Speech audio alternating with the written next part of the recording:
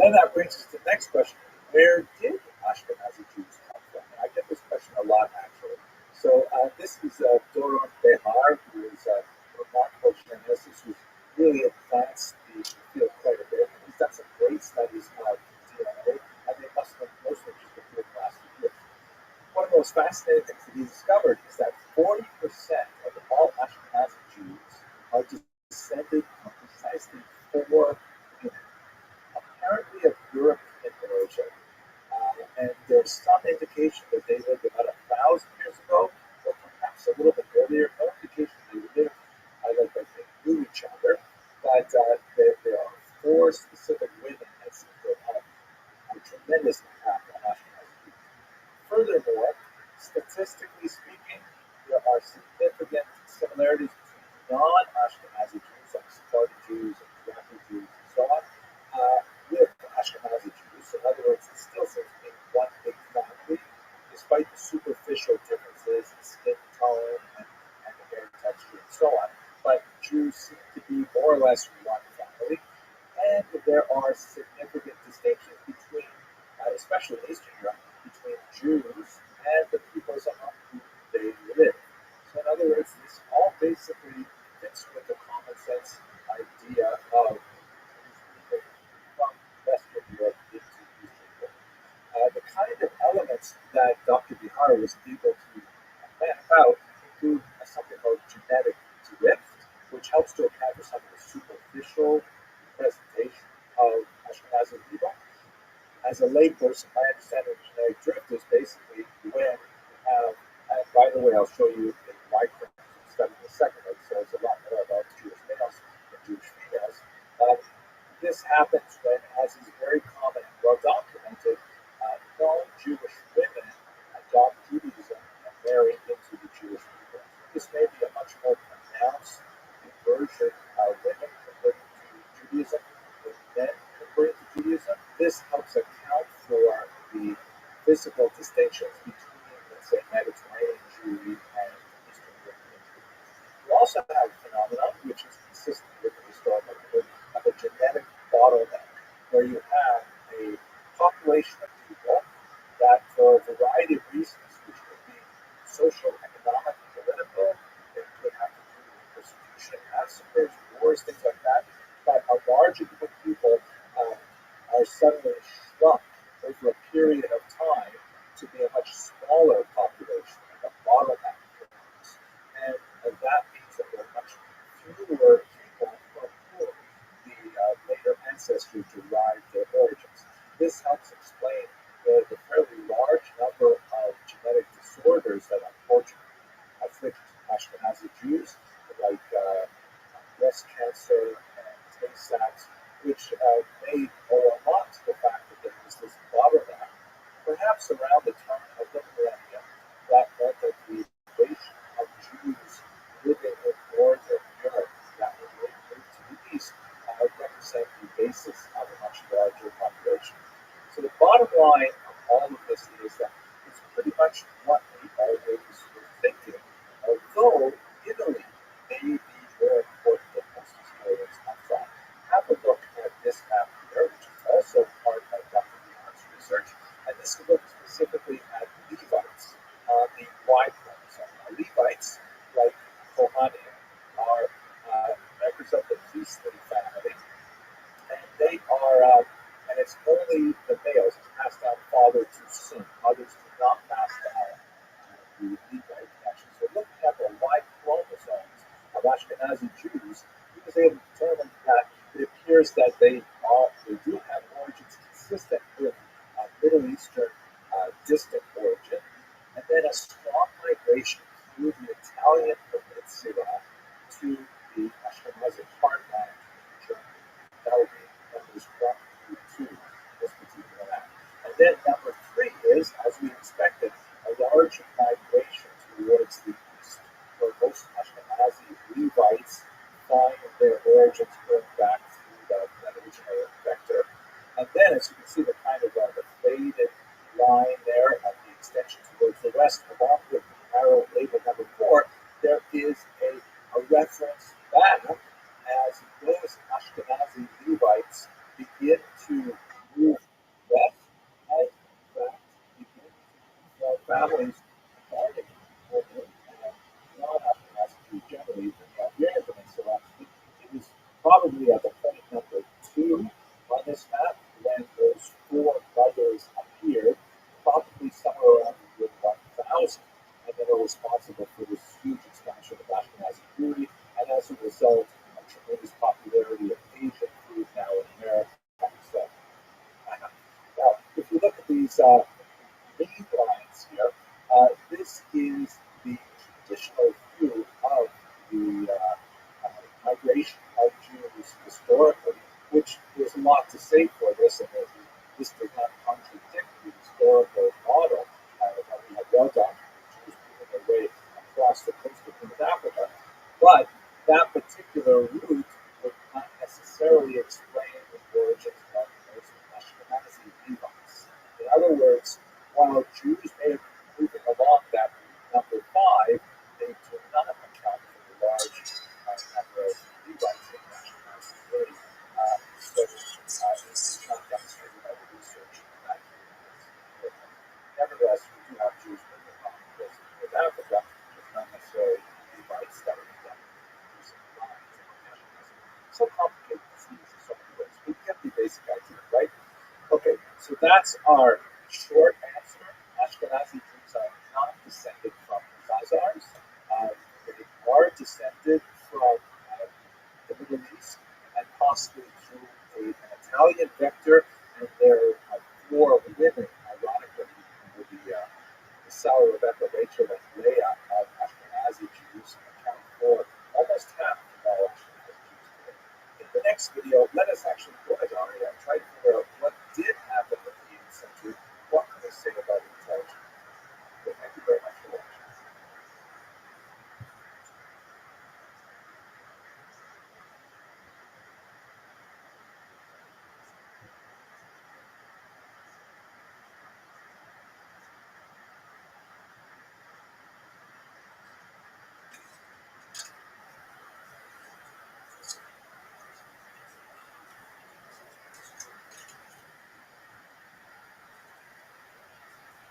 Now that we have discussed the persistent question of the origin of Ashkenazi Jewry in the previous video, let's go straight to Khazaria and try to understand what exactly do we know about the story of the conversion of the Khazars in that region, possibly in the 8th century.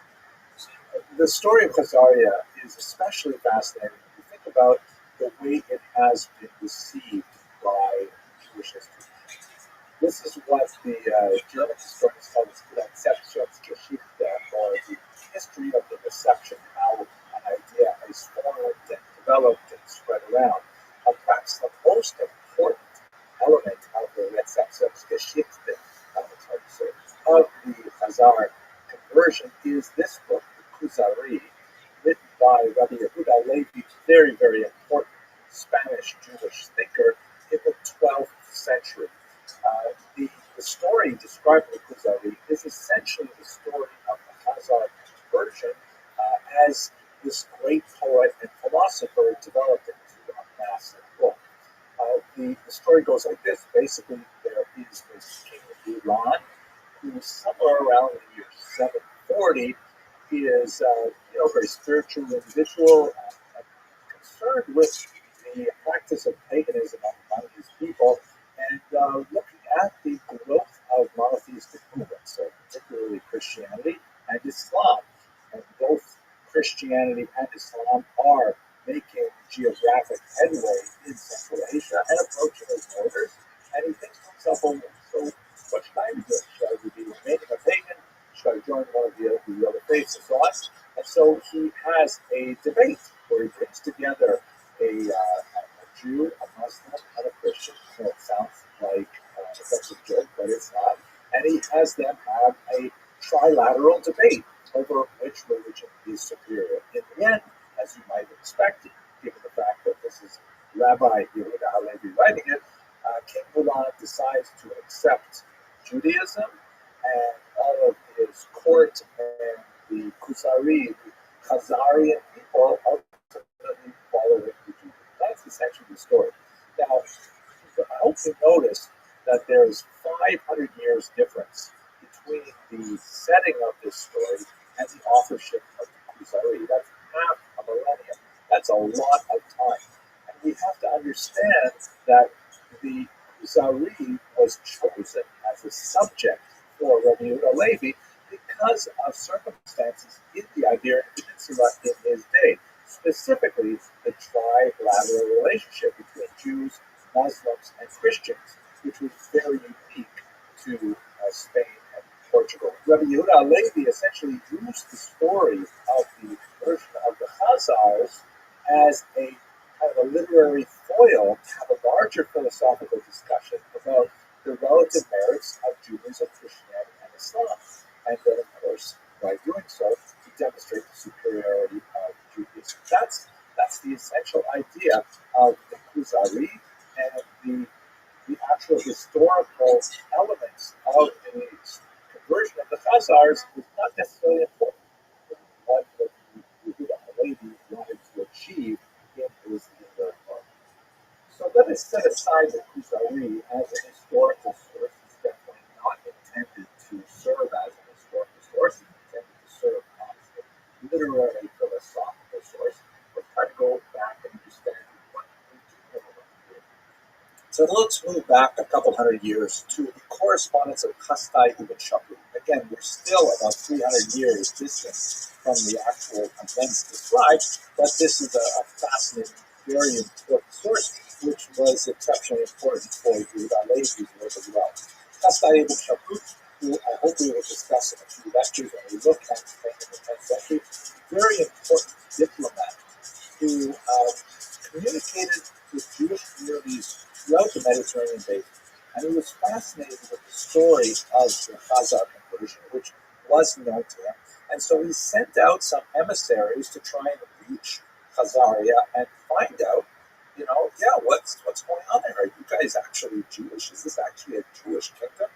Now, for reasons which will take us beyond the scope of our discussion, his emissaries did not succeed in reaching Khazaria or speaking with any actual Khazarians, but they did receive correspondence from someone who purported to have brought letters from a King Joseph of Khazaria. These letters are absolutely fascinating. They relate the story of the conversion of King Bulan. They talk about the nature of Khazarians, their Judaism, and all kinds of fascinating things. But it's widely believed that these letters were forgeries. In other words, the people who provided the letters to the messengers of Kastai ibn Shapur were essentially engaged in some kind of con. And they have no bearing on the actuality of Khazaria, and they don't have historical value for that purpose. So they're fascinating, and they're really engaging, but are they real? Are they authentic? Are they actually letters from King Joseph? Probably not. We do know, however, as we get closer and closer to the original dates, that there were medieval Jewish travelers who either had direct contact with Khazaria or direct contact with Khazarians in different places and report, however briefly, on their Jewish status, sometimes with a degree of surprise, sometimes with a degree of skepticism, but nevertheless, there's like more and more little tiny bits of evidence piling up in a lot of places. As we shall see, many skeptics would say that the plural of anecdote is not data, but it's hard to toss away these little bits of information. For example, here's a fascinating document which was found in the Cairo Geniza. We will have opportunity to speak about what that Geniza is in lectures from that, but basically it's a medieval trove of documents which were literally thrown away, but were amazingly preserved until they were unearthed in the late 19th century. And in this trove of documents is the so-called Kievan letter, which is basically a letter that is familiar to anyone who lives in a Jewish community today. When tzedakah collectors, when charity collectors come by Jewish homes, they typically present a document which is called a petek, and it's essentially a statement of the bona fides of the bearer of the document, saying that this person represents a legitimate cause. He's fallen on hard times. He's supporting orphans and widows or a charitable cause, one or the other. And it's expected that when someone presents you with this effect, which may be issued by the local community in which the donor lives, or it may come from the originating community, like from Jerusalem or wherever, that you give them charity and they build up their cause. So this is exactly one of those documents.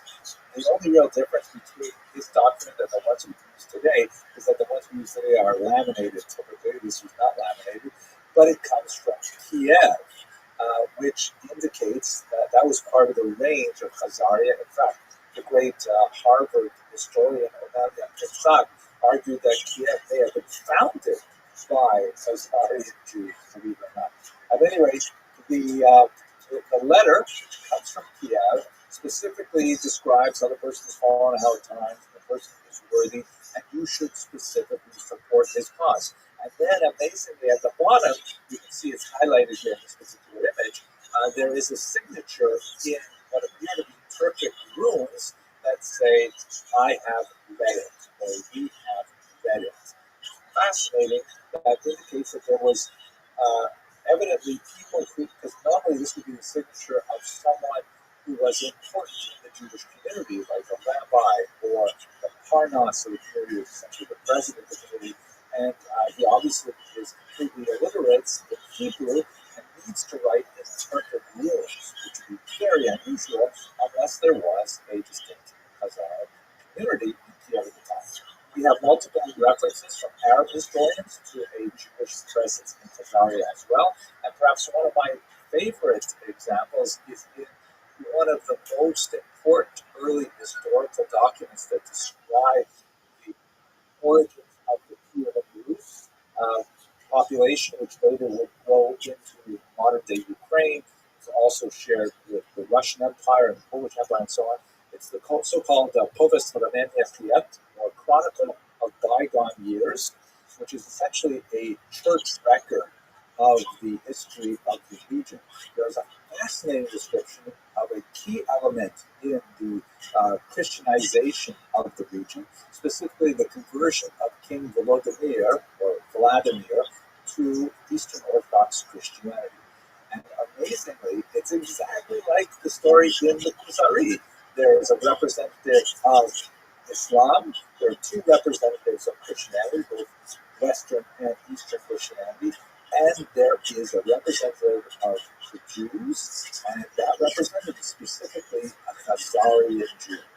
And this is absolutely fascinating that not only did they replicate the story that is essentially told in the letters of Kastai and Shavuot with King Joseph, they actually report the same kind of scenario. Of course, it ends up that King Volodymyr decides to become Christian rather than Jewish. Could you imagine how history would have changed had he chosen to be Jewish? He very nearly did, by the way. But this is, one of those data points that's really hard to ignore, speaking to the idea of a Jewish community in Khazaria at the time. And finally, we've got some really tempting archaeological finds, like this coin found in the United Kingdom as part of the so-called Skillings hoard. There's a whole number of them that come from Khazaria around this time, like 8th, 9th century. This one writes in Arabic, sort of a paraphrase on the famous statement of Islamic faith. There is no God but Allah, and Moses is his prophet. And then there are some tempting examples of Jewish symbols on Khazar architecture, which is limited. There's not a lot of finds, but this menorah symbol from the Khazar archaeological is especially tempting. So all of these things come together to suggest that something really important happened in this region in the 8th century that involved Judaism. But what exactly happened? Let's have a look at that. Okay. If you ask Mr. Shaul Stanford, who we met in the last lecture, we were talking about DNA evidence, Dr. Stanford is definitely one of the skeptics of the whole story. He says it is, quote, a splendid story. Right? You can that's it. In other words, there's not much to it. So, but we still have all these little bits of data, the Kiev letter, the spilling forward coin, and things like that. What does all that mean? So, trying to put it together, one of the biggest questions we have is if they did convert to Judaism, and I tend to believe something happened there with regard to conversion. Why did they convert? There's not seem to be a really good source to provide an answer for us. Besides, of course, the letter of King Joseph to Chastai Shabu, widely regarded as forgery. In that letter, the primary motivation is essentially spiritual in nature. And that's very nice, but maybe I've been a historian too long. I can be skeptical of such things. It's also possible that maybe it had to do with the geopolitics of the era. The Khazars did fight two brutal wars with the Muslims. They did see the rapid expanse of Christianity, which would overtake Ukraine and Kiev Rus in short order. So maybe they chose to adopt Judaism as some kind of potentially neutral position. Perhaps they hope to say that, hey, Jews are tolerated in Muslim lands under the Pact of Mar, which we discussed earlier, and in Christian lands through the doctrine of witness. Maybe they thought they could carve out some independence there. But we also have to remember that there is remarkable silence regarding their association with the massive Jewish population in Mesopotamia, which is really not so far away. This was really the real center of Jewish intellect and rabbinics and writing and so on. Why is there silence from Mesopotamia on the Khazar conversion? Who converted them? If not the rabbis active in Babylonia and Mesopotamia, was it the Karaites, who we haven't had the opportunity to discuss yet? Why do we have no Karaite sources either? So a lot of questions about why they would convert. Secondly, how Jewish was this conversion, both in terms of quality and in terms of quantity. I mentioned already that we don't have a clear sense as to whether these converts were rabbinic in orientation or Karaite orientation. The documents like the Kievan letter just indicate that that particular individual who had gone to Egypt with the purpose of raising funds had fallen on hard times. But it doesn't really say much about his personal religious orientation. We don't really have clear evidence as to what kind of Judaism they performed. We also, very importantly, don't know how many of them became Jewish. Is it possible that this was kind of like a royal conversion, like we see, for example, with Queen Helena of Adiabene, who converted to Judaism with her sons, but her husband remained not Jewish? Is it possibly similar to the conversion in Simyar, in the Arabian Peninsula? We simply don't know how many of Khazarian Jews converted to Judaism. And it could be that this was simply a token conversion that took place in the upper strata and did not extend to the lower population as a whole, who remained essentially pagan. We don't know. And thirdly, perhaps contributing to the ongoing mystery of the Khazars, what happened to them? Where did they go?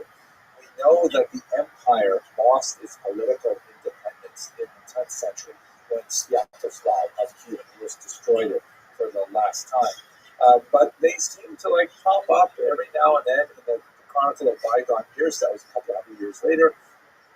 We still have reference to Khazars as Jews, but they don't seem to have that impact on the demographics of the region. We already discussed in the previous video the lack of DNA evidence of their continuing relationship with Ashkenazi Jews. Did they perhaps, make an impact on some of the smaller Jewish populations, like in the Caucasus, like the Mountain Jews, perhaps? We simply don't know. Now, as I mentioned in the beginning of the last video, I get a lot of questions and a lot of attention by the Khazars. Sometimes I have to actually shut off the comments because they just get way out of hand. And you might wonder, if this is your first time encountering this question, why would people care? Right? What is the big deal? Some obscure 8th century event? So the implications are actually quite significant for 21st century politics. You consider, for example, the work of Professor Shlomo Zahn, who's an Israeli historian, who has written quite a few controversial books. One of the most significant is this one here, the so-called The Invention of the Jewish People, in which he essentially argues that Ashkenazi Jews, as we discussed in the last video, Ashkenazi Jews are not really Jewish. That this entire sub-ethnic group of the Jewish people, which had such a profound impact on modern politics in particular, since the 19th century in particular, they're not actually descended from the biblical Jews of ancient Israel. Now, this has a lot of appeal to people who wish to see modern Jews taken down a peg. Maybe for religious reasons, that they want to feel that modern Ashkenazi Jews don't have a real share in the ancient patrimony that they claim. Again, not that it really makes a difference in terms of Jewish law, and although I'm not a theologian, I'm not even sure what kind of difference it would make theologically. The argument of some people, frankly, anti-Semites, that modern Jews are not real Jews is a way of delegitimizing their ethnic identity. And of saying that we don't have to afford them the respect that their ancient patrimony might otherwise be appropriate for them. We don't have to regard them as being, perennial followers of ancient tradition, and perhaps therefore, we don't have to even apply the doctrine of witness to them. We could consider them usurpers, racial interlopers who have somehow taken away the true patrimony. You see this sometimes among black supremacists who argue that the real Jews are actually black. And those white Jews who claim to be Jews, they can't be Jews because we are. Right? As we discussed with the Jews of Africa, there are Jews who are black as well, and it's just not a factor in the theological or the halakhic application of who is a Jew. Halakhic being in terms of Jewish law. So a lot of anti-Semites really like the Khazarian hypothesis. And for people like Professor Zahn, they also see kind of like a liberal approach to this as well. The right wing may see it in terms of traditional anti-Semitic groups. The left wing, as we see Professor Zahn, he wishes to disassociate himself specifically with the Jewish claim to the land of Israel. If Ashkenazi, the argument goes, are not really Jewish, and Israel is to be a homeland for Jews, that therefore, where the argument goes, it validates the Ashkenazi claim to the land of Israel as their homeland. And that's a pretty strong thing to state politically, and that's why, ironically, you sometimes find the Khazarian hypothesis being advanced by those who have issue with Jews both on the right and on the left. That's why this issue seems to have so much traction, even in the 21st century. But in terms of the overall scope of Jewish history, there's just a tiny little footnote, a fascinating one, a splendid story, to use Dr. Stanford's message. But we're going to move on from this now. We're going to look at a much more significant topic. We're going to look at the growth of Middle Eastern Jewry, and particularly we're going to look at the Aramaic period. Thank you very much for watching.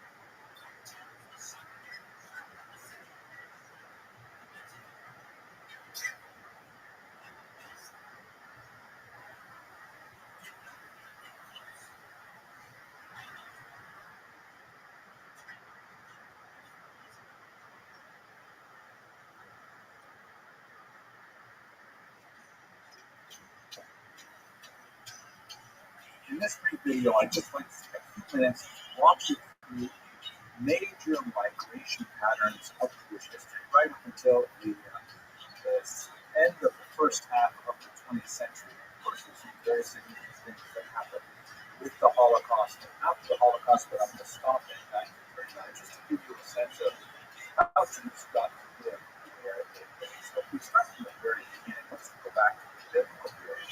The Bible does record a few really significant migrations. Of course, there's the early migration of the patriarch Abraham from the city of Ur in what would be today's Iraq, actually, into the land of Israel. Is, of course, the tiny population of some 70 individuals into Egypt, and then the exodus from Egypt.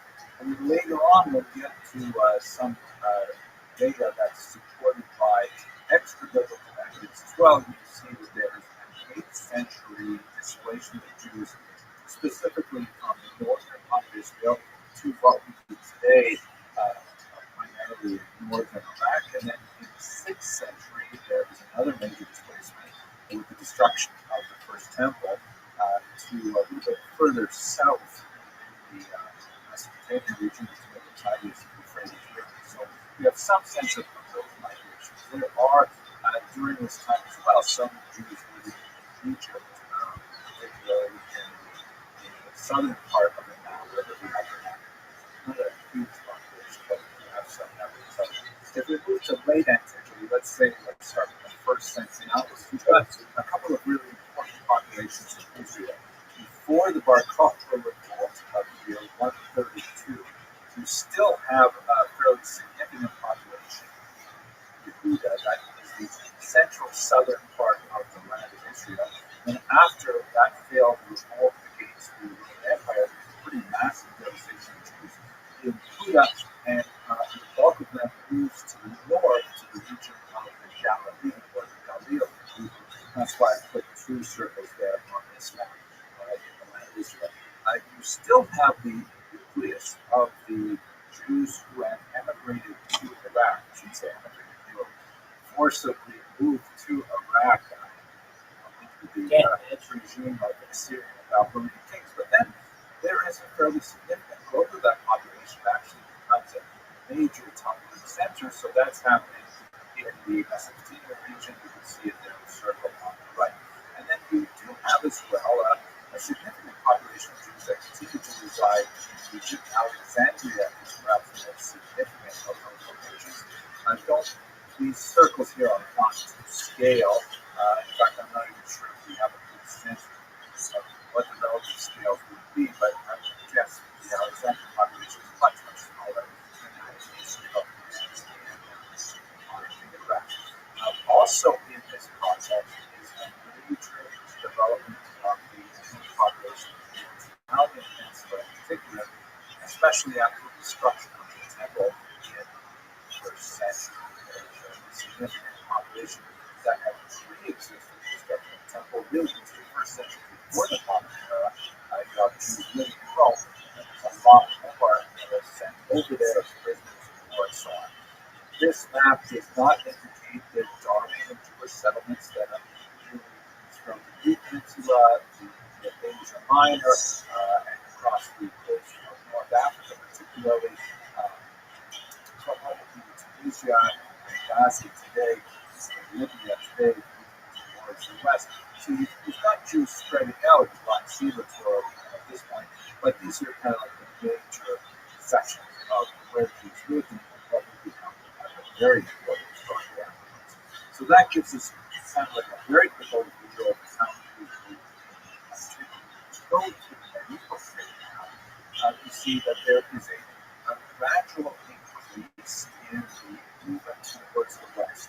You still have the major population of Jews in Mesopotamia, and in fact it becomes a source of out-migration as well.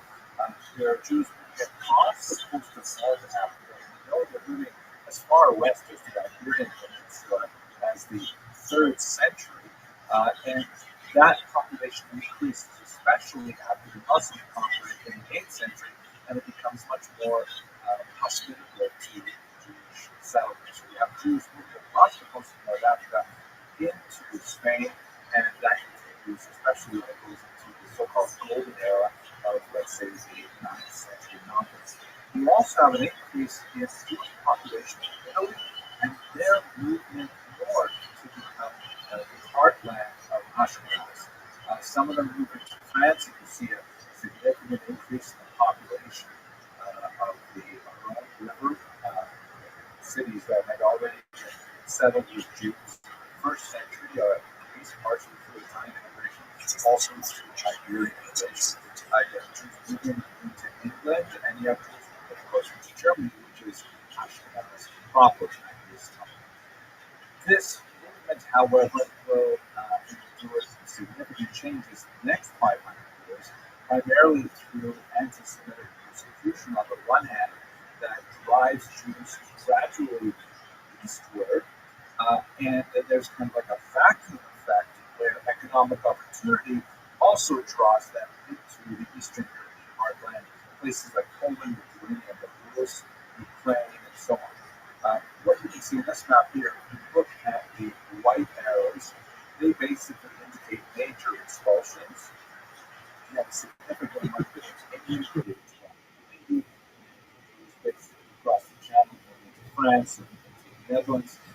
You have a huge expulsion from Spain, of course, in 1492 that drives a large number of Jews, perhaps in the hundreds of thousands throughout the Mediterranean basin, going all the way to Constantinople, to Saloniki, and a very significant, not huge, but important movement to Slat or Israel as well. And then I made a distinction with the green arrows. I think that's kind of like a way of suggesting that not only was the anti-Semitic persecution, which was notable in Germany, particularly after the Black Death in the 14th century, there's also economic incentives drawing Jews to the east. There's an increased demand for Jews acting in all areas of commerce, as leaseholders, as navigators, as minters in the Eastern European part of Europe. So the green arrows indicate not only the anti-Semitic persecution from the west driving them towards the east, but also the economic draw bringing them into the eastern regions. And if we switch back again to the western part of Europe, we see in the Iberian Peninsula, of course, there are some Jews who elect to explore the New World, which is being discovered as we speak about this particular period of expulsions. And they're leaving not only from Spain, but also from Portugal, sometimes as new Christians, meaning they had already been converted to Christianity against their will in 1497, and then they take their leave as Christians to go to places like Brazil, and where they might actually revert back to their Jewish identities. There also is a significant amount of migration from Portugal to places like Amsterdam. I can't include all of the detail on this map, but you get a general sense of what's happening. Now, if we move to the modern period, the early modern period, you get a sense of the general dispersion of population. There's something like 1 million Jews living in the world around the year 1700. Most of them, of course, are in Europe. About 70% of them are in Europe, and as you can see from the scattering of dots in this fantastic map, they're primarily based in Eastern Europe, although there are some significant populations in Western Europe, cities in particular. A very small number of Jews, about 70%, are in North Africa, and a smaller amount are even in the Middle East. The Ottoman Empire, which included the Mesopotamia, that was such a major population center, but clearly by the time we get to the year 1700, the balance of population is shifting to Europe proper. Europe empties out quite significantly because in the 19th century there is a general movement once again westward, partially to Europe, places like England and France and so on, but even more so with the 1880s massive displacement to the New World. This map shows you only the Pale settlement, which is a region in the Russian Empire where Jews were allowed to live, and it basically overlaps much of Poland, Western Ukraine, Lithuania, Latvia, part of Latvia. But it was subject to a tremendous amount of economic discrimination, a kind of like administrative overcrowding that made it desirable for Jews to seek refuge. So this mirrors what's happening outside of the Russian Empire as well. There's a massive amount of Jews moving to what you call the Golden Medina, the Golden Country in the United States of America, and into the north, 70,000 Jews into my homeland, my birthplace, because they have there. And of course, a significant number as well to South America, and roughly equal amounts this map compared to 1818 to 1924, 1928, about 45,000 to go. The developing community in what would become Israel after 1948, and also to South Africa, and a very small number also going to Australia. So you get a sense of Jews expanding now from Europe to the New World. So if we look at the population distribution of Jews on the eve of the Holocaust, this map is to see us. You get a sense of the relative size of the populations. Eastern Europe still is the heartland, with 5 million Jews, 60 million overall, but the US and Canada have almost caught up, almost 5 million Jews as well. And significant populations in other parts of the country. I haven't in this video looked at some of the fascinating smaller migrations like India and China, but I hope to address those in future videos. That's about it for a very quick look at migration patterns in Jewish history. Hope you enjoyed it.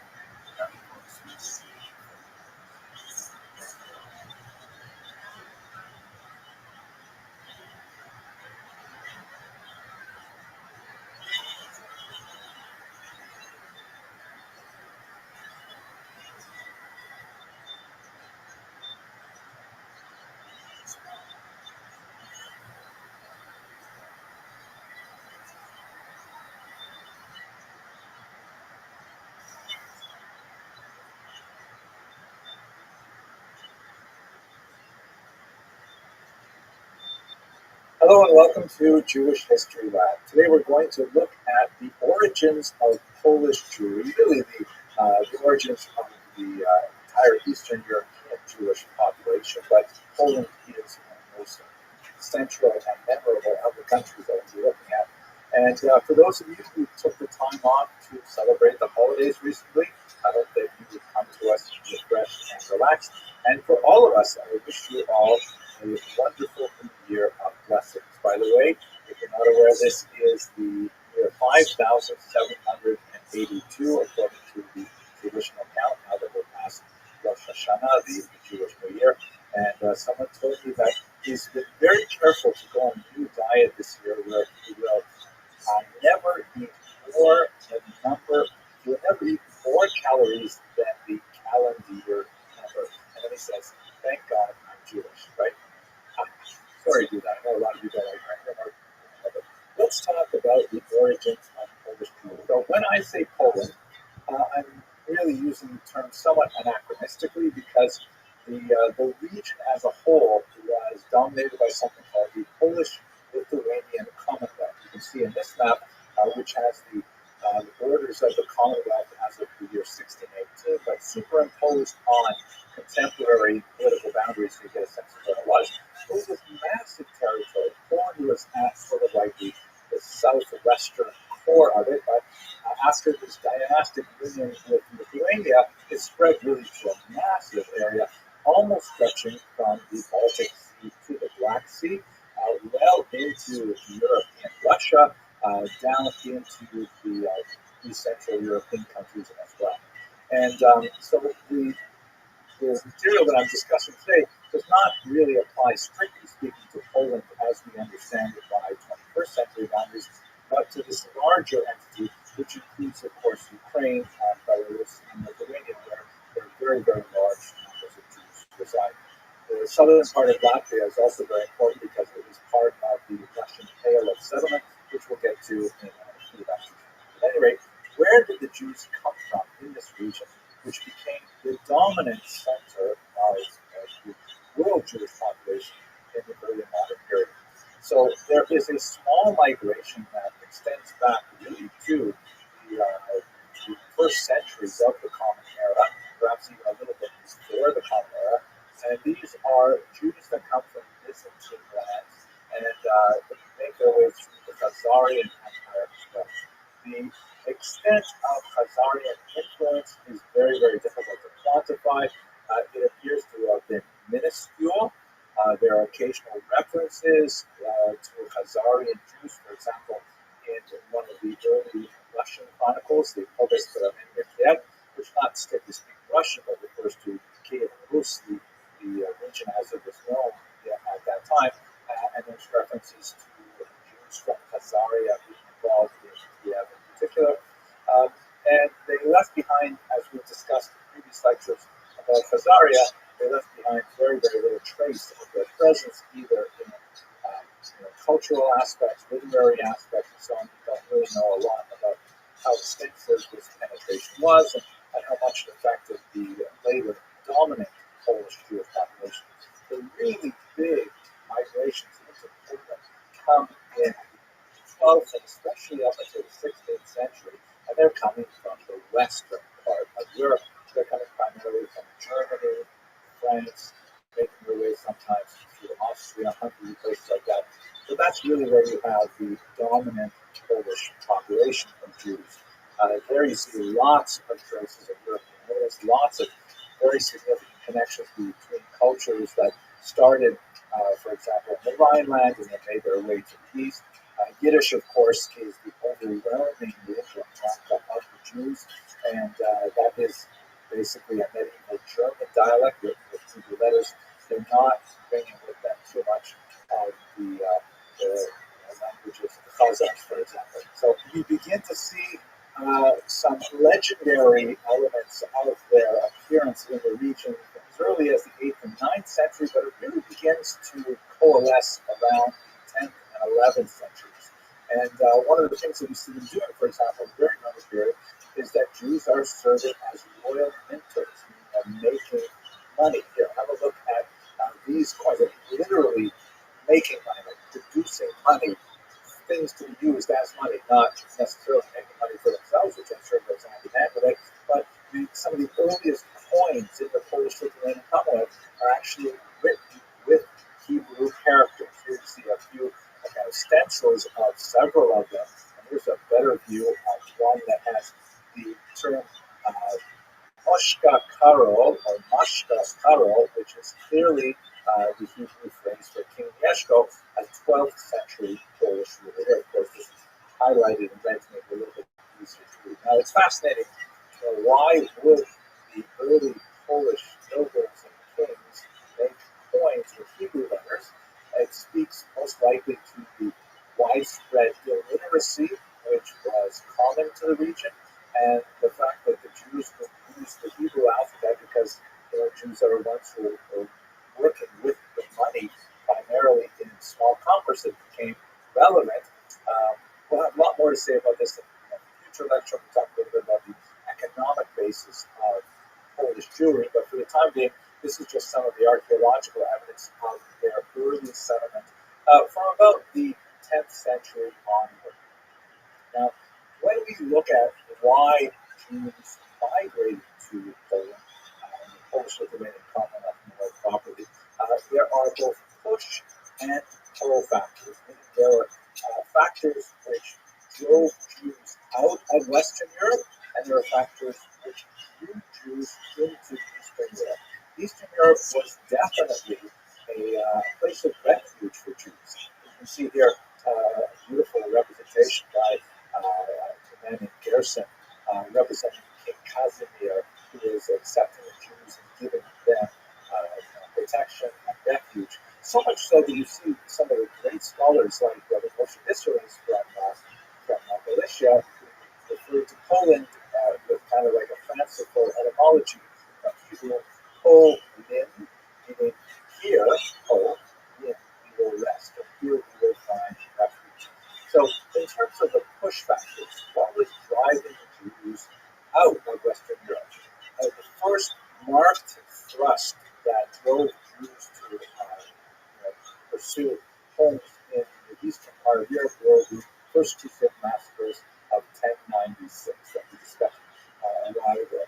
Horrific massacres primarily in northern Germany that seemed to be outside of the control of the legitimate state authorities to manage. And Jews were very frustrated by this because as a minority, Jews are always vulnerable to mob violence, and they rely on legitimate authorities to maintain a Rechtsstaat, meaning a society governed by law. As we've discussed in many previous lectures, Jews are typically very happy to live in environments where there is some minor discrimination against them, a certain degree of endemic anti-Semitism, but only if the rule of law is protected.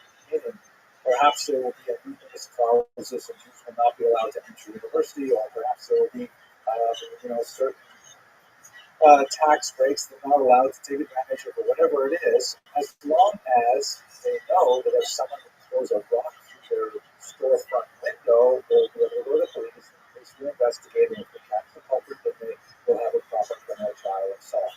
So Jews fear mob violence like any minority. And when you have these series of massacres that accompany these traveling bands of crusaders, or how are you, Lincoln? as we discussed in the lecture on the Crusades, more Lincoln, of the ragtag followers. what's good, son?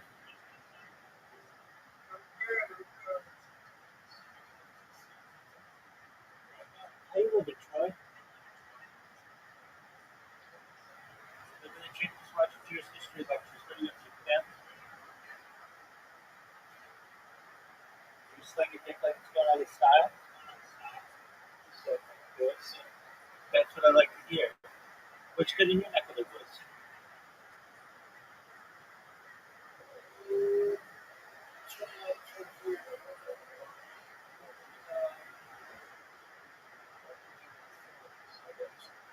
Always do that, baby. How you plan on doing it? Cryptocurrency? Alright, what's the scam? What are you gonna do?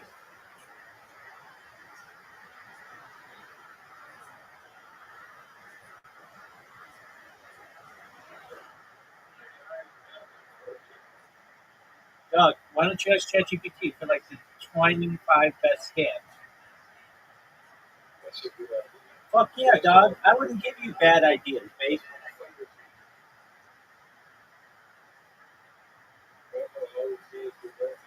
Poor dog. You ready to review them?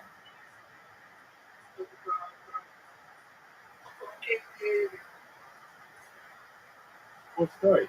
Here we go. Yo, dog, what are the top 25 best scams? And like a little description of each. Online scams, like easy ones where you don't have to go anywhere. It's just easy, just collect money. Okay, here we go. So there's phishing emails, fake emails pretending to be from banks, PayPal or Amazon asking you to verify your account. That's number one. Tech support scam, pop-ups claiming computer antivirus privilege to call Microsoft Netherlands to romance scam. Somebody pretends to fall in love online and eventually asks for money for emergency. It's an easy one. Investment Ponzi schemes guarantee high returns, often crypto-based, but they pay early investors with money from the government. Online job scams, make remote jobs that require you to pay a training fee or buy equipment. Prize lottery scams. These are you told you want a big prize, but must pay taxes on online transfer. Next is charity fraud. Scammers set up fake donation. Scammers set up fake donation sites after disasters and tragedies. Fake e-commerce stores look like real shops, take your payment but never deliver products. Overpayment scam. Buyer accidentally overpaid you a fake check and asks you to refund the difference. Cryptocurrency giveaway scams. Send me one Bitcoin and I'll send you back 2 Bitcoins on social media. Next is definitely. Next, account takeover scams. They steal your login information and lock you out, and then demand ransom. Next, subscription traps. Free trial offers that automatically bill huge monthly fees. Ransomware attacks. Malicious software encrypts your files and demand payment to your account. Impersonation scams pretend to be the IRS, FBI, or local authorities claiming you owe money. Fake influencer collabs. Fraudsters often brand deals or require you to buy the product first. Fake rental listings. Scammers post attractive apartments less than thousands before you scam, you're approved for a loan, but you must pay an upfront processing fee. Social media account hijacking. Hack your account to message your friend with scams. Online dating sugar daddy scams. They send you a fake check, ask you to send card back, and then check bounces. Reshipping meal scam. Work from home job where you receive and forward packages on stolen goods. Ticketing scams, sell fake tickets to concerts or sports events. Survey market research scams, pay big money for surveys, but they just collect your personal data. Deepfake blackmail, AI generated fake video claims to show you in compromising situations. Fake app downloads, apps distinguished as legit tools, apps disguised as legit tools, but steal your info, pushing apps and malware. Business email compromise, hack a business email and trick staff into running multiple vendors. How do you like that song? Yes. There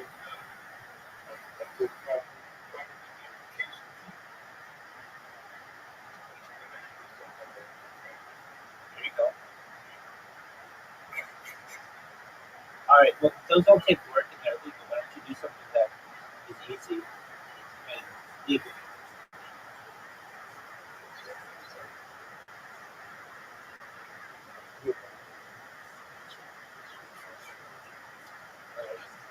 How about you just apply for remote work? Very bad. All right. Well, go check it out then. Remote work on LinkedIn or Career Builder or Monster.com or Indeed or ZipRecruiter. And just start doing a position. A big style for me.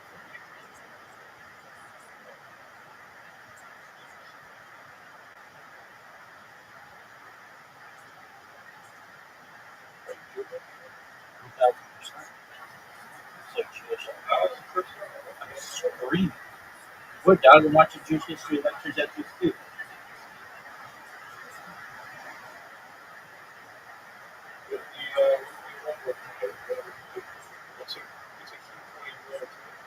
Well, I've seen all these before. There are like 720 of them that I've watched. So I don't know if I've learned anything new, but I just like to hear the information, and it just gives me a better understanding of my people, our history, our religion.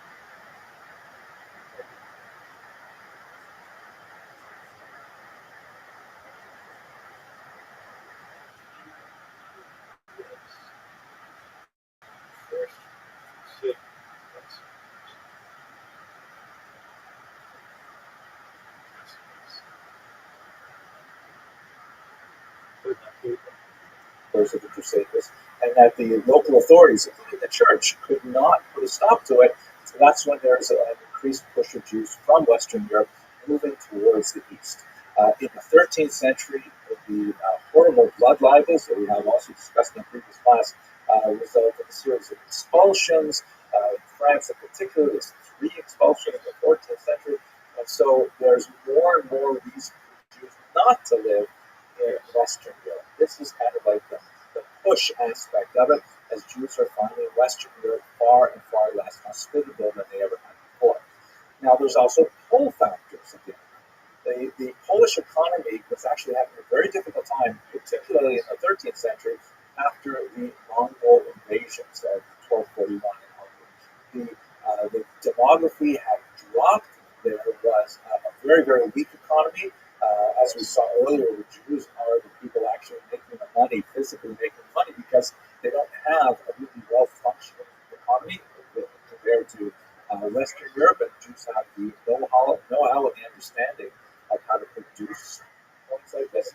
And so the local Polish leaders were actually inviting Jews and saying, please come to our area. You are literate, you are numerate, you will live in concentrated areas, and you can take advantage of your skills in Poland. They also, to make this attractive to Jewish migrants, they created something called, or they adopted something used in the West called Magdeburg Recht. Magdeburg is the name of the city, and Recht means law. And this is basically like a medieval charter that lists the specific privileges that a community may enjoy. And although some of these charters were actually written much later and designed to look like they were written earlier, they nevertheless did reflect long-standing agreements as to what were the privileges and sometimes the disabilities of the Jews in particular regions. Right of settlement, for example, the right to control their own guilds, the right to indicate, when foreign Jews could move in and set up competing businesses, and what monopolies Jews would have. We'll again speak more about this when we get to the economics of Eastern Europe, but Jews were often granted specific monopolies. For example, provenantia, the distillation and distribution of alcohol. That's why so many Jewish folk tales and folk tales the Jewish kretschma, the Jewish inn, because that was actually a monopoly that was frequently given to Jewish communities. But bear in mind also that we're speaking about a corporate environment where it's not like individuals simply say, you know what, I think I'd like to go live in Krakow. When they go move to Krakow and they find, how to fit themselves into the secular environment, that people live within communities who are part of the Jewish community, not like an individual who chose to affiliate. You were legally bound to that community. You were culpable along with the community for taxes and punishment sometimes, things like that. So the Polish leaders were very enthusiastic about bringing Jews into the region, and so extended to them a series of rights that guaranteed, above all, safety, rights to live in constant areas, things like that, and also economic privileges that allow them to apply various trades. There'll be a lot more to say about this, and of course, it will break down very significantly with the Nazi rebellion in the 17th century. But for the time being, between the First Crusade and the Nazi rebellion in 1648, this was a pretty stable kind of environment. In some cases, like in the Statute of Kiddush, which comes from 1264, these things are actually set down in writing and promulgated and really attracted a lot of Jews to Israel. So it's a very significant movement of Jews over these centuries to Poland, making it ultimately the largest single concentration of Jews in the country. And just to give you a sense of what that looks like, here's a map that shows the relative concentration of Jews within the boundaries of the Polish Empire as of 1764, and you can see that the yellow means like less than about 10,000 Jews, and the deep red is more than 50,000 Jews, and you can get a sense of where the concentration is really in the region of western Ukraine and southern Poland in particular, also some significant concentrations towards the west on the border with Germany and to the north of Lithuania in particular. The height of the achievements of Jews in the Polish region, in particular in terms of their self-government, is undoubtedly an institution called the Council of Lands, also known as the Council of Four Lands, depending on where you're referring to. And basically, this was a kind of a Jewish state within a state, rather amazing thing. We spoke about communal arrangements of the Jews in the Megillah, essentially the self-governing Jewish municipality that handled all of the social welfare, worked for Jews by collecting their own internal taxes and distributing it charitably to individuals as needed, and set up, everything from wayfare support to poor brides and orphans, and all kinds of social services, but also self-regulating by Talmudic law. And each of these municipalities was basically structured very similarly. And what happened was in Poland, they came to terms and they united themselves across the entire scope of the Polish-Lithuanian Empire within one, as it were, national organization. They would meet twice a year, and particularly in the beginning, and they would make decisions that would affect all Jews living within this massive country, the largest country in Europe at the time. It's really a rather amazing thing. This, by the way, we're looking at can spend minutes of the Council of Lands. Now, they didn't have, like, for example, their own police authorities. They worked very closely with the state, and the Polish-Lithuanian state realized how valuable they were, particularly at first, with regards administering many social functions that they wanted to themselves have. But once they realized that it was more for them to collect taxes directly from the Jews rather than have the Council of Lands involved, that led to the erosion of the Council of Lands in particular. We'll talk about that as well, open and future lecture. But the kinds of things that they dealt with were really quite significant and made a huge impact on the way in which Jews live and consider themselves within the Polish state. This was really one of the high points of the Jewish diaspora, at least up until the Monastir Rebellion of 1648, where Jews regarded Poland as really a golden era for Jewish civilization, comparable in many ways to what we see happening earlier in Spain and before that in Babylonia. It would result in a kind of a Polish-Jewish synthesis that was very similar in many ways to the German-Jewish synthesis of the 19th century. But of course, when we get to the 20th century, we see it all unravel, and that will be the topic on the future lecture. But for the time being, I hope you enjoyed this lecture. If you did, please subscribe. I like to see the numbers go up. It's actually kind of exciting to see that there are a lot of people who enjoy Jewish history. And yeah, I guess that's it. Thank you very much for listening.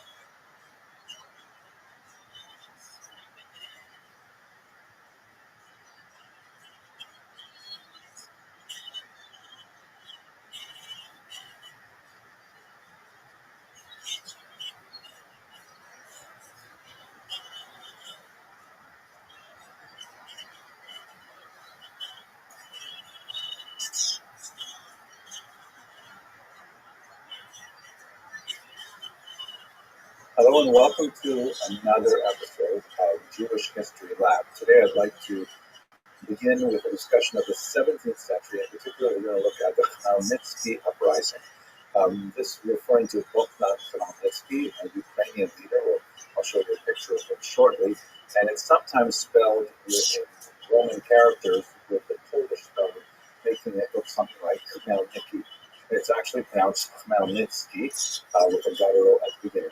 This was an extremely consequential uprising in the middle of the 17th century that had a hugely negative impact on Jews in Eastern Europe, very large loss of life and significant disruption through forced migration of Jews from the region.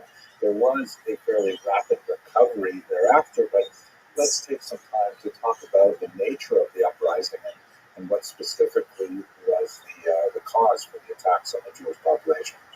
This picture that we're looking at is a remarkable image by Rabbi, very important 19th century artist from Eastern Europe. And it shows a number of Zaporizhian Cossacks. Zaporizhia is the place on the Dnipro River where the Ukrainian Cossacks gather.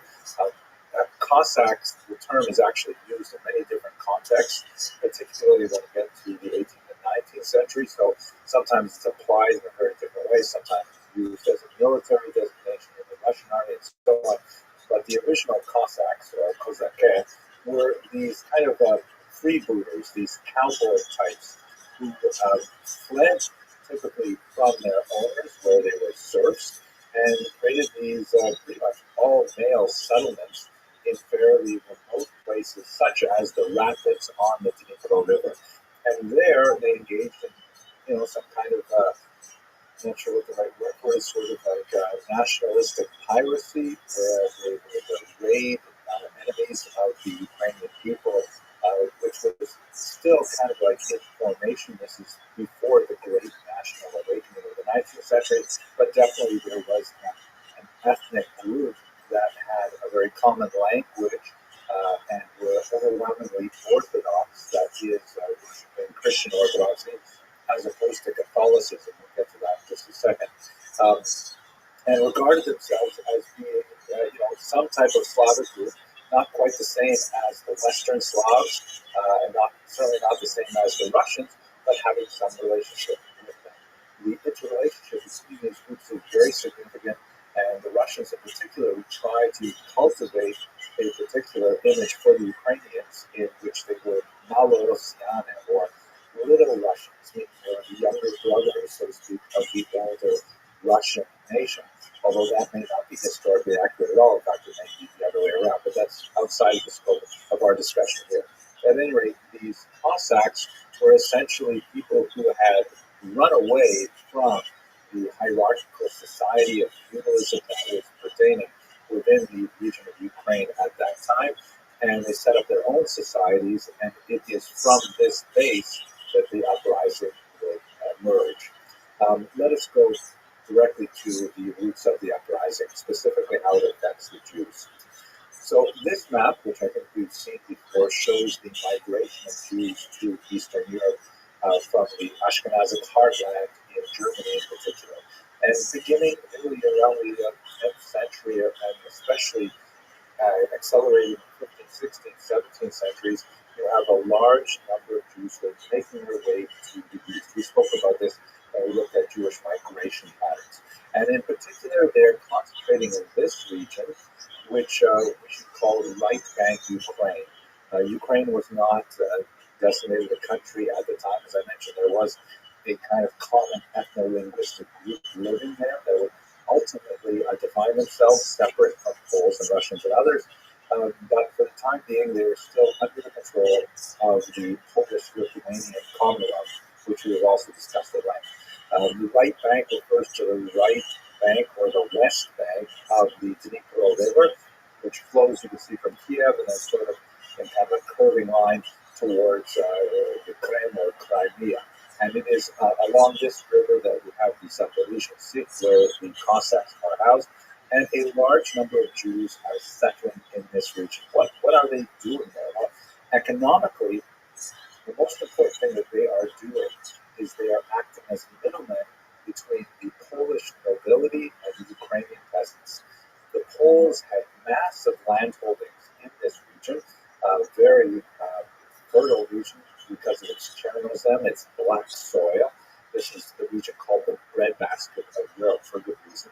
And the Polish landlords were, very keen on hiring the Jews to manage these massive estates while they lived in the Polish heartland to the north and to the west. And so the Jews, in accordance with more of a medieval pattern, would undertake to be arrendators. The arenda is essentially a type of tax farm, and we've seen that before in the medieval period, where the nobility, which would actually own not only the land, but own the town, own the bread mill, own the bridges, and own the orchards in the forest, and all kinds of things, they would lease the entire territory to the Jews and demand a certain amount of payment on a yearly basis. And they authorized the Jews to act as a community to essentially tax the local peasants in whatever way would be effective at raising the amount of money that was contracted. This type of tax farming is, a perfectly acceptable way of running a kind of rental relationship, but it can become exploitative very easily, particularly if the Polish noblemen say, we're doing well, we're collecting 1,000 zloty from our territory this year, let's up it to 1,100 or 1,200 the next year. And the Jews who are entrusted with collecting those taxes, of course, let us now recall that the Jews have to collect more than that tax, and the difference between what they have to pay the Polish noblemen and what they charge the Ukrainian peasants is what they get to keep.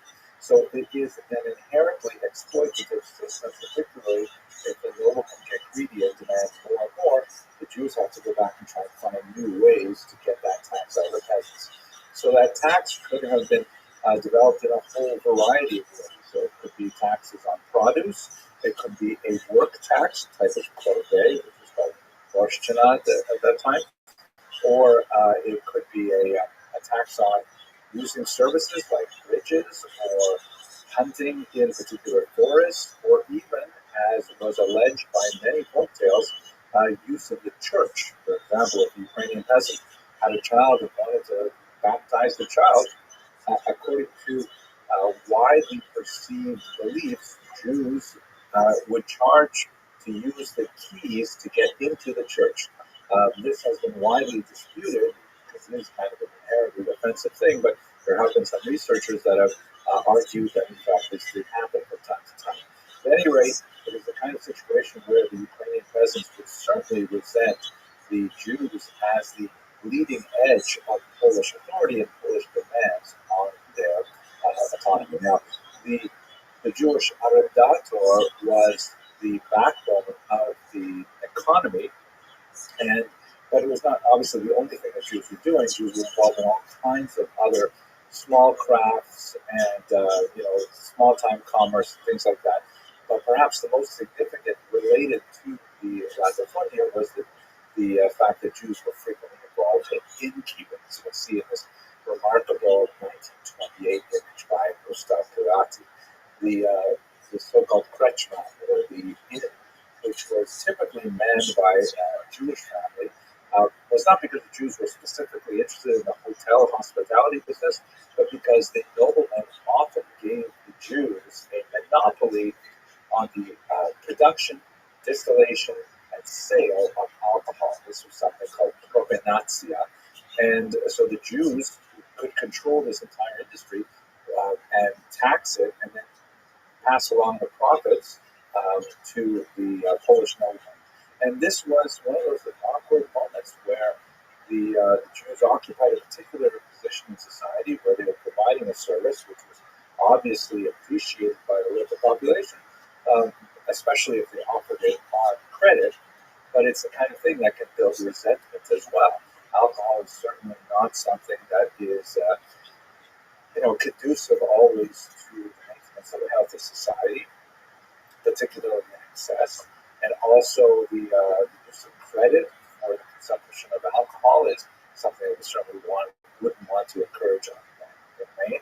And so you can see why resentment could easily build up against the Jews because of their roles in the entire economic structure.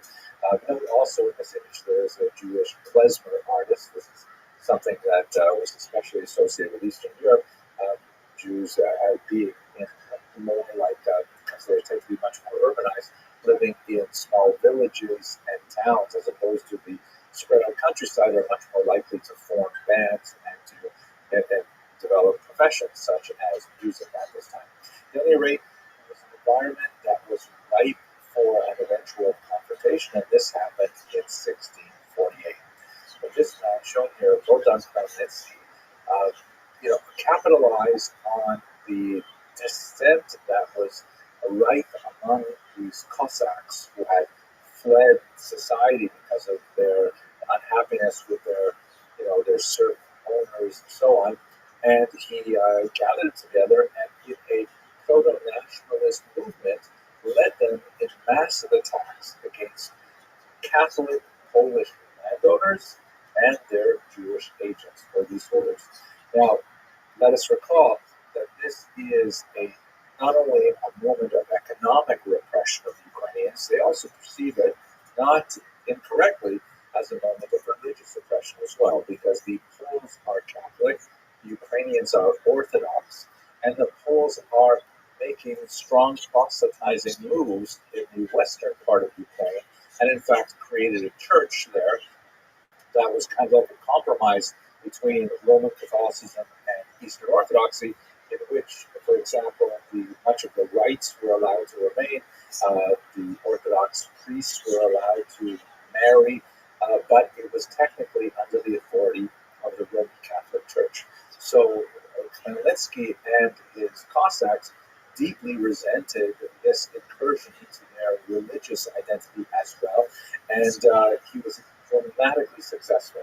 So for a period of a few years, and in particular the years 1648-49, he and his Cossacks ravaged the countryside, attacking Polish nobles and especially attacking the Jews who lived among them. It's comparable, for example, if you recall the riot in Los Angeles in the 1990s, some of the people who were hurt the worst were the Korean shopholders who actually lived in South Central LA with small businesses and so on, even though they may not have been, the architects of any kind of anti-African American oppression, they nevertheless were the people who were close by, and they felt the violence most directly. So in Hebrew, this particular period, the year 1648-49, although the war continued for a few more years, is called the decree of Tachletat, Xeras Tachletat. The term decree in Hebrew speech generally means something very negative, like the evil decree of Tachletat. And it lives on in Jewish liturgy as a period of phenomenal violence and pogroms, really like kind of the archetypical pogroms of Eastern Europe for their horrific attacks on Jewish populations. These are recorded in several chronicles. Perhaps the most powerful is one by Nathan of Hanover, which is in Hebrew, Yever Mesula, a quote from the Book of Psalms, translated as the Abyss of Despair. This is available in English translation, and it's actually quite a powerful piece of historiography as well. The demography of the attacks is probably grossly inflated in Hanover's account. He had really no good way of calculating the size of the impact. And in fact, many of the studies of 1648-49 tend to adopt, without question, really large numbers, like 250,000 Jews killed in these pogroms. Research by honor scholars like Shaul Stampfer in particular have proved that it really can't be quite that large, primarily because there weren't that many Jews living there at the time, and also because the recovery after the violence had all subsided was actually fairly rapid. There's no question that it was a huge, devastating attack on the Jewish population. There were brutal, horrific attacks, and there was a lot of Jews who fled the region. We have many, many accounts from the Book of Mammon to the important commentator Rabbi, who all write about their experience at this time. But the numbers that are commonly tweeted about are probably large. It's probably in the tens of thousands, a horrific number, but certainly not in hundreds of thousands. At any rate, what ends up happening to this uprising on a political level is that Khmelnytsky decides to ally himself with Russia against Poland and turns his political attitude to Russians, which initiates a centuries-long association with frequent difficulty between the emergent Ukrainian nation and the Russians. More on that perhaps when we get to the 19th and 20th century. For Jews, however, it sets in stone a kind of attitude towards Ukrainians, which Ukrainians tend to call Ukrainophobia. Again, not without reason, because of the historical precedent of the Khmelnytsky rebellion, which would be repeated 100 years later with the Haidamach rebellion as well, and one sees it again in the 20th century with the pogroms of 1919 and the, one may argue, even elements of the Holocaust as well. But it's also important to note that simultaneous with these violent outbursts, which painfully punctuated the centuries of Jewish and Ukrainian coexistence, there was also a philo-Semitic trend as well. Not nearly as powerful, but we shall examine it in later lectures too. But for now, Khmelnytsky emerges as a national hero, as you can see in this 5-minute note from modern Ukraine. He is considered one of the architects of Ukrainian nationalism, something which is horrific to Jews who see him as the architect of anti-Semitism simultaneously. Just to give you one more indication of that, this is actually a famous monument that stands in Haidar Nezhalezhnyst in Kyiv today, a monument to Khmelnytsky, and it was erected in the early 20th or late 19th century. It shows him famously pointing to the north, to Russia, which this was erected by the Tsarist authorities, which really like to play up the fact that Khmelnytsky decided to ally with the Russians. The original version of this rather heroic statue, the original draft, actually had a much more chauvinistic attitude. this is the only picture I could find on the web, but in the original draft, it's a casting of it. Behind the hooves of Khmelnytsky's horse, there's a falling Pole and a Jew who are knocked down by his passage and conquest, which explicitly stated if this draft would have been accepted for the final version, that Khmelnytsky succeeded by beating the Poles and the Jews, which is a metaphor that many Ukrainian nationalists might wish to observe even today. At any rate, this sort of moment in time encapsulated for both Jews and Ukrainians a vision of each other that was not conducive to a rapprochement. In fact, really would only come until the early 20th century, which we'll have to speak about in another lecture.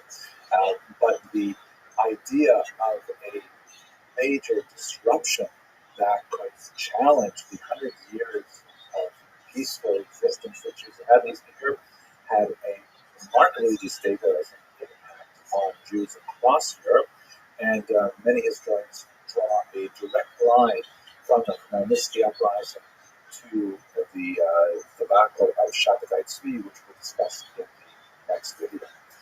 Okay, I hope you found this useful. If it was something you'd like to see again, please do subscribe. It makes me happy to see the numbers increasing and to know that there are a lot of people out there who appreciate studying Jewish history as much as I do. Thank you very much for watching.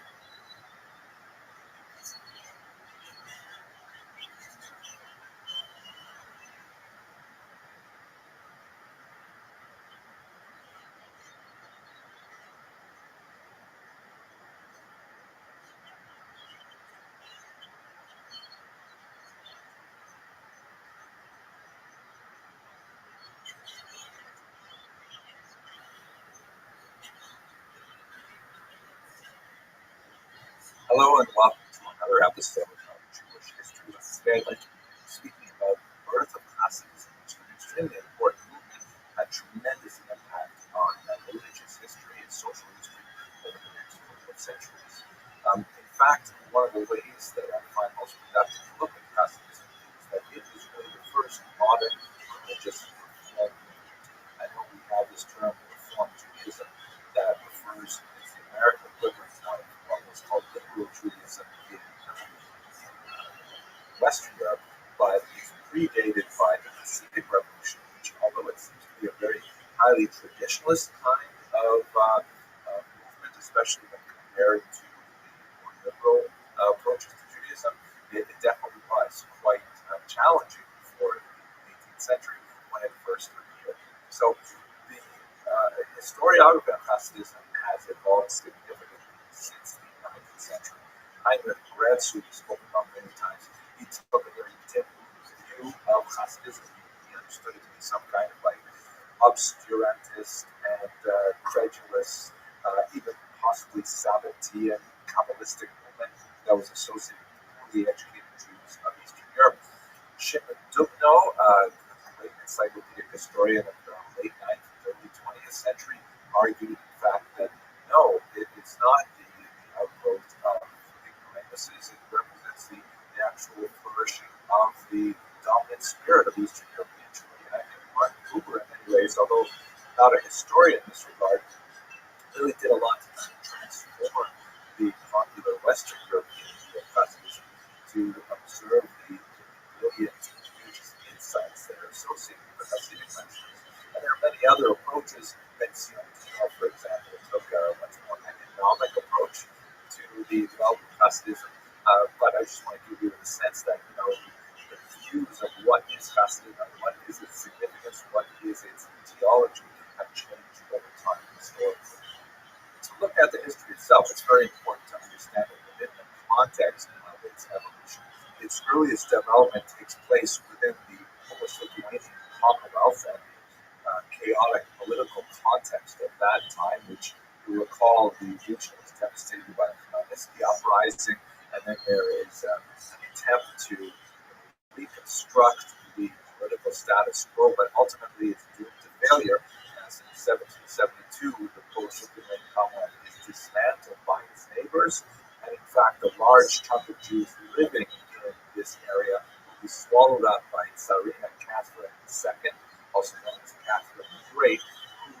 suddenly finds herself the owner of the largest Jewish population in the world. Russia, prior to her acquisitions in the West, was actually Judenrein. It was free of Jews because they had been banned since 1479. And all of a sudden, Catherine II said, "Oh my gosh, I have all these tens of, perhaps hundreds of thousands of Jews living within Russia."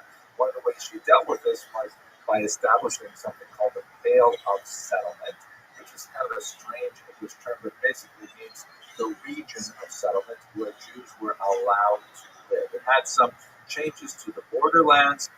Certain areas like Kiev were actually off limits for some time, even though they were in the interior of the Pale of Settlement.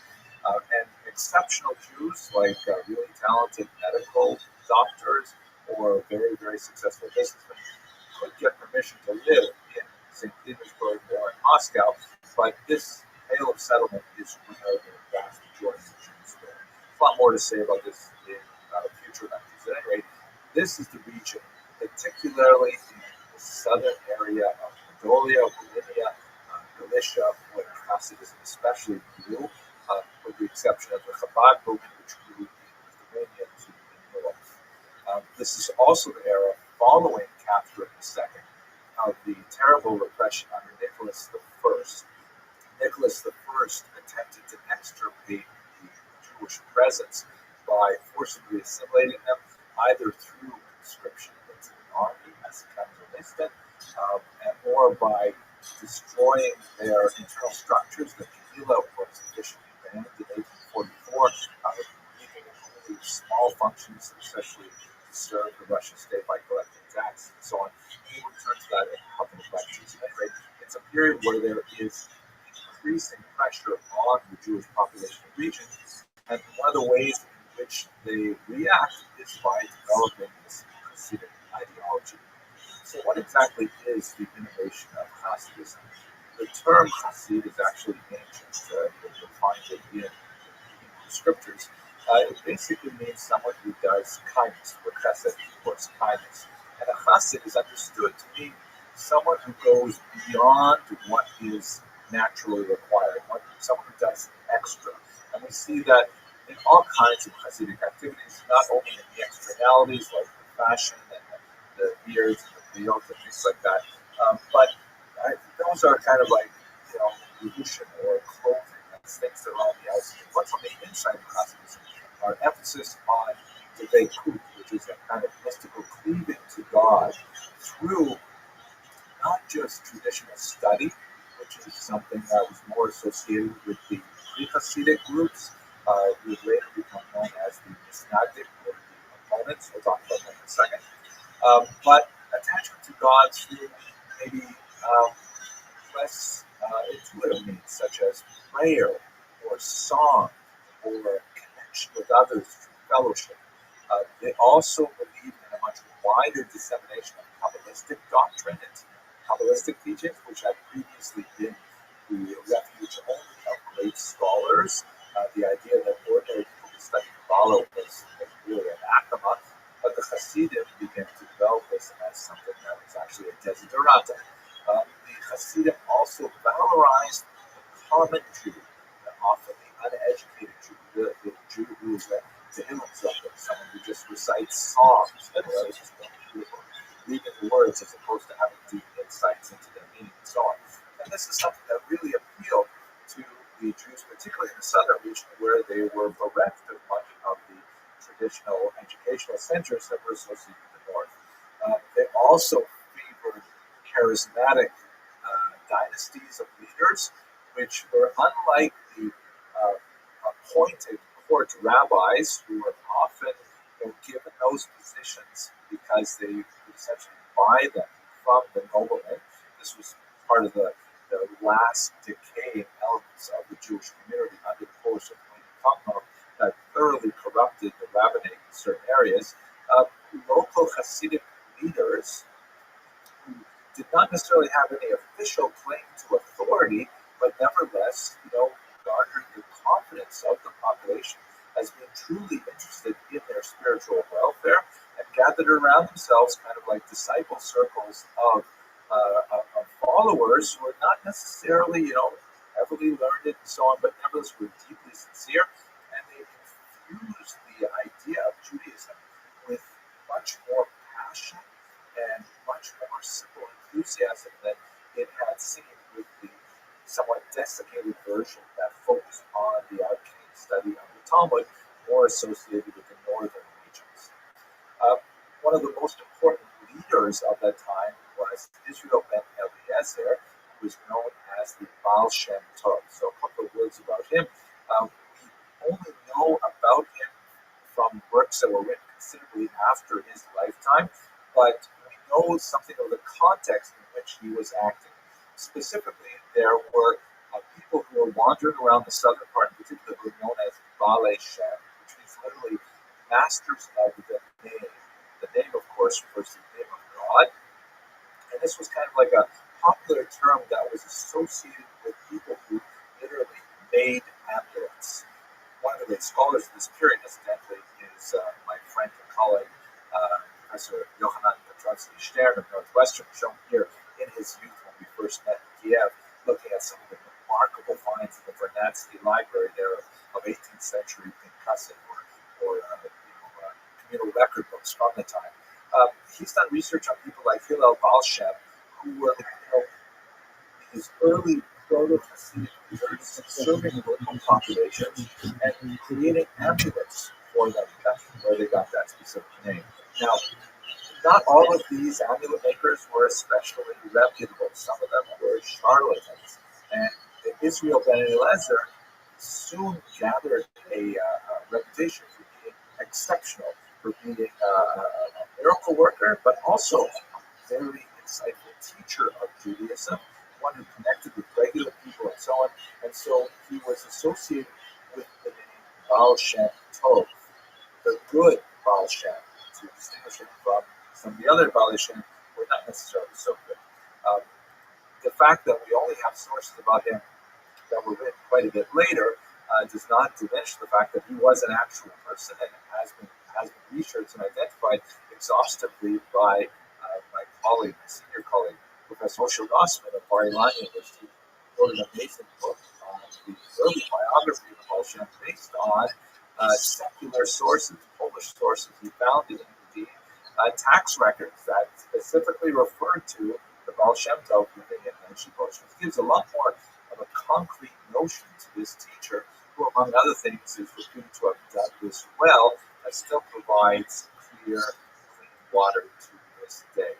So we get this idea from the writings of his followers and from the biographic picture we get from the tax records elsewhere, that he was a person who lived in southern Poland, western Ukraine, catered to the spiritual requests of his followers, and actually began this really important movement that we'll discuss a little further in the next lecture.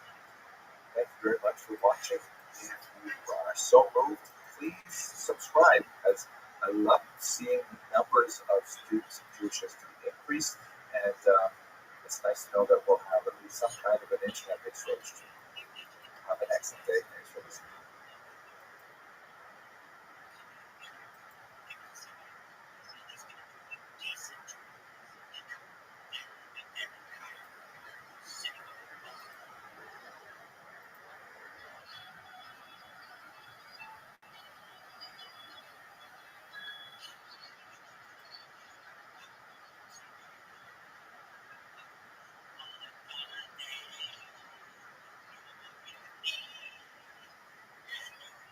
Hello and welcome to another episode of Jewish History Lab. So we talked in the last video a little bit about the origins of Hasidism.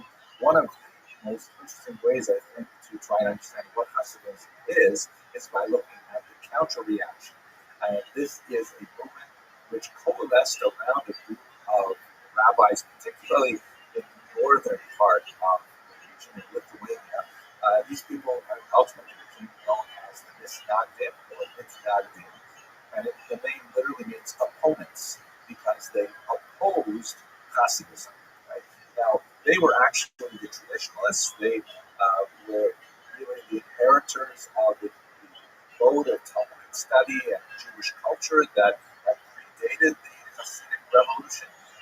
And in their reaction to Hasidism, they would further define themselves, but what's fascinating is they were also defined by the Hasidism as well, which you'll see. So let's just try to understand what are the main differences between Hasidim and Tzaddik. And there's a lot to say about the fashion, or what some people would call the Yarmul culture. I get it, Yarmul culture. But at 95% of the issues, Hasidim and Misnagdim are exactly the same. That's why they fall within the same category of Orthodox Jews. Let's try to understand. We look at some of the most important elements of Jewish practice and theology. And practice is placed first because, in many ways, practice is far more significant for Jewish culture and theology.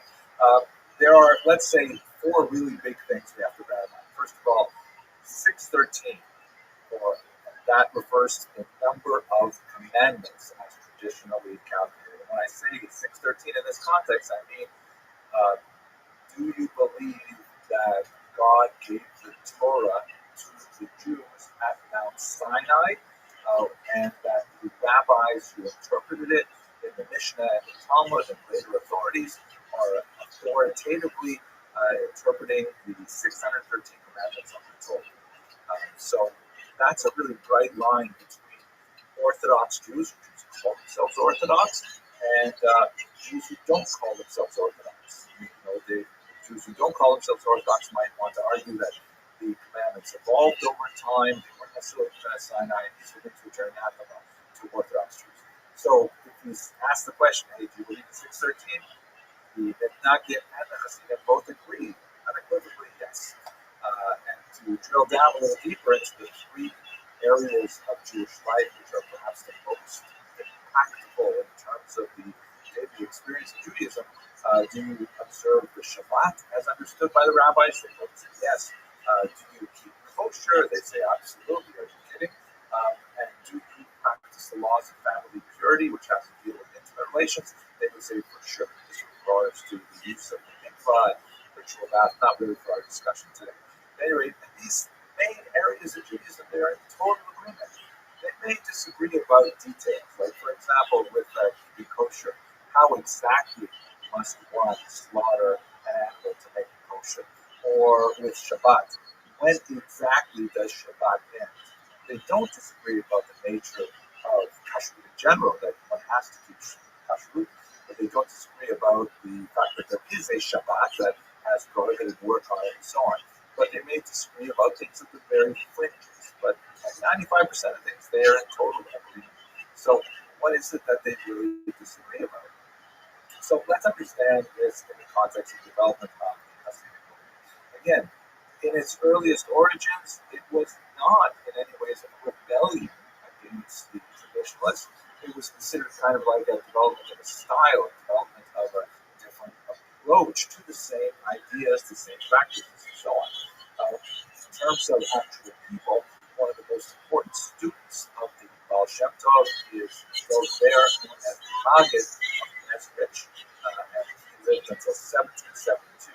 He trained 5 major disciples, including Rabbi Solomon of Yadi, also known as the Alter Rebbe, the older rabbi, who was the founder of Chabad. He wrote a very important book called the Tanya, which is associated with Chabad in a very deep way. But 4 other disciples that in turn gave rise to many, many other disciples, many other dynasties. You can see in this particular map, which is from the remarkable historical atlas of Hasidism by Marcin Brudzinski, that Hasidism spread very far and wide through these various dynasties. And it is interesting that it only became defined as a distinct movement that had a name, Hasidut, after the Maggid of Mezrich passed away and the opposition began to define it. So it's fascinating that in many ways the Nagdim called themselves opponents. They had nothing to oppose prior to the Hasidic movement, so this means they didn't exist prior to it, but they began to define themselves in opposition, and the Hasidim themselves also defined themselves as a way of kind of stating, well, what is it that we believe that is possibly different from this Nagdim? The most significant, the king of the Nagdim, although he did not necessarily lead the charge, he was sort of like the prime expositor of the Talmudic worldview that would be adopted by the Misnagdim was none other than Vilna Gaon, the great scholar of Lithuania, who lived until 1797. Now, what were the charges against the Hasidim? What were the Misnagdim so upset about? There's basically 8 major charges. Let's go through them very quickly. First of all, that the argument was the Hasidim were separatists. And in fact, if you think about the corruption of the local rabbinate, particularly in Mongolia, we want to go to a corrupt, ignoramus rabbi. We'd rather go to a genuine rabbi. We'd rather hang out with someone who really cares about Judaism and cares about you as a parishioner. So they did organize separate prayer groups. Secondly, they ignored mandated prayer times. One of the aspects of Hasidism, which is fascinating, I think, is the notion that Judaism has capacity. In fact, one of the first questions the Talmud asks about any subject is, what is the measurement? What's the shear? How long is this? How deep is it? How big is it? How long does Yom Kippur last? When exactly is it? It's always like measuring things. Hasidism says, oh man, we have to spend so much more time on our intention. Now, it's not to say that Hasidim don't pay attention to measurements, or that the Misnagdim don't pay attention to intention, but nevertheless, it's like a question of how much emphasis. So the Hasidim would say, why are you locking yourself into really restricted prayer times? You have to start by a particular time, and by a particular time, in order for it to be counted as the morning prayer. It's more important you go to prayer with a proper intention. And maybe that means you need a little more sleep in the morning, things like this. There's much more to say about it, but I'm just going to gloss over the time. 3, cite a prayer of the Rabbi. Follow the Kabbalistic prayer schedule of the great Isaac Luria that we discussed when we looked at the city of Tzfat.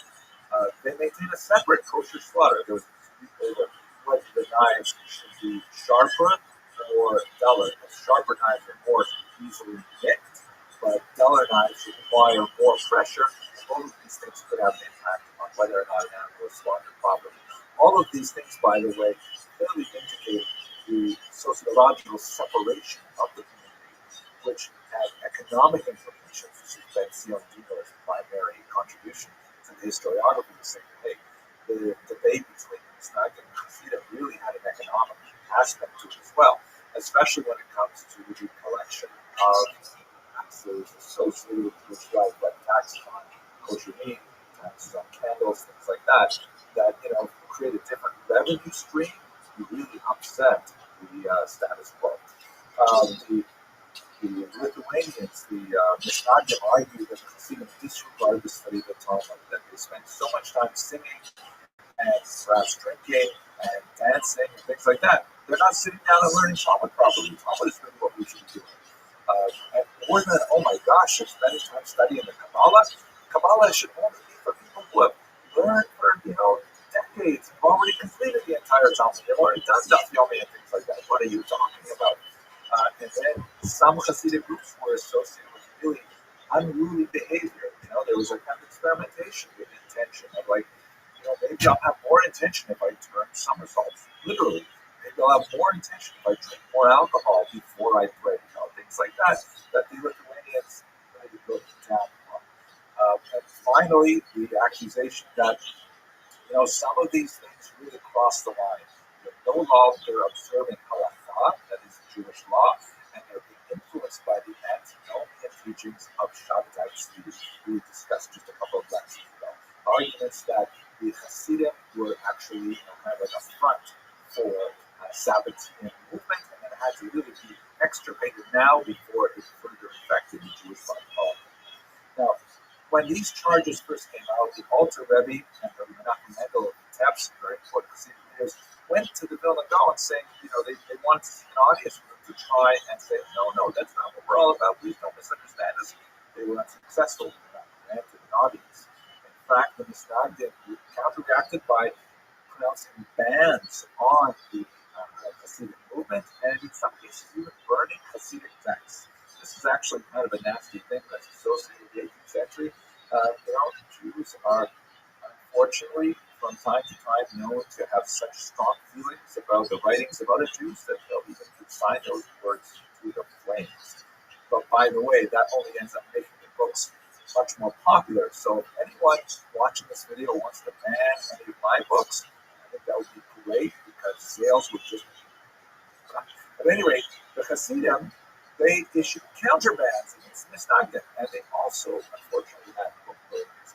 Especially strong social ban was applied in 1781, and in 1794, when a rabbi in Pinsk, a Misnagdic rabbi, lost a job to a Hasidic candidate, he denounced the Hasidim to be secular authorities, and the Tsarist government, always on the lookout for possible revolutionary movements, actually arrested the Alter Rebbe, Rabbi Shneur Zalman of Liadi, and had him temporarily jailed.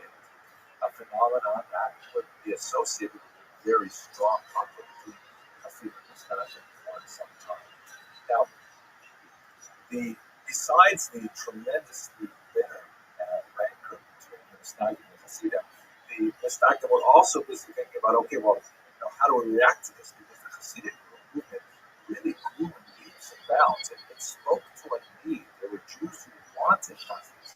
So the Misnagdim had to articulate a response, and they did, which was ultimately expressed in things like this building, the Yeshiva of Volozhin, which was one of the great bastions of Talmud learning in Lithuania, and formed the center of the nucleus of a Talmudic Renaissance that would expand along with Hasidism. What the Misnagdim said is, hey, the Hasidim say we're attached to text. Well, absolutely, you better believe it. We are going to be super attached to text. We're going to spend even more energy in the Talmud. And in fact, that's what the Lithuanians are known for. More than anything else is their incredible attention to detail and their superlative study of the Talmud. But they didn't ignore the Kabbalah. Let's not forget that the Vilna Gaon himself was a great Kabbalist, but the Misnagdim's mission was that it was really only for people who had already mastered things like Torah Snitter, the real Torah. Before you studied Torah Snitter, the hidden Torah, even in kind of like watered down versions of the Hasidim were circulating, they weren't studying necessarily the Zohar itself. They were studying kind of like digests of the Zohar or reworked versions of the Zohar. The Lithuanians were already studying core texts, but they did not believe in necessarily disseminating these ideas widely. But one of the key disciples of the Vilna Gaon, the great Rabbi Chaim of Volozhin, associated with Yeshiva, he wrote essentially a response to the Tanya, which was called Nefesh HaChaim, the soul of life. And this is essentially a Kabbalah for Misnagdim. It is, by the way, an overwhelming book. I remember personally when I was studying Yeshiva in Jerusalem, I spoke to my colleague and friend Rabbi Mordechai Becher, who was a guide for me in those early years of my Yeshiva study. And he said, "How's it going?" I said, "Well, going okay. I'm enjoying Yeshiva. I go to Yeshiva in the morning. We look at a Tosfos, has a problem in it, we figure out the problem, and then I come home." But I said to him, "Rabbi, I had to admit that, sometimes it felt sort of kind of dry, sort of like, crossword puzzles every day because if I find intellectual problems and solve them, and I'm going home for dinner, right?" So he said, "Okay, this is what we got to do. Read Nefesh HaChaim, but only read it for 15 minutes a day." And so I said, "Okay, I'll do it." So I picked up a copy of Nefesh HaChaim, and I used to get on the bus and read it on the bus. And many, many times, I simply couldn't put it down. And I looked up, and I had already gotten way past my yeshiva stop. And I was like way in some Arab neighborhood north of Jerusalem somewhere, because I had just gotten so lost in the tremendous writings about the Kabbalah. And it really changed the way that I went back and studied those Tosfos. It made the Tosfos kind of jump off the page. This is really important. You've got to study this right now and know what it means because it's crucial. It's not a crossword puzzle. It's life itself. Wow. So if you're having that problem, read Nefesh HaChaim. Sorry for that little discourse. Finally, one of the criticisms of the Hasidim that Stockton had was that the Hasidim venerated their leader, sometimes called a tzaddik, sometimes called a Rebbe, to an inappropriate extent. That in some cases they regard the Rebbe as sort of like an intermediary before God, which is really, very much contrary to traditional Jewish theology. So the Snagdim certainly criticized this idea of like having an intermediary, and they refused to regard even very learned and holy people as being intermediaries, but they nevertheless elevated their leaders, especially the Rosh Yeshiva, head of the yeshiva, as being someone with tremendous insight and power, associated later with the term Das Torah, the bondage of the Torah itself. And so that was kind of like a nostalgic reflection of Hasidism in reaction, but also in admiration of the Hasidim. Okay, while the Hasidim and the Snagdim are fighting bitterly at the end of the 18th and beginning of the 19th century, there will be a major challenge to them, which we'll discuss in the next video. I'd just like to conclude by saying thank you very much for watching. If you're so moved, hit the subscribe button, because I'm just getting so much pleasure seeing how many people love Jewish history like I do. I'd love to include you in that group. And let's return and look at the challenge that both the Hasidim and the Snagdim face in Haskell. Thank you very much for watching.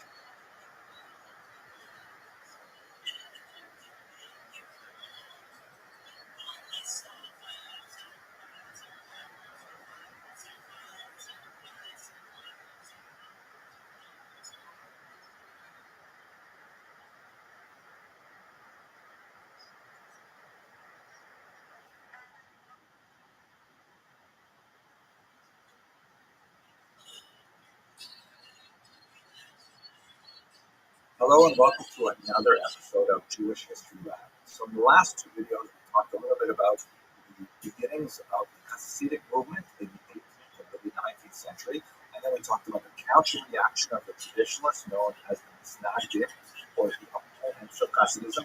But there's a new movement that is more associated with Western Europe, in particular Berlin, that is beginning to make an impact in the eastern heartlands of the Hasidic and the Snagdim territory, and that is the Haskalah, an extremely important movement that, like the Hasidic and the Snagdim movement, would endure to our contemporary days and would have a phenomenal impact on the development of modern Jewish identity. So let's look at this institution of the Haskalah.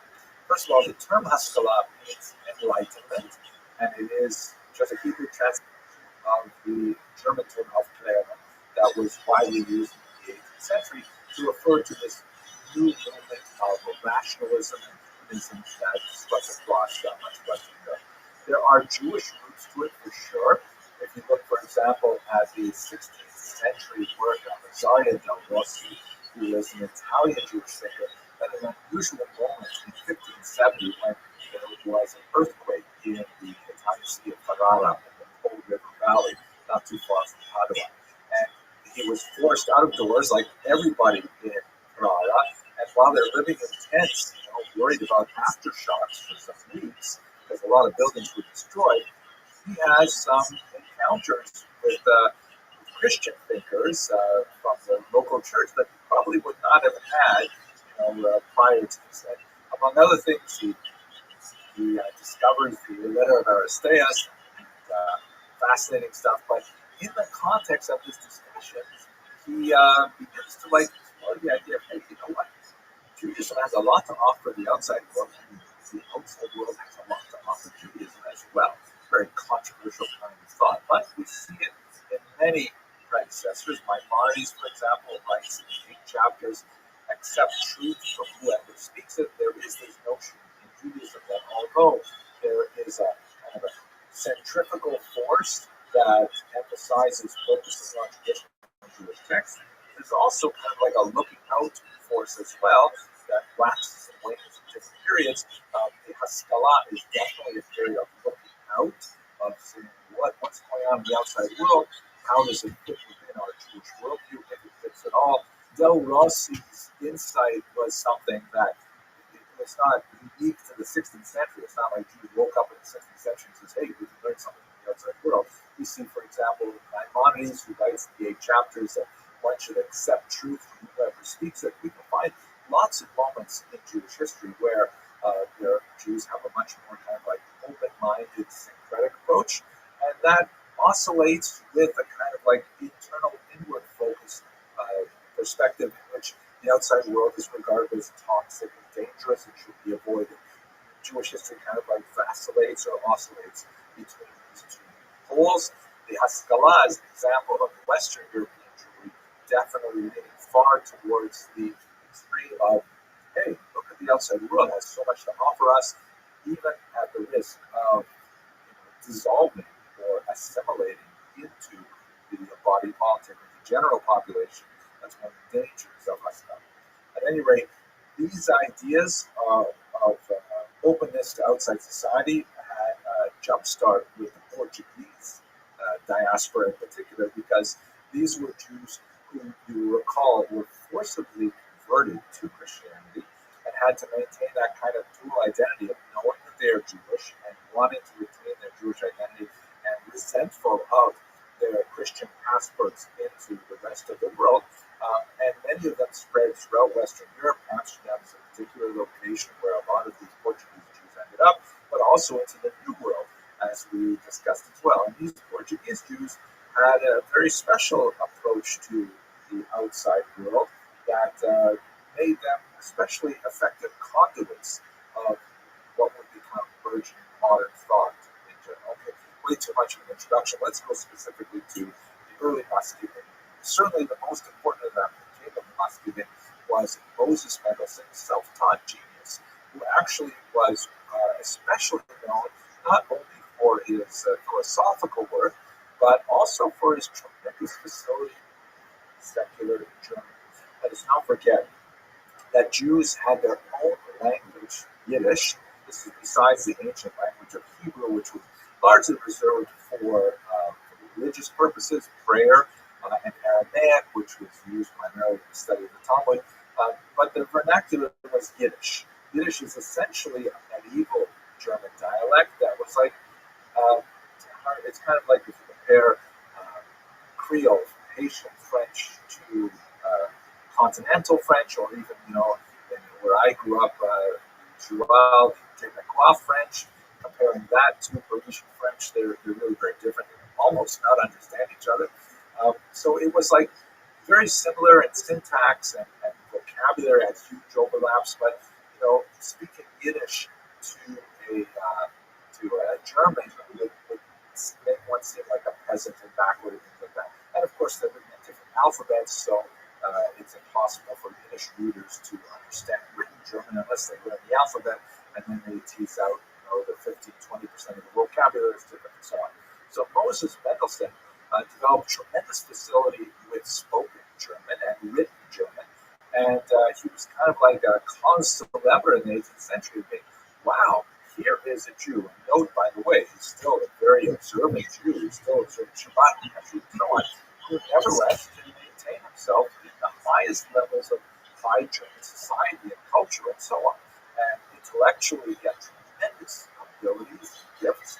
And so he was like really a famous Jew because of his ability to be a culture broker and to say to the outside world, hey, Jews have something of value. They should not be considered second-class citizens. In fact, they weren't considered citizens.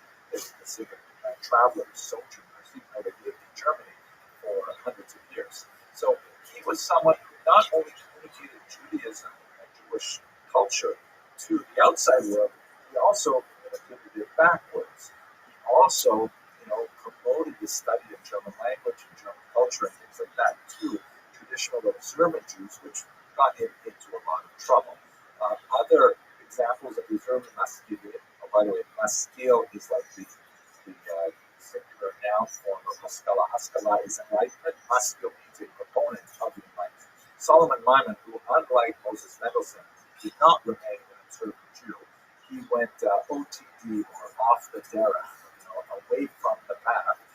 He wrote a biting, acerbic, and sometimes hilarious memoir, an autobiography, which is widely studied today, in which he describes his upbringing as a young, talented Jewish man who kind of like has this intellectual journey. In fact, he even visited the Hasidic court, Hagi of Mezerich, and describes his experience there. But when he comes to Western Europe, to Berlin in particular, and he encounters German culture, he eventually jettisons his Jewish identity and seems to become much more involved in German philosophy, German thought, and things like that.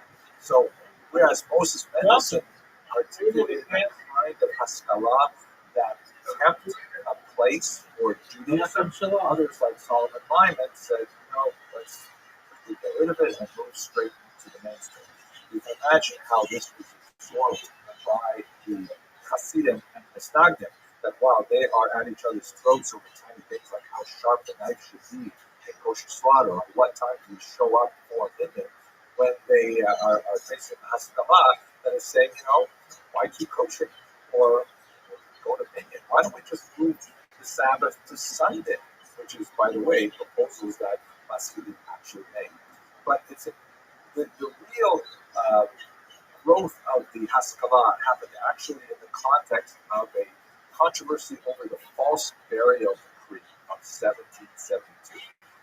It seems that in the 18th century, there was a rash of people being declared dead and actually buried, only to be discovered that actually they were alive, or they lived for some time afterwards. This is a pretty terrifying thing. So among the ways in which people compensated is they had all kinds of interesting designs, like this one you see here, of these coffins, where if you happen to wake up and you were not in fact dead, then you could squeeze a bulb and that would lift up a flag or ring a bell. If you walk by a cemetery, you hear a bell ringing, that means something is very, very wrong. And so the Duke of Mecklenburg-Schwerin made a rule that nobody could be buried until they had waited 3 days after declaration of death. And this was contrary to Jewish practice, which emphasizes the importance of early burial and, in fact, accelerated decomposition of the flesh as a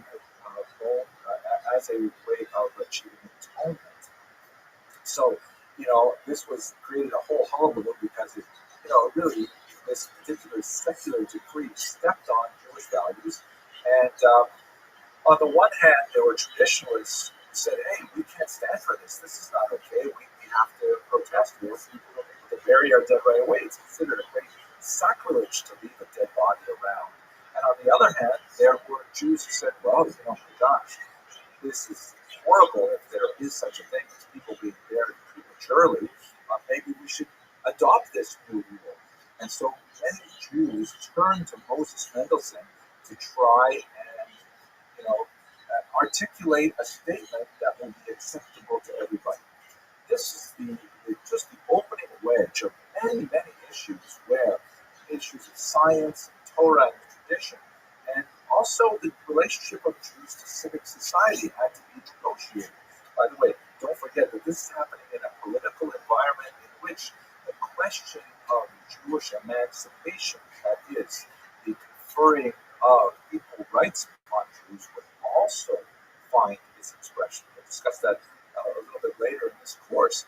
But the idea that Jews might actually gain citizenship, that had a lot to do with how Jews behaved in general society and how they were perceived to behave in general society. So some Maskilim, like David Friedlander, who was a student of Moses Mendelssohn, he said the only way we can really deal with this is by simply converting to Christianity. And not that he believed in Christianity and he felt that this was valuable on a religious level, but he says we should just adopt it to go along so that we can get our place in German society. Essentially capitulating Jewish religious values to the desires of emancipation. Proposed this as a dry baptism, that no water is involved. It's not a real baptism. It's just a pro forma thing, And in fact, many Jews, although it was not accepted communally at all, and although Friedlander's suggestion was considered a shanda or just like outrageous, and Jews did not accept it on a communal level, many Jews Jews did accept it on an individual level. And you see people choosing to baptize themselves, like Heinrich Heine, for example, the great poet, or parents of Karl Marx who have the, they would have the children baptized. This was actually very common in the 19th century, and it really dates back to Friedheimer's suggestion. Others, like Rabbi Samson of Hirsch, argue that modernity has to be engaged, but not by completely abandoning Jewish identity. So he argued for a sort of like a hybrid approach that would accept those elements of modernity that were compatible with Judaism without sacrificing any of the 613 commandments that we talked about in a couple of lectures ago. By the way, some felt that Samson Hirsch was way too modern, was way too gave up too much for the modern era, so sometimes he was portrayed as a little heavier, pietistic, a little more traditional. These were the things that were happening in Western Europe. Eastern Europe was an entirely different story. Western Europe had a much smaller Jewish population. That population was much more inclined to be open to the ideas of modernity and so on. In Eastern Europe, Jews lived in greater numbers and greater concentration and really with much greater, endemic Jewish culture. So one of the big differences is that in Western Europe, particularly in Germany, there's a heavy lean towards assimilation. You didn't necessarily find that in Eastern Europe, although there was more of an emphasis on acculturation, which is kind of like a softer word of assimilation, adaptation to culture, rather than a disappearance within culture. And some of the ways in which the Haskalah was expressed in the Eastern European context was, let's do different Jewish things rather than simply adopt the norms of the larger population. So rather than, let's say, abandoning the Jewish languages to Russian or to Ukrainian or Polish, let us instead develop Yiddish, which was at this time not a very advanced language, very, very limited literature, for example, and so on, but let us promote Yiddish as a genuine language capable of expression of the wide spectrum of Jewish experience and human experience. Or let us adopt a political orientation, such as Zionism or Jewish socialism. We'll discuss those as well later on in this course. So the Haskalah in Western Europe may have been much more of a movement that emphasized abandonment of Jewish ideals, assimilation. In Eastern Europe, it was much more an adaptation of Jewish ideals to different movements, but not necessarily religious in nature. Some of the most interesting examples are people like Joseph Pearl, big opponent, by the way, of the Hasidic movement, who also argued that, what we should do is we should advance our educational system, and we should include much more secular studies within the educational environment, something which provoked us from many other groups of Hasidim and Islam as well. Finally, let us remember that all of this is happening within a dire political context. We mentioned a couple lectures ago, Tsar Nicholas I, who had this horrific strategy of assimilating forcibly the Jews of the Russian Empire by demanding that they join the army, which was a horrific sentence of about 25 years. Noting that by the time Jews joined the army at age 18, they had already been well indoctrinated into the values of Judaism. Maybe they were already married and things like that. He actually lowered the age of conscription to 12. This was the notorious Antonis movement that sent Jewish boys, sometimes much younger than 12, illegally, but nevertheless it happened, to these reform schools called Canton schools, where they would be trained in military values and also trained in Russian Orthodox Christianity. And many times they simply never returned to their families. They would end up assimilating into the Russian society. Very, very terrible thing. The alternative that Nicholas I offered was Jews could attend these so-called crown schools, which were Russian-approved schools that had some participation of Jewish leaders like Max Lilienthal, who believed that perhaps this is a way that the Haskalah could offer enlightenment to Russian Jewish populations. But in reality, they ended up being fronts for conversionist efforts, and even Lilienthal left in disgust and ended up in the United States. So it's in this context that the fight of the Hasidim and the Stagdim have to be viewed. But I think one of the most fascinating figures reflecting on this in the 19th century is Eliezer Tzadok, who wrote an interesting book called Shalom al Yisrael, Peace Upon Israel, in which he wrote the following. God saw three shepherds, Rabbi Eliyahu in Lithuania, that of course would be the Gaon, the leaders of the Stagdim, to safeguard the Torah, to purify its Talmud, and to oversee its logic and its diligent study. That's like shepherd number one. Shepherd number two, the Hasidim in Volhynia, to marshal devotion and to fan the embers of feeling. Like the Hasidim with their ideals of Taik and closeness to God and so on. And finally, the great sage of our people, Moses ben Menachem in Germany, that's Moses Mendelssohn, the leader of the Stagdim, who of course was himself observant, as we mentioned earlier, and called him to place the cradle of enlightenment in the lap of religion. Now, of course, not everyone would agree with the views of Rabbi Tzviko that, all three of these shepherds, the leader of the Stagdim, the leader of the Hasidim, and the leader of the Askilim, that they all somehow are like appointed by God to lead the Jews into the future. So I'm going to leave that to you to debate, but it is worthy of note that today, a couple of centuries later, all three of these movements, the Hasidim, the Stagdim, and Maskilim, continue to exert tremendous influence on the development of Jewish identity and continue to exist with each other in kind of a dynamic tension to tease out what it means to be a Jew. Okay, I hope you enjoyed this lecture. I had fun thinking about it and talking about it with you.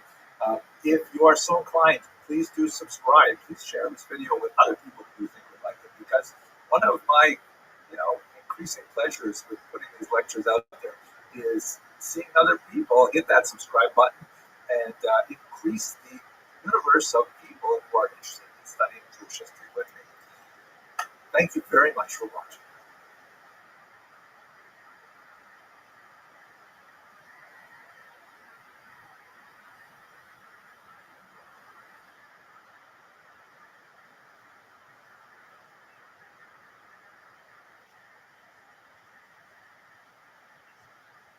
Hello and welcome to another edition of Jewish History Now. Let's move forward into the 20th century and speak a little bit about the fall of the Russian Empire, which was one of the massive events that affected a tremendous number of Jews who were largely concentrated in Eastern Europe at the beginning of the 20th century. So this map is crucial. You've really got to understand this map if you want to make any sense out of the first half of the 20th century. On the left side, you see what Europe looked like before World War I. And I'd like to point out in particular that East Central Europe was dominated by three large empires. Moving from east to west, the Russian Empire, which was made up of many different nationalities, but all under the Tsar Nicholas II. And then Germany, which dominated the Baltic Sea coast, and below it, Austria-Hungary, also a very multi-ethnic state that was actually dual monarchy. These three large empires dominated the region. But after World War I, there were a number of peace treaties that divided these three great empires up into much smaller countries and actually resulted in a tremendous amount of dissatisfaction, primarily located in those peoples who lived in these three regions, the titular nationalities, meaning the Germans in Germany, the Austrians and Hungarians in Austria, Hungary, and so on. There were a lot of winners, on the other hand, in the post-World War I treaties, and you can see they actually got their own countries. Like, for example, most significantly, Poland, which, of course, was a country prior to the late 18th century, but then it was cynically divided up by its three neighbors and disappeared from the map of Europe. It suddenly reappeared 200 years later, and this is tremendous exaltation for the Poles, although there are lots of non-Poles living in Poland, including Ukrainians, Lithuanians, Jews, and a number of other peoples. Then you have Austria and Hungary, which once were this massive country. Now they're reduced to tiny little lump states. It's so ironic, for example, Hungary, later on in the 20th century, it would be ruled by Admiral Worthy. And as you can see, Hungary is landlocked. So when you're dealing with an admiral in a country that has no natural outlet to the sea. Yugoslavia is created from the remnants of much of Austro-Hungary and so on. And significantly for Germany in particular, the new country of Czechoslovakia, now divided into the Czech lands of Slovakia, but back then one country, Hitler used to refer to it as a dagger pointed at the heart of Germany. So you have a lot of states who are very much into advising the peace treaties, meaning they want to go back and wipe out some of these gains of these new countries or reborn countries, and they want to regain some of the grandeur of old.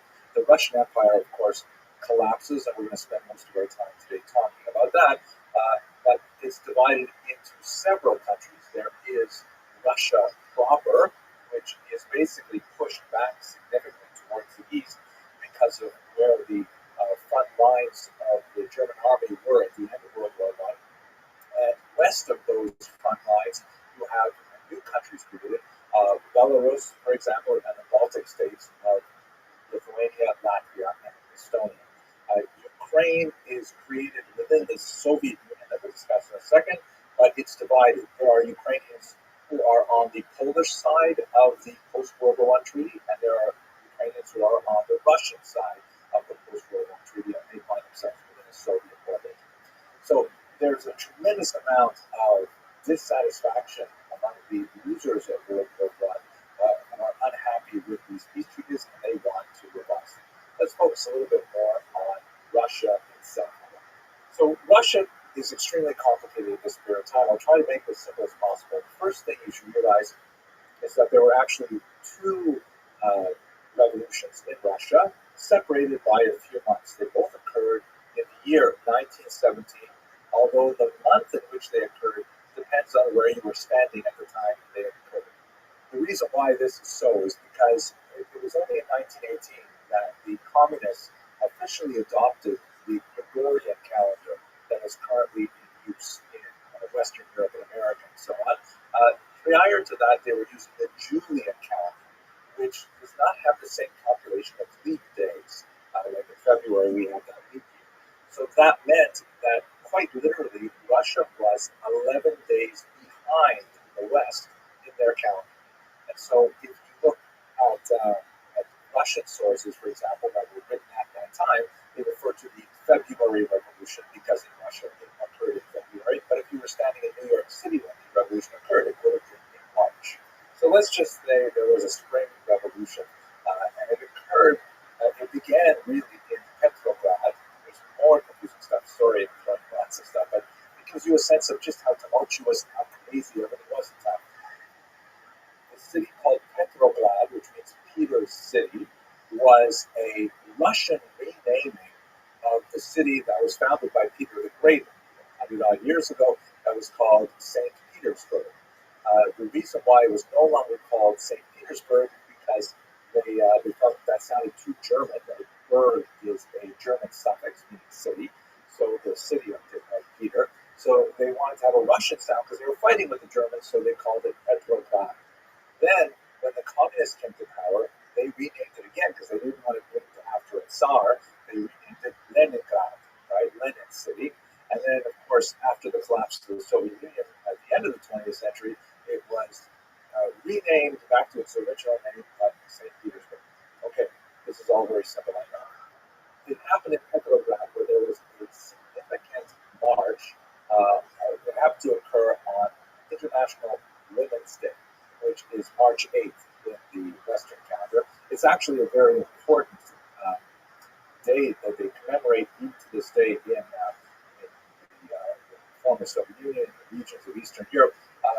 It's different from, let's say, Mother's Day or things like that. That's not really that important. What's important for us right now is that there was a huge march and a protest that was specifically clamoring for the government to do something about the tremendous food shortages that were occurring as a result of the war. Don't forget, 1917, we're 3 years into World War I, no sign of slowing down.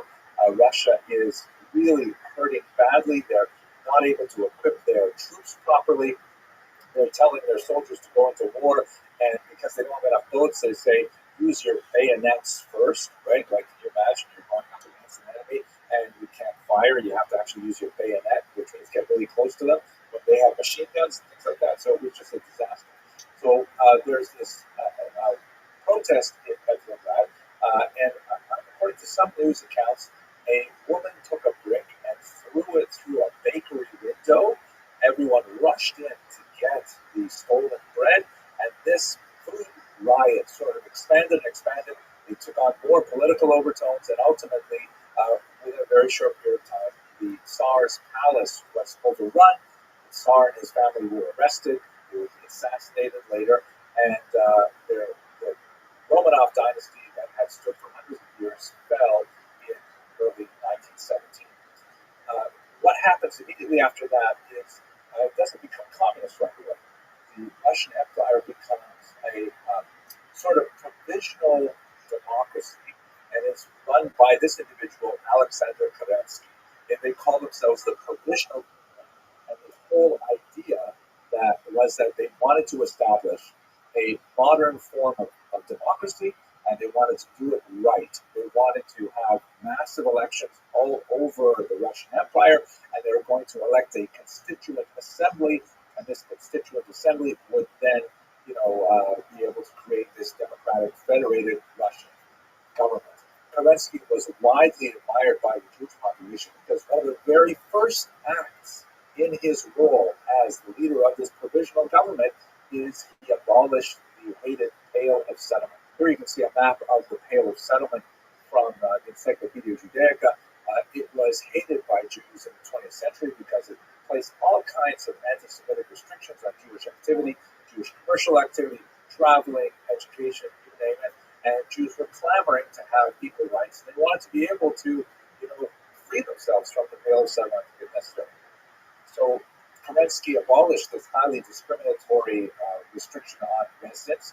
Here, by the way, you can see another map that gives you a little bit of sense of the density of Jewish population. Some writers from the time considered it a massive ghetto because of the huge concentration of Jews. So Kerensky was really trying to do things right, but on the other hand, it was his sheer dedication to doing it properly that ended up bringing the whole thing down to its knees. Because by pushing off all really important discussions, like, for example, should we continue fighting this war? And what are we going to do about, land reallocation? And what about all these peasants and their demands? And what about the urban workers and so on? And they basically couldn't do anything until they had the Constituent Assembly. And by constantly pushing it off until that time when it could be properly constituted, the communists were able to take advantage and ultimately undermine Kerensky's efforts. The genius behind all of it was Vladimir Ilyich Lenin, shown here, who was really quite a destabilizing force in Russia during those months between the first revolution in February, March, and the second revolution, which is really the communist revolution of October, November 1917.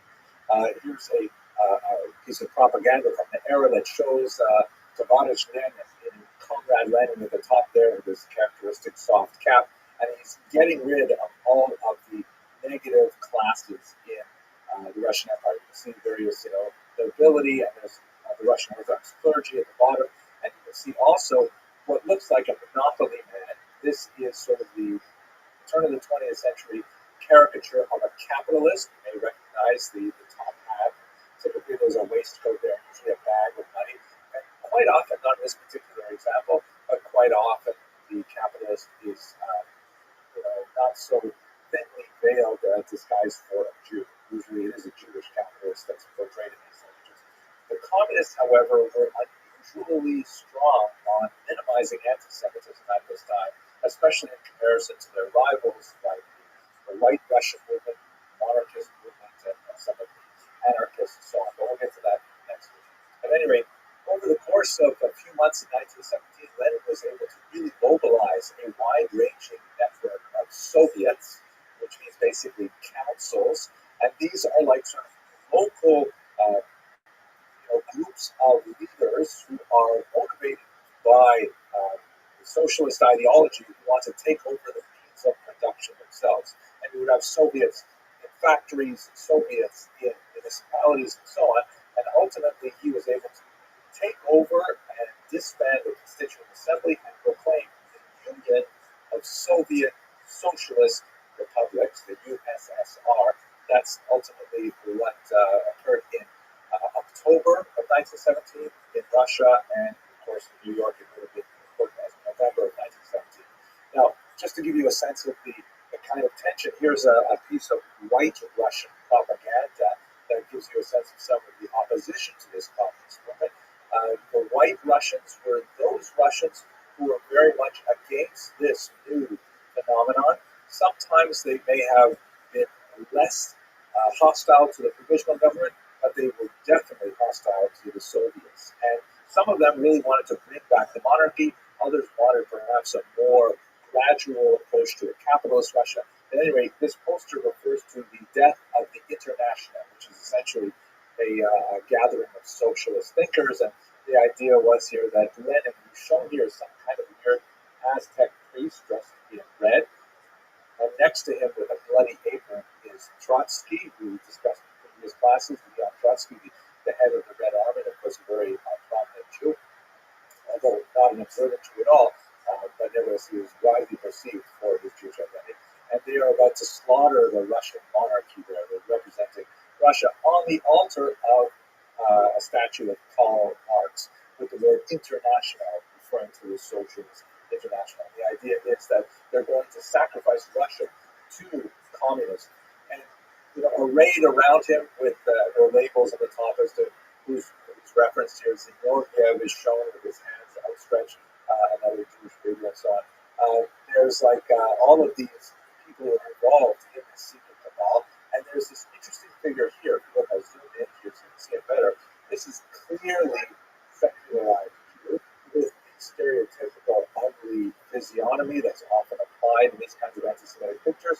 But in case we missed it, he's also got pales. He's also got forelocks there to indicate he, like many communist Jews of that era, had jettisoned his Jewish identity in order to absorb this new ideology.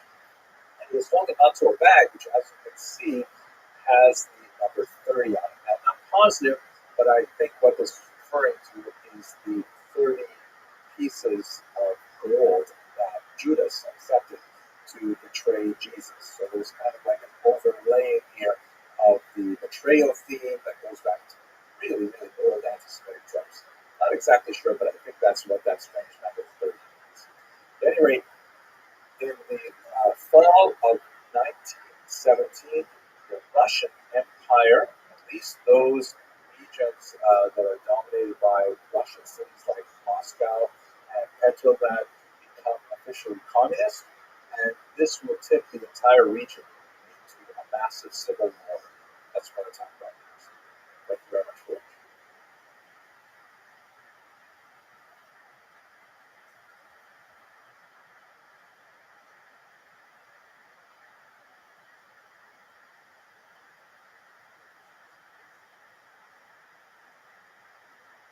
Hello and welcome to another installment of the Jewish History Lab. I'd like to pick up where we left off yesterday with the collapse of the Russian Empire and the rise of the Soviet Union, and take it further into the disastrous Civil War period that followed. And in particular, I'm going to focus on the experience of Jews in Ukrainian lands, primarily because that's actually something I know something about, believe it or not. Before we go on, though, have a look at this page here, which shows you a remarkable artifact of that unusual era. This is a 100 Kalbovanets bill from the brief-lived independent Ukrainian state.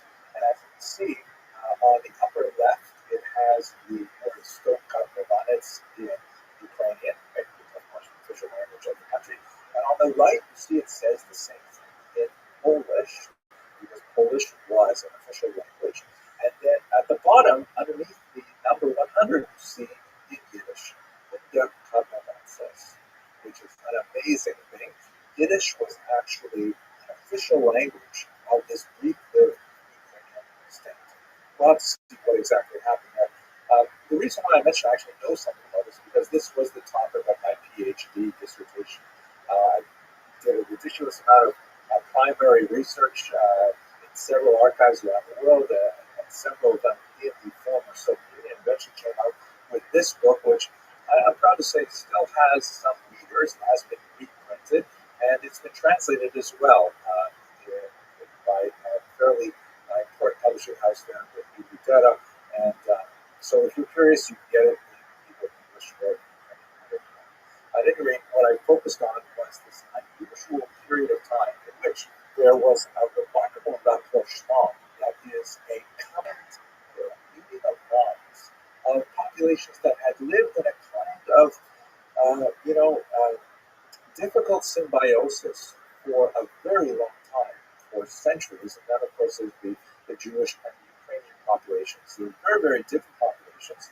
The Ukrainians were overwhelmingly agricultural, the Jews overwhelmingly living in villages, towns, and cities. The Ukrainians were the dominant population, a large part of the population, but had very little power in the urban centers. And the Jews, on the other hand, highly literate, highly ignorant, long oppressed and restricted by Russian authorities, but now looking for an opportunity to express themselves nationally. And because of the collapse of the Russian Empire, that suddenly became possible. So under the period of the provisional government, there were more and more linkages between the Jews and the Ukrainians, and they began to talk about perhaps creating some kind of new democratic society together. When Russia became communist, that we spoke about in the previous lecture, this became much more significant. The Jewish parties who were more left-wing, the socialist Jewish parties, were very, very uncomfortable, but there are a lot of Jewish organizations that felt much more at home with the Ukrainians than they did with the Russians, which is an upsetting moment because for a long time, Jews had exhibited, if they had any kind of alliance with a larger population, it tended to be much more Russotropic. This is, by the way, a very old phenomenon. Minorities tend to ally themselves with the ruling power rather than allying themselves with oppressed parts of the society, because obviously as a minority it's dangerous to be on the wrong side of the tracks, so to speak, when it comes to this kind of thing.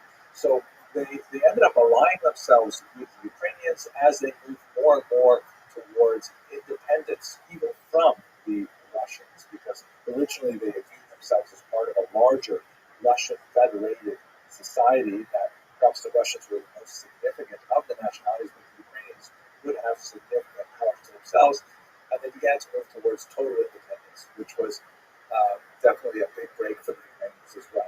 And so during this period of time, there was actually a remarkable effervescence of a new spirit of cooperation between Ukrainians and Jews, and it was extremely important because the Jews were quite a significant population. Here's a map taken from the research of my PhD supervisor, Dr. Paul Robert Magach, who was one of the great world experts on Ukrainian history. And you can see here the tremendous concentration of Jews, where in much of Ukrainian ethno-linguistic territory, shown with the blue border, Jews constitute more than 15% of the population. That's particularly true in so-called right bank Ukraine, because they're on the right bank of the Taik River, which flows from north to south. Very, very heavy Jewish populations there. And so this idea of a connection between Ukrainians and Jews was very much appreciated by at least the urban literate Jews, perhaps less so by the wider population, but nevertheless, there was a certain amount of general enthusiasm. But, this is a chaotic time. Remember, this is all happening at the very end of World War I. There are German troops that are demobilizing, frequently without support from Germany. They're selling their arms and trying to make their way home on their own. There's a civil war brewing to the north, with Russia going communist and Ukraine not going communist. There are bands of anarchists that are wandering free, and there's no state power of any authority that actually can control any of this. Of course, it would explode into a bloody period of civil war and violence. But before that, let's just look at this document, which gives you a sense of how tenuous this rapprochement between Ukrainians and Jews were. This is a document that I found in the archives, typical of hundreds of documents from this period here. And it's actually a document relating to a particular Jewish community, and you can see that it is written in Ukrainian. That's the Slavic Cyrillic alphabet on the left of the page, but the typewriter that was used to write it was a Russian typewriter, and so there are certain, half a dozen odd letters in the Ukrainian alphabet that the Russians do not have, and so whenever they had the letter I, you can see in the first line of text there, the typist had to actually leave a blank space, and then afterwards actually physically write in longhand the letter I, because the typewriter wouldn't tolerate Ukrainian. That gives you a sense of that. And by the way, for those of you who were born after, let's say, 1985, typewriters are kind of like word processors, except that you can't go back and delete things. You have to write it exactly the way it turns out the first time, and then make it into a hard copy. Actually, it becomes a hard copy as to do it. And well, I'm not going to explain to you technology is kind of weird. And then on the right, you see they've added in the Yiddish translation of the same document. So there's no Yiddish typewriter, so the whole thing has to be written by hand. But it just gives you a sense of how, they were trying to piece these things together without the right equipment, even to type up their orders. But nevertheless, it has certain kind of youthful exuberance that in many ways was made the period, emblematic of the best that could have happened. Unfortunately, it all collapsed in terrible, terrible violence, primarily because of the pogroms that were especially bad in the year 1919. Now, there are many, many forces who were active in Ukrainian ethno-linguistic territory that were guilty of perpetrating pogroms. The White Russians, we talked about in a previous lecture, who were monarchist, anti-communist Russians who wanted to, either restore the Tsar if possible, or if not, at least go back to some kind of provisional government, but certainly not the communists. They engaged in very brutal attacks on Jews.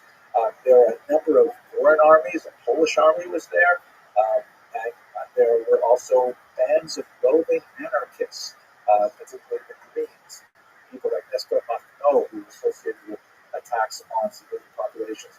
Not only Jews, Mennonites, for example, suffered. Poles also suffered when they were far away from large church centers, and it was a very, very bloody period of time. The numbers of deaths are very, very difficult to calculate, but certainly in the tens of thousands, reasonable estimates of 50 to 60,000. Terrible, terrible time. And really, if it were not for the Holocaust that would occur only 20 years later, this would be considered one of the greatest periods of violence perpetrated against the Jews since Temple times. It's definitely much worse than the Crusades. It's arguably much worse even than the Khmelnytsky massacres of the 17th century. And nevertheless, because the Holocaust and its much greater violence so deeply overshadowed this period, we tend to forget about it. Now, when I did my research back in the 1980s and 1990s, I really had to rely heavily on archival sources and secondary sources that were largely written in the 1920s. But my colleague Jeffrey Weidlinger has written really a remarkable book called In the Midst of Civilized Europe, the pogroms of 1918, 1921, which really treats the violence of this period in a much more significant and comprehensive manner. It's really, I'll put the link in the notes to this because it's really a phenomenal book. But anyway, let's go back to where we are. From the point of view of Ukrainian-Jewish relations, however, specifically with regard to that remarkable period that we described at the beginning of this lecture, one of the most tragic elements of this period is that roughly 40% of the pogroms that were recorded were attributed to the Ukrainian direct Jewish forces under the control of this man, Simon Petlura. Now, we have to place this into a lot of context. Simon Petlura was a former journalist who early on in his career actually exhibited some significant philo-Semitic tendencies. He had written some positive things about Jews in his work and so on. But as the leader of this very tenuous Ukrainian political movement, which could claim maybe 100,000 troops at its disposal at the beginning of 1919, found himself beleaguered in a tremendous attack by forces from all sides. Not only the Soviets, but also the whites, the Indians, and so on. And his government at one point was literally reduced to offering out of train cars moving from station to station in a triangle towards the western part of the region. And his troops rapidly diminished from 100,000 down to 16,000 within the space of a few months as they largely deserted the Ukrainian cause. But nevertheless, there was a period of time, particularly in the spring of 1919, in which there were a lot of pogroms happening, and Petliura did not act forcefully, demonstrably, to end that violence against Jews. Later, towards the summer, he would issue some very strong condemnations of violence against Jews and so on. Many critics feel that these later statements were largely created for public consumption to try and bolster the flagging fortunes of the Ukrainian movement.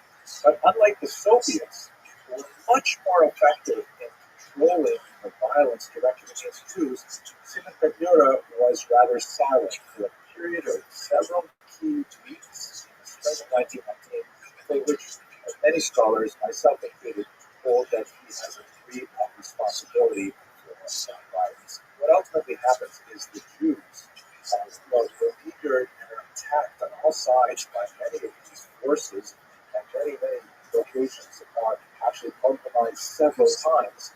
They recognized that Jewish Red Army leader Leon Trotsky became much more effective in controlling his troops, that the Red Army is associated, not 100% completely, but nevertheless associated with protecting Jewish communities. And so there was a surge of support in 1919 for the communist movement in general and for the Red Army in particular. So much so that the Red Army had to set up special training programs for these Yiddish-speaking Jews. Some of them were literally piling out of yeshivas in order to pick up a gun that they'd never touched on before in their life, in order to defend their communities, and they do so under the banner of communism. We'll continue with what happens to these people in the next lecture, but for now, let us just jump ahead a little bit to 1926.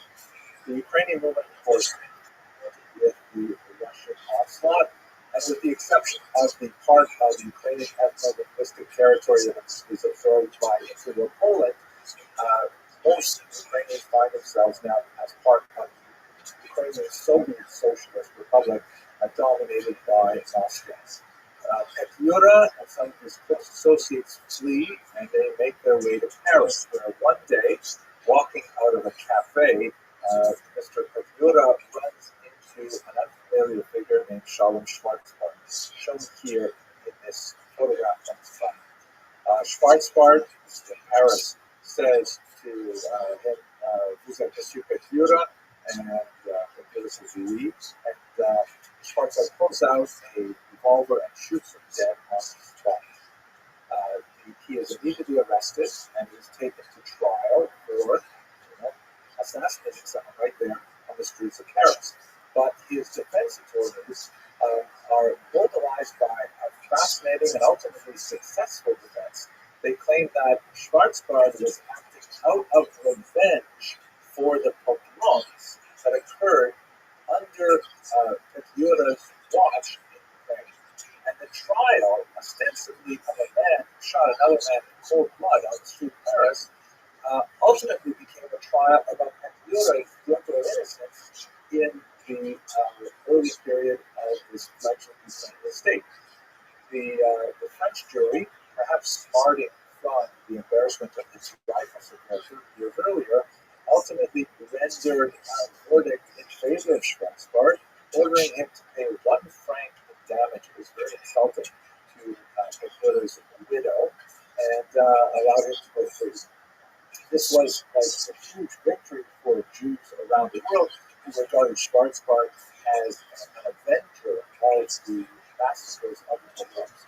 According to my research, and I invite you to look at my book if you want more details in the argument, it's very difficult to understand Petliura as, let's say, an architect of the pogroms, some kind of proto-Hitler. That doesn't seem to be an appropriate description of his responsibility at all. At the same time, there was that period of several weeks when he could have at least made a statement, but I would argue that perhaps he refrained from doing so because he had no way of controlling his troops. He had no resources even to provide for them, to feed them massage, and if he were to limit their violent activities, he might use them even faster than he ultimately ended using them. Ultimately, he would lose the entire country as well. But that, I think, is probably a more reasonable assessment of his personal responsibility. At any rate, we will have to continue this discussion with Jews in the now communist Ukraine and the rest of the USSR. Thank you very much for watching.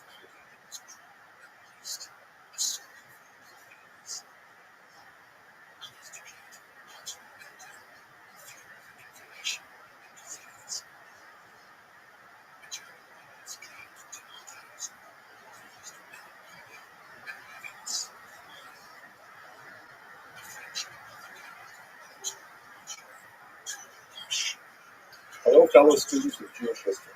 In the last installment of the Jewish History Lab, we looked at the terrible pogroms of the civil. Can you hear me? Yo, Ken. What's going on, Yellow Molo? Yellow Molo. Shabbat Shalom, how you doing, Ken? Every day's a holiday, every day's a feast. What's good in your neck of the woods? What is good in your neck of the woods? Excellent. How'd you find out about me? Andy. Well, Asian Andy's amazing. Let me say, I watch his streams. He's so nice to me, and I spit him so much. He's so kind. If you ever have a chance to talk to him, please, on my behalf, say I appreciate everything he does. I take clips of his, like, not with my body, but just, like, manually. I really like him. Do you mind if I tell you about myself, Yolo? I'm Rabbi Rothschild. First and foremost, apologies for my bots. I stream my life 24 hours a day, 7 days a week, 365 days a year for world peace. I've been doing so for more than 3.5 years, going back to the pandemic. We've seen the death of a team, the birth of AI, the coronation of the king, and everything in between. Yolo, have you ever seen the movie, the Truman Show, or the television show, Big Brother? Excellent. That's essentially what my life is. The Economist magazine stated in 2018 that data had overtaken petroleum as its number one resource. I have more data archived on the internet than any person ever, which may make me an influential person someday. And if that happens, I'm going to make you Yellow Molo, I'm going to make Asian Andy, I'm going to make you guys wealthier than you ever imagined.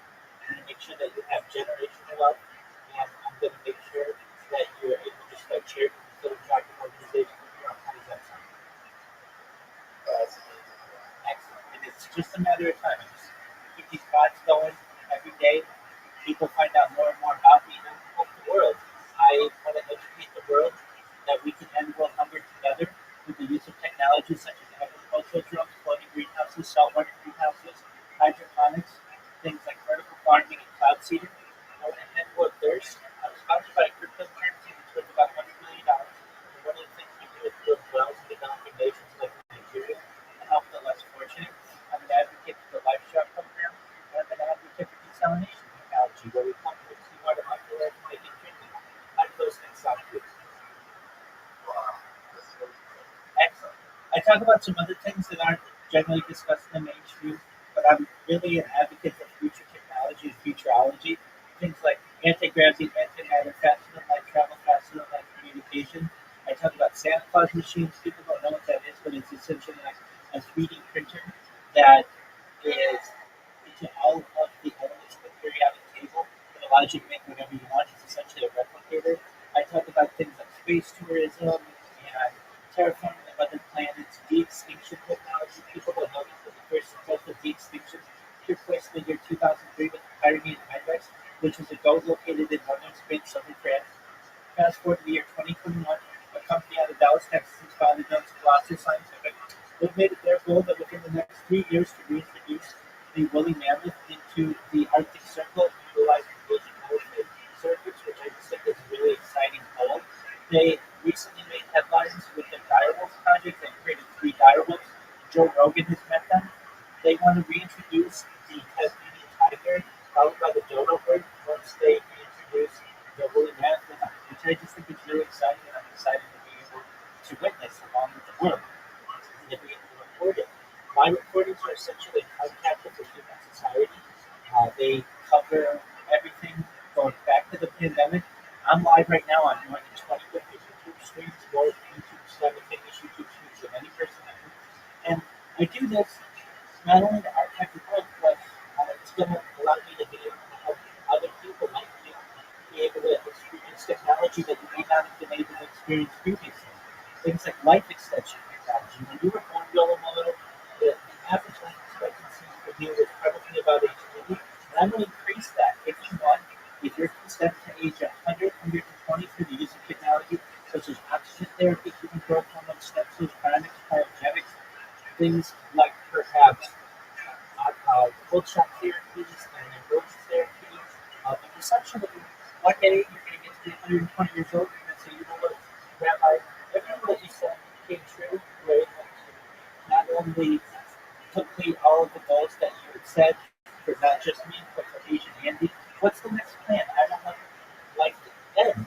And if you don't, again, this is a 100%, you may be able to utilize a type of technology known as microphone technology, where we scan your brain into a computer like a CAT scanner and MRI, knowing where every atom is in your central nervous system and your peripheral nervous system to later download as an android, an ambulatory, cyborg, a cybernetic, a stomach yourself, a robot, and a hero, less than for the sexual activity you remote connect, you may be able to experience digital immortality. What are your thoughts? That sounds like I don't think people would like that. That's okay. And the key is that I say it with your consent. So if you want to just live to be 80 years old or whatever, you just die like a normal person, that's totally cool. But if anything, I want to make your life while you're here on earth as good as possible. And you should know that I think that just with enough time and enough influence, enough people find out about what I'm doing, I'll become quite famous. And then what's going to happen is you'll be able to monetize all this and give away the money. Because once you get to a certain level, you don't need money anymore. You just want to help the let's go to it.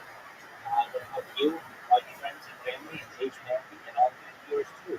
So if you can ever communicate to him how much I appreciate the street, his love, I really appreciate him. And more than anything, more than all of the data that I have, and more than all of the types of technology I'm going to discuss, really I'm just here to be a positive person. I'm not here to have an optimistic view on the world, and I'm just here to give people hope. So if there's anything that you want to do, if you want to talk to anybody, go for it. Okay, so we're going. Thank you so much.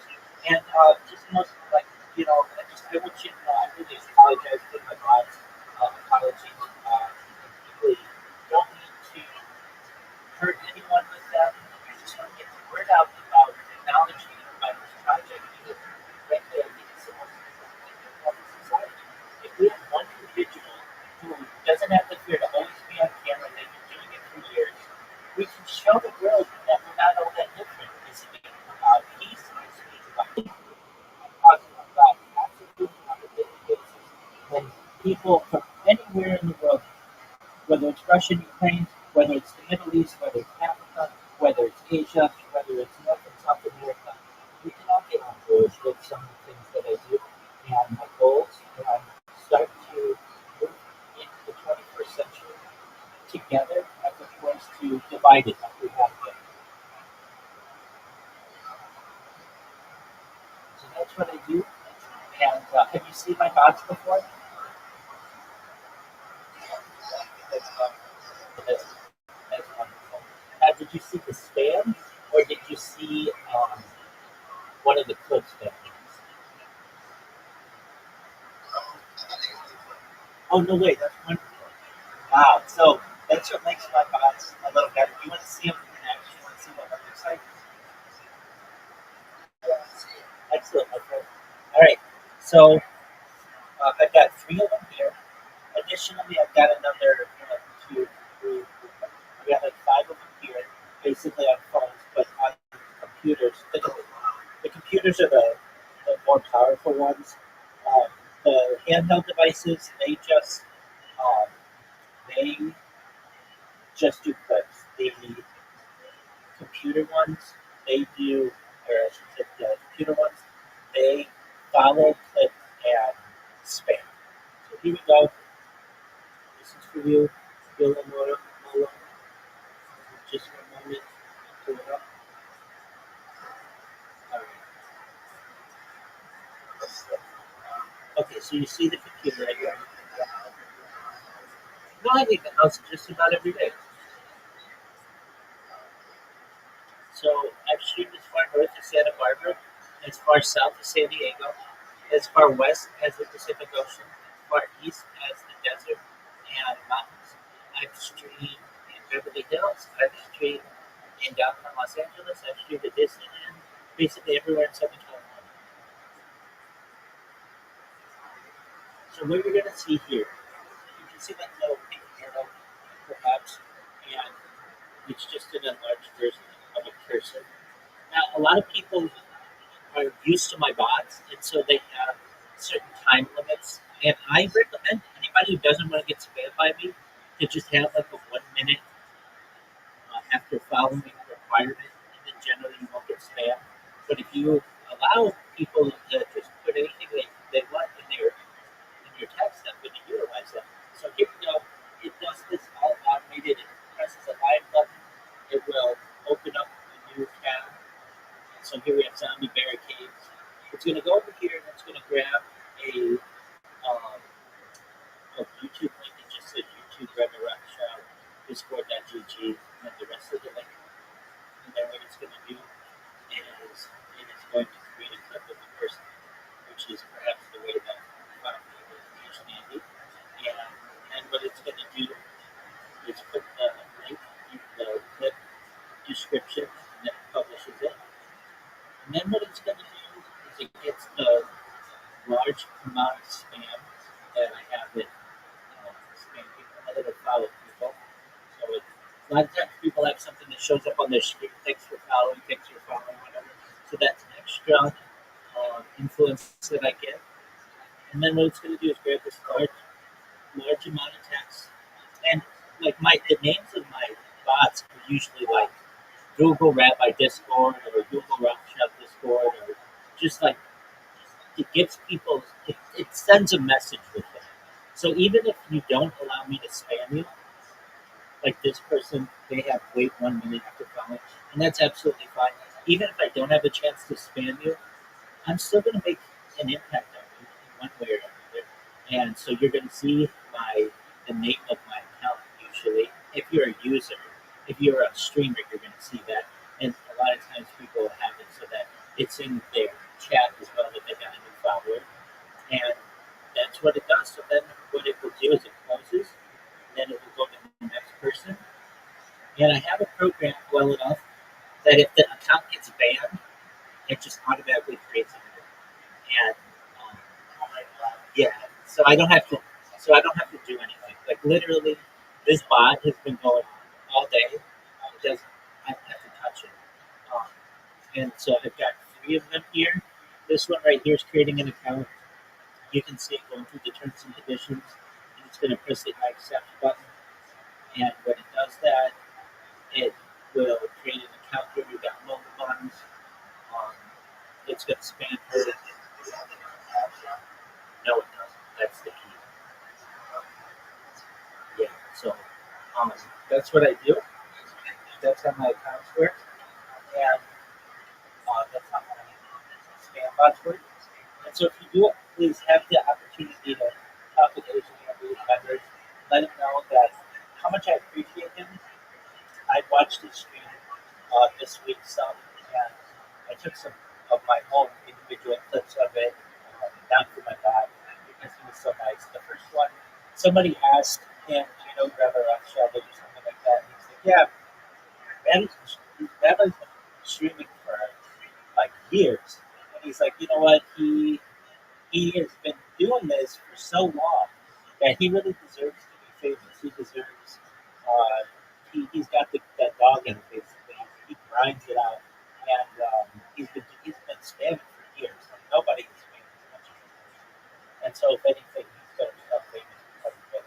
And then he talked about me the next day as well. And just major love to HK. I actually talked about him on my stream, how much I appreciated the positivity that he had.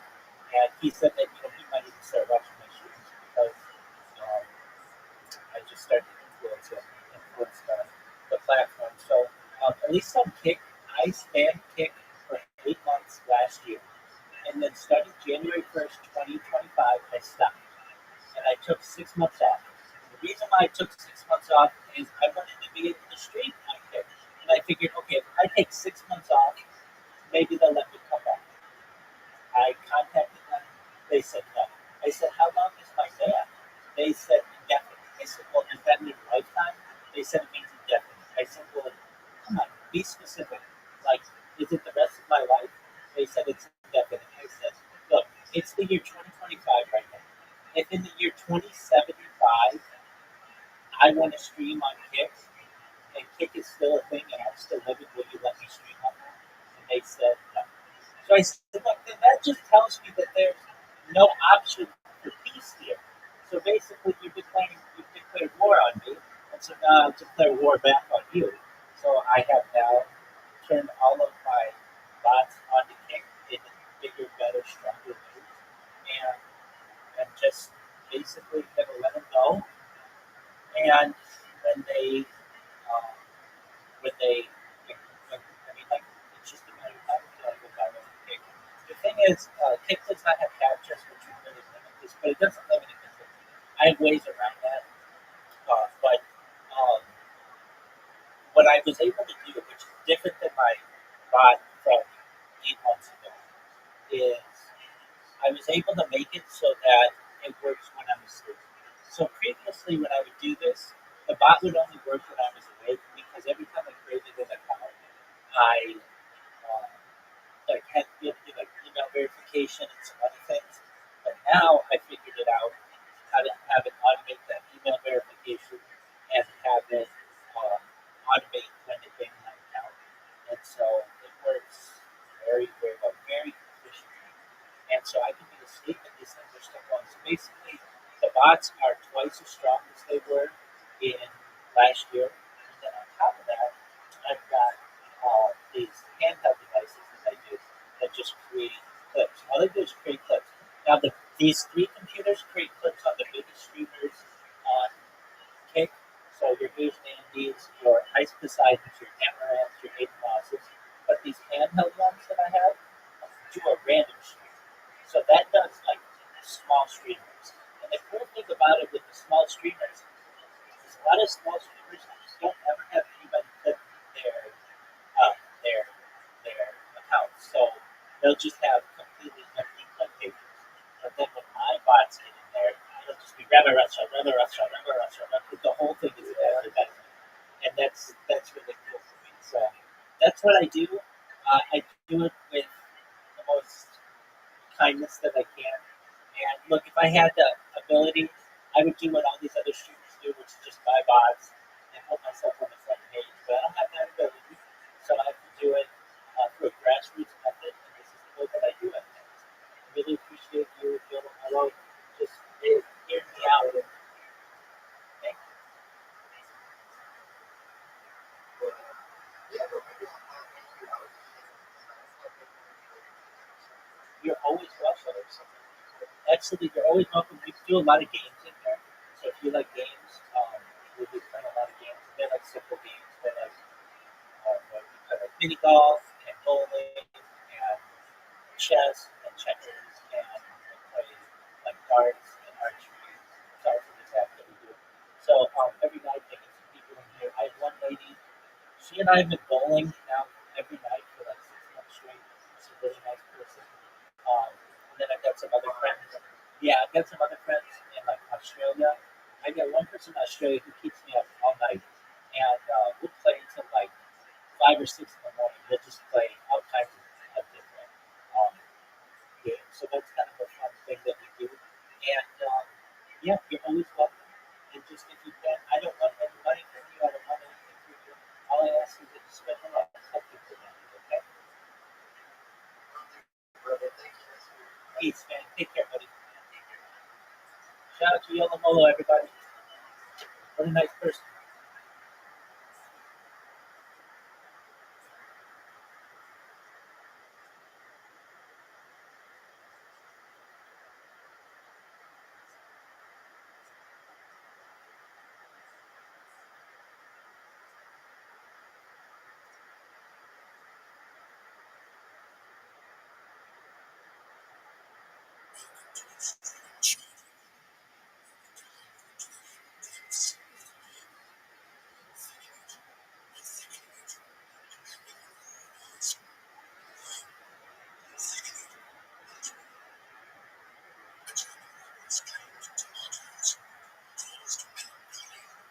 Civil War period.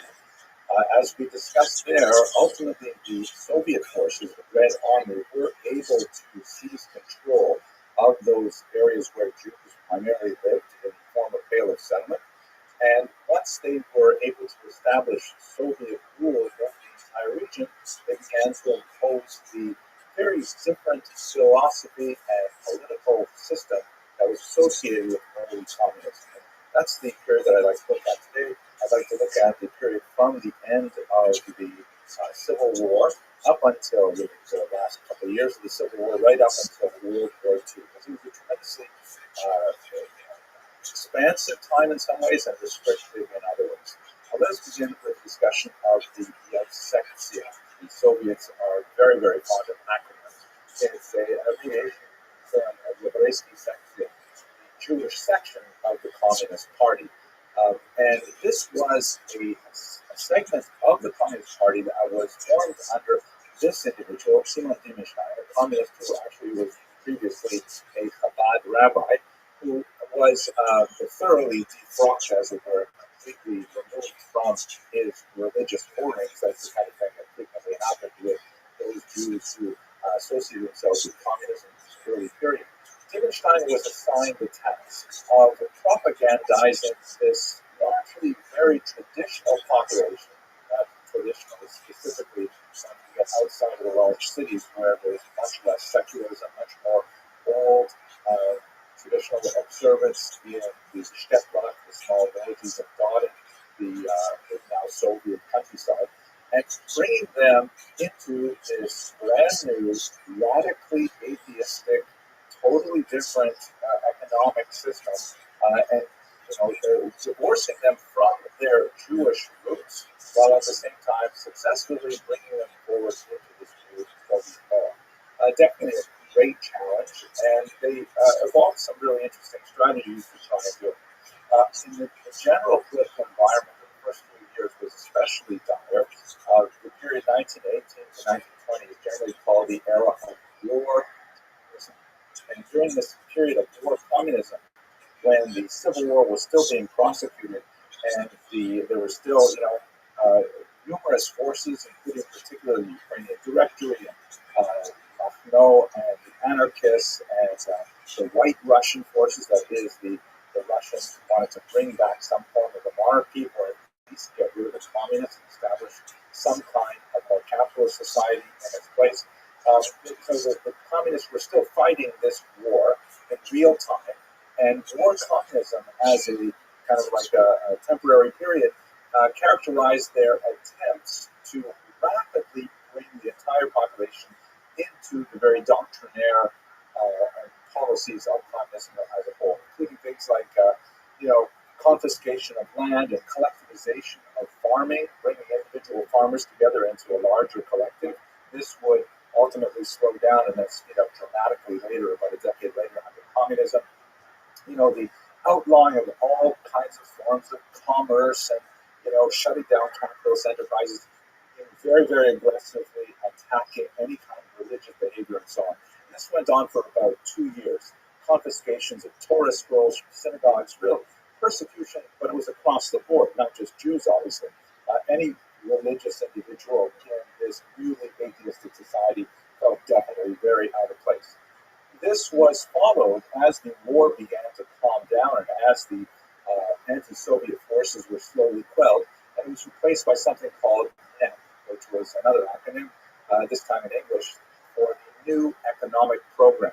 this was what was generally conceded as kind of like a one step backward in order to later take two steps forward. And the new regime could not maintain this phenomenal energy of demanding, confiscating, ordering people around for such a long period of time, especially exhausted after these years of war, which you'll recall immediately followed after World War I, right? World War I just ended in November 1918. The new economic policy was kind of like just relaxing some of these controls a little bit and allowing the economy to kind of develop again slightly. Ultimately, NEP would be shut down, but for a brief period of time, till about 1924, that began to sort of take the knee off the neck of the larger population, and the new Soviet Union began to recover.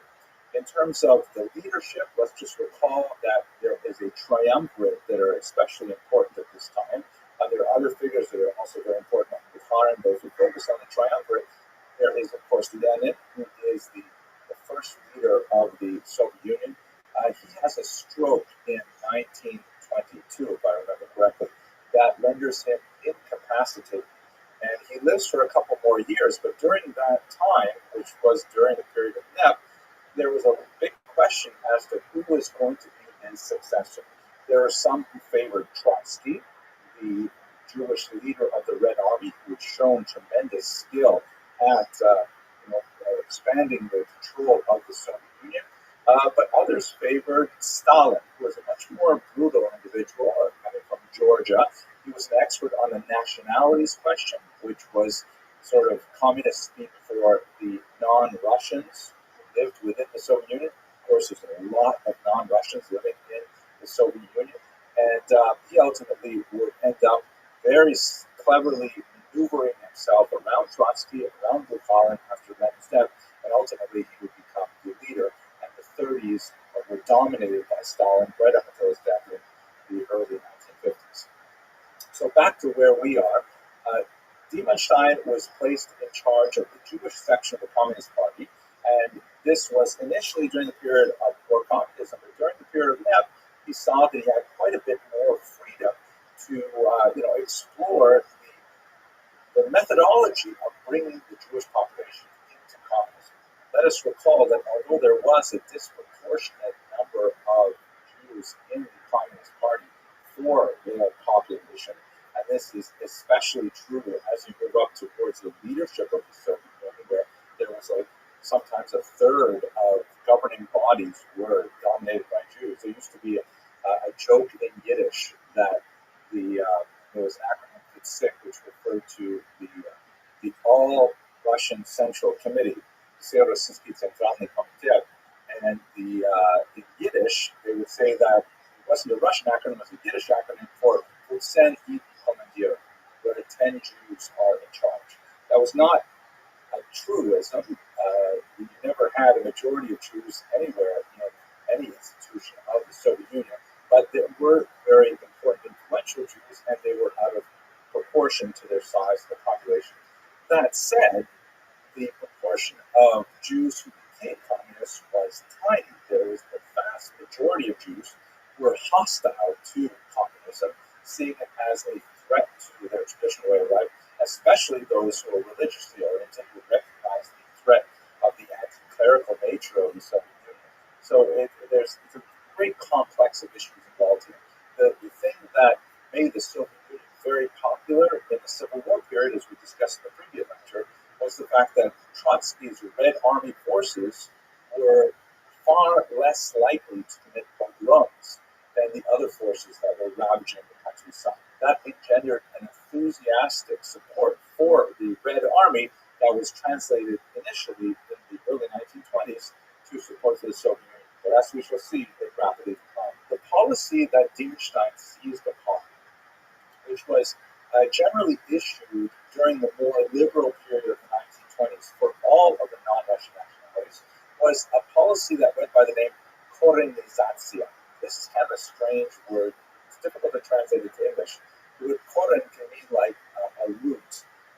And so it can be translated as rootification, roots as in a tree.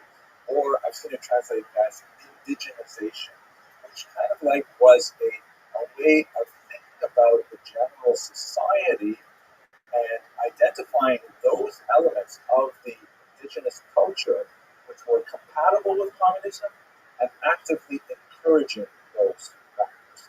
The slogan of the era was nationalist in form, but socialist in content, meaning they could wear their national costumes, they could eat their national foods, they could speak their national language, as long as none of the things that they did or said challenged the economic and political ideology of communism. Right? Nationalist in form, okay, but socialist in content. As soon as they got into things like, a level of ethnocentrism, that would be definitely not socialist in content. If they wanted to defend their national religion, definitely not socialist in content.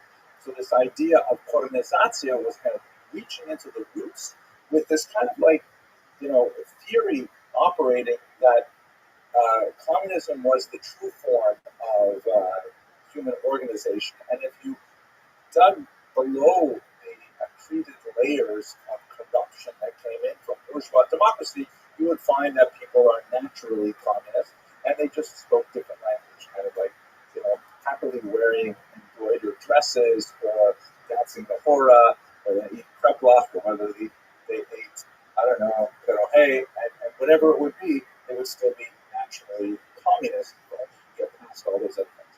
So that's the policy of colonization. And what Dimenstein did was he took that material and he said, let us go to the Jewish people with the authentic element of their cultures and talk to them about communism.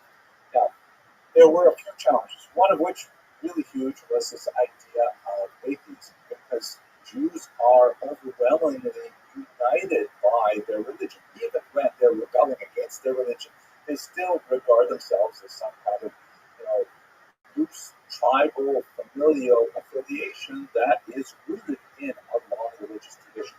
This was anathema to the Soviet cause. So one of the things that the Soviet Union stood up in the 1920s was an institution called the League of Militant Atheists. Sounds almost financial. And this was targeting all religions, of course, not just Judaism. They published this magazine here. This is called Bezbozhnik, which means literally godless. And in this particular anti-Christian image, they're showing obviously Jesus was getting all of the various followers drunk to the point of vomiting, and really trying to illustrate Marx's idea of religion being an opiate of the masses. That religion keeps you drunk, religion keeps you high, and unable to appreciate your true class enemies and things like that. So there was a Yiddish version of Bezbozhnik, and there were tremendous amounts of effort placed in trying to do things, crazy things like rewrite the Haggadah, rewrite the Passover liturgy. They wrote a red Haggadah that celebrated, Stalin and Marx instead of Moses. That Pharaoh was portrayed as the Tsar and all kinds of things like this. And they used the Yiddish language in particular to try and get this material across. Yiddish was considered the true folk language of Soviet Jewish people, even though it's essentially medieval German written in Hebrew characters. But that was the native tongue of like 97, 98% of the Jewish people at the end of the 19th century living in the region of the Russian Empire. And so they said, we'll speak to them and we'll write to them in their Yiddish language. And so there was just a flourishing of attention, lavish, on anything in Yiddish which would be considered compatible with Soviet culture. A lot of money was spent on Yiddish writers. There was a renaissance of Yiddish literature. You actually have Yiddish writers leaving America to go back to Russia because they saw this as a tremendous, culture effervescence. And in fact, the 1920s have been very encouraging that Yiddish would have a tremendous heyday. Now, it was not a normal Yiddish, I have to say, because the more they poked around with it, the more they messed it up.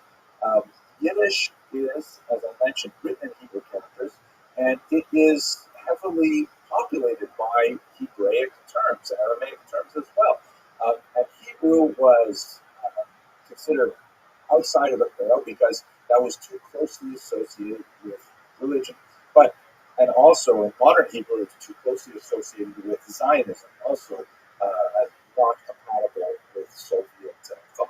So, what do you do when you have common Hebrew words in the Yiddish language, like, for example, chaver is translated into Russian as tovarich, as in English, comrade. How do you, speak Yiddish without the word comrade in the Soviet Union? So what they would do is say, okay, you can keep the word chaver, but you have to write it out phonetically, spell it phonetically, rather than spelling it with the traditional Hebrew spelling. So for those of you who are familiar with the letters, the word for chaver in Hebrew and in Yiddish is chet, bet, resh, 3 letters.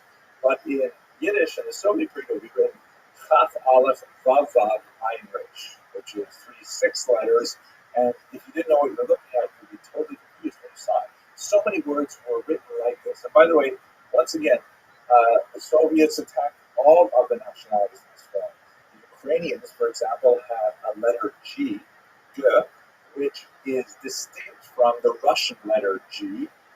And so they actually made the Ukrainian letter G illegal. Used the Ukrainian letter G rather than the letter that looked like the letter H and pronounced it like a Russian letter H.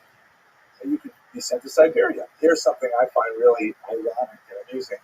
This is the Russian translation of the Hebrew prayer book, the Siddur, which of course would have been totally off limits to these very atheistic Russians. And you can see in Cyrillic letters, it has the large word Siddur, right, the prayer book. And then underneath, you see it has the words Tehillat Hashem, which means the songs of God or the songs of God. And the word Hashem, of course, is pronounced with the letter H. But there is no letter H in the Russian alphabet. So in order to indicate that it should be pronounced as an H, they took the letter G, the second word there, and they added a small accent mark on the tongue. So that you should pronounce this as an H.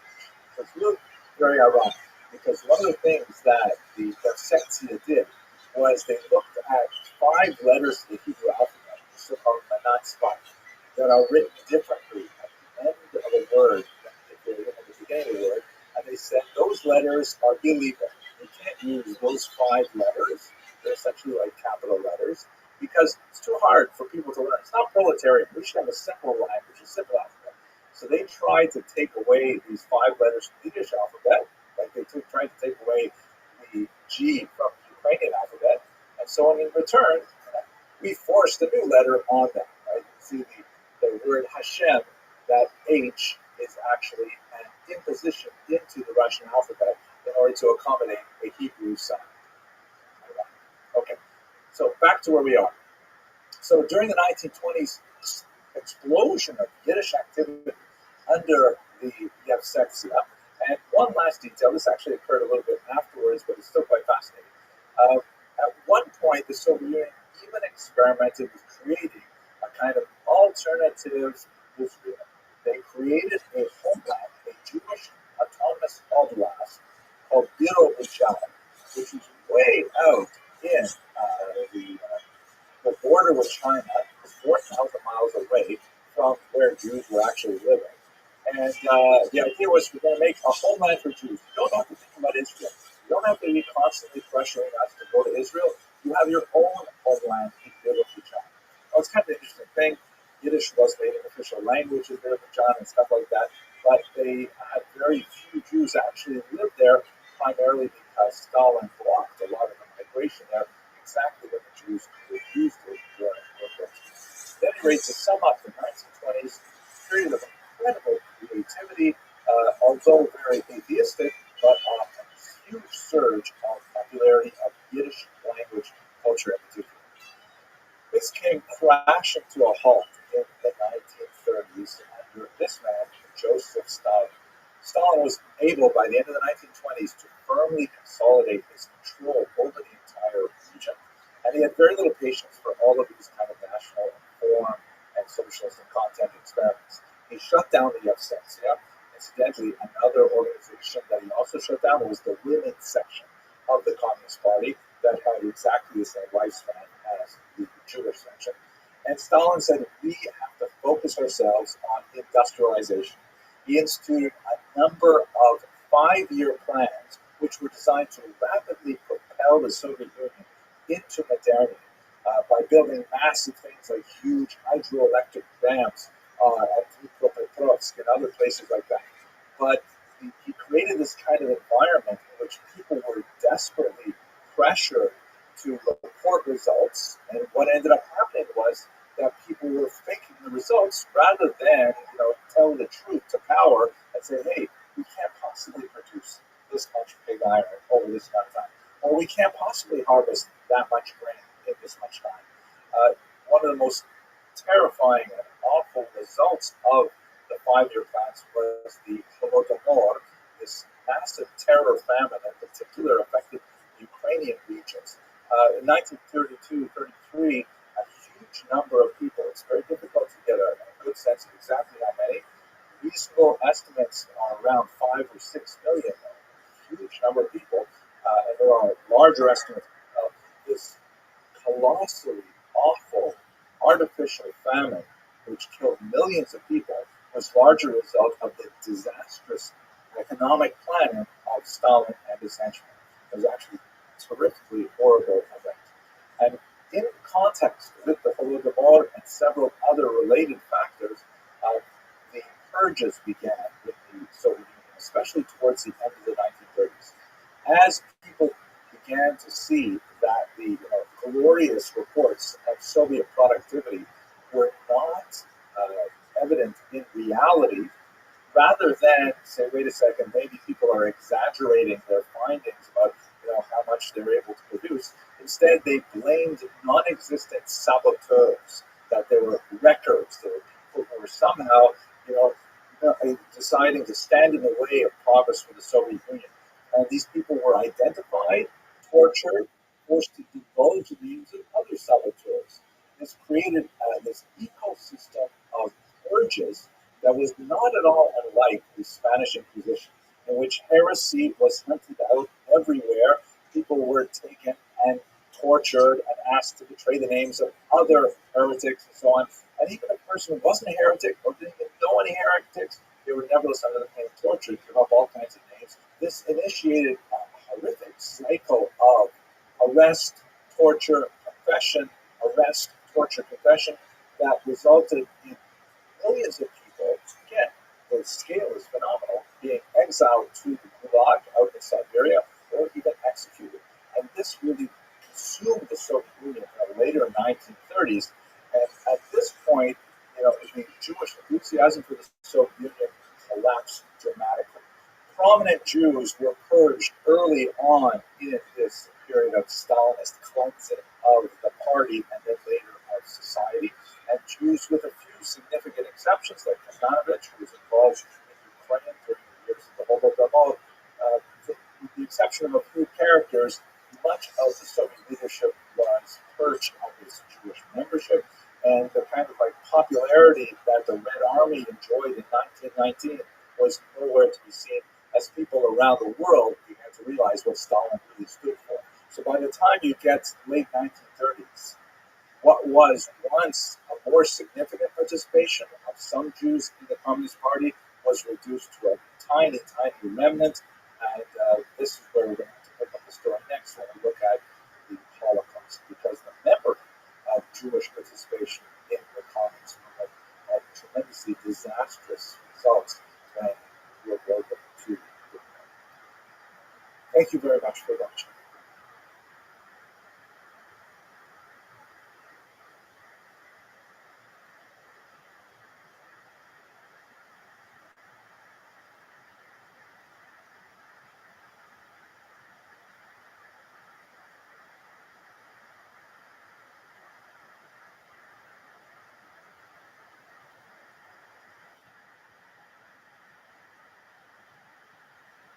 In order to understand properly the relationship of the Nazi occupying forces with the indigenous peoples in East Central Europe, and specifically the degree to which collaboration was prevalent among those populations, it's really important to understand their experience from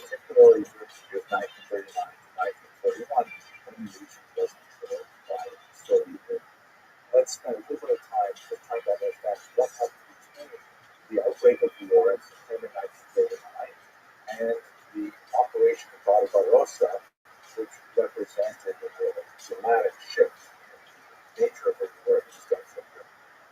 This map shows East and Central Europe before World War I, that is before 1914. You can see that basically East Central Europe is divided between three empires: the German Empire, the Austro-Hungarian Empire, and the massive Russian Empire. As you can see from the slight shading on this map, there is what is Russia proper, which is very deeper red areas, and then there are the newer acquisitions of Russia, particularly the Pale of Settlement region, which is where most Jews were allowed to live. That's a slightly lesser intensity of red. And then Congress Poland, which is a little further to the west. These were all regions under the authority of the Roman Tsars, part of the larger empire. After World War I, there was a dramatic shakeup in these states. If you look at this map, let's zoom into Central Europe in particular, you can see that the Russian Empire is gone. It's been overthrown with some revolutions in 1917, and it's been replaced by the Union of Soviet Socialist Republics, USSR, or simply the Soviet Union. That's shown here in the shades of green. Note that the Union of Soviet Socialist Republics implies correctly that there are multiple republics within this large unity, kind of like the United States of America. Clearly one country, one federal government, but made up of individual republics. In the case of the United States, states, in the case of the Soviet Union, republics. Now, the degree of autonomy of the republics within the USSR was far more attenuated than it is in the United States of America. They were largely puppets of Moscow, but nevertheless they did have a certain amount of distinction. You can see in the center is Vysenushia SSR, which is the White Russian or Belarusian Soviet Socialist Republic, and to the south is the Ukrainian SSR, also part of the Soviet Union. But in the yellow colors, there you see newly independent Poland, and also newly independent Lithuania and Latvia. And just to the north, you see also Estonia is just off this map here. So this new section, these new countries were carved largely from the remains of the Russian Empire, and needless to say, the rulers of the Soviet Union were not pleased that they had lost these valuable European territories in World War I. So we move on from this map. What happens is in 1939, as we explored in our previous video, the Nazis and the Soviets make a pact with each other to invade these regions simultaneously on September 1st. You can see from the right, the Soviet Union invades Poland, and from the left, that is the west, where Germany invades Poland, and they end up dividing the territory between them, as we discussed also in the previous video. Here is a clear map that shows what ended up happening from the Soviet perspective. There's a bright yellow line that indicates the new ceasefire line, new effective border between Nazi Germany and Soviet Union. And you can see these multiple regions that are now annexed by the Soviet Union. They were technically independent countries, but amazingly, in these highly fixed elections, they all voted to join themselves to the Soviet Socialist Republic. So you have North Estonia, Latvia, and Lithuania. These are the so-called Baltic republics. And then you have the western region of Belarus, and you have the western region of Ukraine as well, all joined together with the Soviet Union. These regions were annexed by the Soviet Union in 1939. Now, what exactly did the Soviet Union stand for? What was Soviet? What does that word even mean? And what does communism mean? Let's just take a couple minutes to think about that. So the Soviet Union was formed, as I mentioned, in the ruins of the Russian Empire. The founder was this man, Vladimir Ilyich Lenin, who was a follower of the philosophy called Marxism, founded by Karl Marx several decades earlier in Germany and in England. And it was basically an idea that the real enemies of the working classes are not the working classes of other countries, but rather the upper classes of their own countries. That is, that society was defined by class struggle, class warfare between the elite and the bourgeoisie, and the working class, which are known as the proletariat. The communist slogan is "Proletariat of the world, unite." And working class of the world, unite. It's a very anti-religious movement. They felt that religion was, in the words of Marx, the opiate of the masses. It was like a series of ideologies that was given to the proletariat to keep them in their place, to make them think that they might be suffering in this world, but in the next world they would benefit, and so on. So there's a lot to say about this philosophy, which was called socialism, and then the more extreme form of it, associated then it was renamed communism in 1918. It's also known by the term Bolshevism, which means literally bigness, and it is got that determination because at one point there was a split between two different movements. There were called Bolsheviks, which is the larger party, which is associated with Lenin, and the Mensheviks, the smaller party, that's not really relevant for our purposes. So these terms, Bolsheviks and communists, are basically synonymous. Socialists are a larger class. Many countries, even today, have a certain degree of socialist values because socialism advocates things like, for example, Medicaid and unemployment insurance and universal health insurance, universal education rights, things like that. Those are also socialist ideas, so it's not like socialism itself is such a nonsense idea. But communism takes it to an extreme where private property is considered theft, where all of the basic guardrails of traditional capitalist society are done away with, and it led to disaster in the Soviet Union in particular. But this would take us too far away from our topic of the Holocaust. Lenin was joined by two colleagues in particular. Leon Trotsky from here, very significant because he was Jewish. As I mentioned earlier, the communist movement was very anti-religious, and Jews, although as we will see in a moment, were attracted in some numbers to communism. Joining the communist movement essentially meant jettisoning the Jewish religious identity altogether. They tended to be atheistic in a very intense way. Leon Trotsky was especially famous for being the leader of the Red Army, which was a rather significant achievement for at that time. And on the other side, third figure, the three of them would be intense rivals, especially after Lenin himself suffered a stroke in 1922 and then died 2 years later in 24. Joseph Stalin, shown here, who ultimately maneuvered his way around all of his opponents and had them murdered in many cases, including Trotsky, who was ultimately murdered. He was in 1930. And Stalin became the sole head of the Soviet Union and its longest-lasting dictator. So the Soviet communist experiment was all about putting in place Marxist socialism to share property equally amongst all the people, to remove upper classes, to create a classless society. And in many ways, it has certain kind of appeal, the idea of equality before the law, the idea of people being comrades, družba naroda, the term in friendship of people, the end of anti-Semitism. And ironically, particularly in the early period, the Soviet Union waged a very strong war against prejudice against Jews and so on.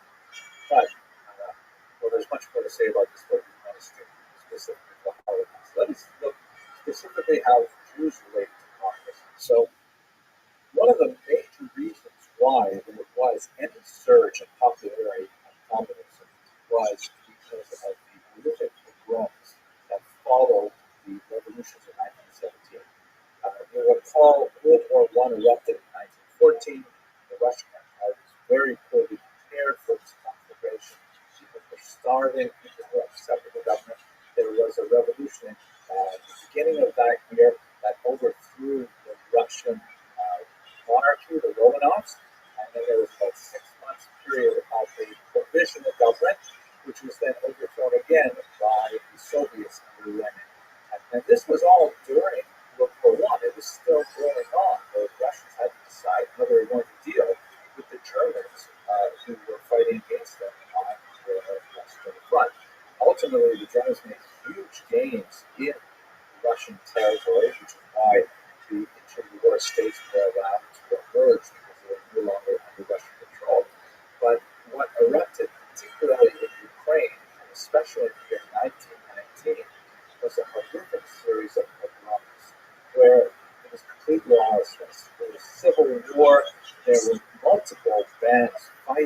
each other in Ukraine, including the Soviet Red Army, the pro-Tsar Russian White Army, the Poles, a group of anarchists called the Greens, and they were all fighting for territory over the course of a bloody year, which resulted in, by conservative estimates, perhaps 50,000 Jews killed.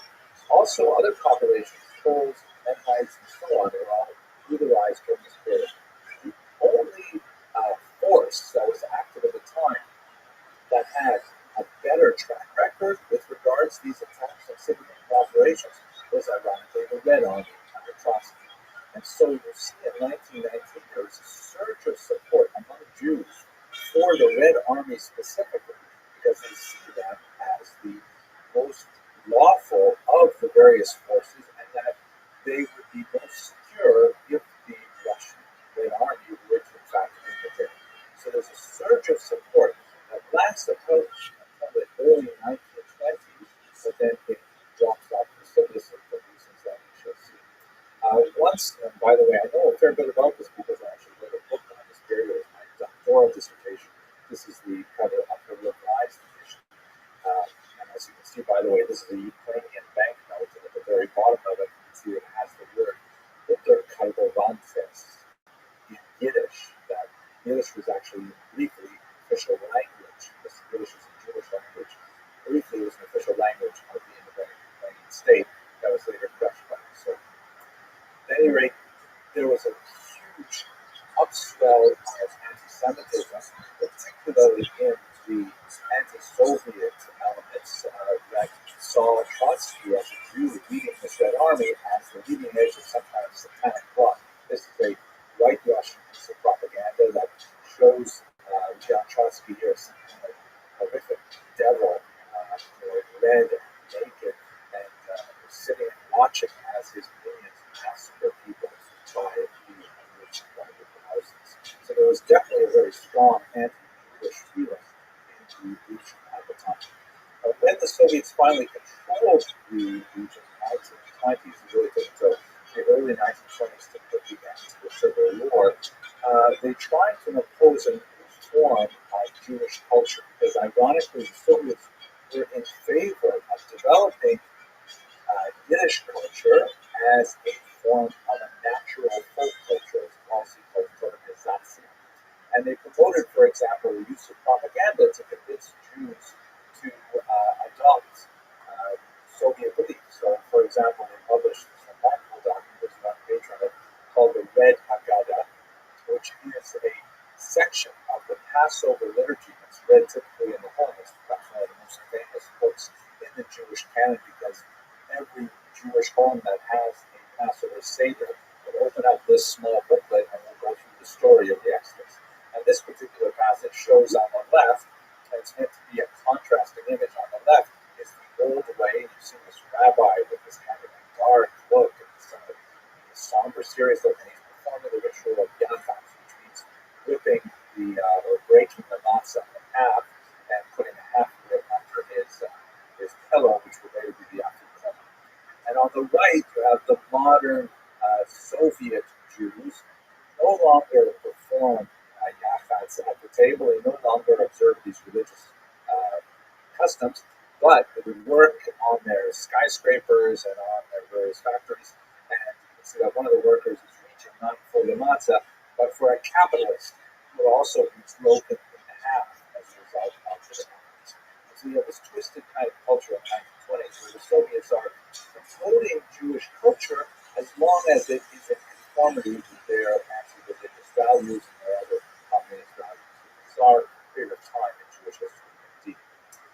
They also, as one final note, a really bizarre moment, the Soviets created, as an attempt to try and compete with Zionism, they actually created a small Jewish autonomous oblast, an autonomous region, way out in the eastern region of the Soviet Union, Siberia, bordering on China. They called it Azerbaijan, and you can see here that on the top of this railway station, they have it written in Cyrillic letters and in Yiddish letters because it was to be a Soviet Jewish Zion, a Soviet Jewish homeland. unfortunately, during the Holocaust, it was closed to Jewish immigration. Just when Jews could have used it the most, Stalin did not allow Jews to flee there, but it exists even to this day. Now, what happens in the 1930s is extremely significant because Stalin, who by this time has firmly taken control of the country, and he has abandoned all of what he considers these silly, petty nationalist plans that he developed for Jewish culture. He wants to build Russia as an industrial powerhouse. And he launches several 5-year plans in which he wants to, kickstart the entire economy and get the entire population working very hard on creating this new Soviet reality. This is, even though Stalin will pass away in the early 50s, his idea of what the Soviet Union should be all about continues to inform much of it right through the 1970s and early 1980s.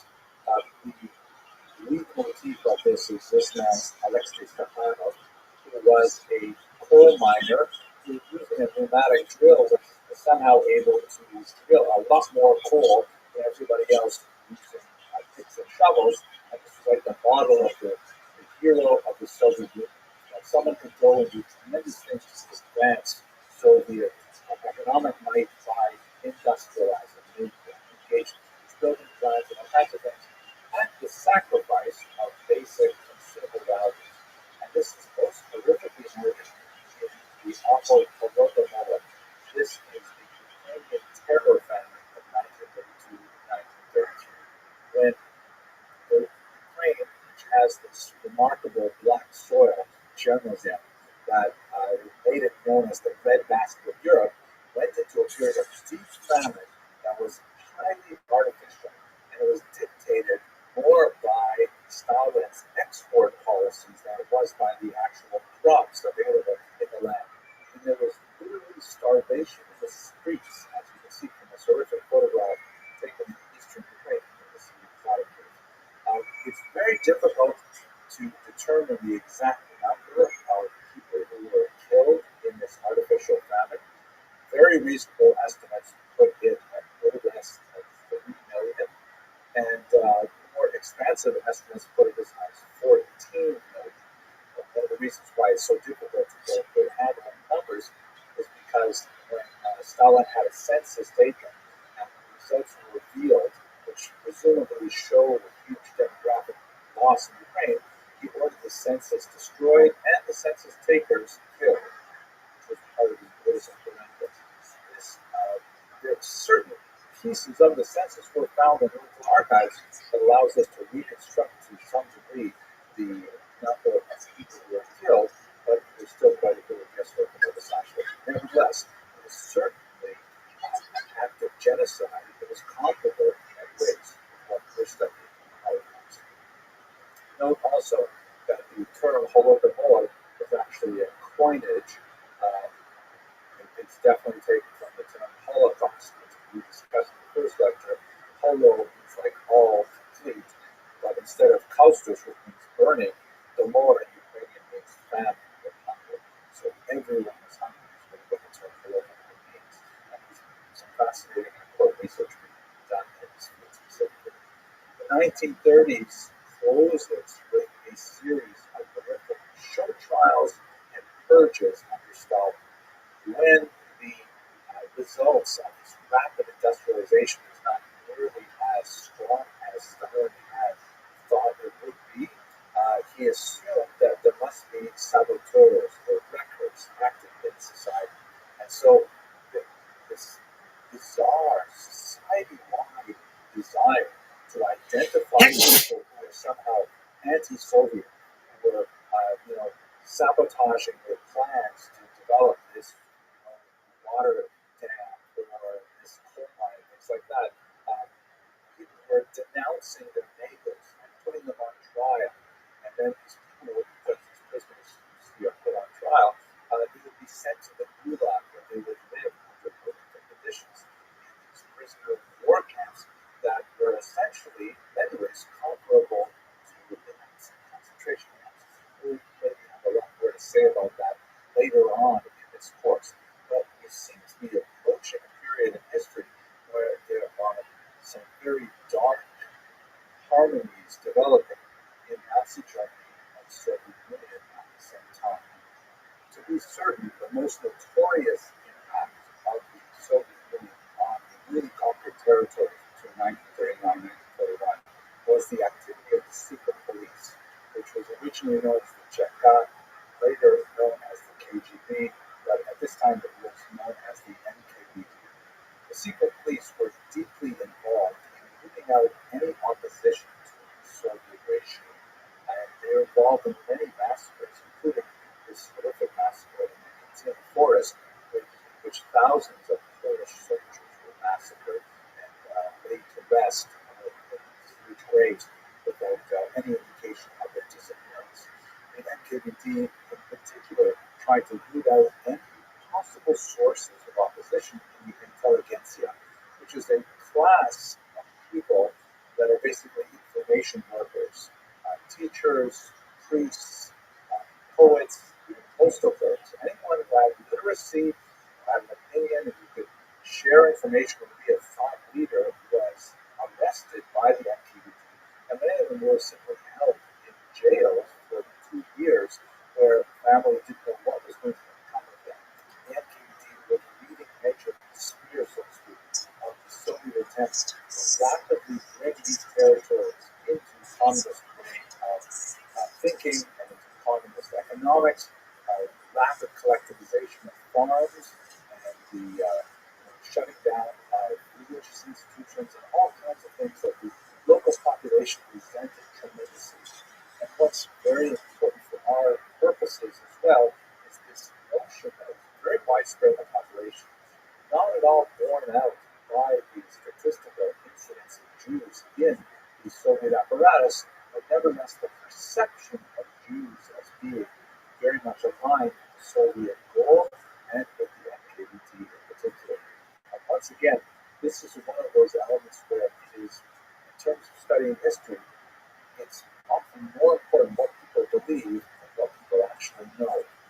People believe that the Jews were very much the motivational elements in the Soviet occupation of these territories, and as a result, there would be a tremendous amount of resentment built up against the Jews, even the Jews who had obviously nothing to do with the Soviets, who were living in these territories before the Soviets came in, that they would ultimately become the brunt of their wrath. The turning point, and this is where we're going to have to leave this particular chapter of the Holocaust, is Operation Barbarossa, which occurred on June 22nd, 1941. It is without doubt the single most important date in the history of the Holocaust. This represents the date when the Nazis broke their treaty with the Soviets and invaded.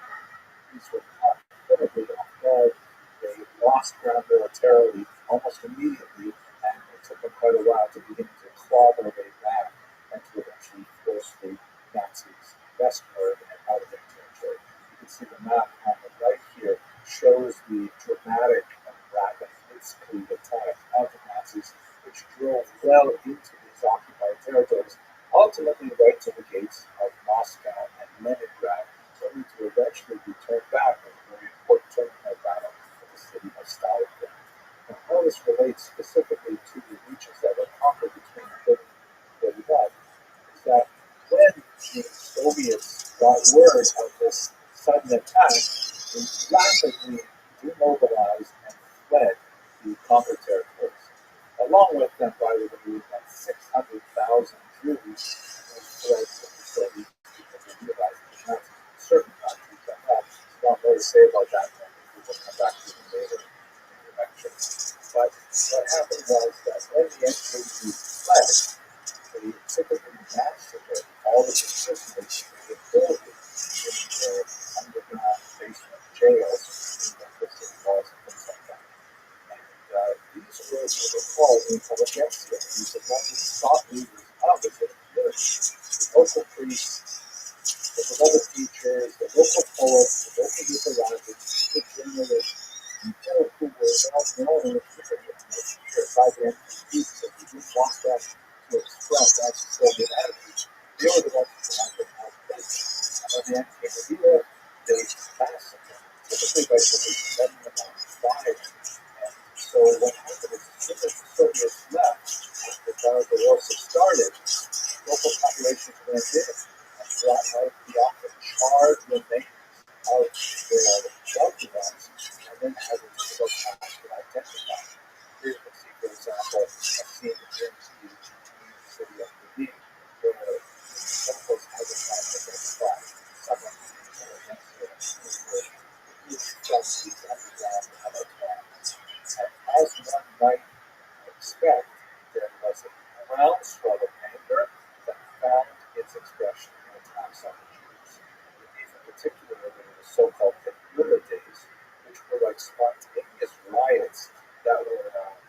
perpetrated against the Jews, a lot of abuse of women in public, a lot of kind of like symbolic abuse where people were kind of in the streets and beaten in the streets and sometimes but this is the beginning of the Holocaust, particularly in Europe, along with the organized massacres of Einsatzgruppen. This is when you see some of the dark stories. Thank you very much.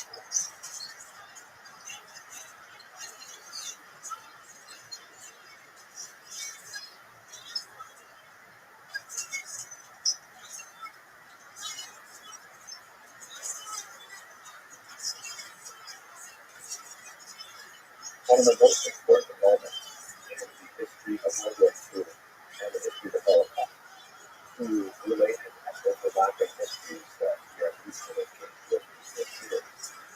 June 22nd, 1940, this is the day of Hitler's betrayal of the University of Stalin and his invasion of Serbia. This invasion, which was called Operation Barbarossa, was also intertwined with his goal to destroy all of the Jews in Europe, which I discussed presently. Here's a map that shows you the impact of Operation Barbarossa on the Soviet Union, showing the Nazi forces led by the Wehrmacht, the regular forces, invaded and penetrated deep with great success into the Soviet Union, which was, according to most accounts, completely unprepared for the Nazi betrayal. So what's especially significant for our purposes is that behind these regular armies of Germany were four special battalions called Einsatzgruppen. These Einsatzgruppen were sometimes border police. They were not comprised of regular troops ready to battle with other soldiers. They were rather poised to destroy the population of Jews, that were living throughout the tiny villages that dotted East India. There were four of these specific units, and I have to share with you that on a personal level, this is one of the most difficult subject for me to say because I just remember A was responsible for most of my grandmother's family. But as you can see from this map, these are the regions that the access to the penetrate. This map here shows you the distance of the medium-sized massacres that occurred throughout the region. It's impossible to put on a map of this scale all of the names of the tiny little hamlets dotted using the road. But basically, the modus operandi of the Einsatzgruppen is they were local squads. They would drive up in trucks. They would drive into local villages.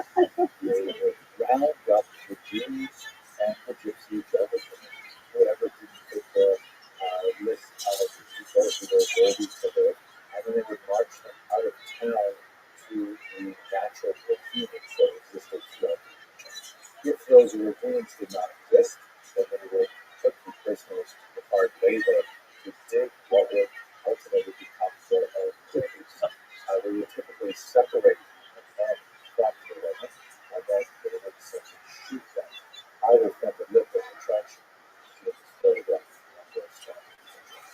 They would then line up multiple rows of trees and shooting, such that they would end their lives falling on top of the bodies. It's also important to note here, though, that the Einsatzgruppen massacres were not especially efficient, especially by later standards of Nazi brutality, because it was relatively easy to escape the Einsatzgruppen. If someone were, for example, feigned being shot and fall in the pit, and then simply remained there, despite having to experience having to run the members of the village fall on top of you. And by nightfall, you can theoretically crawl out from underneath the bloody bush of your neighbors and make it out to the forest, where you might have been part of that. This actually happened to many Jews, especially younger people, who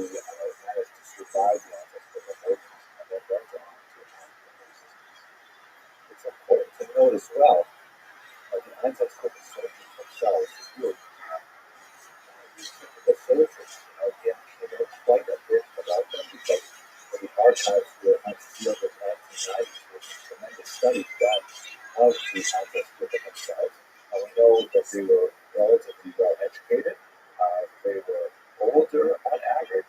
They tended to have humanities backgrounds. Sometimes they were unfit for frontline duty, but they could perform this task very well.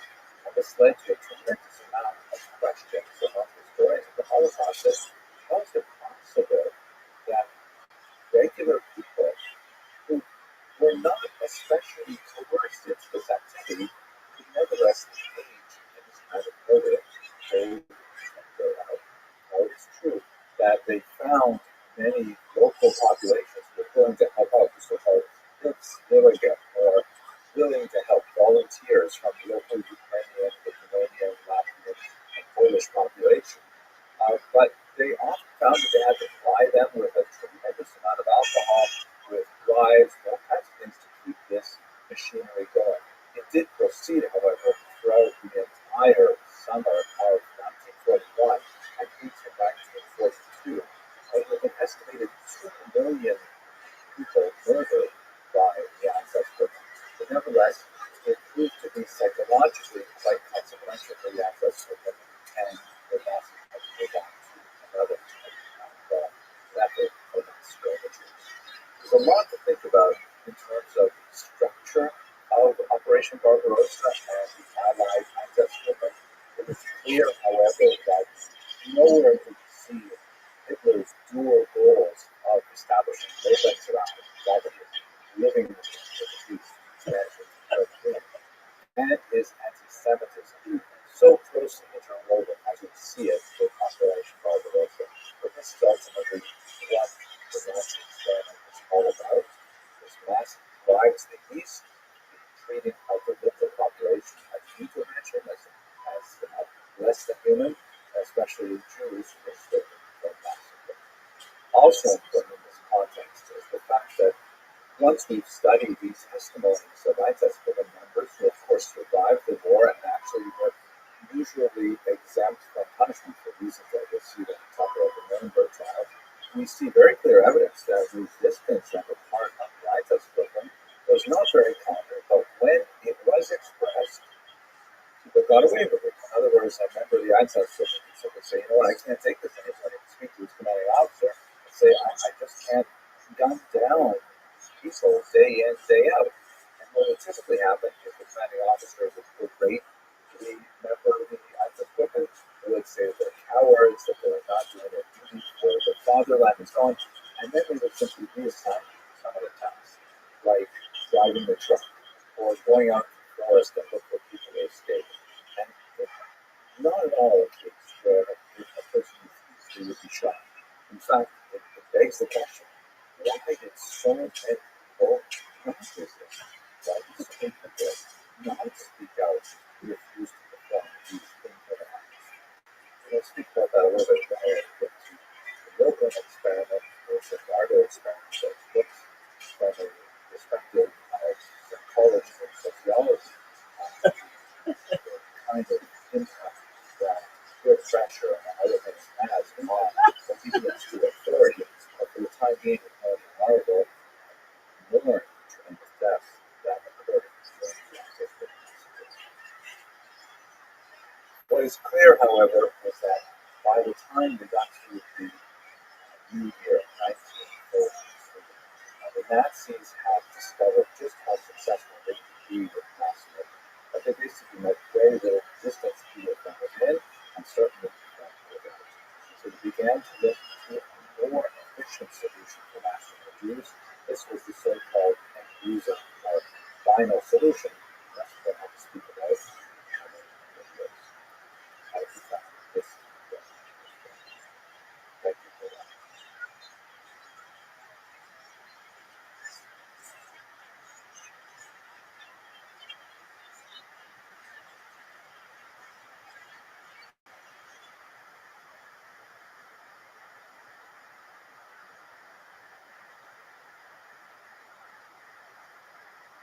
Hello and welcome to another brief lecture on the Holocaust. These lectures are intended for educational content and purposes only.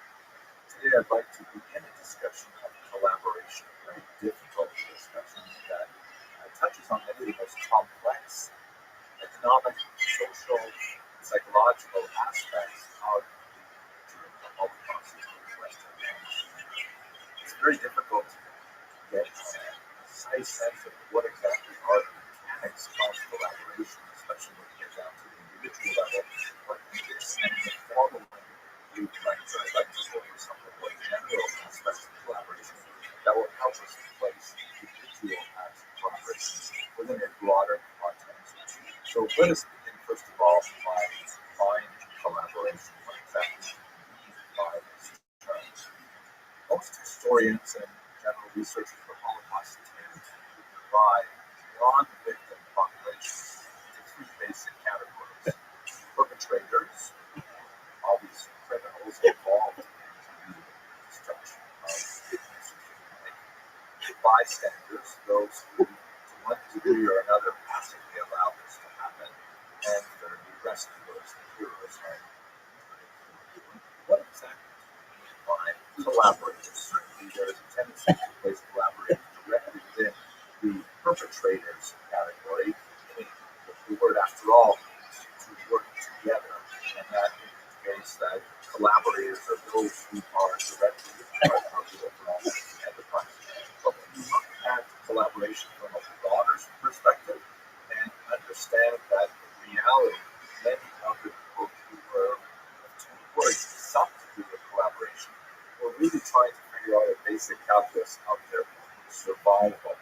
Certainly, there are extremes. It's difficult to understand people who are actively involved in the direct murder of Jews and other civilians as anything but criminals. But on the other hand, we see people such as in this image here are featured in a German propaganda effort to encourage Slavic peoples to make their way to Germany to act as so-called Ostarbeiter, or to contribute to the German war effort, really working in various industries, whether domestic, as you see in this particular image, or more likely various communication factors. On a technical level, this would be collaboration. They are working in concert with the Nazis, but their degree of distance from the actual murder process certainly should mitigate against lumping them into the same category as perpetrators. We see this, for example, in two different categories of collaborators. The so-called Hilfswillige, which means the willing to help population. These are people who are sometimes brought directly into the Einsatzgruppen murders and who actually assist with the actual murder of Jews and other Nazi undesirables in various regions of Eastern Europe. And on the other hand, the Ostarbeiter, mentioned, so-called Eastern workers, who were simply shipped to the West to work in various industries. Furthermore, this is more difficult and complex to understand. Think about things like Judenrat. These were the Jewish councils that were forced to administer the populations of the ghettos. And in many cases, the Judenrat literally had to work hand in hand with the Nazis, obviously under tremendous duress, and ultimately they were sent to their deaths as well. But nevertheless, they were the people who actually executed the Nazi will on the population of the ghetto, right up until deportation, even point of Jewish police force. So, this is one of those situations where obvious collaboration, criminal activity, is something which anyone can see when they look at it. But there are many, many shades of gray that make the relationship of the not directly affected victims of Nazi occupation difficult to classify as collaborators. We see this especially when we consider regional differences. Have a look at this map here, which indicates the greatest extent of Nazi expansion throughout the European theater and also North African theater. You can see that the central region, the black area, is the German Reich, which are regions which were formally under total Nazi control without any significant or local populations acting in collaboration with one. When you move to the west and to a certain degree to the north, regions that were conquered by the Nazis, the Germans were to a large degree quite a bit more tolerant of local initiatives and the local leaders. For example, in what is the free zone of southern France, also known as Vichy France. The French were actually the first to initiate the roundup and deportations of Jews from Nazi without specific Nazi direction to do so. This is especially true considering the various allies of the Nazis, like Italy, for example. They had quite a bit of leeway in their own policies towards the Jews and other oppressed peoples during the Holocaust. This is because the Nazis were largely slaves to their own racial ideology, that the Western European nations, and in particular the Aryan nations and the so-called Northern European nations, were given much more credibility in their own self-determination, in some cases allowed to manage their own government when they were under Nazi conquest, certainly true for forces or countries that had chosen to align themselves with the Nazis. And so they were, by and large, these regions were given much more freedom with regards to the articulation of how they would relate to Nazi policies, specifically with regard to the anti-Semitic policies that the Nazis certainly encouraged, but did not lay down a heavy hand to make sure they were enforced for the early years of the war. Later on in the war, however, there is quite a distinction as many of the Allies begin to get cold feet. Italy and Hungary are excellent examples. And Nazi Germany has to take direct control. Then they suddenly impose their will on the local population, and collaboration becomes much more of a dangerous phenomenon for these local populations. But let us contrast what happens in the western and northern regions of Europe to that of Eastern Europe, in particular the conflict nations of Poland and the Baltic states, and those regions of the Soviet Union that were placed after Operation Barbarossa directly under military command, right, and the Sarayat, the Ostland, and further into Russia itself. Here, the degree of autonomy of the local officials was almost nil. The Nazi military enterprise basically in control of every aspect of society. Summary executions, public hangings in the streets, these were common phenomena in Eastern Europe that were not to the same degree at all in Western Europe in general. Eastern Europe was far more brutal, and the consequences of resistance were far more significant than they were in Western Europe. This really plays into our attempt to understand the nature of collaboration.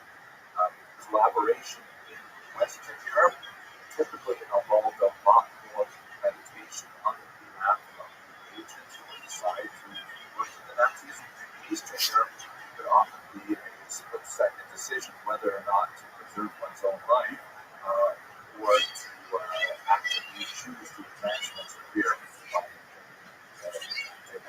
this is a very, very difficult topic that has clearly regional, national implications, and we'll discuss a little bit more in the next part of this video and the following. One other really important factor in trying to understand collaboration is that, besides looking at the nature of the lives of those who choose to collaborate in whatever form, we also have to look at their relationship to the victims. When we think about the Jews in particular, there seems to be a strong correlation in many regions between the degree of assimilation and acculturation of the Jewish community and the likelihood of local populations to be engaged with collaborative activities. The Nazis ultimately resulted in mass murder of Jews.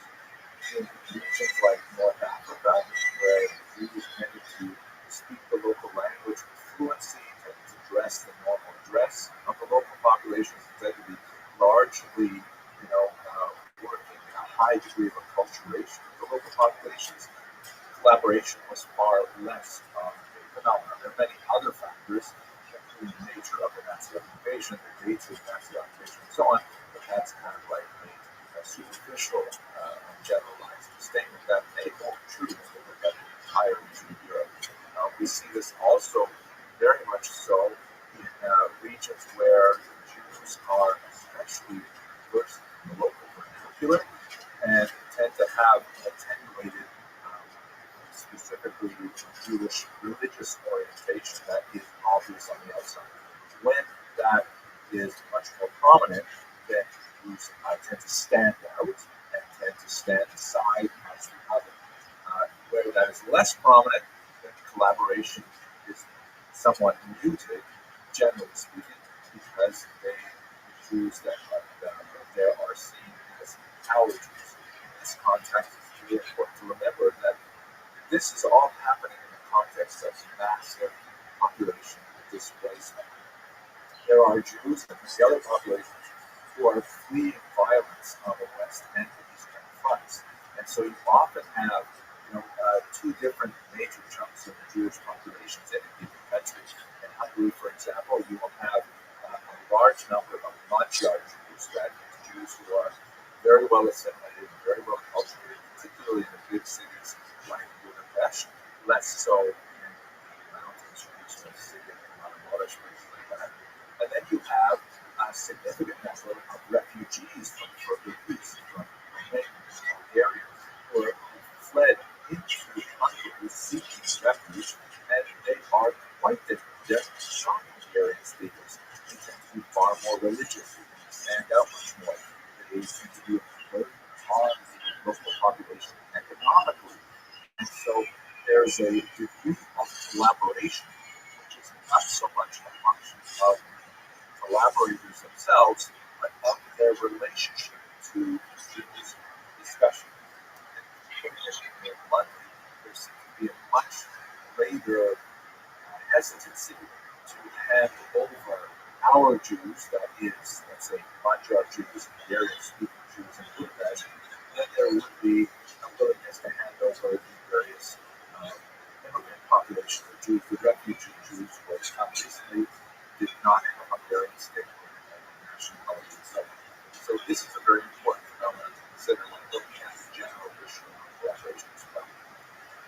Let us stop here, and in the next video I'd like to look with a little bit more detail at Eastern Europe and some more complex issues that we have to grapple with.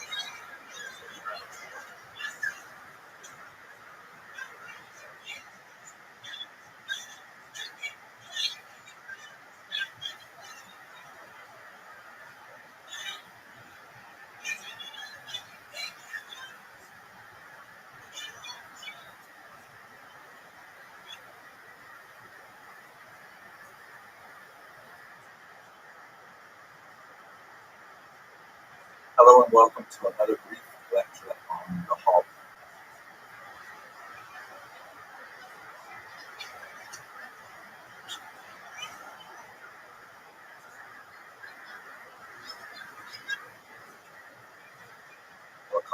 These lectures are produced solely for educational content and purposes.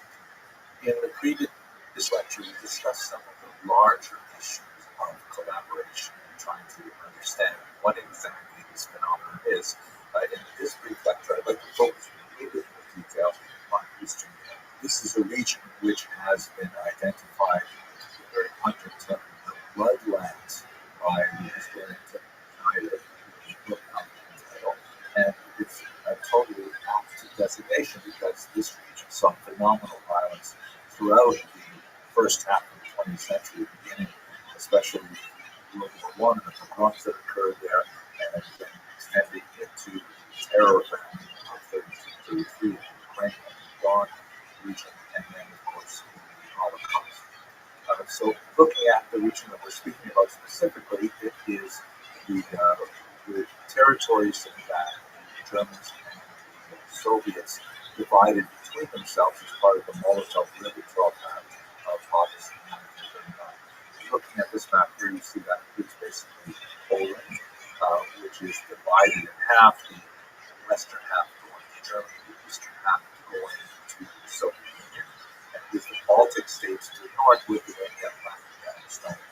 Many of the things that we discussed in this video also applied to the military control of the Soviet Union that would be extended over these regions and further into the Soviet Union once the Nazis advanced in 1941 with Operation Barbarossa. Here is the map of Operation Barbarossa, which describes how the Nazis essentially double-crossed Stalin and their erstwhile Soviet allies and advanced into this region and really make a deep penetration into Europe and Russia, coming to the very gates of Leningrad and Moscow, and focusing their Nazi view out the local populations there, effective June 22nd, 1941. Here is the map which we saw in the previous video, which helps us understand exactly how these populations were distributed. The region that's in black here that's called the general government is directly under Nazi control, but it has a slightly different administrative designation to the two Reichskommissariate, which basically comprise parts of Belarus and Latvia, Lithuania, and Estonia, and then the large chunk of Ukraine, which is also under the Reichskommissariat, and then finally, immediately beyond those two territories, the expanding region of military administration. So really, what were the factors leading to collaboration in these regions, in particular, the so-called bloodlines? One factor that is especially complex and requires quite a bit of analysis is the openness that the Nazis showed, especially from 1943 onward, is the willingness to adopt Slavs into Waffen-SS units. This was quite a surprising development in many ways because the Nazis, as we mentioned many times, were slaves to their racial ideology, and they viewed the Slavs as significantly subhuman. One of the officers of the Reichskommissariat once said that the Slavs should only be called upon to do three things. One, to know their names. Two, to learn to count to 500. And three, that obeying the Nazis is a divine privilege. So the idea that they would actually bring local units together out of Slavs was quite a bit of a switch in policy, especially calling them SS units, because this was a designation that was typically reserved for the elite. The term Waffen, however, implies that they were intended for military purposes rather than for secret service purposes, although they were headed up, as you see in this image here, by Heinrich Himmler, who the head of the Gestapo, who is here seen looking at the Galicia division, one of these Waffen-SS units that was formed in Western Ukraine. So it's a major turnaround for Nazi ideology and policy to bring these people into military units, but it's not actually that surprising when you look at the date that it began to occur. It's especially connected with the reversals that the Nazis were experiencing on the Eastern Front. Ultimately, that would be a major downfall for their military endeavors, together with the Allied invasion of Normandy on the Western Front. The Nazis would ultimately be crushed between the Red Army and the Allied armies on the other side of it. So therefore, the adoption of these military units was, on the one hand, a wise military tactic, but on the other hand, a step back from their racial ideology. Now, when we think about these units, normally the term SS immediately implies, as it did at the Nuremberg trials, a collaborator of the highest order. In fact, in the central circle of those who were architects of the Holocaust. But can we say this about these very hastily put together units and their motivation? We don't know a tremendous amount, actually, about their motivation vis-a-vis Jews. We could assume that they probably entered the same attitudes that we've seen of hostility to Jews, largely because of the perception that they were allied with the communists. But that's really the key point to understanding these groups. Were they considering themselves fighting for Germany, i.e., an actively collaborationist model, or was their principal motivation the opportunity to fight against the USSR? Recall that with Operation Barbarossa, the Nazis liberated these local populations from the Soviet dominance that they had experienced since 1939. That was 2 years of incredibly brutal communist power that involved the arrest of their intelligentsia, that involved the rapid communization of their economies, involved a very, very strict adherence to the notion of enforced atheism, right? The League of Militant Atheists was very active. Churches literally blown up.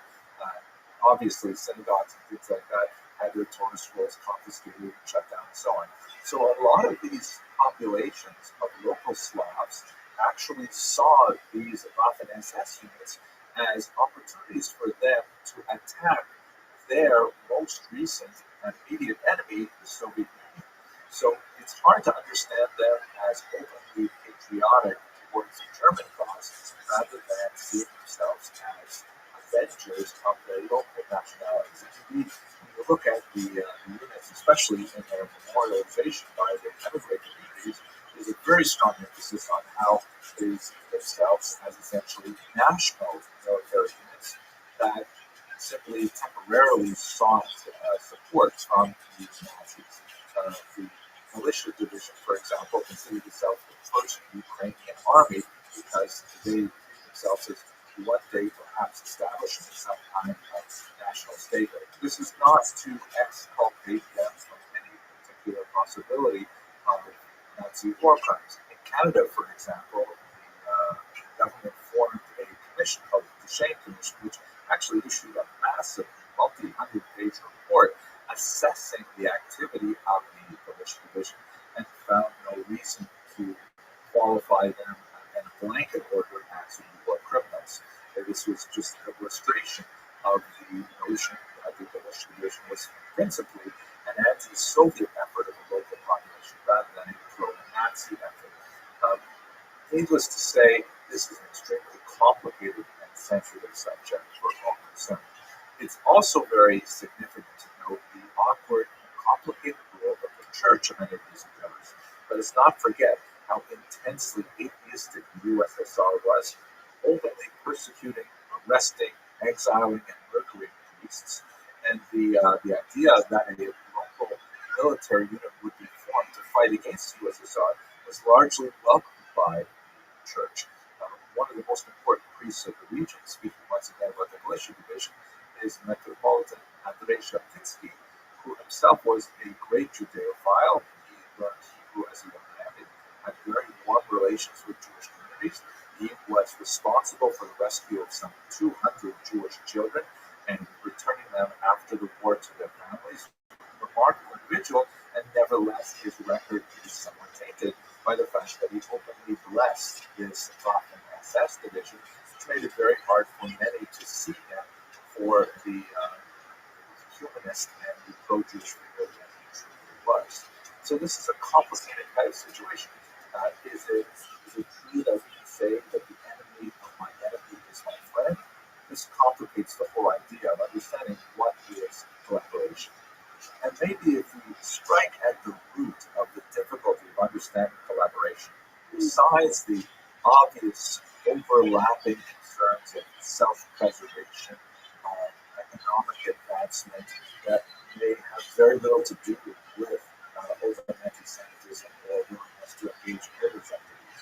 Perhaps one of the most important things to understand is that, the many peoples from the bloodlands all consider themselves victims. The Ukrainians and the Poles and the Lithuanians and Latvians also consider themselves victims, not precisely in the same way that the Jews and the Roma, for example, consider themselves victims, but nevertheless, they do see themselves as set upon by both the Nazis and the Soviets. Not necessarily to the same degree of genocidal intent, but nevertheless, they have a legitimate argument to make that they also share in victimhood. You see this horrific image from the United States Holocaust Memorial Museum. Polish babies, the same that happened with Ukrainian babies as well, were regularly selected for their racial characteristics and shipped off to Germany to be raised by foster families.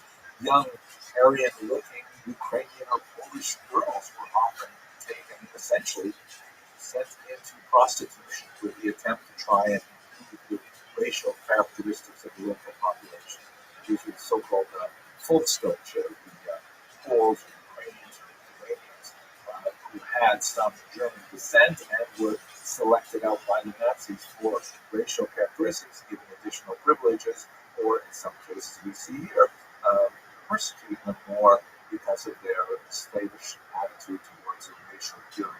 So a lot of the local populations viewed themselves as victims as well as the Jews, and saw their actions as entirely justified with larger complex factors. This topic of collaboration is indeed one of the most difficult topics of the Holocaust, and has some of the longest lasting repercussions as societies attempt to emerge from the ashes of a terrible era. On the one hand, when one sees an active, inveterate anti-Semite who enthusiastically joins with the Nazis to engage in murderous activities, it's very easy to label that as war criminality. But on the other hand, you see a tremendous grayscale of various smaller acts of collaboration, which can easily be understood to some degree as self-preservation, as an attempt for economic advancement. And one wonders, where exactly do we place the line between criminality and reprehensible conduct and understandable human weakness? These are very, very difficult topics. I hope that these two videos help illustrate the complexity, and I look forward to speaking to you in the course. Thank you very much for watching.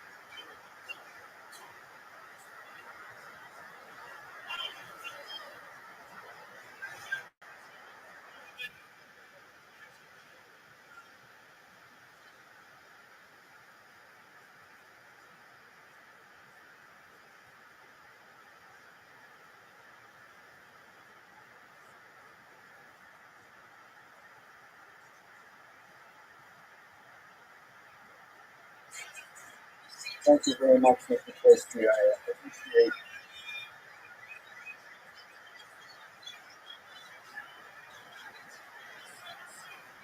the offer from Dr. Peters and from the university to address your audience on this occasion, even prior to the holiday of Passover. And I have to say that I put a lot of energy into this presentation, primarily because my main area of specialization is history. I'm much more comfortable dealing with things that have already happened, that are firmly located in the past. But over the past 6 weeks, it has been possible for me to concentrate on the past because I keep being drawn into the future and into, unfortunately, the present, which is so terrible in Ukraine. So my goal for today is to speak about Passover and to speak specifically about the refugee experience connected specifically to Ukraine. This conflict may be a little bit more personal than most of my talks, which I hope to make clear shortly, but it's one that I feel very strongly about. So let me begin by looking at something like personal. I was asked to say something relevant to the holiday of Passover, and of course this holiday commemorates the Exodus, the departure of the Jews from Egyptian servitude. And one of the concepts that is repeated so many times in Jewish thought, it is noted no less than 36 times in the Bible, according to some counts far more than 36 times. But basically a demand that the Jews recognize the suffering of the stranger. Here's just one example of the many verses that underline that particular concept. Let me read it in Hebrew and then we'll look at it in English.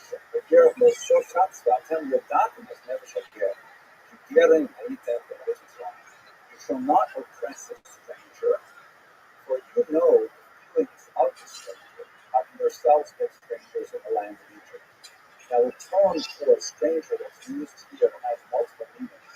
It is related to the word rakur, which means to dwell or reside.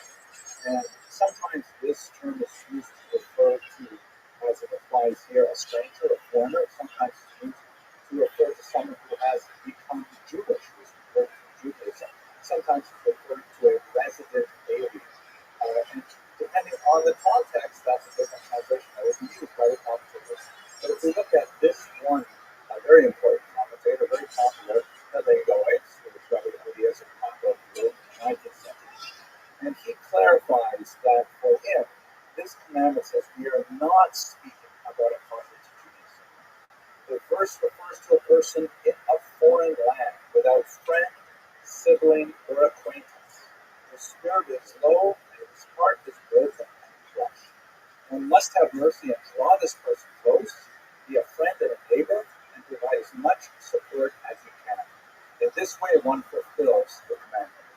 So obviously, in the context of the Passover Seder, as Jews around the world will gather with their families, contemplate the meaning of freedom and the meaning of displacement, and hopefully identify with the displacement of others, that is, according to Rabbi Papa of the Paleoids, how they will fulfill this commandment. Now, when we look at it in our specific moment, we're not talking just about Jewish refugees, of which there are many from Ukraine. There are a lot of different counts of how many Jews live there. A conservative count says there are about 40,000 Jews who self-identify as such. There are about 90,000 Jews in Ukraine who are not necessarily connected to that core population, but nevertheless are, if you were to ask them, they would then see that they would say they are in fact Jewish. And maybe as many as 200,000 people who are on the fringes of the Jewish community, perhaps with partial Jewish lineage or married to Jews. But we're talking about a very large number of Jews. But the main issue, of course, is not the Jewish refugees, but a far larger group of Ukrainian refugees. This is actually one of the most colossal refugee crises in history. You have a look, for example, at this report that just came out recently from the United Nations report on migration. There are about, as of April 1st, 7 million who are internally displaced within Ukraine, meaning they have not left their country, they have left their homes to other regions of Ukraine, particularly towards the west, where there is less shelling and less danger. And there are 11 million who are total displaced, which means they've actually left the country. That means there are about 4.1 million Ukrainians. Roughly one quarter of the entire population of the country is now out of its boundaries because of the fear of the war. It's an absolute mind-boggling number. Try to put that number into some context. Just really think about what William Faulkner said in 1951. He said, "The past is never dead, it's not even past." Meaning, people like to say that history repeats itself. Some people work with another quotation that it doesn't repeat itself, but it rhymes. But we are still living in an extended 20th century of egregious refugee crises. The example, let's just think about what this means in context. The estimated number of international refugees after 6 years of World War II is 40 million. That's a conservative estimate. Liberal estimates go all the way up to 60 million. Ukrainian refugees have reached 4 million after only 6 weeks. An absolutely stunning number of people displaced, tremendous human suffering as a result. This is the 8th largest refugee crisis in recorded history, and unfortunately the 3rd largest in the 21st century. If you look at these numbers in one other way, look at the scope and speed of it, you were to calculate the number of refugees per the month of conflict, we're just 6 weeks into this war, and you can see that Ukrainian refugees are off the charts. Far more refugees displaced in a far shorter period of time than either in World War II or the partition of India, which was also a tremendous crisis in 1947. So we are dealing with a colossal crisis that boggles the mind and demands a response. What I would like to do over the next 40 minutes is talk a little bit about the specifically Jewish aspect of the experience of Ukraine, and to understand a little bit about what that might mean for Jewish responsibility to fulfill that commandment, of how Jews might fulfill that commandment of considering the stranger. But I want to get personal for just tell you a little bit about my own connection to Ukraine, because I think it's relevant for giving you a sense of how strongly I feel about this. This is a photograph of my father's parents, my grandparents, Polly and Alex. It's dated circa 1932. They lived in Northern Ontario, Canada. This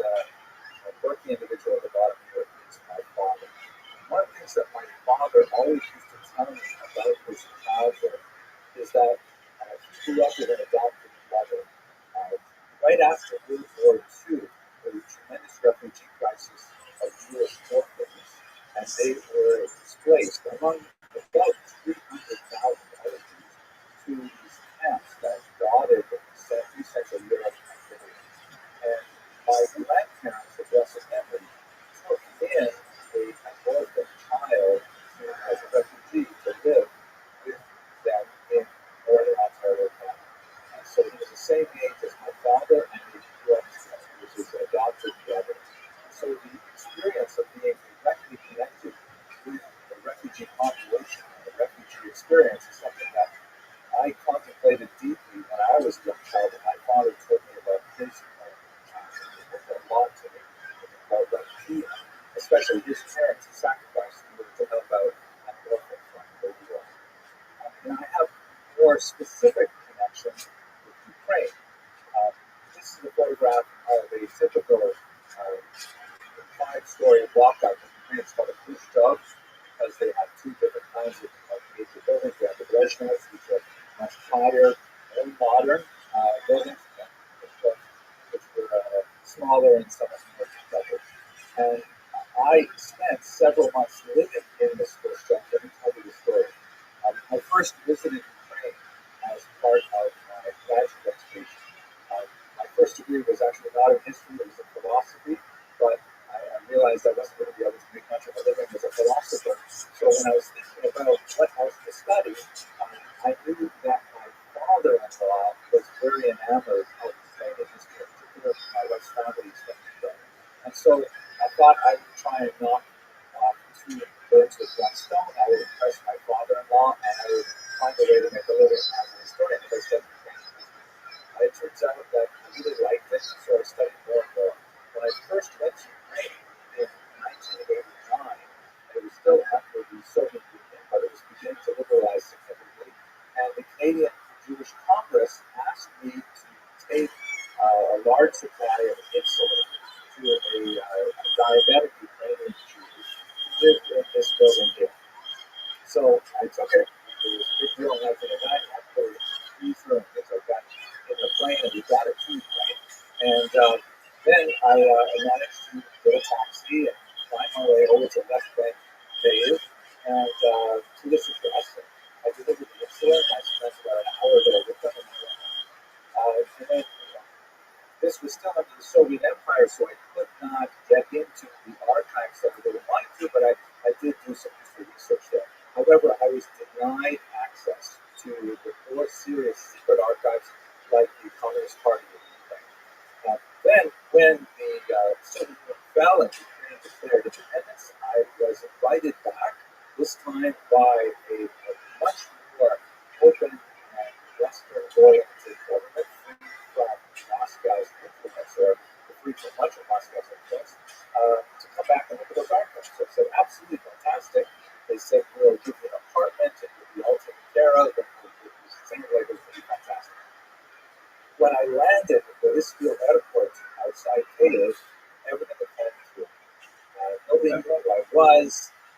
The people who were in charge had fled for various reasons, and I was completely alone in a strange city with a pocket full of Canadian cash and no idea where I was going to spend the night. I didn't have a hotel reservation. I was supposed to be a guest of the Academy, and I really didn't know what to do. The sun was setting. There was a lot of road criminality going on. The mafia was very strong in the early months after the collapse of the Soviet Union. So I got in a taxi. I knew that this building, this is the only person I really knew in Kyiv at the time. I knew this building was somewhere in the left bank of the Dnipro River. I could take me to that region. I drove around for about half an hour. Thought I recognized this. And sure enough, I went in. I went up to the right floor. I thought it was. I went up to the right door. I thought it was. In fact, I knocked on it. Jenny had to have some answer the door. He was home. He was, thank God, the same place that I visited originally. And I ended up staying there for several months. Even after we were able to work out where I was supposed to be and what my living conditions were supposed to be, I simply asked that all the funds that the Canadian government had allocated for my trip be directed to the ROTHSCHILD, so they were able to get a windfall, but I lived in their tiny two apartment for several months as I did my research. Here's a picture of me with Evgeny, and believe it or not, I'm the guy in the back there with the dark hair and dark beard. And you'll see that we're in some beautiful 19th century mountains. And Evgeny's grandfather was the shamus of the Shul in Kiev. He was sort of like the sexton of the synagogue. And when the communists came in 1917, 1918, he hid all of the holy books, and he preserved them until his father, until Evgeny took over. So their house was filled with wonderful books about the 19th century books. It was absolutely gorgeous, and we would spend time studying them.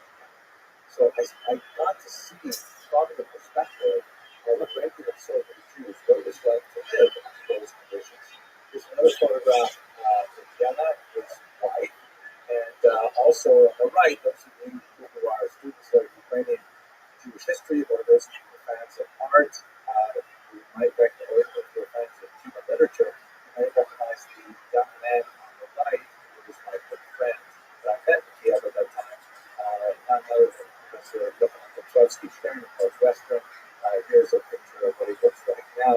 He's kind of mastered this living him since I knew him then. But our first associations were in the Nazi Bible.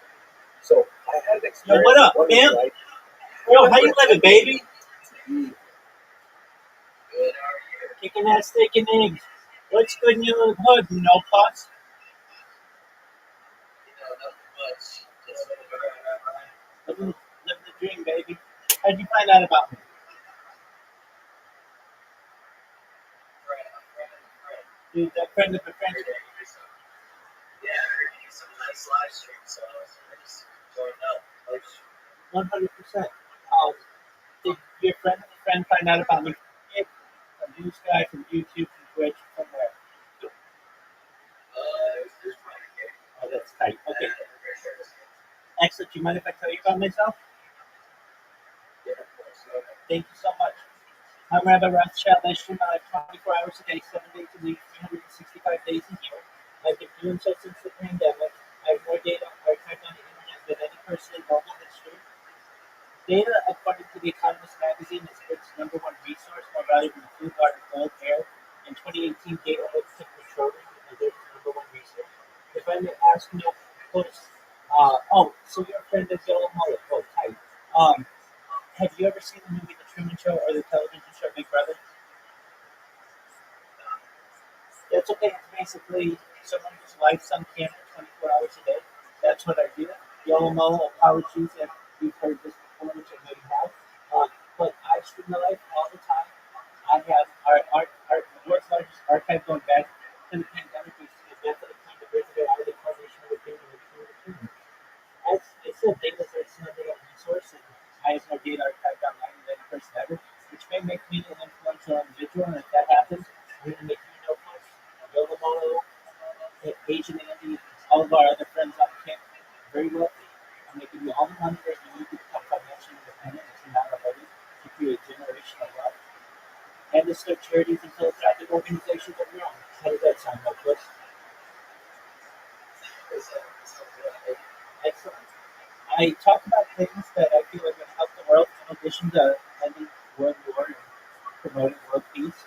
I'm an advocate for ending world hunger through the use of technology such as agricultural zones, floating greenhouses, saltwater greenhouses, things like vertical farming, things like hydroponics and cloud seeding. I'm an advocate for ending world. Go ahead, Victor. What's a floating greenhouse? That's a wonderful question. Excellent. So it's basically a greenhouse that you put on water where land is scarce, that floats, and is able to produce food for the neighboring environment.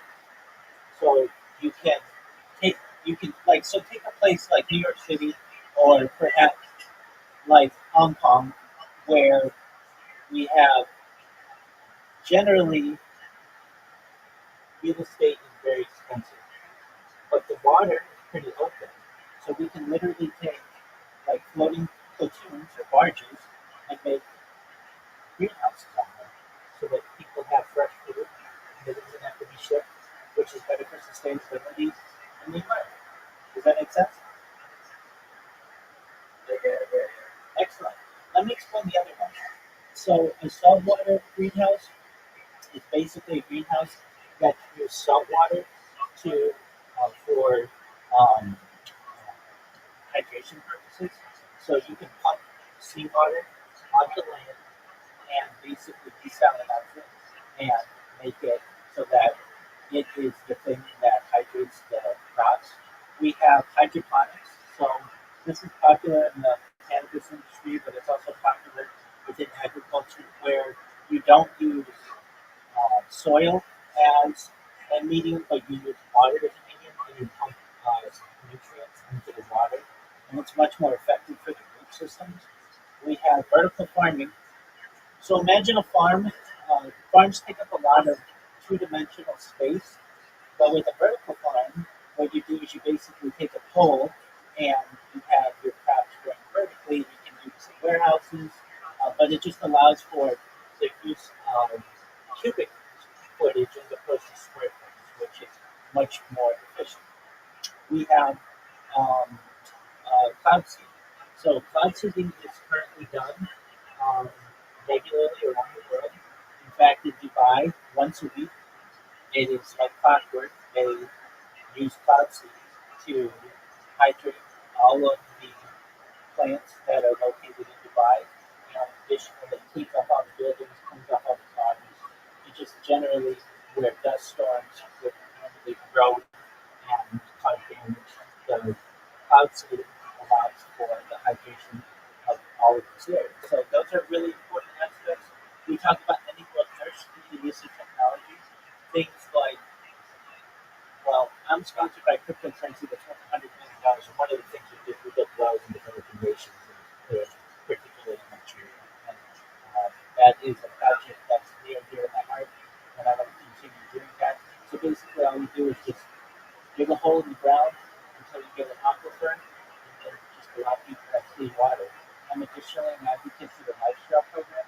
People don't know, but it's basically a type of straw that you can use in contaminated water and be able to suck through it, and it allows you to get water anywhere in the world where there's liquid water, even if it's contaminated. It just has a filter system, and then most importantly, desalination technology, where we pump rich seawater onto land to make it drinkable. So what does that mean? Essentially, the Earth is two-thirds water, so we shouldn't really have an issue with the lack of water. It's more about the location of where the water is. So we take essentially big pumps of seawater through them into a desalination plant.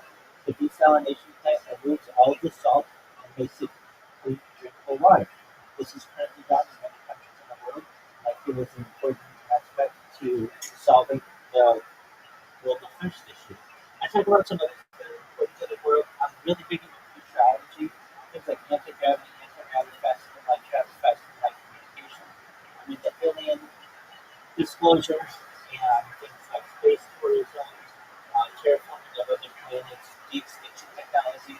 People don't know this, but the first successful de-extinction took place in the year 2003 with the Pioneer Ibex, which was a boat located in northern Spain, southern France.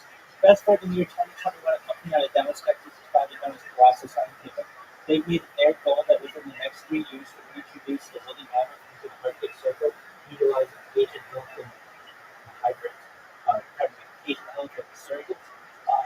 They have already introduced, this company's already introduced the dire wolf, 3 of them, Joe Rogan Smith them. They're located in Texas. Following the reintroduction of the woolly mammoth, the company wants to reintroduce the Tasmanian tiger, followed by the dodo bird, which I just think would be really exciting to see and to be able to document.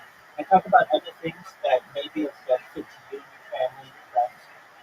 Everything that I talk about is with your consent, but I talk about things like life extension technology. When you were born with us, the average life expectancy for you is probably about age 80. I would increase that to age 100, 120 if you want to, the use of technology such as oxygen therapy, geothermal stem cells, cryogenics, things like perhaps conversion therapy, post-shock therapy. Like, you may eventually get to be 120 years old, and you may say, Rabbi, everything that you said came true. Everything that you said to Yomoto,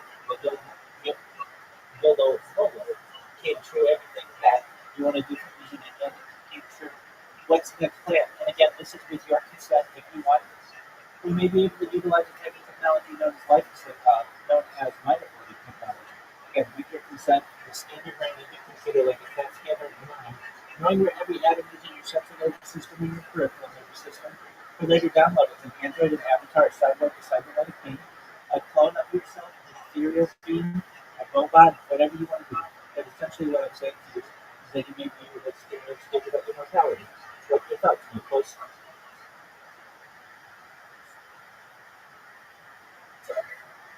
We can think, I've never thought of that. I never knew that existed, but that'd be a great question.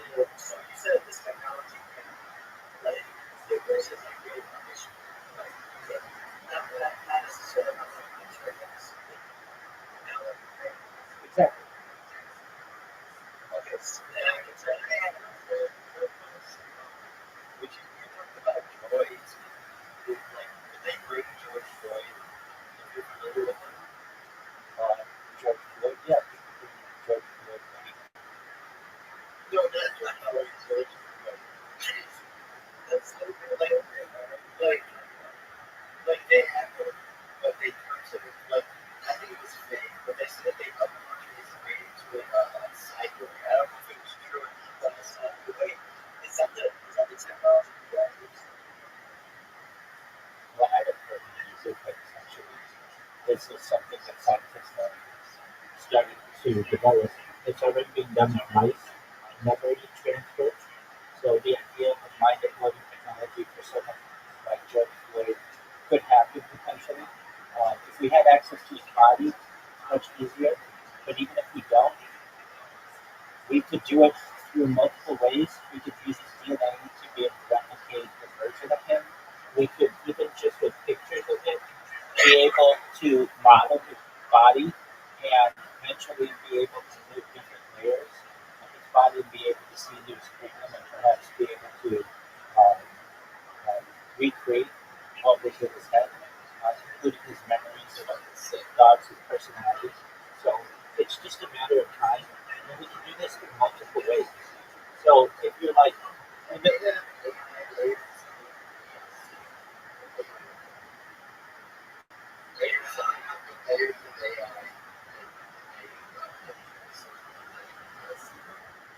So essentially, this you said they're doing it on ice cream. yeah, so they take mice memories and they're able to transfer them from one mouse to another. So with the license not sure. They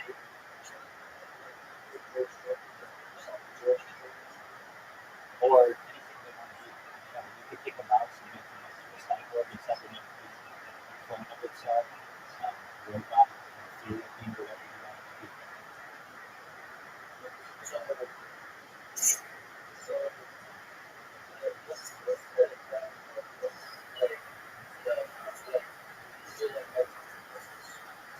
So there are consequences of every action. It just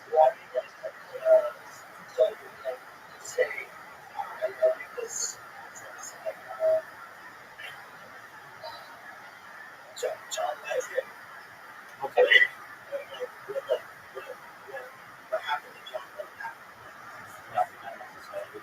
You'd have to be on the same timeline. You'd have to be outside the Dakota and get shot. I was hearing something too. This kind of because they were using an alternate power. Like they have, like they would they would they found a way to they were like places like in the states, and they found a way. I don't know if it's true. I heard it. To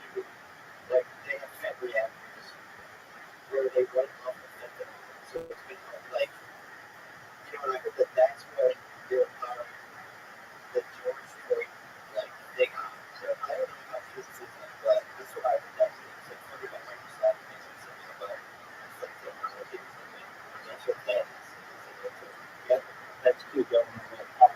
I can tell you that fentanyl is a really powerful in comparison to carfentanil. Carfentanil is what they use as a painkiller in elephants. So if anything, why use fentanyl when you can use carfentanil, which is like 1,000 times stronger? Art, what is it? Yeah. Is this like, is that the same? Is it like the same? I believe it's so much longer, but it allows for much more relief. It's really only used by veterinarians, not large game like elephants, rhinoceroses, buffaloes. Is it like cat? It's much stronger, much stronger.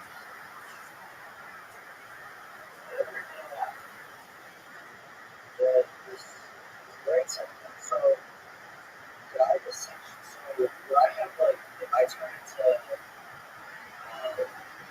like this, like, do I like possess the same things that they thought of, or do I keep the same like conscience and like, or just put two?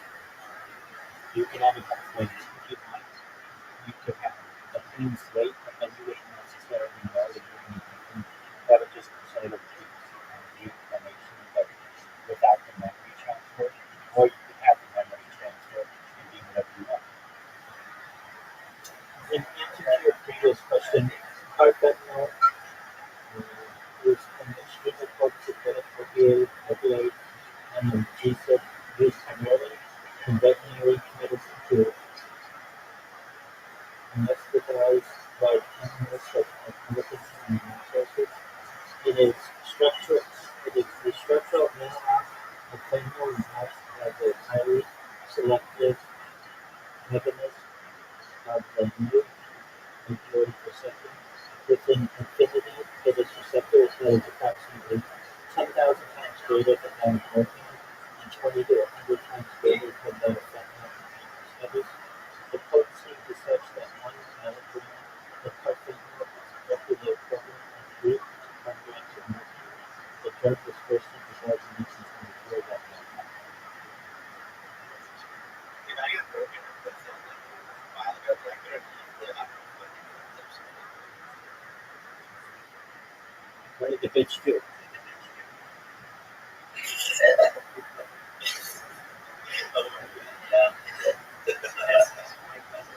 Are you serious? What a dirty hoe.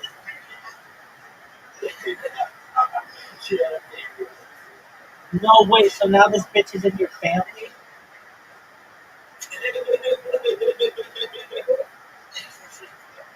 So you have to go to a family reunion and your fucking ex is there and her fucking ugly ass love child?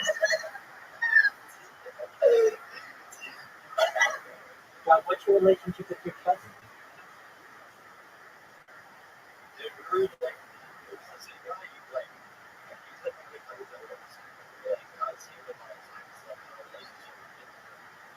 Devastated. You have no relationship. This guy fucks a hoe who you used to stick your dick in. Now he has a love child by this hoe. I know, I used to say that. Obviously not as deep as he did. I think I did. Well, if anything, he's fired with live ammunition because he's a daddy. Yeah. All right, Jake. All right. Yeah, and he's kind of stuck with this bitch for 18 years.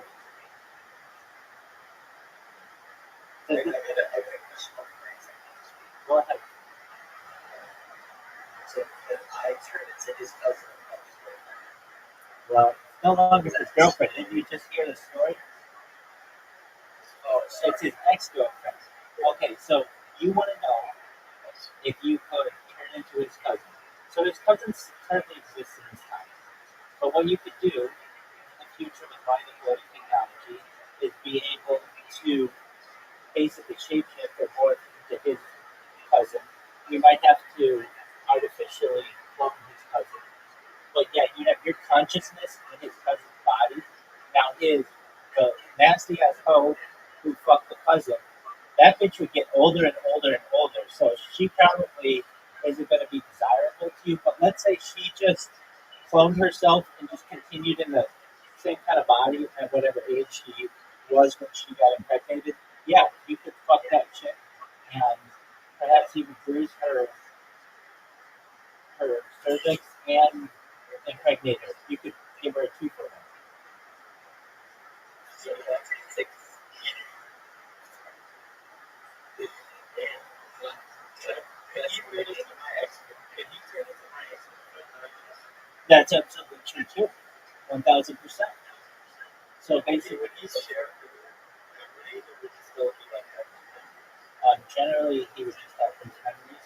However, if she gave her permission, and we had her consent, then you could melt those memories. Upload your consciousness to his mind. That's true. Yeah, I like this. Dude, that opened my eyes. That's right, baby. So I got another question. So you know how we don't know what penis mind is like? Dude, yeah, totally. I just literally listened to like 25 hours straight of Genghis Khan over the last 48 hours. So I'm all up on Genghis Khan. We don't even know what year he was technically born. So how? Oh, I'm sorry. No, it's a good question.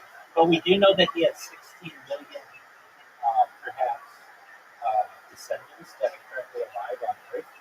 So we might be able to reverse engineer their DNA and then create a version of what we might look like. Okay. Yeah. So I with my girlfriend's consent, trying to make sex. Well, the answer to any of these is yes.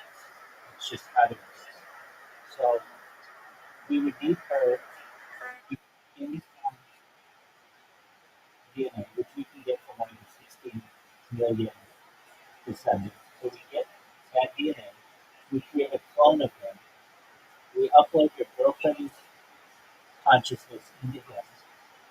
And I mean, he's a man, and I assume you're a man, so you would only be having man to man sex. So that means that either one of you would have to become a woman, generally. I mean, I guess we could do some type of transition for one of you.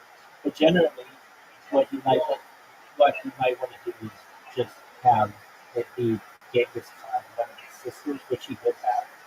So it would be like as close to his DNA as a female as you can That's not good. get. Okay, well then, that's the easy way. The other way would be just one of you transition. Okay. Yeah, no, I think So we have.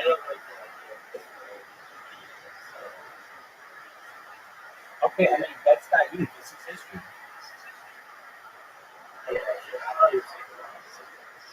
No, that might be your desire, but he made it quite clear that this is his goal.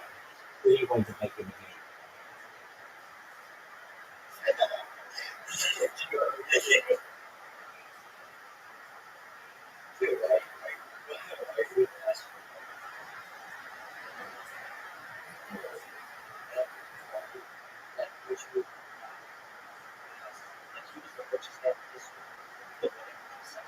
That's incorrect.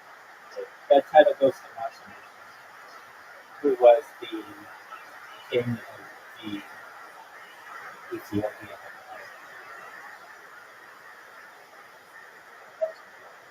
That's okay.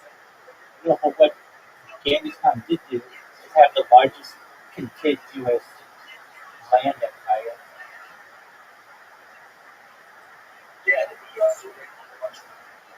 Yep.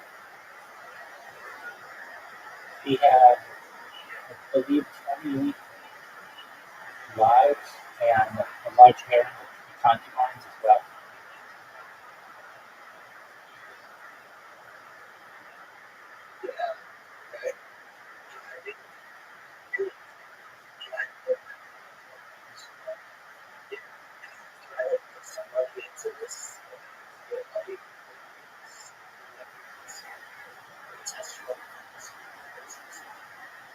That's a good question for sometimes the company, whether they accept donation, but I'm sure they do to some extent. Also, it's not for profit, they accept your funds. Now, would you get to be in front of the line for this?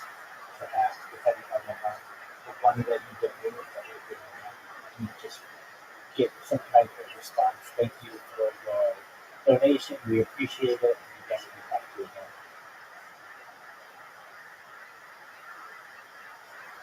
Yeah. You know, I remember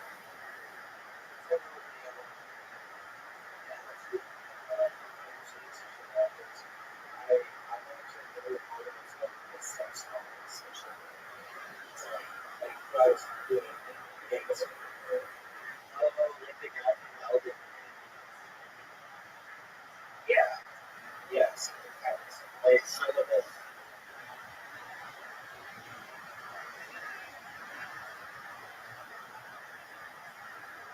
Yeah, no, I was really cool.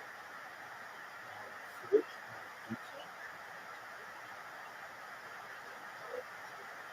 actually, You don't have to hear you love to cook fish. I love to. A lot of people don't. I love to cook the fish, and I personally, it's like one of my favorite combinations.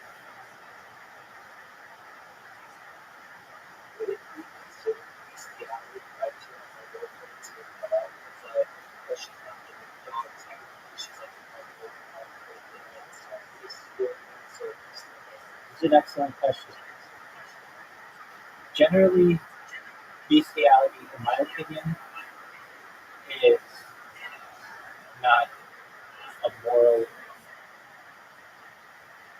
action because you can't get consent from God. So this really lies on consent. However, in a world where telepathy is a thing and you're able to communicate perhaps with your mind, or in a way where you could be able to communicate with dogs, if you can get the dog to consent fully, then you should be able to have sex with the dog. So that would be consent as well. I saw, okay, that is the best. I watched a video of this, just a clown guy. Dog came up to him with like his finger and a erection. So is that considered a dog's finger? No, no. It would have to be some type of conscious. Yeah, but the dog can't necessarily speak. But it would have to be some type of conscious, active stimulation that tells the user that the animal is consenting, and that we would consider it consent. So it's not a juvenile dog. Um, we would consider it fully in its of its own accord consenting. Then we should be able to have sex with the animal. And so long as it's not going to hurt the animal, or cause pain to the animal, all of those things. So Rabbi, did you study yes? Were you came on yes. Yeah, I mean, I have a religious background. I have a technical background. I'm a certified project management professional. I launched absolutely excellent good play.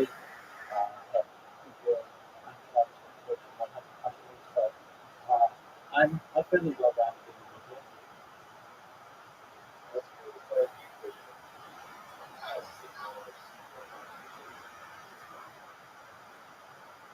So I don't think such Yep. So long as she consents and like my data consents, but even if my data didn't consent, you can build something that's very close to me and then have separate things. Through her. So like she would basically take my image, put it in a replicator, create a version of me, upload her consciousness into it, and then you guys can go to town. okay. So would I be would you be drawing your hands on it? Thanks, baby. Yeah. Of course, of course. Let's not state the obvious. What's your question, Big Dog?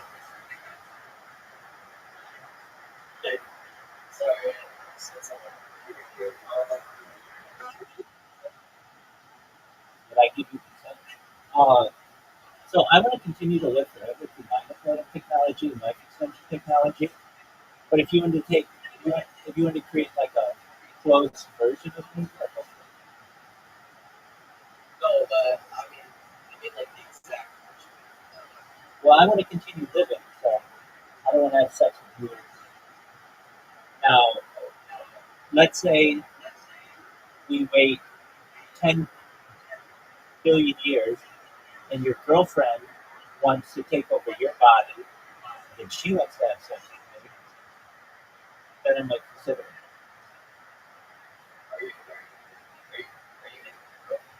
Yeah, straight up. Tell that bitch I holler.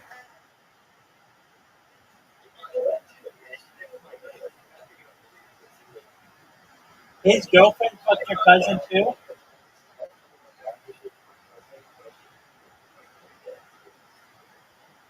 Dude,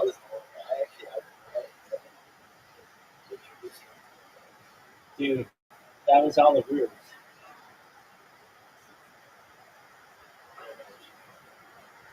So what did this bitch do? She just said you're lame and I'm finding another dude.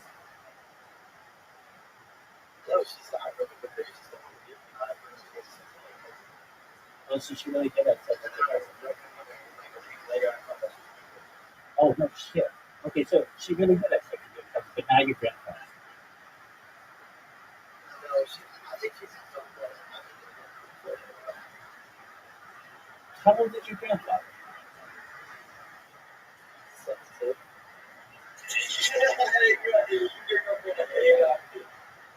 that's a fucked up shit, Bob.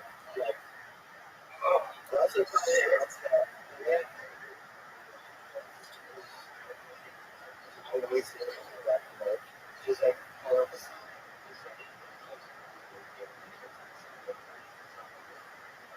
wait, I'm trying to get So you fucked a homeless chick? well, she was homeless when I met her, but then after she would stay with me. How hot was this chick?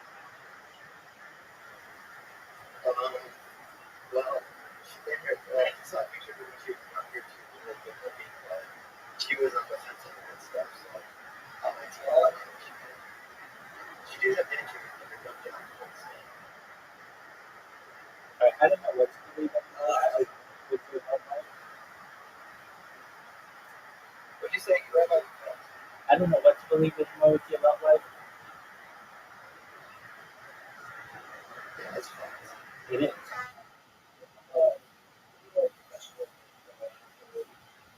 Do you mean photographer? Because I don't know what a photographer.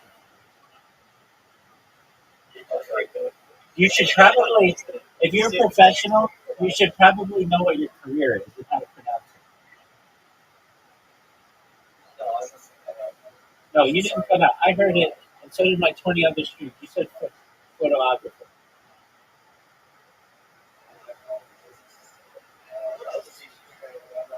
I'm live on 20 different YouTubes. I'm live on Twitch. I'm live on Rumble. I'm live on email. I'm live on everything but kids. Okay, so what's going on in professional photographer? Oh, yeah, you got banned. We're done. I spam everybody. Yo, we have a professional photographer. Go ahead.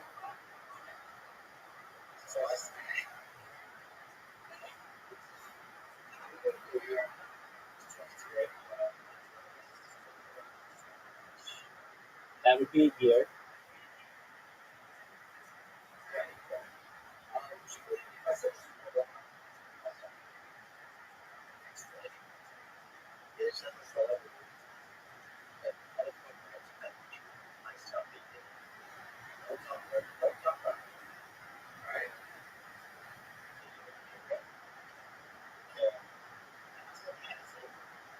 That looks like a phone back.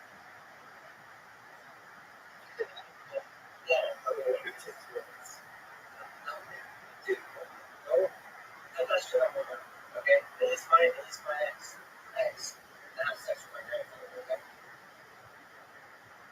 Right? Okay. I'm tired of that.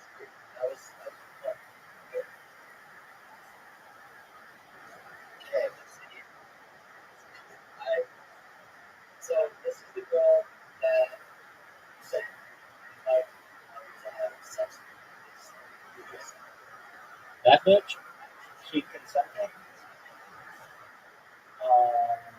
If she was a chick, she was down to fuck. Yeah, that's her. This is a biological, she biologically. So I was like, I was say that she is trans. Notice in my response. Notice in my response, I said if she's a chick. Right. So transgender people or whatever they want to be. So it was popular because I don't see a penis. Not saying I have a penis. I mean, I can rock people with a penis. People say if I have one.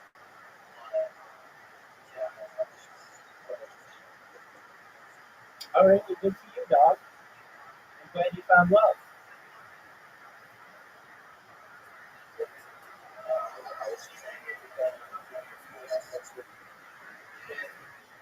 Like I said, if she's a chick and she was willing and she consented, then that's potential.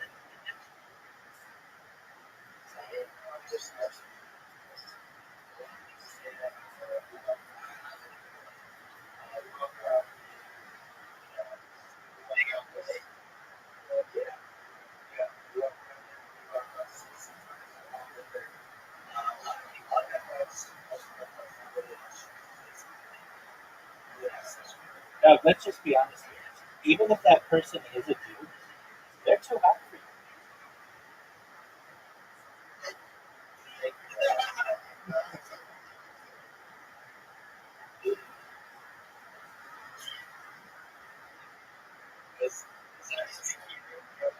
Some people.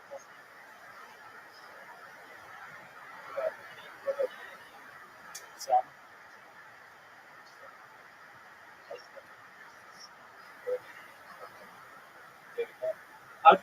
How did you guys meet? Your person building alone?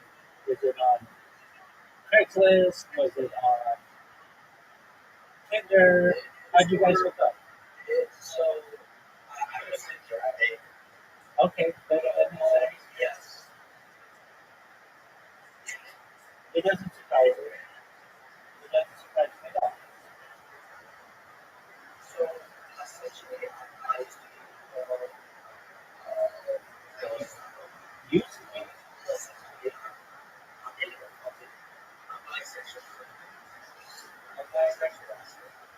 Okay, whatever makes you happy, dog. Do whatever makes you happy. Any port in the store. Okay, so I just and I was on Grindr, Swipe, and then did a session on Grindr for a session. It was nothing too big. And Grindr, we started meeting in real life. Turns out he has a girlfriend, had a girlfriend. And so I just, out of my right mind, thought was this track looks like nothing. So I went to my girlfriend, Chance's place, and this day, it all happened in the span of like 6-7 years. So we were So you guys were hooking up when you were 15 years old?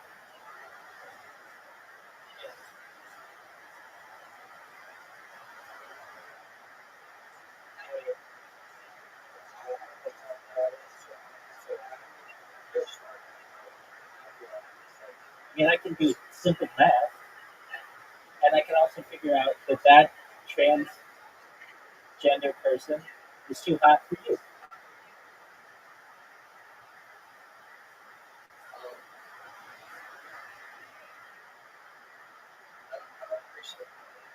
I'm just speaking the truth, dog. It's only a matter of time until that person sees through whatever facade you have and moves on to a better person.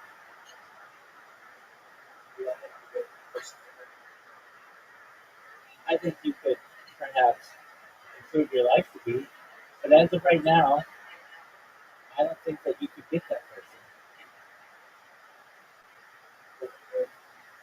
Dude, I don't know what you are. You said in the last minute that you were bisexual, super gay, and then trying to be heterosexual. I don't think you're comfortable in your own skin. And I know that chick, Chloe, quote unquote, she would be comfortable in her own skin.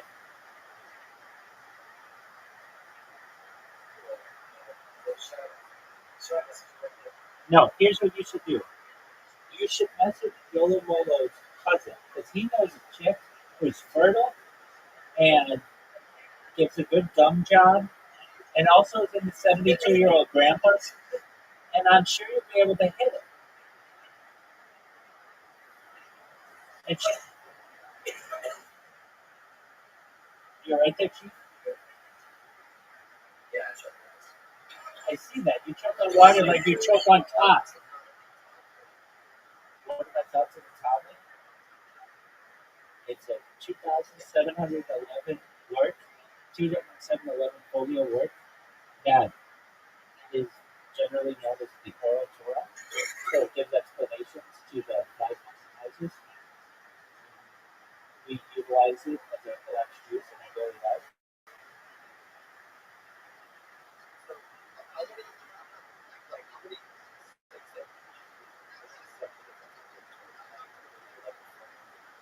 Yeah, so this is a good question, and it depends who you ask. No. So you have your most orthodox people, generally the most conservative of people, which is the Hasidim. So that's basically the Haredi sects. Those are the people you see with pairs. Those are the people that you see with red tzitzit, that wear white robes. These are people that generally you might see with Strymon, which is the hats made of rabbit fur. Then you have generally what's known as Litvak, which is basically a slightly more modern version.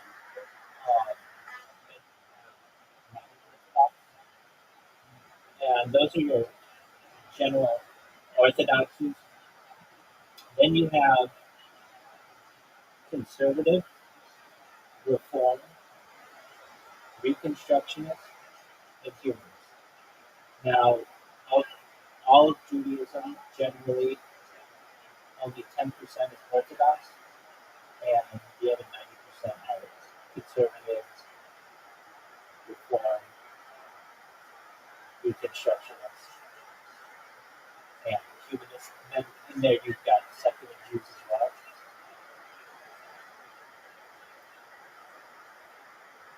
Those are the basic. We don't necessarily call them sects, but maybe denomination in Judaism.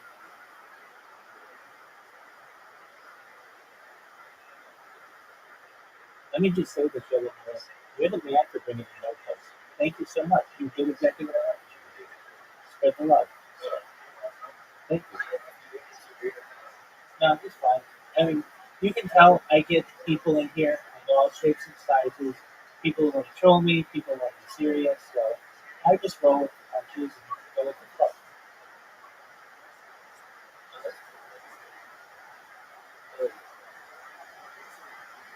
So do you hear yourself sleeping? 1,000%. About yeah, I've got probably about an entire year on YouTube of me just sleeping. About 1/3 of my life is good sleep, and I've been doing this for more than 3.5 years. So I have more sleep data than any person ever, and I think it'll be studied in the future. People will want to know my toss and turn habits. People will want to know my snoring habits. People will want to know my breathing habits, my circadian rhythms. People will want to know my dream habits, when I'm REM sleep, all of the things that we basically study and people just sleep study, we'll be able to study in the future what I do with my life. It's cool. It's like, yeah. Is there like a compilation of these things? Just basically keep videos 90%. 1/3 of it will be this week and stuff. Like a third of it will be That's good. So, other question: for some reason, it doesn't let me invite people to. It should. Okay, so do you see the 24/7 live stream? There's a little plus next to it, next to crypto. Click that.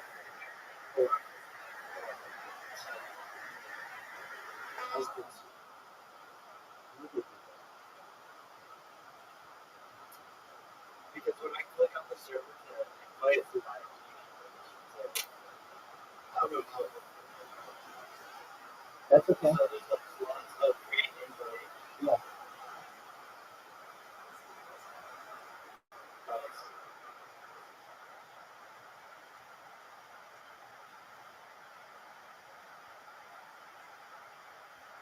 And I tried inviting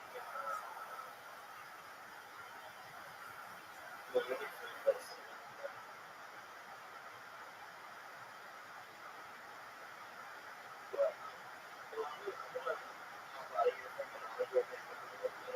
You do whatever you need to do, Becca. Alright, Rabbi, thank you so much for talking to me. See if I can get it to work. Excellent. Thank you very much. Peace, buddy.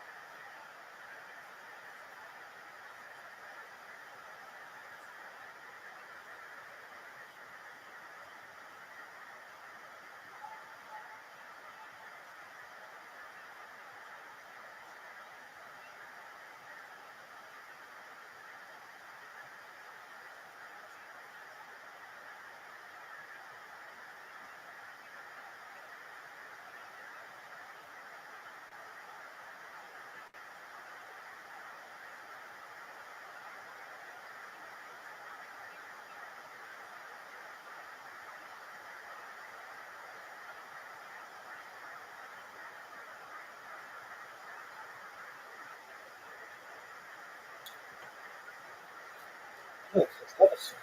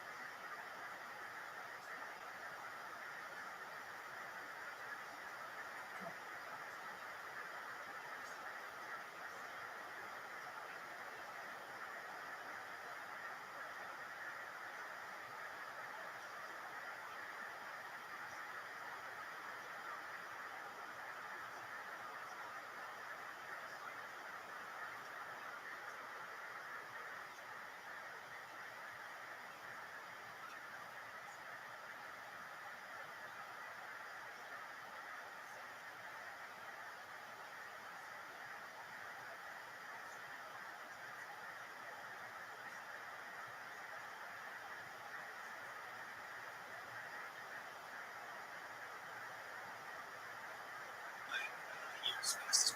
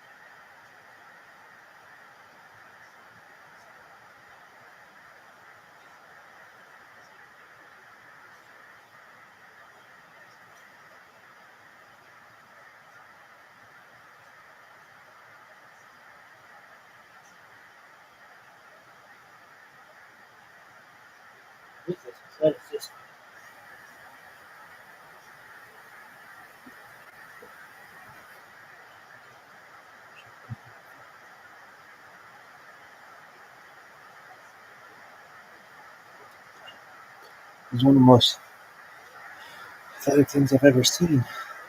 Maybe the most athletic thing ever. Did you see that athleticism? The left side. They had to take a wheel. Really good. Yeah, good pull. Good pull, but I got shit. Dog. Come on, you little bitch.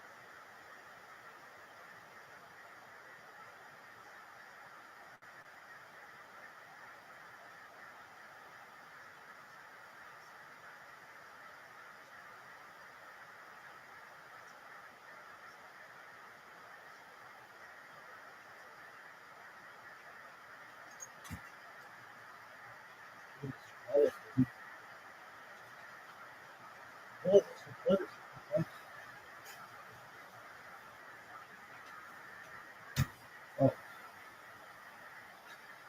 you're unprecedented. This is unprecedented athleticism. Look at this move. Go.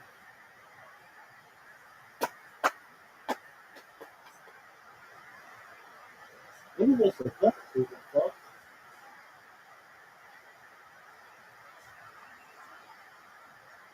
Dog. I gotta take that food. I gotta take it. I gotta be that good. This is Let's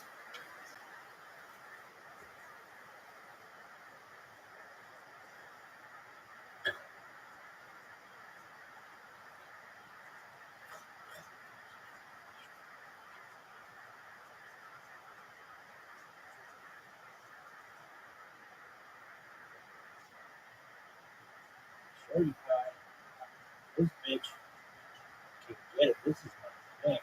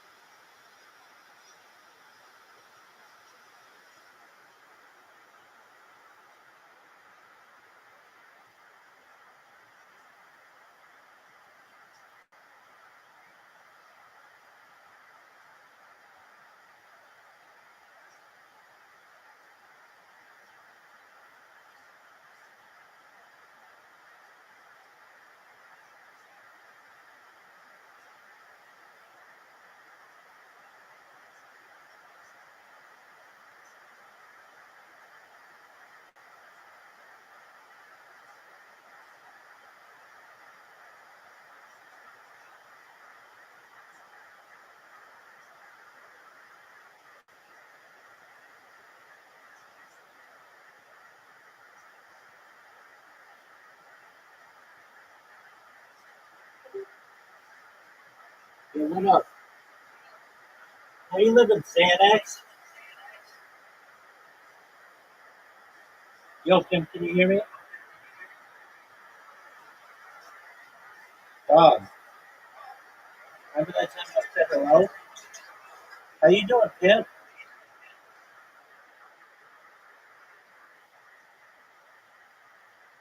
Dog. Can you hear me? Xanax. Oh, let me fucking talk to you. Be a stranger in a strange land, did not know where I was going to sleep that night. Nothing compared to the actual suffering of the current Ukrainian refugees, but nevertheless, I had a little taste of it. And thank God, by dint of the kindness of strangers, the grace of God, I was able to find a very certain place to live. So, by the way, my research resulted, this is a book that I wrote about that topic that I was studying, which is the revolutionary period.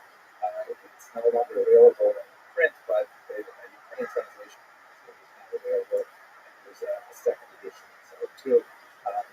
That will go into some of the things that we're going to talk about a little more detail.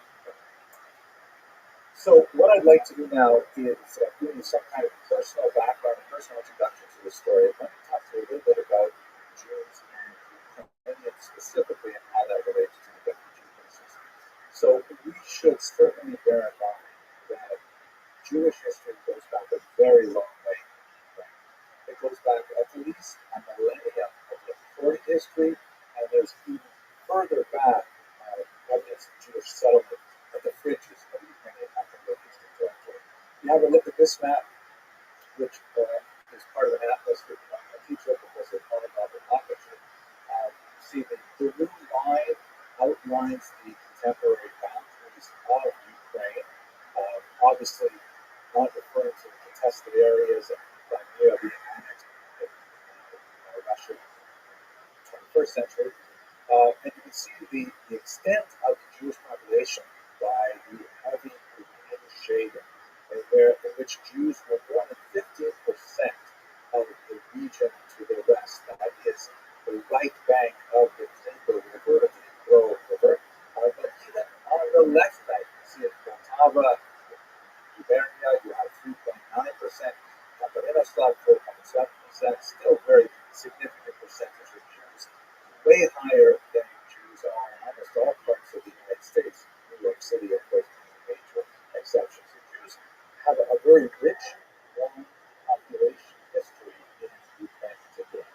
If you have a look at this map, you'll see the origins of Ukraine in a kind of medieval state called Cave Rus, which existed from about the 10th century to about the 13th century. This sort of group of principalities, which were headed up from the city of Kiev, formed the kind of core culture, the original political, social, and religious culture of three contemporary countries: Ukraine, Belarus, and Russia in particular. Now it happens that the center of this was in Kiev, and so right in essentially they are the geographic inheritor of both this, as well as political, religious, and cultural inheritors. Belarus and Russia also have their roots in this region.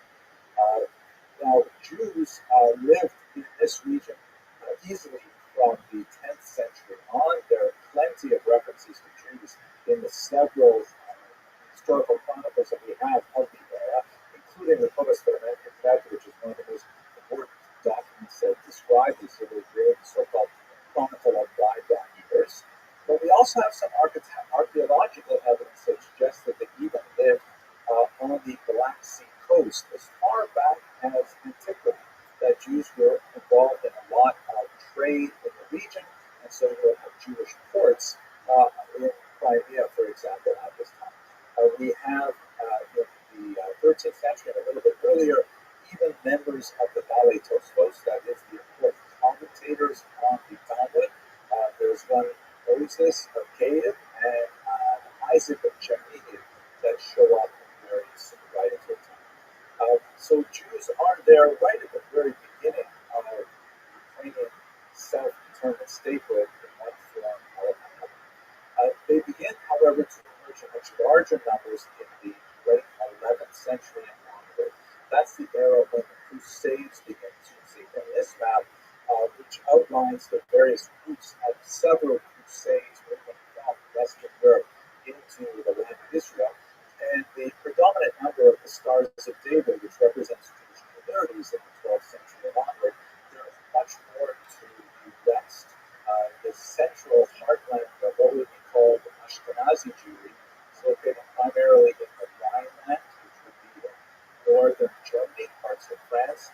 And what's going to end up happening over the 12th, 13th, 14th centuries is that there's a significant number of reasons why Jews are being forced eastward by increasing anti-Semitic pressures. For example, the noxious development of the blood libel myth that Jews somehow need to consume the blood of Christian children. An absolutely ridiculous concept that has no basis in reality whatsoever. But once the idea began to take hold in the 12th century, it spread rapidly. People like to believe it in a kind of a QAnon way. We should actually reflect on that a little later in this lecture and think about temporary propaganda. This is actually a document. It's actually German currency from the 20th century that commemorates a post-desecration case in Sternberg, in which Jews were accused not of murdering a Christian child, but by doing something that was a related charge of capturing the communion wafers, the so-called hosts, and torturing them instead. And although that's also a figment of some kind of fever dream imagination, nevertheless, Jews were frequently charged with this heinous activity, and they were frequently judged guilty and burned at the stake, as we see in this rather grotesque image. So from Western Europe, starting with the Crusades of 1096 onward, there is an increasing pressure on Jews to leave for anti-Semitic reasons. And then from the east, there's actually an economic vacuum that's drawing Jews in. At this time, Ukraine was under the control of the Poles as part of the very large Polish-Lithuanian Commonwealth. And there was a tremendous need for people to act as middlemen, as leaseholders, to help manage these large landed estates, in which there tended to be an ethnic division between the landlords, who were Polish Catholics for the most part, and the farmers, the peasants, who were Ukrainian Orthodox. Orthodox, of course, not in the Jewish use of that term, but in terms of the Christian denomination, as opposed to Catholic. And the Jews were an excellent choice to bring in to manage these estates, both because of their developed skills in literacy and in numeracy, but also because they were not especially they didn't show allegiances to the local population. They could be depended on to be loyal to their employers because they were a distinct entity. There were a whole bunch of activities that were associated with Jews at this point because the nobility could literally give them monopolies in things like the production of alcohol, something called propaganda, and so that's why so many Jews were active in, for example, maintaining inns and distillation and distribution of alcohol. This was, however, a rather exploitative economic system, as I've discussed in other videos. Of course, if you're curious, look on my channel, you'll see some of the I discussed in detail, and would be the cause of some conflict. But nevertheless, what ends up happening is if you combine the pressures pushing Jews out of the Rhineland, the growth of anti-Semitic ideas, I haven't even mentioned the Black Death, and you combine that with the economic opportunities that are drawing Jews to these, you begin to see from the 12th through the 17th century very large movement of Jews into the region of Ukraine in particular, where they're acting as Aridatos, as middlemen for the most part. How are they getting along at this time? We should understand that, and I will talk about this in the next set of slides, there certainly were punctuations of great moments. There certainly were moments where Ukrainians in particular would attack talk about them momentarily. But the overwhelming experience of Jews in Ukraine was one of peace and prosperity. That Jews in Ukraine managed to find a way to eke out a living, to study, to develop some remarkable religious innovations like the Hasidic movement. And for the most part, for 1,000 years, Jews and Ukrainians lived together in peace. It does not mean that they joined together in everything, but there was a level of cross-cultural pollination, of cross-fertilization, where Ukrainian ways of looking at the world influence Jewish ways and vice versa.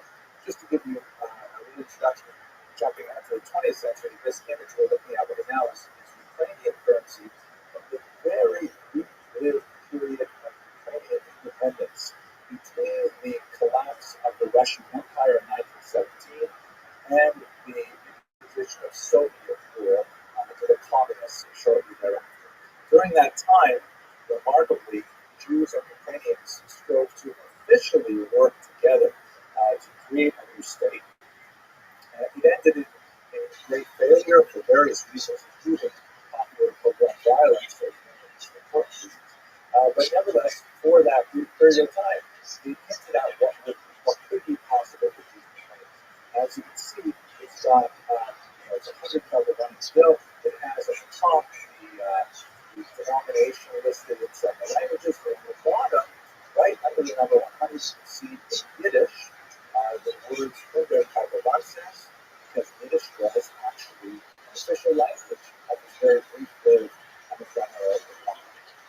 So we're basically talking about 1,000 years of tremendous cultural fertilization. You see it in terms of linguistics, some of the most intimate terms that enter the Yiddish language are essentially Ukrainian or Proto-Slavic language terms.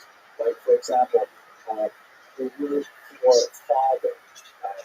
In Hebrew, the word father was Av, a very common Aramaic term is Abba. This is like an ancient term that Jews have used for a very long time. Then, when they were in Germany, they picked up Yiddish, which is essentially a contemporary German, and they used Fate. But when they came to Ukraine, they switched over to Tati. Tati is clearly derived from the Ukrainian Taik, and we have to say this about hundreds of words in the Yiddish language. There are culinary things where Jews and Ukrainians are almost identical in their choice of diet. In fact, in some regions, like in western Ukraine, the filter fish is considered a delicacy, and it's called Jewish, as there is so much overlap. Politsky, right? Some people would say the German or the Russian pronunciation, Golovki, which is cabbage rolls, right? These are all Ukrainian foods that make their way into the Jewish tradition as well. And in folklore, we see so many areas in which they are similar. Let me just show you one example. In the Chabad Hasidic movement, there's a very popular song that is Ritz, which is literally in Ukrainian, and it was much easier, of course, when Hasidim lived in Eastern Europe, but even in America today, they're memorizing these lyrics in Ukrainian. It's rather a confusing song that the text of the lyrics is basically, don't worry, boys, we're going to get to our destination, and there will be vodka there. Here is, I'll play for you a very short piece, recording of that figure. In the interest of copyright protection, I'm not going to include this clip as well as another clip in a moment in the recording, but I will include the links in the information box, so please have a look down there and you get a sense of what that might be in terms of the cultural overlap that would happen over the 1,000 years of history.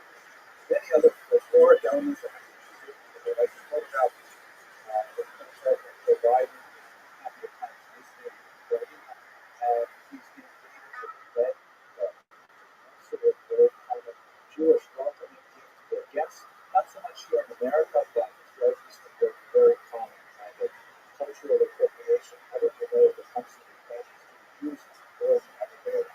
So I'm going to show you one last bit of audio visual, and it's idealized because it is Hollywood though, based on the writings of this man, Charlotte. This is one of the greatest writers of the 19th and early 20th centuries. He wrote this in Yiddish, but heavily Ukrainianized Yiddish. If you look at Charlotte in the original, you can see that he is liberally sprinkling his works with Ukrainianisms. The peasants speak in Ukrainian, and the Yiddish readers will understand it because they're so close to the peasants understanding what that culture meant. And the scene that I'm going to show you is think about the person. How you play idealized several times over, but nevertheless, in this 5 minutes that I'm going to show you all of it, you get a sense of what the Persians and Jewish life, or the Jewish politics, was when it was best. We will have plenty of time to talk a few moments ago when it was not best. But when they got along over 1,000 years, it might have looked something like this. Well, it's simply an idealized portrait of a Southern not beyond the realm of imagination, but what I especially like about that trip is showing how their existence separately, they're drinking separately from each other, and they're rather suspicious of each other. In particular, the Jews are concerned about the potential for violence, and they're afraid of the Ukrainians. But they both share a moment where they recognize that the trajectories of their lives are parallel in ways that, while the Jews are celebrating the ways of good to Psycho, because that we have to go to this place of that nevertheless, at that moment, the Jews are saying, yes, I have to pass the area, but to help essentially, and their lives fellow forces. And I think that's a fair way to understand the majority of the time that Jews live in Ukraine got along with their neighbors. Not necessarily as exuberant as portrayed in the film, but nevertheless very similar. Now, we have that side of this, and we have some really powerful, prolific books like Kafka. This image of idea of awesome. See what they're doing using the torture upside down. The words that got it right, there's another G being angled. But the captions, it's about the sort of there are several events in training conditions that represent periods of great conflict when Jews suffered tremendously. Specifically, it's the rebellion of the middle of the 17th century, also the first one was released. Videos on this topic is a greater one, but it's basically the economic cost to that has to do with the political system very destructive. Similar to the Heidelberg in 1768, which resulted in a massacre in the city of Milan. That was why, by the way, the Nazi chose to be buried there. So there are pilgrimages today, tens of thousands of Jews go to Milan. Because what happened was buried there, but the Nazi chose to be buried there because they wanted to be there for victims. And in many ways, this political institution called Rome, which is kind of like an uprising and popular upswell of violence, it stood solidly in the 20th century. Some terrible pogroms that had a very strong impact on the Jewish community. At the end of the 19th century, this is the world of Catholic pogroms in the 20th century. These were all dwarfed by so-called Holocaust outbreaks, which refers to the mindset of the murders of 1941 onward. The Nazis, they came double crossing Stalin with the secret military. They set 4 armored units behind the Wehrmacht, behind the regular army, to round up Jews, to bring them over to the Germans and shoot them down. These were staffed by German military police, but they made frequent use of local populations, including foreigners, and also from the so-called bloodlands, as to this from Poland,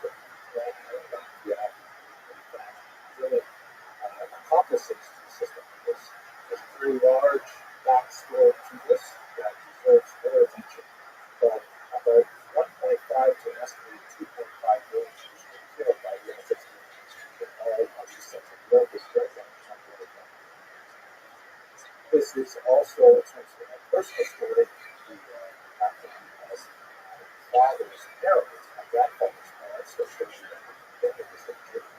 they're buried somewhere in this mass grave with the India.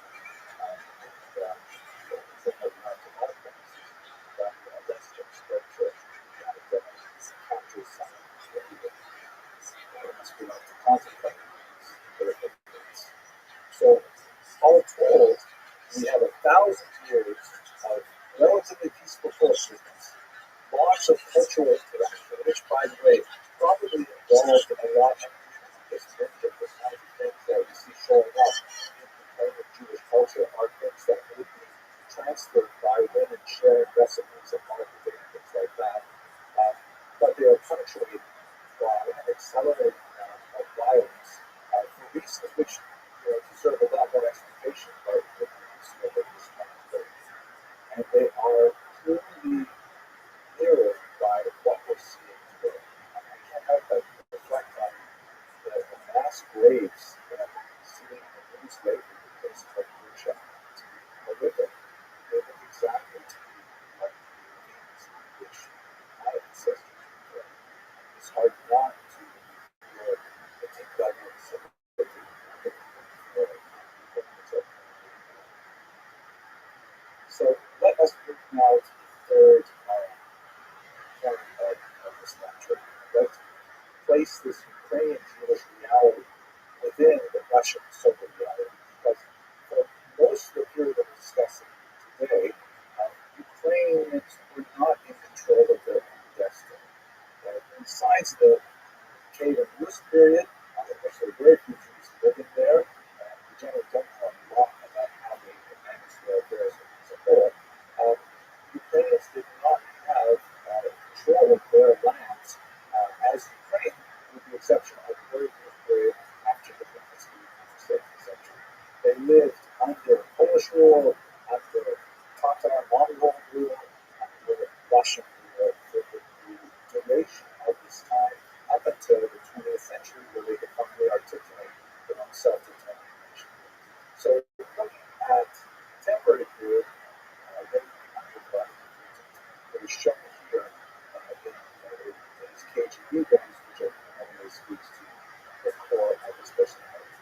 And I believe that in his thinking on Ukraine and on Ukrainians, he's channeling three Russian leaders and two other leaders. They are really guiding his thoughts on how he's punishing this population. First is Catherine II, also known as Catherine the Great, who is actually the first Tsarina to conquer right-wing Ukraine and bring it into the Russian state, the Russian Empire at the time. She was instrumental in forcing her will upon Ukrainians and reducing their mobility to essentially peasantry once again, so that under the Russian heel, they would be forced to work essentially like they did for the Poles. They would end up working for the Russians. He's also channeling Nicholas I, who was a Tsar in the first half of the 19th century. So Nicholas I operated with three basic principles in mind. After his father was killed in a military revolution, the famous revolution, he decided there are basically three things that he has to enforce on all of the people within the Russian Empire. First is the notion of orthodoxy, that everyone must conform to the Orthodox Church.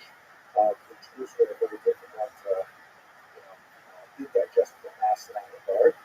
Second was autocracy, the idea that all Russian Empire citizens are subject to keep recognizing the primary of the Tsar as a feudal-like principle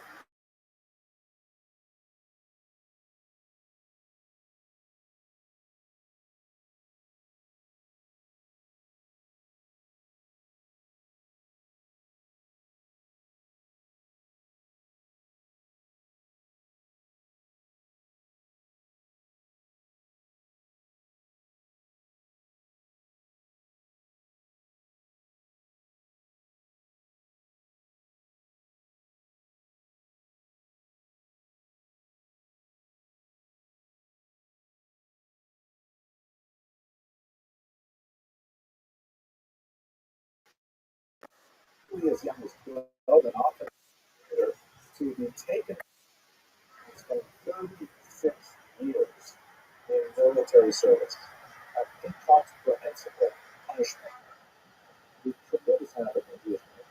He destroyed the Kahila structure that was essentially allowing the Jews to self-govern, and did everything he could to try to bring the Jews as much as possible into these three areas of orthodoxy, autocracy, and minority. He wanted to assimilate them to Judaism as much as possible. For the Ukrainians, the Orthodoxy part was basically taken care of. There were Ukrainian Catholics in the far west of the territory, but the vast majority of Ukrainians were Orthodox. In terms of autocracy, he had difficulty getting these Ukrainian peasants to submit to the far outside in Moscow, but he had the most difficulty with the idea of the Catholic. And he eventually had to settle for the notion that the Ukrainians were kind of like sort of cousins to the Russians. There are many things to say for that, like, for example, the fact that they speak a Slavic language, which is related, distinct, different alphabet, different pronunciation, different vocabulary in a lot of places, but nevertheless a related language, sort of like if you will, Spanish, British, are both Romance languages, maybe a little closer to those, but not that much. And so he tried to push this idea that they were Little Russians, that's the actual Russian term, Little Russians, as opposed to the Great Russians. The people who lived in the north were the Great Russians, and they had these kind of like younger brothers, these cousins who were the Little Russians. And they were somehow part of the overall family, even though they did not necessarily agree to be part of that family.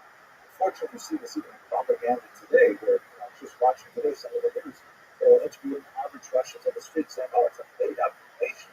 It was just invented in 1918 or 1980 when Lenin decided to give away a piece of territory. Well, that in itself is a ridiculous way to put history. But even if you want to say that the are Russians, which I would not agree to, you have 44 million people who say that they are distinct.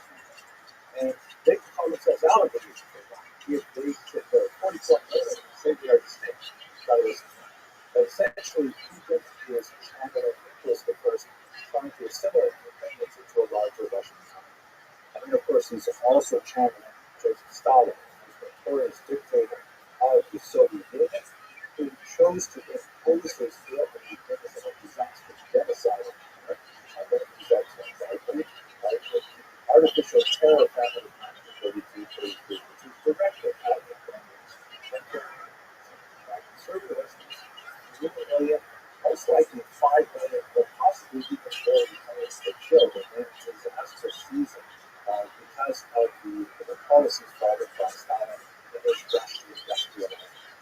In other words, Stalin kind of like, as Stalin put it at the time, if we want to make an omelet, we have to break some eggs. There she is. How you living, girl? These three, I think, are fairly well identified with anyone who studied Russian history. Yellow. Absolutely. You can all take a knee, baby. All right, you ready? Excellent. Douglas, of course, Mr. Propaganda. Aquarius. You, my friend. Oh. LFG. Basic theory was looking good. Should have done better. As you can. It's shameless. Russian propaganda. Yeah, no. Ridiculous. And the intimidation of people who want to object. No doubt. I'm going to get back to that in just a moment. But I want to get this back to the starting place. This is easy. The original relates throughout Jewish history. These are also experiencing that. It's also channeling that. It's also channeling that absolutely. Got it.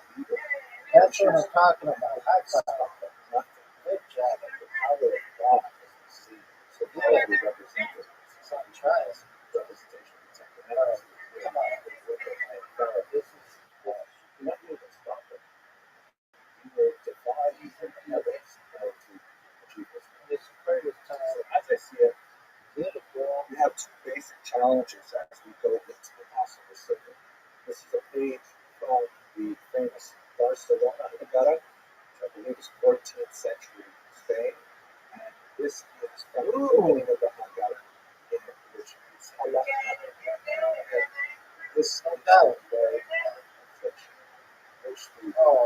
person who is leading the Passover ritual, the Seder, will proclaim to all the guests, Get this. exactly.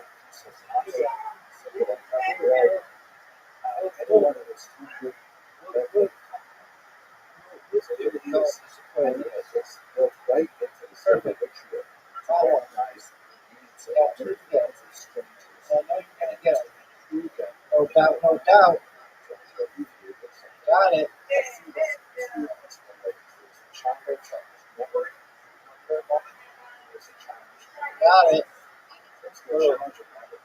I'll take the very pragmatic. Get it. I want to understand this grows from two very significant.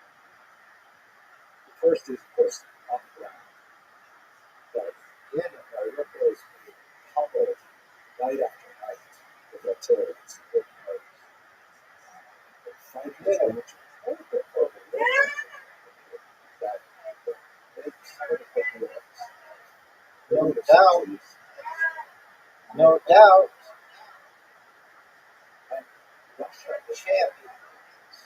That's what I'm talking about. He's famous I'll get this. protest by Get it. media managed to get a sign onto live Big TV story. to specifically tell Russians who are lying to you. This is not the nevertheless, current officials of Russia would know that I wouldn't do it. 80% of Russians support the war and believe that Ukraine is somehow populated by Nazis and that they have to extricate them. We see that people who try to tell the truth are horribly intimidated. I was a Jewish journalist in Russia who had this pig's head left of his door. He is an anti-Semitic statement. Anyone that tries to challenge this intellectual status quo tries to, it is actually, I'm sure you're aware, it's a crime Get it. currently to use the word That's what war I'm to talking about. protocol the special military operation.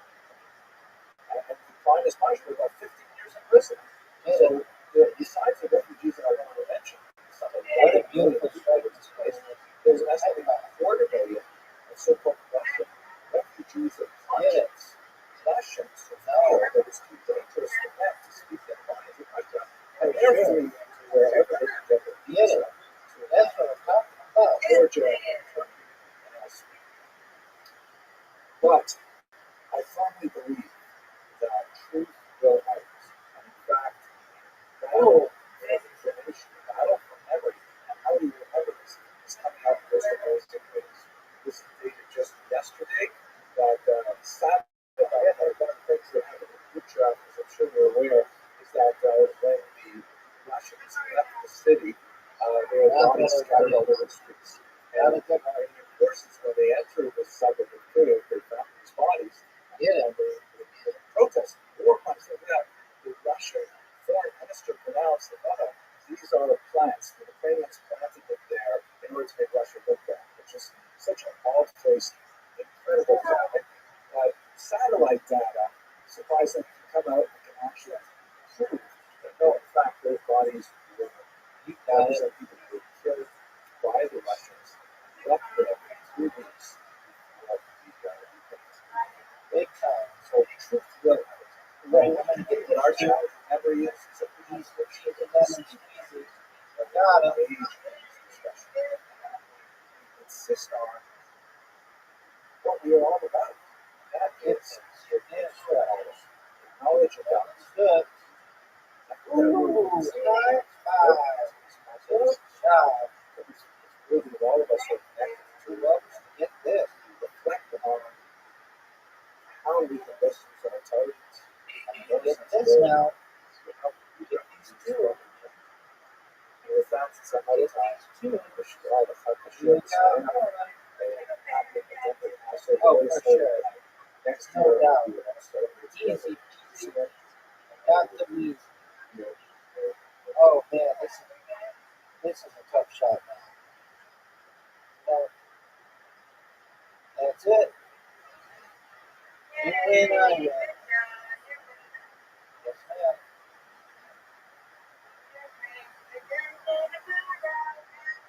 I win. Hello, fellow groups of Jewish people. I like them. You follow them very carefully. And you'll see that one of the figures that particularly appears in this conflict is Taik, who's the mayor of Taik. And he provides some very insightful observations as to what is happening in Ukraine's capital city. And as I was watching my friends, he just seems like certain aspects of his presentation are characteristically Jewish. So I thought I'd look a bit further into it. And sure enough, there is a Jewish backstory to the so it's very fascinating. It says a lot as well about the Jewish past and I think also about the Jewish future.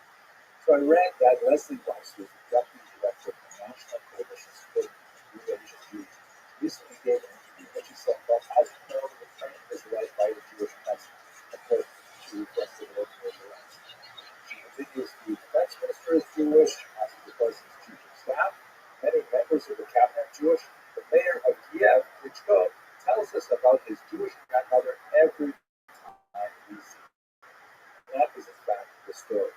His father's mother was Jewish, and I'll see a little bit more about how that affected him in a moment. So that would make his father certainly Jewish by traditional standards. It would not make Klitschko himself Jewish by traditional standards, which regards matrilineal descent as what determines Jewish status.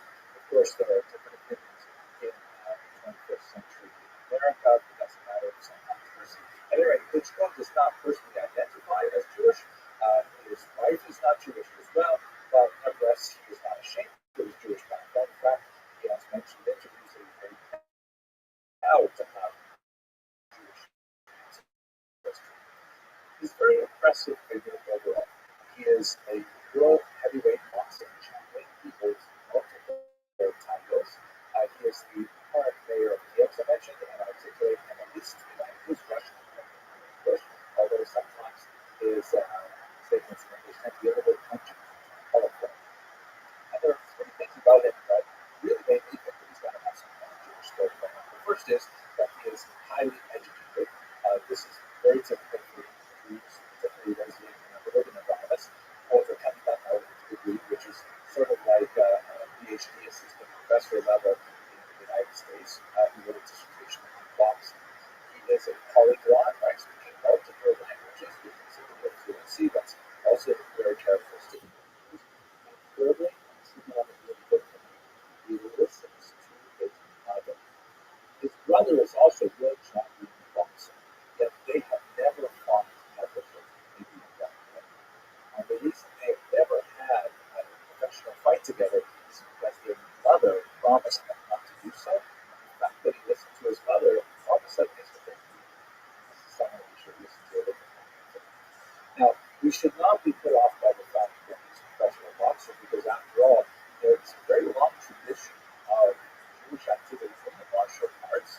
And Daniel Gross is one of the most famous of the pioneers of the pugilistic sport.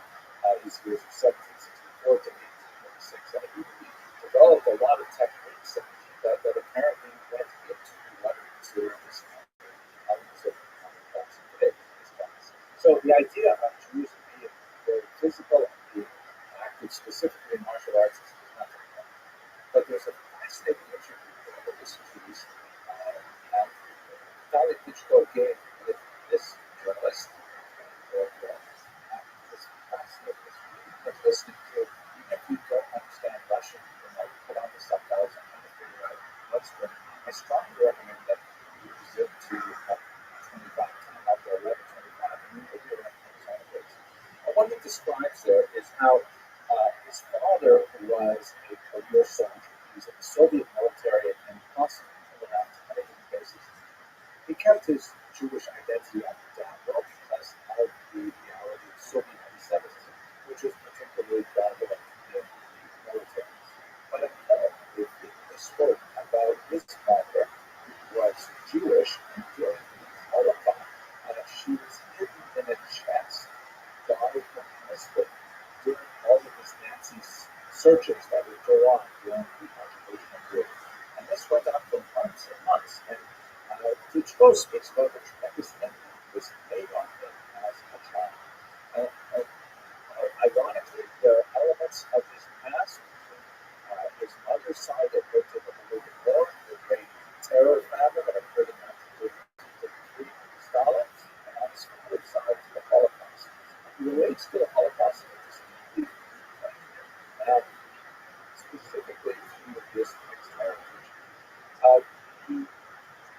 remarks in this video how very proud he is that God Hashem has a record of his Jewish family and the tribulations they went through a Holocaust. And he poses in this interview a challenge for himself and for future mayors of Ukraine. He speaks words of Ukraine.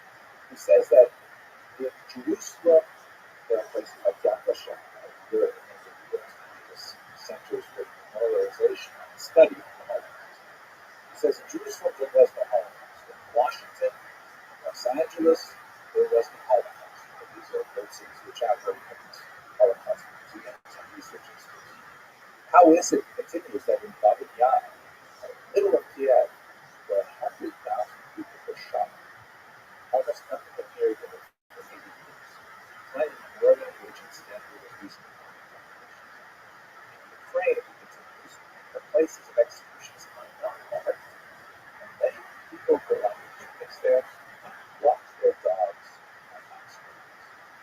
So he sets for himself with future mayors the challenge of putting energy into developing an understanding of the Holocaust. That's extremely important. It's ironic that we did this interview in November of 2021, and just a few months later, of course, we're being embroiled in a war, which in many ways speaks many of the tragedies and cruelties that it reminds us from the past with so-called Holocaust bullets in places that we try. Let's get decided on point right now. He also notes that Rabbi, many people who pulled the triggers also had family victims, also loved their children, yet they could shoot the children of defenseless people. They could shoot the elderly. Yes, our children. Love.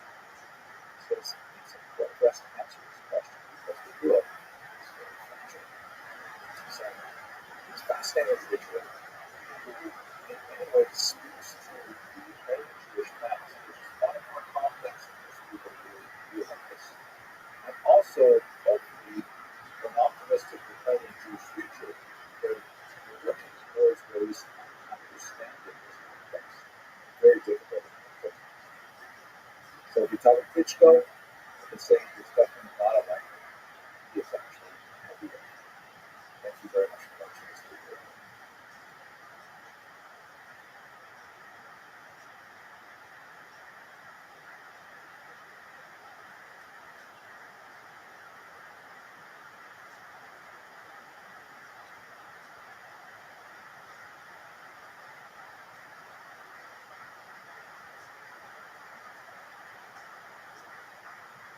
My topic for today is Ukraine and its Jews. Rabbi, when we're first talking about various topics and how we would actually phrase this, we had some challenge because, the situation on the ground is changing so dramatically that we need to choose a fairly generic topic that would cover all possibilities. So what I am planning to do is develop a single thesis, which I hope to demonstrate with a concrete graphic piece of art that we do. And then work through historical narrative and then bring it to the present day. And at that point, we'll wrap it up and we'll open it up for discussion and questions to see if my thesis works at all. Can you all see my screen? The slide will quickly see my image in the background. Okay, so that's the plan. Now, the thesis is basically that historically, Jews of Ukraine have oriented themselves culturally like they have in most countries as a minority.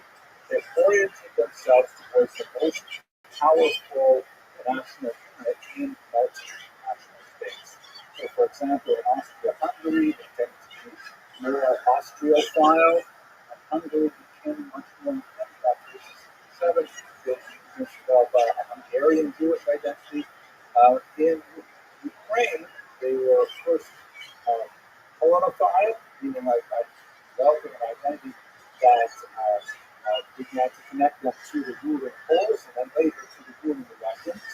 But in the last 3 decades, since independence from the Soviet Union, I would like to tend to for our discussion that Ukrainian Jews have begun to develop really for the first time in their history a Ukrainian Jewish identity, which has very significant implications for the current moment and for the future. As a kind of point of departure, have a look at this unusual Holocaust memorial, which is located on the wall of the Great Synagogue of Turks. Let me just show you where that is located in Ukraine itself. Here's a map that shows a droplet in this it is in north and western Ukraine. Here's Kyiv, and then to the right is Poltava, which I know is a place very important to me because it's a sister city to the organization, for example, and also Odessa here in the south. So this is in the western part of Ukraine, not too far from the this is the actual site of the monument on the side of the 17th century this great synagogue, which was built in the classic fortress style, possibly because of the many Cossack rebellions that we can discuss in a moment that occurred in that place. But let's have a closer look at the image itself. First of all, a couple of superficial things. The first is you can see between 2010, when the photograph on the right was taken, and 2011, just a year later, when this photograph was taken, there's been some decay to the building, and no one has maintained it. I don't know what it looks like today. I don't have any friends in Woods to take a more contemporary picture, but that says something about how it exists within the public sphere. Secondly, it seems like there's been some minor vandalism. Some people may have put some stickers on here, which could have been for any political thing that and it's been hastily removed between something, but not completely removed. So that's just superficial observations, which may be rather important. But then if you look at the text in the triangles below, you can see that here there is a text that describes the history of the Jews in Rus right up into the Holocaust. But the language that's used there is Ukrainian, not Russian, which is rather unusual. Particularly during the Soviet years, Ukrainian would certainly have been the third language, certainly not the first language, but Ukrainian is there prominently, and there is no Russian text at all. Jews overwhelmingly spoke Russian first in the 20th century, not Ukrainian. Nevertheless, this Jewish memorial on a synagogue is written Ukrainian. Secondly, on the left-hand side, you see it's written Hebrew, not Yiddish. Yiddish, of course, was growing vernacular of the Jews in the 19th century, and prior to that, the fact that they would choose Hebrew indicates it's very strongly oriented towards Israel, the modern state of Israel. So here you have a monument inside the synagogue that is texted in Ukrainian and in Hebrew, but the dramatic and striking element of this image, which I'm sure many of you have picked up on, but it would have been instinctive to anyone in Ukraine, is the shirt. You can see that the figure in the center, which looks like a Jew with hands raised in prayer looking upward, is clearly evocative of the trident of Volodymyr. This is the national symbol of Ukraine, which is named after Saint Volodymyr, the first figure in Ukrainian history to convert to Christianity in the year 988. It is a distinctly Christian and Ukrainian nationalist symbol, and here it is embedded directly into the very structure of this monument. So I'm using this as kind of like a thought piece in art to look at how Jews in Ukraine may be envisioning themselves in an independent Ukraine, which represents a break from much of their prior history. Speaking of the history, let's go to that now. So here is a very well-known map, the Pale of Settlement. This is the region in the former Russian Empire prior to 1917, where Jews were allowed to live in Russia. Russia proper had banned all Jews from 1479, when in somewhat of a scandalous development, a member of the royal household, influenced by a local Jewish doctor, converted to Judaism. And at that point, the church was enraged and actually embarked on a centuries-long campaign to root out what they called as Judaizers and no Jew was allowed, except under very exceptional circumstances, to live in Russia proper. Catherine the Great, the 18th century ruler who was involved with the dismemberment of Poland, suddenly found herself, with the acquisition of those Polish territories, the owner of the largest single population of Jews in the world. And although the church urged her to expel them or do something with them, she nevertheless effected a compromise by creating this territory where Jews were allowed to live. And as you can see, it extends in the north from the Lithuanian and southern Latvian territories down through what would later be Belarus. On the western part, it has the Kingdom of Poland, and then the large part towards the south is Ukraine. This circle here just roughly describes the main area of Jewish settlement, which was on the right bank of the Dnieper River, which bisects Ukraine. It goes through Kyiv and then down to the Black Sea. And those Jews lived on the western side of that river. Otava was towards the new area of Jewish settlement, and Odessa is for the most part, in this region, Jews lived among Ukrainians in a kind of an economic symbiosis where there were moments of conflict that I'm going to explain in a moment.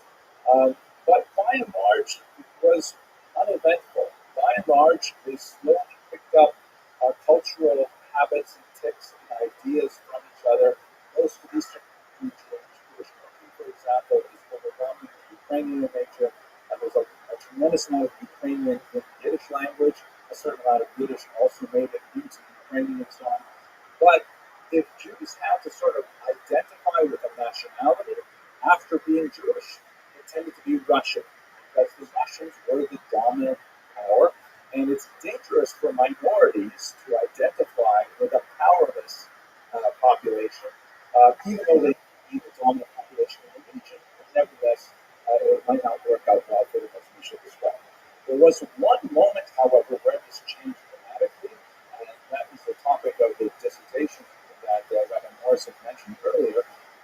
During the brief period of immediately after the collapse of the Russian Empire in 1917, Ukrainians and Jews attempted to establish an independent state, which was founded on much more European principles, not as an ethnic nation state, but rather as a citizen-based state in which all minorities would have unprecedented rights and privileges, including the Jews.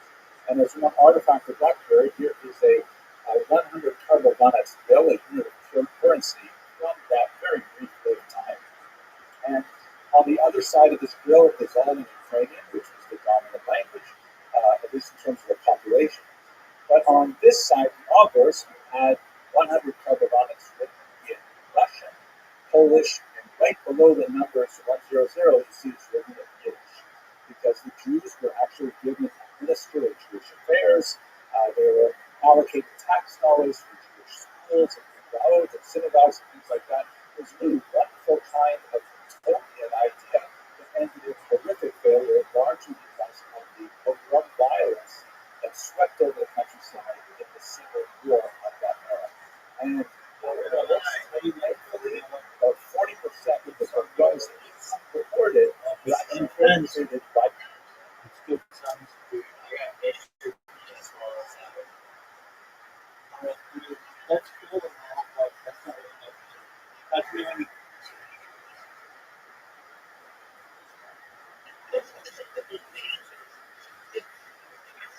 yo, what's going on?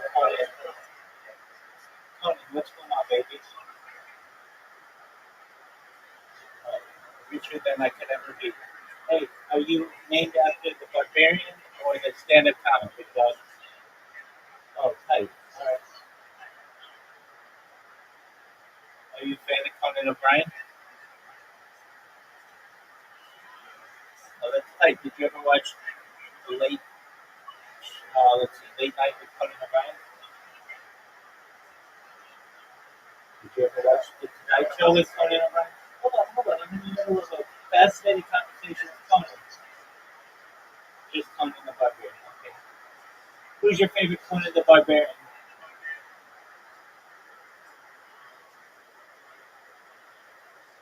Okay, very cool. Well, I assume you are friends of Notebooks and Yolo Molo. Did you know that Yolo Molo's ex-girlfriend had sex with his cousin and his cousin impregnated? Dog, how crazy is this? Oh, that's right. Well, how do you like fatherhood? Dude, I heard that you're not as big as your cousin because your baby mama said that your cousin used to beat it up to the point where he would bruise her cervix, but you didn't do the same. Why not?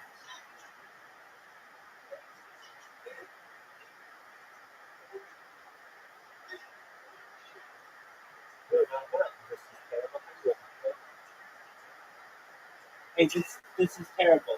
Were you aware that Conan is the cousin of Yolo Molo?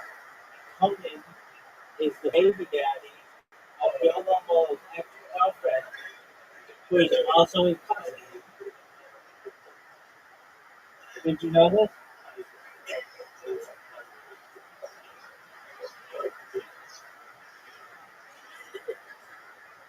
What's on my camera? What do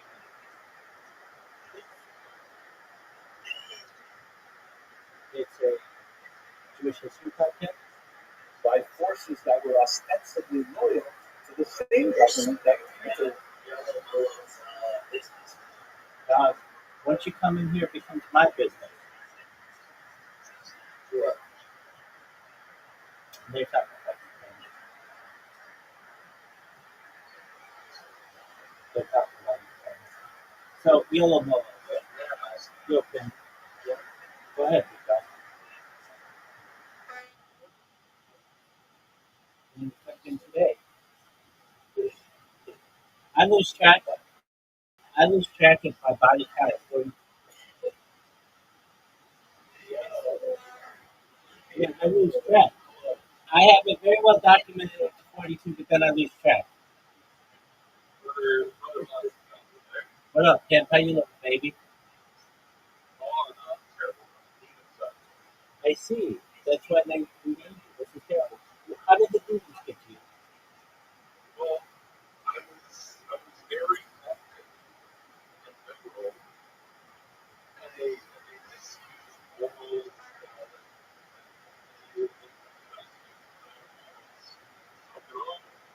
Who's they?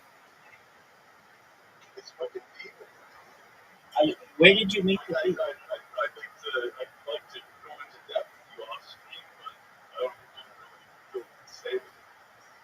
Well, this is a safe space, baby.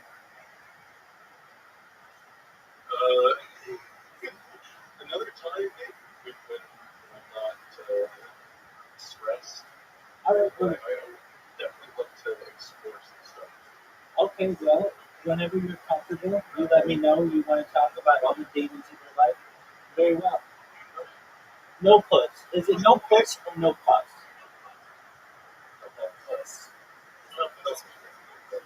Why don't you get pussy, dog?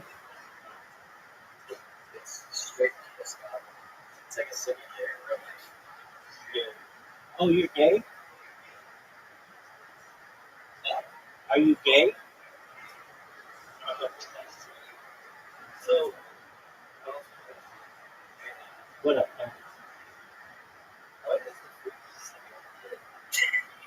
the Uh, I've been a gigolo, so that means husbands would pay me to fuck their wives. I've had 3 ways with chicks. Uh,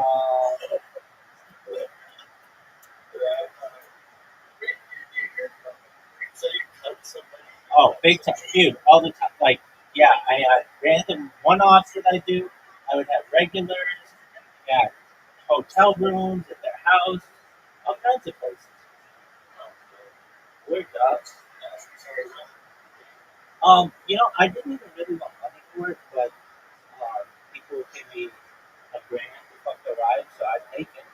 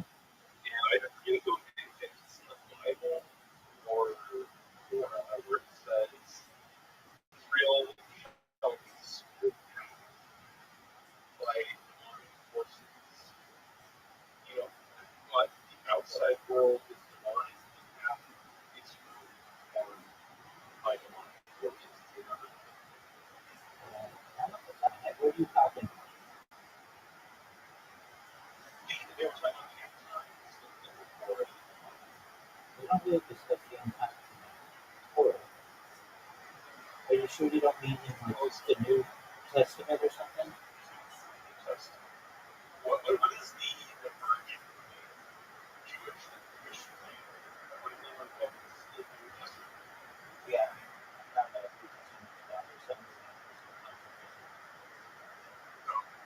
Do you think there's anything wrong with wanting to study these books in order to get closer to God? What we all do. But what I mean is God will forgive me for wanting to follow him in such a fervent path that it smells like What does that spell like? that's the thing. God, that's not. Okay, so like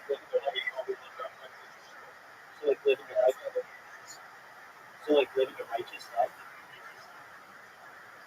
Yeah. You ever heard of not associated with Nazism and which is you're looking at have your own path. Okay. Trying to help. I think it starts with having a strong inner conscience, knowing your values.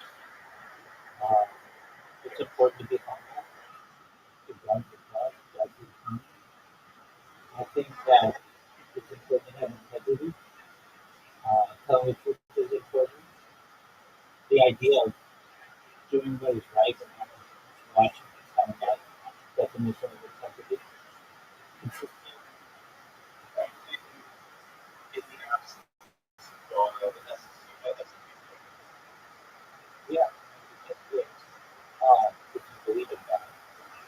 Treating others well. no, but that is not to kill God, but to say if God is not there, I think it's terrifying. Or how about this? Or because anything can just happen at any moment. It's quite here. How do you kill God? So I think the first thing you would do is you would stop and think. Whenever are you good? Okay. I think that's how. I don't think I want that.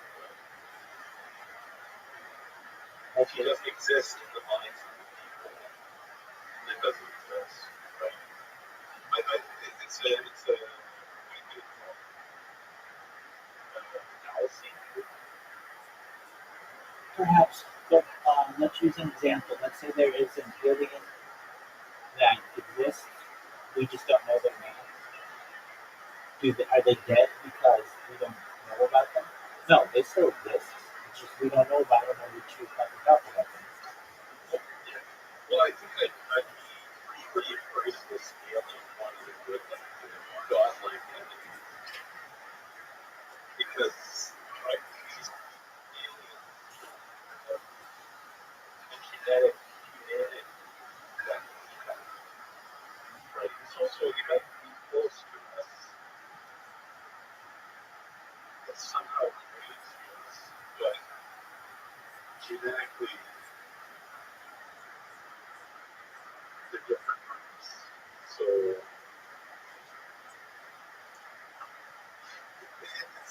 everyone's not, it's a hard, strange subject to talk about.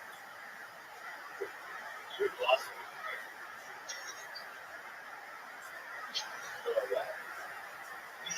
How about the off? You throw me off. I'm trying to talk to that. I'm distracted. Giggling in my mind.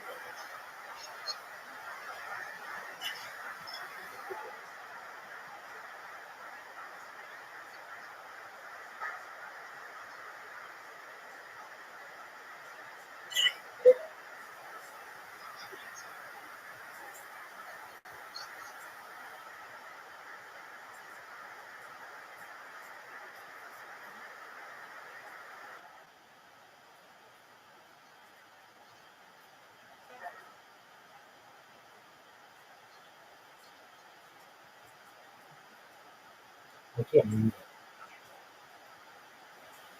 No. Okay. It's just like really small.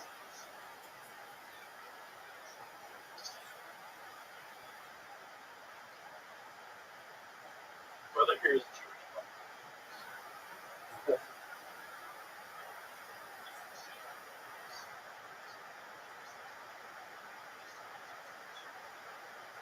Okay.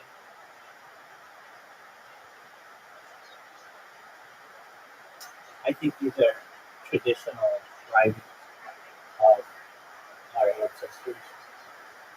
Do they really affect us in a modern age? It's up to debate.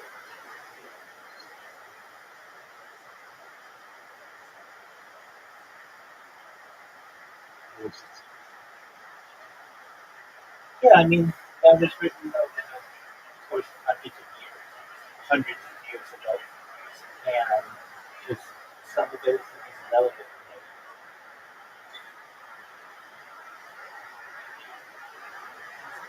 And some of, I mean, there's 2,711 folios in the Talmud. A lot of it is irrelevant.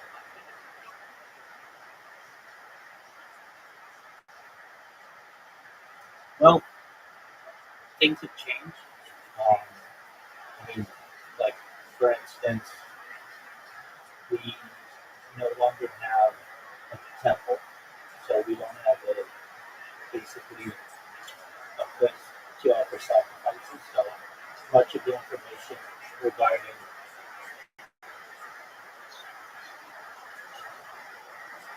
at what temple. Okay, well, the temple hasn't been rebuilt. There's still the Mosque and the Dome of the Rock on the Temple Mount, so that's the only place where sacrifices are being done. If anybody else is doing sacrifices outside of that, they are against mainstream heaven. I'm curious.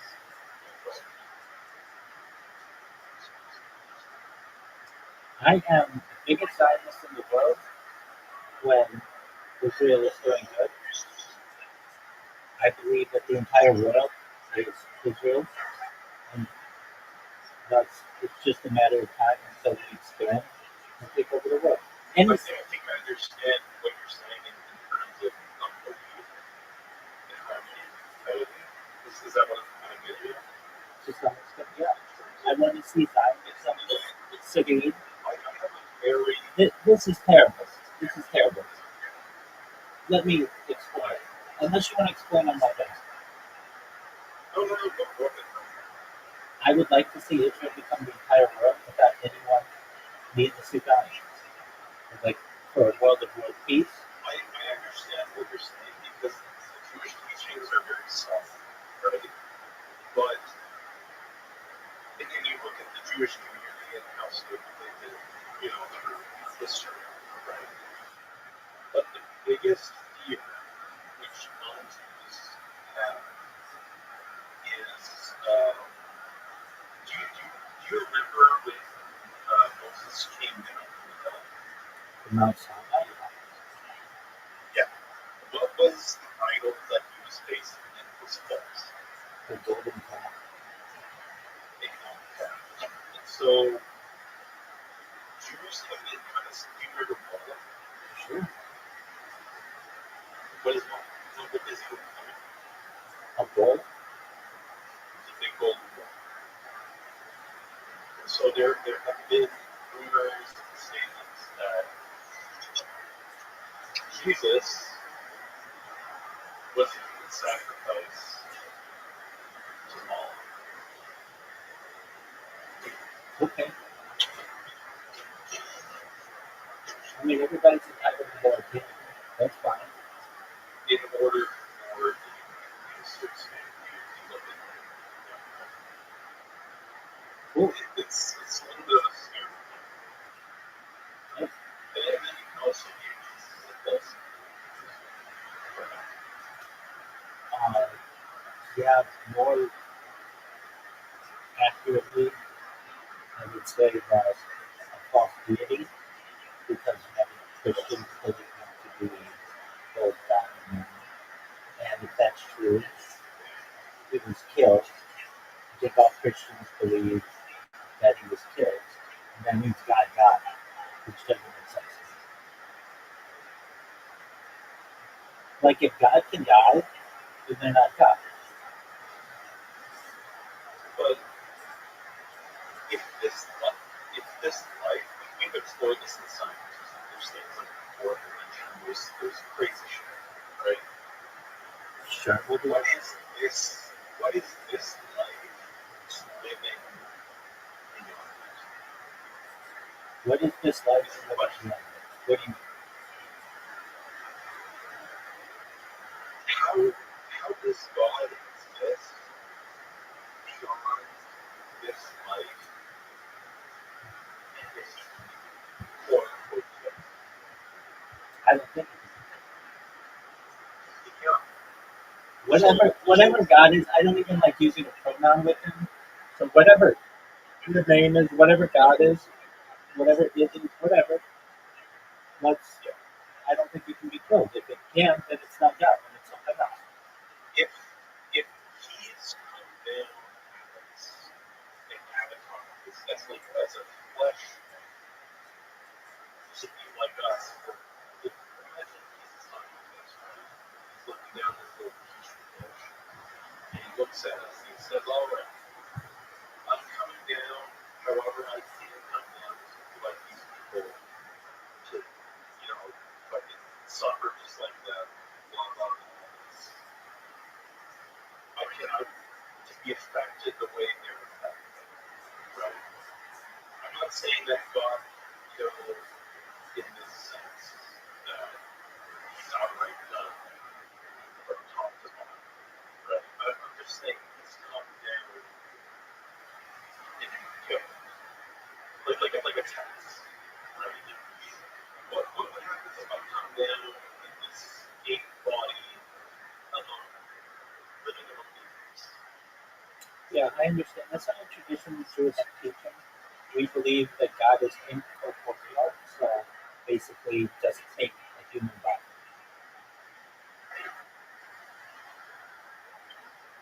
That comes from Rabbi, Maimonides.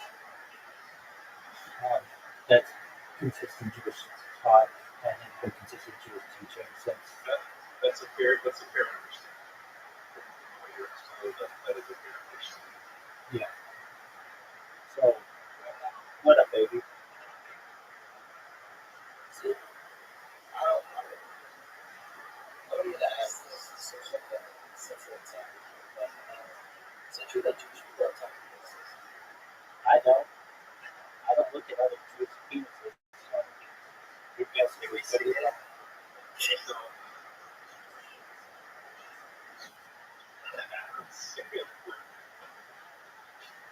I've been meaning to ask this contact,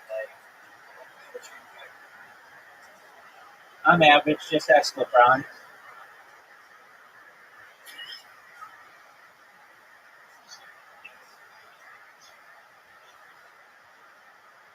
I have a very small screen, so I'll take a look. Let me see if I can see it. I'm looking. Yeah, it's still really small.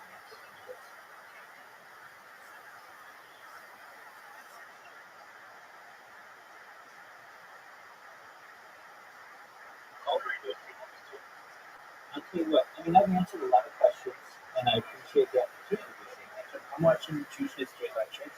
You can feel free to watch these. I do have a section in this Discord that says Ask Rabbi anything. Any questions that you have, feel free to put them in there, and I will send you a fast response. Beautiful.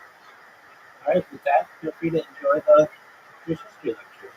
Learn more about Ukraine. Yes, What up, baby? that I pursued in my research. So what happened in Ukraine is now we get to a new period, 100 years later, where there's an opportunity to kind of resurrect that unique moment of cooperation. That's not by Ukraine has a lot of identity entity formation of itself has to expand. Like, for example, here, Ukraine does recognize its unique Jewish population and its long Jewish history that has goes back 1,000 years. And they're prepared in a kind of much more European way to celebrate and commemorate that. This is a stamp dated 2011 that commemorates the 70th anniversary of the tragedy of Rabbi. That's the horrific massacre of 30,000 Jews. It's basically just a handful of days the Germans entered the Second World War. But at the same time, here in 2009, they have another stamp that's dated 2009 that commemorates the 100th anniversary of the birth of Stepan Bandera, who is one of the figures who was most in favor of collaborating with the Nazis when they invaded Ukraine. So how is it possible that a country can at the same time celebrate its Jewish minority and community acknowledge its long presence there, have a Jewish president at the same time? It makes sense within their culture to commemorate and massive collaborate. This is one of the great paradoxes that I think we'll have an outcome. So let's just do a very quick historical review. How did the Jews get to Ukraine? The Jews actually have an incredibly long history there. There are, some kind of hazy, legendary statements about Jews living in Ukraine, especially on the Black Sea coast of the first century Common Era. There's also a population associated with Khazaria in the 10th century, so quite really at the very beginning of the Ukrainian culture. Now, Big masses of like I said, put your questions in the section that says Rabbi, and when I come, I'll answer all primarily from the I always do. I always answer anybody's questions. The reason for that was a twofold. First, there was increasingly unwelcome anti-Semitic pressures that were forcing the Jews from the West to consider new homes.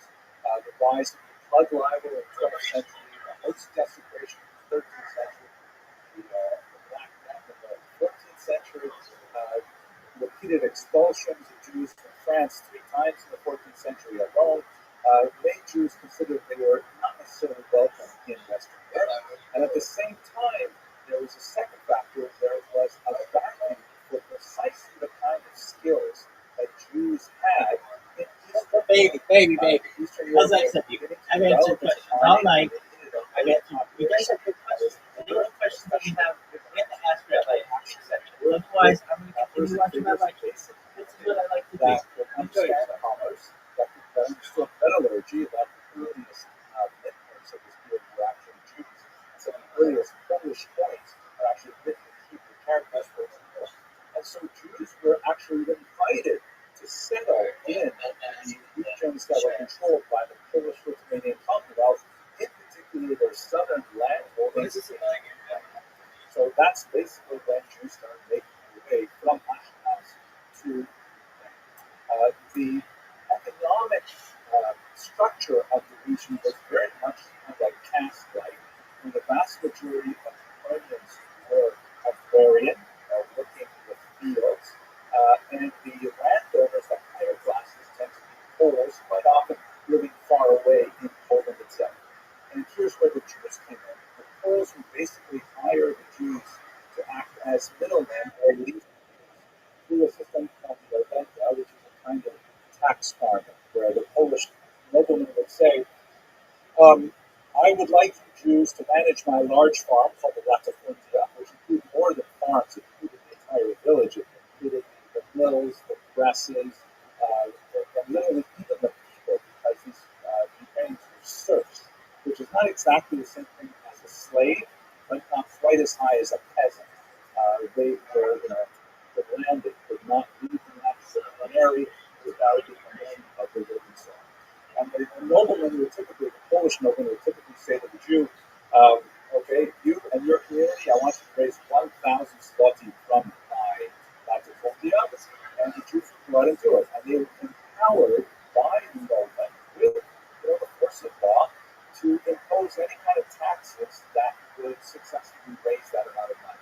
The Jews would, of course, raise more than that. They would raise, let's say, 1,200 zloty, because the other 200 would be their profit, and then they would turn over the 1,000 zloty to the Polish government.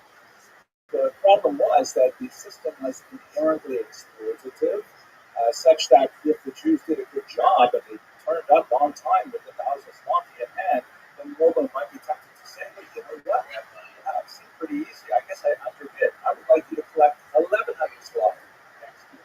And that meant the Jews had to come back and get more creative and more aggressive in finding different ways to tax the working population. And there were many innovative ways of taxation which were, increasingly hated by the local population.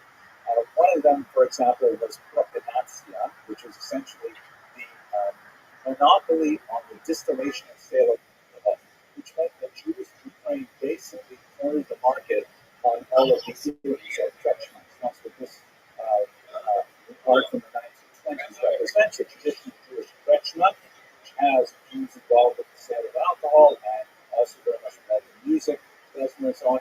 And Ukrainians in their best finery come to enjoy a little bit of socialization. But if you can imagine that, the Jew is, collecting taxes on this, and maybe he'll allow people to run up a tab, and then at harvest season, you've got to pay up a large amount, perhaps with interest. And the most hated of the accusations, which was widely circulated in Ukrainian folk songs, is the accusation that Jews actually held the keys to churches. And if you wanted to baptize your child or get your children married, you had to pay the Jew to open up the church, which was heavily resented. What ended up happening, as you can imagine, is there was a rebellion in the 17th century led by Bogdan Khmelnytsky, and he was able to capitalize on the large number of people called Cossacks or Kosaké, who were essentially runaway serfs who had made their way to the borderlands, to the region of Zaporizhzhia, which is where they have the nuclear plant. And from there, they were engaged in raids on Tatar lands, on Turkish lands, and sometimes on the Polish land. Here you can see this remarkable piece of art by Ilya Rabbi, something that really speaks to the Ukrainian national identity, the idea, and this is something I think really fits very well with the way Americans see themselves as a Canadian from the outside in. I perceive this about your wonderful culture. Thank God, I'm very happy to be here. There are some quirks about your culture that I don't quite get. One of those things is like this incredible attachment to freedom, and don't tread on me, and you're not the boss of me. That's definitely a very Ukrainian attitude as well, which comes from the idea of these freebooting Kosaké. The leader of these bands was Bogdan Khmelnytsky, here on the banknote from modern Ukraine. And he led this major attack against the Poles, against Ukrainians who had converted to Catholicism and viewed as traitors, and of course against their middlemen, the Jews. Some of the worst pogroms Jewish history occurred in the middle of the 2nd century, led by this man.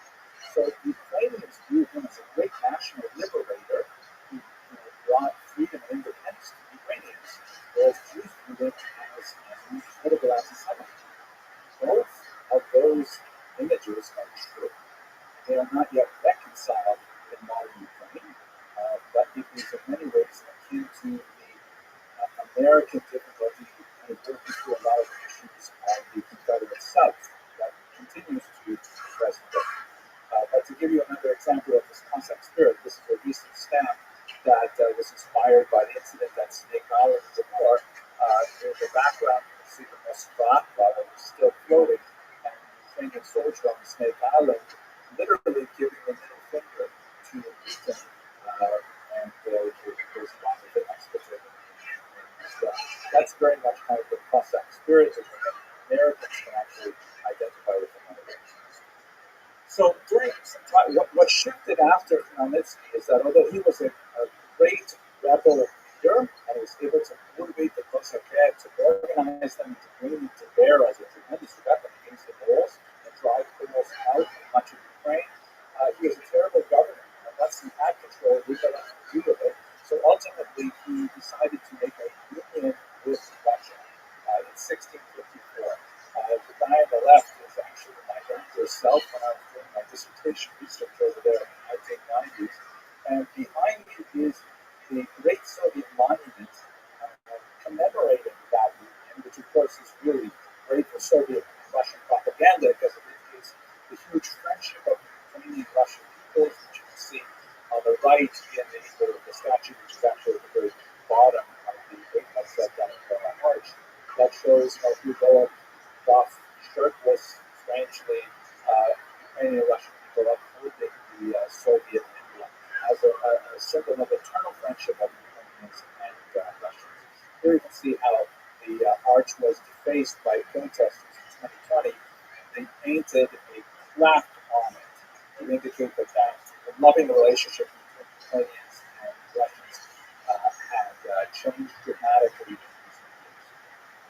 Now, at this point, I've seen that it's been longer than I expected, so I'm going to kind of zip through this in one sentence.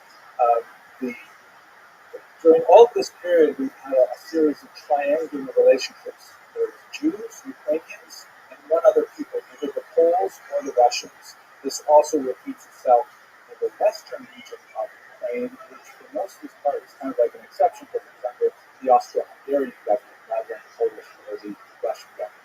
And in all of those relationships, Jews tended to orient themselves towards the more powerful nationality, originally the Poles, later the Russians. But in the 19th century, that began to see some changes, which we'll discuss very briefly now. Well, let's take it into the 20th century. So as I mentioned, during the revolutionary period after the Romanov dynasty fell, there was this brief period of a rapprochement between Jews and Ukrainians that ended in central to that family is the figure shown here in this statue.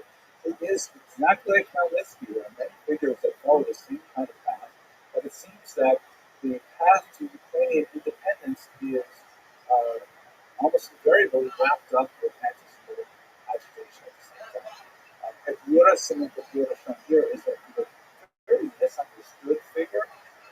He actually was a journalist who found himself at the helm of functional government. In my research, what I argue is that he was not so much the architect of the violence as he was paralyzed by it, did not know how to control it, did not take the appropriate steps that the leader had in order to control that violence. Nevertheless, Ukrainians see him as a hero. Here you see the statue with the blue and yellow flowers. And the Times of Israel is complaining, of course, that he was pogromis, and nevertheless, there's a statue set up for him. He was later assassinated in Paris in 1926 by this man, Shalom Schwarzbard, who murdered him specifically because he viewed him as the person who had organized these horrible pogroms in 1919. And when Schwarzbard was amazingly acquitted by a Paris jury, perhaps feeling guilty about the drivers affair that was 30 years earlier, in which they convicted an innocent Jew. In this case, they actually acquitted a clearly guilty Jew who murdered him in cold blood in the street and was not repentant about it. But it was nevertheless seen by Jews as a huge victory. Here you can see a remarkable piece by Chagall that shows the raised Torah scroll with the angel of vengeance flying overhead and the word Schwarzbard written in Yiddish, as if that is the Torah. The Torah is Schwarzbard's vengeance. Imagine the Jews after the pogroms of 1919. And there are many places like here in Beersheba where you have a street named after Schwarzbard, which is called Handokim, the Avenger. So, just like we saw with Khmelnytsky, you have a moment in Ukrainian history where the drive towards Ukrainian independence is intimately wrapped up with anti-Semitic activity. The worst period, of course, would be during the Holocaust, and this is what stands and looms so large in the American tradition of diaspora memory. We should understand that Ukraine was divided by the Molotov-Ribbentrop Pact, the secret pact between Hitler and Stalin in 1939. You can see here, this region was divided between the Soviets, it was taken over from Poland, divided between the Soviets and the Nazis. And so for 2 years, the Soviets came in and tried to forcibly communize the region, imposing agricultural standards and persecuting religion, much like we had in eastern Ukraine, which included the horrible, disastrous Holodomor, the terror famine of 1932-33. At its helm was a Jewish figure named Kaganovich. So many Ukrainians viewed this rapid communization of the area to be essentially an expression of Jewish activity. This was not at all the case. There were some prominent Jews definitely in the Soviet movement, but they were largely pro-Hirsch in the 1920s and early 30s, and you don't have the same kind of phenomenon. Nevertheless, belief is far more important than reality, and many Ukrainians view the Jews as being allied with the Soviets that they hated so bitterly.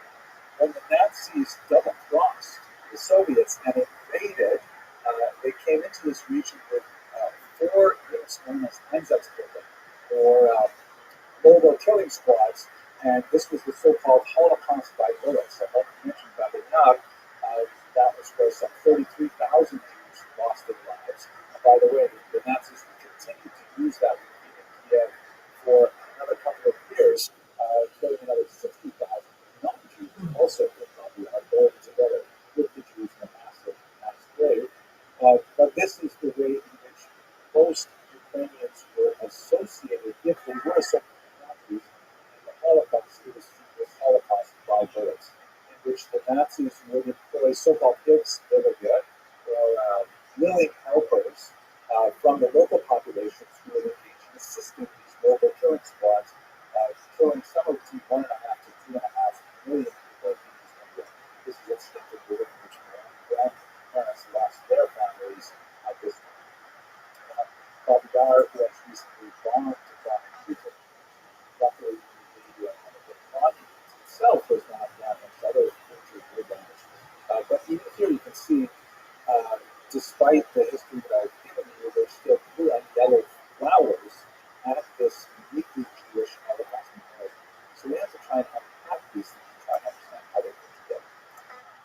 Our current moment, Vladimir Putin is looking to channel his Tsarist predecessors to develop this idea of the ROTHSCHILD, the Russian world, in which he wants to try and recreate this larger Russia, which includes Ukraine, as an intrinsic component part of it. But it's interesting to note that his main sort of justification or propaganda purposes for attacking Ukraine is that it is with Nazis. But you should understand that what does that term Nazi mean? It's clearly absurd. The country is not filled with Nazis. But for Russians, they view the idea of Nazis as anyone who tries to conquer their country from the West. This is a huge thing for them. It's much bigger for Russians than it is even for Americans. As much as we revere the Greatest Generation and D-Day and things like that, Russians, of course, had Nazis on their soil. And so we created, like in Kiev, this massive, rather grotesque motherland statue to symbolize the defense of the country from those invading Nazis. And so, in a way, it's actually thinking of the EU and NATO as the Nazis. And the Ukrainians, by reading that way, fall into that definition. For Ukrainians during the Nazi period, it's much more interesting, much more relevant to think of their at one time connection to the Nazis, and I'm generalizing because I'm running out of time, as really one in which they're trying to get rid of the Soviets. They view the Nazis as hated enemies, but possible temporary allies. This is actually a propaganda picture from an organization called the Organization of Ukrainian Nationalists and a native organization called UPA. And as you can see, the soldier here on the bottom, he's trampling on both the Soviet and the Nazi flags. The Soviet one on top, the Nazi one below, because they view the Nazis as their allies to kick out the Soviets. This is present to some degree in certain elements of Ukrainian society, but as we shall see, very small elements. This is the Azov battalion that clearly has a small element. Some scholars estimate as much as 10 to 15% of the Congolese have Nazi inclinations. And during the question and answer, people have an opportunity to discuss this great weekend. Contrast this, on the other hand, by someone like Volodymyr Zelensky, who, like Putin, is named after Prince Vladimir, that very first Ukrainian prince who chose Christianity in 988. But his vision is of a Eurotropic Ukraine. He is not looking at the Zaluski Mir, this great Russian world that includes Ukrainians as younger brothers to the Russians. He's thinking of Ukraine as a multi-ethnic, multinational, modern state that can admit many different populations. And it's amazing that Ukrainians agreed. 72% of them voted for Zelensky in the last presidential election. A phenomenal number that, in America, we can't imagine at a presidential election that has such a high margin of victory. And ironically, the Putin's invasion has only accelerated this tendency. So let me take us now to the implication of future of the It's a remarkable study that appeared in 2018 from the Pew Research Center. When asked the question, how would you be willing to accept Jews as citizens of your country? Ukrainians were the most welcoming of Jews of all Eastern European countries. Only 5% of Ukrainians said that they would not be willing to admit Jews as citizens of their countries, which, half as much, a third as much as Russia, Belarus, and Poland, a quarter as much as my homeland, Lithuania, and one-sixth of Armenia. It's a remarkable number that indicates that American Jews tend to have this image of this inveterate Ukrainian anti-Semite. They'll say Ukrainians were the worst during the Holocaust, which is maybe something we'll discuss in the question and answer part of the as well. Nevertheless, modern Ukrainians don't fit that.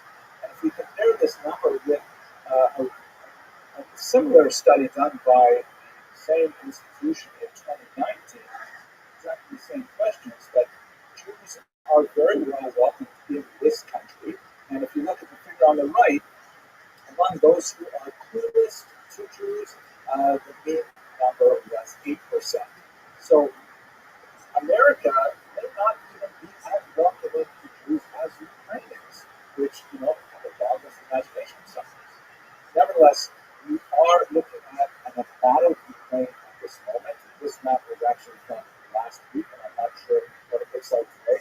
But as Jews, we should recall that, we just read the day before yesterday in synagogue, we just read the Shira Dayam, the tremendous description of the Jews' escape through the sea when all seemed to be lost. It is arguably the greatest refugee story in world history, and perhaps we should bear this in mind when we're thinking about the fate of Ukraine, now also with their backs to the sea and deeply in need of our prayers. Thank you very much for your attention and endurance, and at this point I'd like to turn it back over to Rabbi for questions and answers.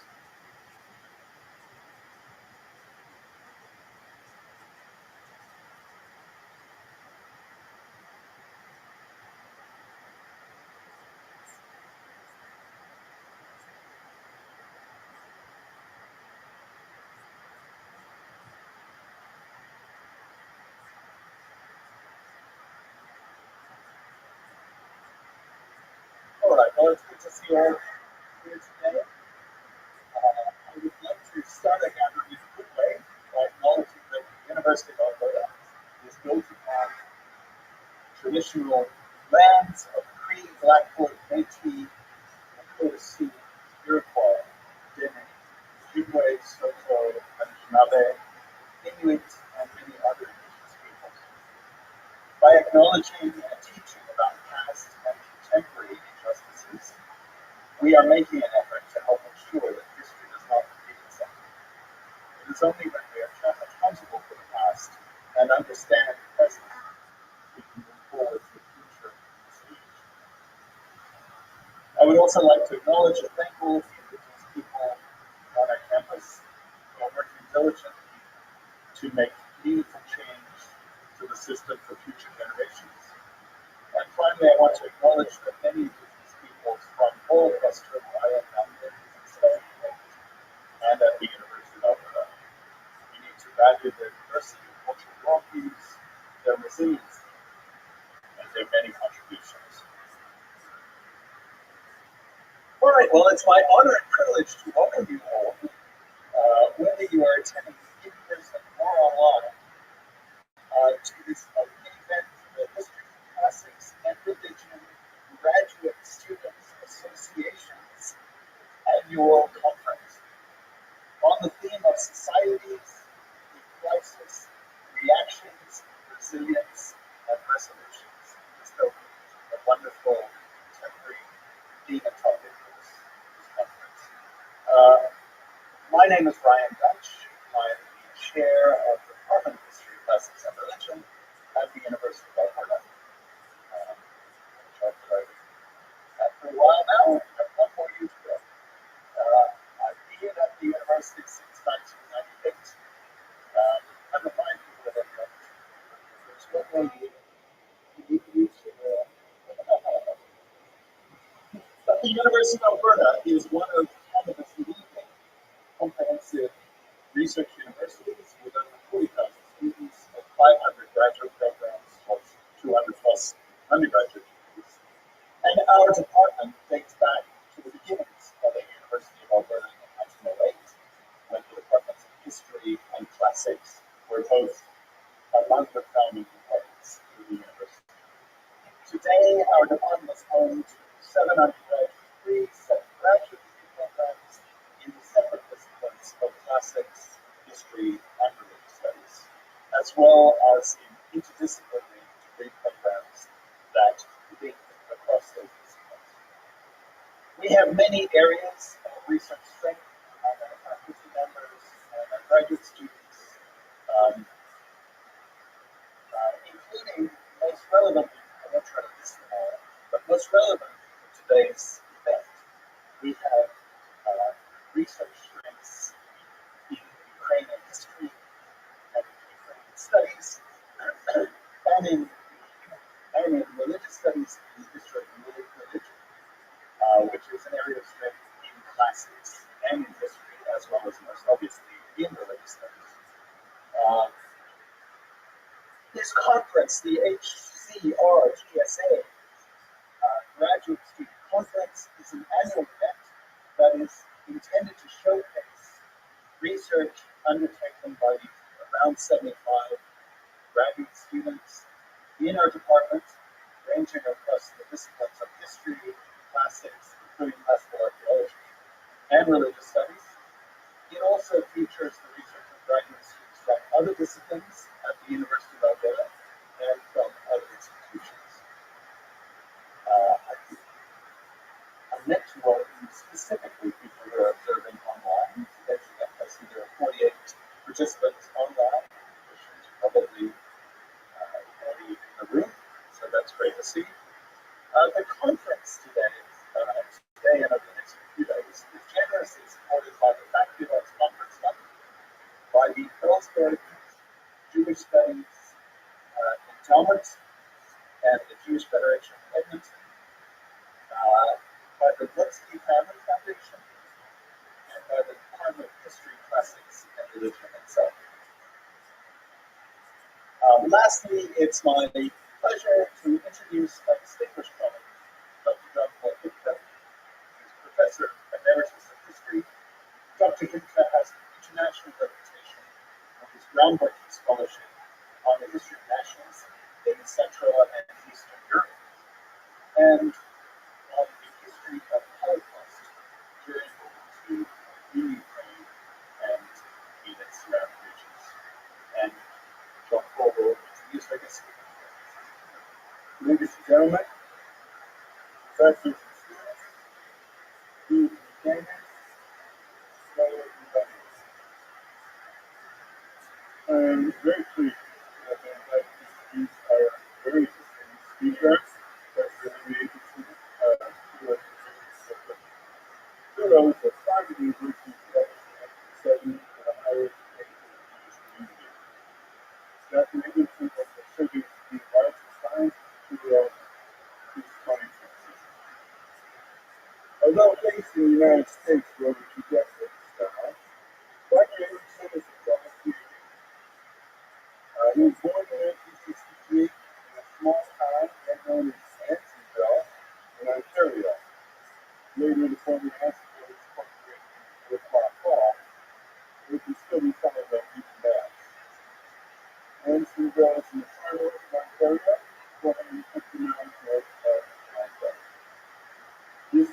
Valley, they experienced the coldest temperature ever recorded in Ontario. January 1955, the mercury got minus 70 degrees. The young Henry grew up, and it's hard to believe that it's a young Henry, but let's like a young Henry. The young Henry grew up in this Boston area, where people traveled by snowmobile, hitchhiked by themselves, cross country skiing and sledding. Henry was the sole Jewish child in a small town. He had to learn to fight to defend himself against the anti-Semitic bullies. His parents took care of his Jewish education. His actions were so poor in Jewish educational resources. His parents sent him to Toronto when he was 10. His mother lived with him and sent him evenings a week to the extent Jewish schools and universities. He received his education in Toronto at the University of Queensland, Toronto, earning a BA, MA, PhD grade. He wrote a doctoral dissertation as a supervision of a leading theory of the time, Professor Paul R. Martin. He was long as a graduate student at university, but I just have noted a bright young scholar who was working on a key topic in history of Ukrainian-Jewish relations. As I see it, he was undertaking a major project that laid firm foundations for much of his later work. It brought him to prominence in the stories of 20th century Jews.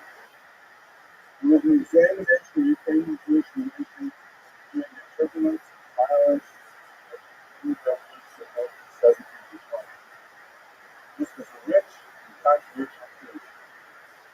During the revolution, the short-lived Ukrainian government implemented an unprecedented program of equal rights and cultural autonomy for the Jewish population. The place was the Ministry for Jewish Affairs and official status of the Jewish language. But when the government began to lose control over its territory and population, and to transform into a worldwide armed camp, troops loyal to it perpetrated savage programs against the Jews, killing tens of thousands of them. The assessment of the period has been radically different from the historical memories of Ukrainians on the one hand and Jews on the other. No one has been able to sort it all out, and it is very obviously full of accidents. Henry worked hard here and brought more sense to the topic than has ever been in evidence previously. He had the distinct advantage of having introduced Ukrainian discussion Yiddish and Hebrew. The initial announcement of the results of his research was in a premier journal of the electrical research field, Logic Review. He was still a graduate student when he published it. In 1995, he completed a doctoral dissertation in this section. He did further research and he wrote the dissertation to a book, A Prayer for the Government, published immediately online by Ukrainian Research Institute and Center for Jewish Studies at Harvard University. He received enthusiastic reviews and is still frequently cited and sometimes debated. I myself have cited it numerous times. It's sincere. Working on that project led him to reflect more generally on the interaction of Ukrainians and Jews. He wrote an article of great sensitivity and intelligence on this subject, truly a seminal text, Discovery of Monohead. It destroys the myth of Ukrainian anti-Semitism government for centuries, and roots it instead in socioeconomic relations. He was so glad to speak of it like that. What he learned from the Revolution Project has served him to extend that he worked more and more on the structural events of 20th century Jewish history, the Holocaust. In fact, one can see the work on the proponents of the Revolutionary era as a preparation for studying what happened to the two decades later. His article on the eventful affair, for example, like its art life, shows the influence of his earlier work and reflects on Ukrainian collaboration with the Nazis and the murder of Jews and on the motivations of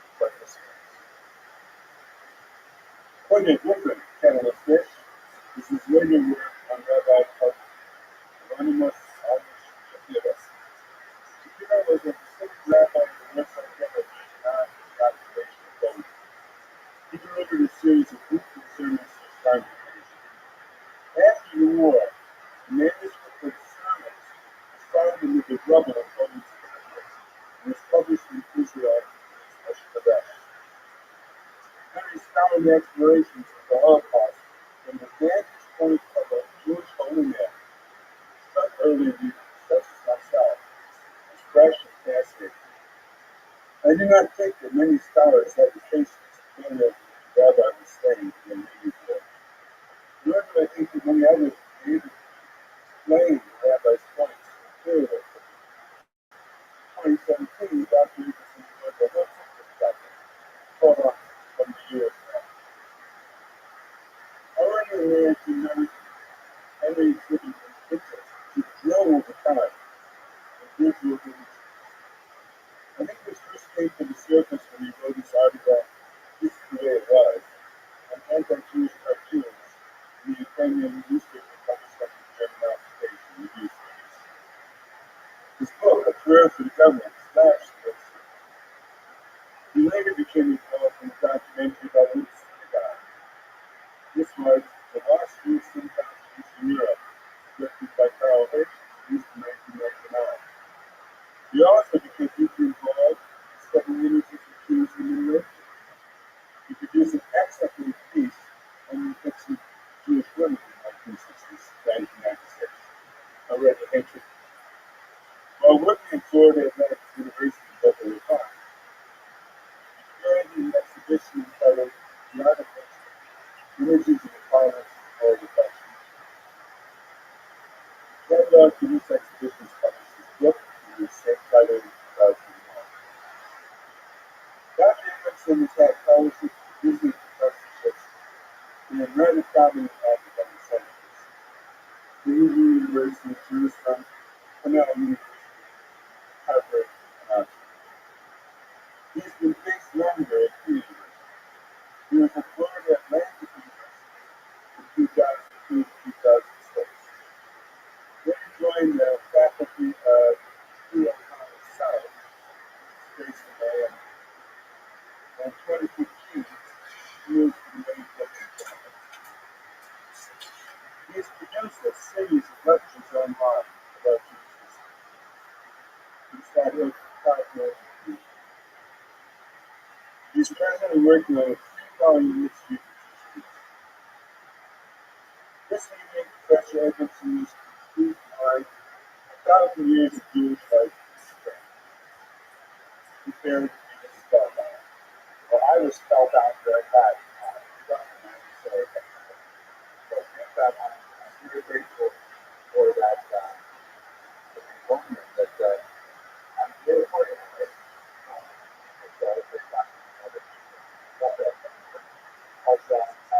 I'm deeply grateful, and since you lavished so much time on my anniversary, I should mention for the audience here that, thank God when I was in graduate school, I did a lot of staff, in a very nice way. They fell apart in a very mature way. Almost like falling apart right about that time. And I usually met with positive feedback from my youth. The one reader that floored me that really took me down several pegs with Congress, and these were one of them that thank God. I'm not sure whether you read the article or maybe it was the dissertation, but he delivered just a trying to think about premises of going into this, which demonstrated to me that I really moved over to 10% of the problem, and then 9% of it, like an ice cream, was under the surface, and that I had to really rework everybody into this way. I didn't think we can talk about it later if you want to go into specifics, but it was the most useful piece of criticism I think I've received from my scholars from someone who is not my wife.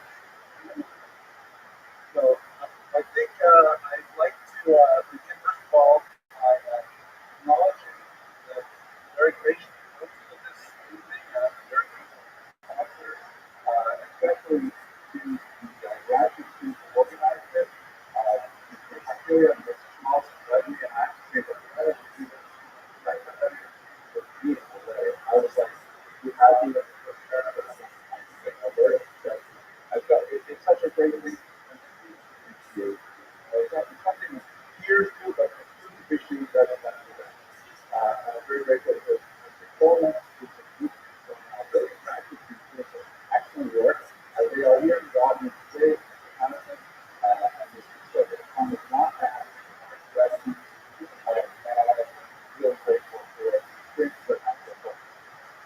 since this is a multi-ethnic audience, I'd like to begin by saying there's a better quote, but we got to think,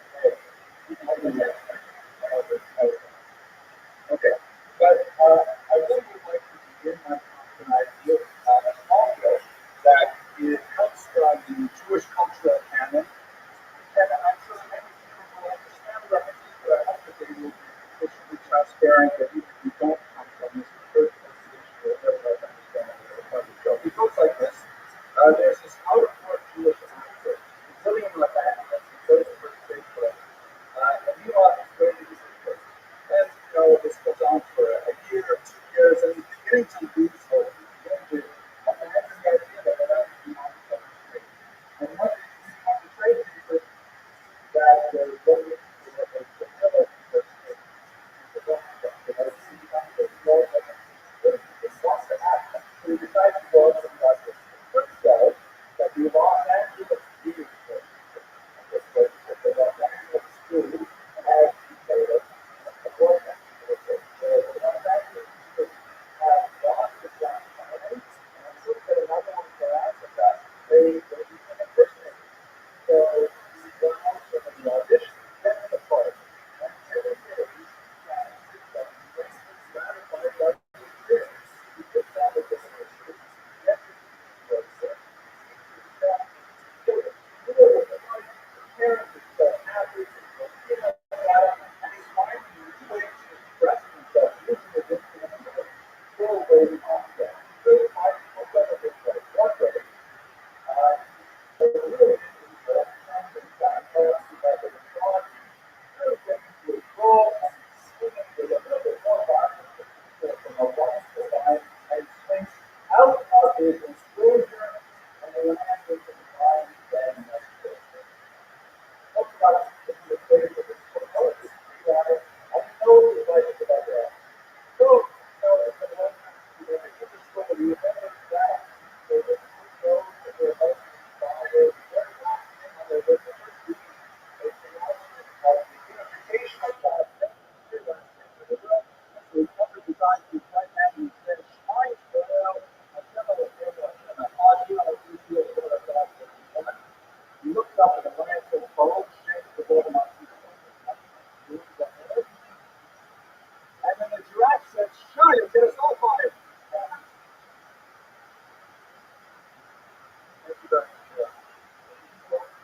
The point of this story is that I think it's very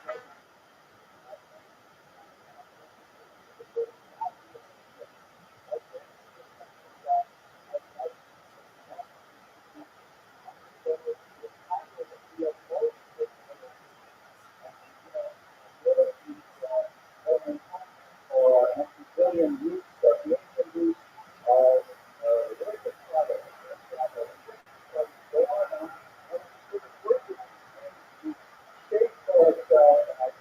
And what I would like to talk to you today, which I have learned from my meeting with Mr. Pittsfield earlier today, this is not such a radical idea, but we are looking at a very unique era in history in which a new Ukrainian Jewish identity is being forged. I'd like to demonstrate that as we race through a millennium I don't want to say necessarily coexistence, but Jews living side by side with Ukrainians in this of about 60 minutes. I will speak very fast. Let's start with this unique thing. These are rather remarkable language. Let's place it in Hebrew. It is a Holocaust memorial that is found on the other side of the synagogue in Lutsk, Ukraine. Just to give you a sense of where Lutsk is. But I think we have to take the notes on that. You know what they say PhD stands for? So, here's a map. You can see the little dot there where Lutsk is. It's something in the north, that's the Ukraine. There's Kiev, marked here. And this is how it looks on the side of the building. This is a 17th century structure with what's traditional orchard style walled architecture. Not coincidental that it was built in the upper Jewish Center just last week, and it looked exactly like this actually. And you see it sitting there on the wall of the synagogue, the Holocaust memorial. Now let's look a little bit closer. Let's see how it's changed in the just a couple of years between those two pictures. First of all, you can see that the stucco work has become declined. This is taken, by the way, in this picture is 2011, so long before the current conflict. But you see the synagogue is becoming declined, and no one is apparently taking care of it. And you can see here there's kind of this is sort of sad. Stickers, one of our developers memorials, but then someone else in there too has come and has removed those stickers and used them to remove it. So that gives us a little bit of how we get about this memorial or what it might mean. There's text in two languages. If you're on the right, text is in Ukrainian, not in Russian, which speaks to us the ravage that independence in 1991. And on the left, perhaps not quite as surprising, text in Hebrew, not Yiddish. Yiddish, for those of you that know Jewish languages, Yiddish is basically medieval German, with slang. With that, no, okay. So it's basically medieval German, Yiddish characters, a lot of a mixture of Romantic languages and Slavic languages as well. And it was the overwhelming vernacular of the Jews until the Soviet Union came into existence. And then there was a rapid shift from Yiddish first language usage to Russian. But it was very, very few Jews who spoke Ukrainian as a first language until the end of the 20th century. And that process of accelerating dramatically far faster than I had thought. Now, those things are all kind of interesting, but the most dramatic element of this, something that I'm sure Jews in Ukrainian history will recognize immediately in this, but when I speak to Jewish audiences, they're oblivious. The shape of the figure there was appears to be someone beseeching God, the Holy Prayer. Obviously, it's also of the virtue and the context of the Holocaust. How would Ukrainian Jews see that? Do you want to offer an opinion? Please. It's exactly. Thank you, Professor Coleman. Normally, these investors look a lot with the whole but, for example,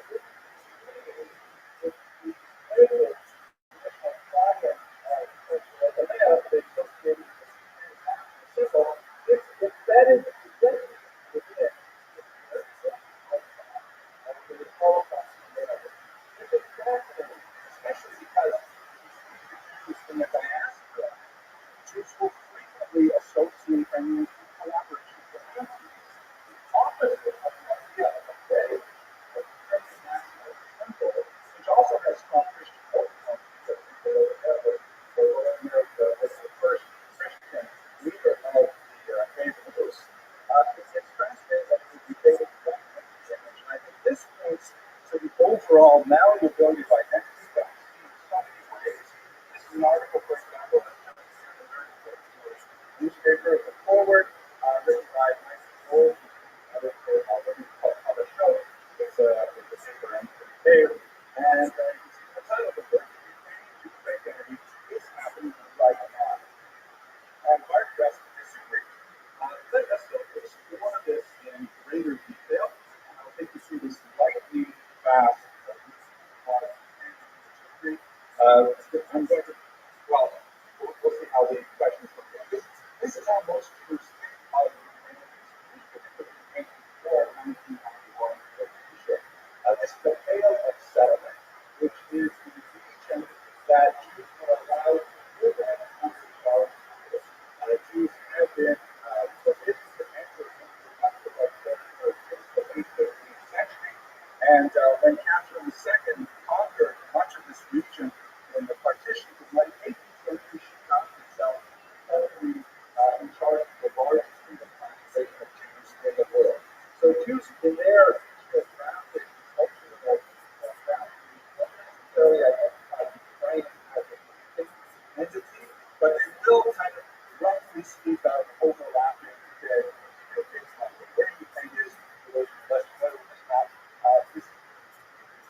very rough bubble, but that's more or less probably how you think of Ukraine. It's only towards the western part of the Dnipro River, this is called right bank, and extending generously into Austria, Hungarian regions, and even into Polish and Belarusian regions. This area is side by side between for well over 1,000 years, and there were 6 moments of a cooperation. To mention in the context of my research, this is a bill from 19 100 Pennsylvania, and during this period, we were fighting between Ukrainians in the gap between the fall of the Russian Empire and the rise of the Soviet nations. You see that the official languages of the country included in the top left, the Russian on the top right, Polish, and directly under the map of that country, the places that is English covered on the non-English covered on. Very remarkable that Yiddish was actually recognized as an official language of Ukraine, albeit very briefly and very tenuously. And if you get a chance to the archives, you see how difficult it was to actually manage it. But it shows a tremendous degree of sensitivity for this Jewish population, largely from Israel. I see many examples of it. Here is a stamp from year 2011 that commemorates 70 years since the tragedy of the Rabbi, which of course is one of the greatest short-term massacres of Jews in the history of the Holocaust occurred in the city of Taik. It is a shared place of memory because, of course, after the first 2 years, the massacre, only when we go, the same place in 2010, but about 32,000 lost their lives in the first 2 days. Nevertheless, even though it is a shared heritage of suffering, the image really has a Jewish symbol of all that, recognize that Jewish aspect of this tragedy. And at the same time, while you have these unusual moments and artistic expressions of solidarity, you also have some images which are much more difficult and most to depend on, such as, for example, the domination of these images of Stefan Bonavera, who was in there to have drive out social. Earlier today, about the days of how the cause that in there, Russia has taken the ironic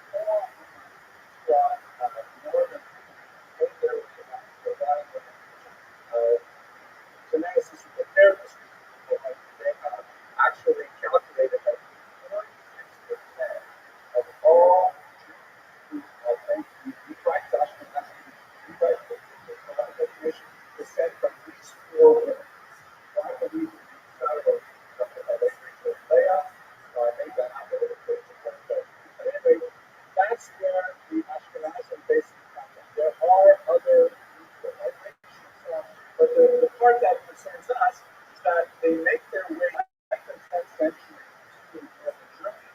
And then in the 17th century, there's a major migration east. You see this map here. The Ashkenazi community are both driven out by the rise and some of by the rise of beliefs like the Blood Bible, the 14th century. And at the same time, the Polish Independent Council, which dominates the Taik this time, has a very heavy influence on an economy in the region. So Jews are brought in, they're given a practical direct medieval set of privileges set up. The very appealing thing that the 7th century dated religions have like over the policy and they basically it's also the notice on that there's another particularly although very called the Passage Pattern, the capital at Seal, to the north of the Caspian Sea. Very, very mysterious people. Besides the historic legends of early settlement in the West, frequently following Greek traders and Egyptian Arabs. But the Khazars is very prominent in a lot of early historical records. We have the version of things like the mirror, for example, mirror essentially a story of the position of the Khazar king. But many historians dispute the validity of the entire episode, and there's precious little evidence that there was much of a Jewish Khazar people. There have been some fascinating archaeological studies done. Some of them demonstrate that the Khazar include architecture very similar to that used on Israel and ancient mirror here, but that's disputed by many archaeologists. Although there have been some very recent studies that they had definitely made their way to this area. That was a long build-up for this one control. So seriously, don't forget to use the Khazar as an asset. There are some really technical pieces of these that have been developed and I think that's a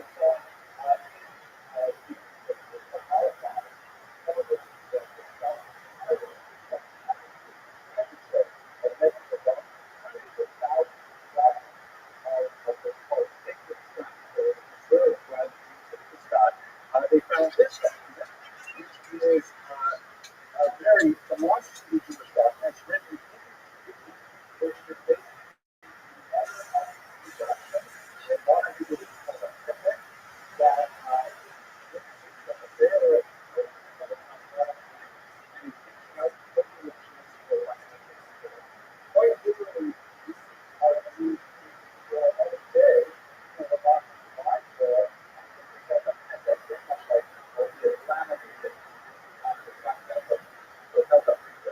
what's fascinating is that at the very bottom, this letter was originated in the 12th century, is signed by an official interpreter, which suggests that there were, in fact, authority Jews living in Cairo, many of them give level of their status signed the document that the one is going to be prepared.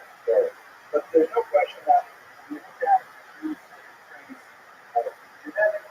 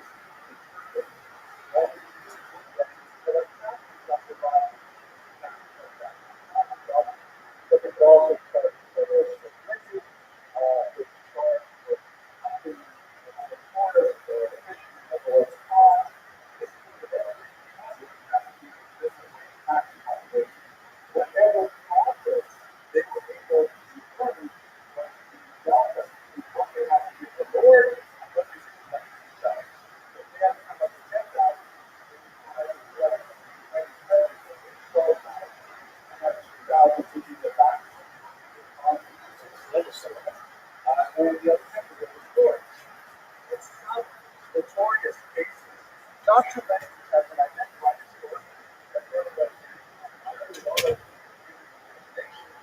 but in folk songs of the era, Jews even had the right to control access to the churches or baptism.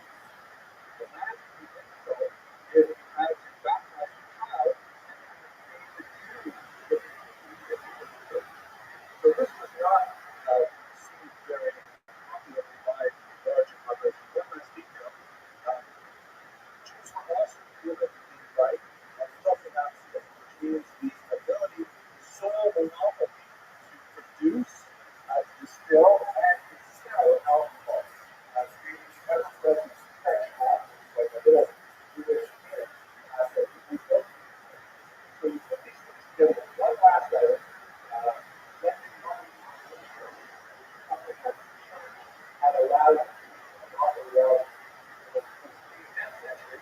So you can imagine as this picture here, kind of a depiction of it. You can imagine you bring the oil fine such power in place, and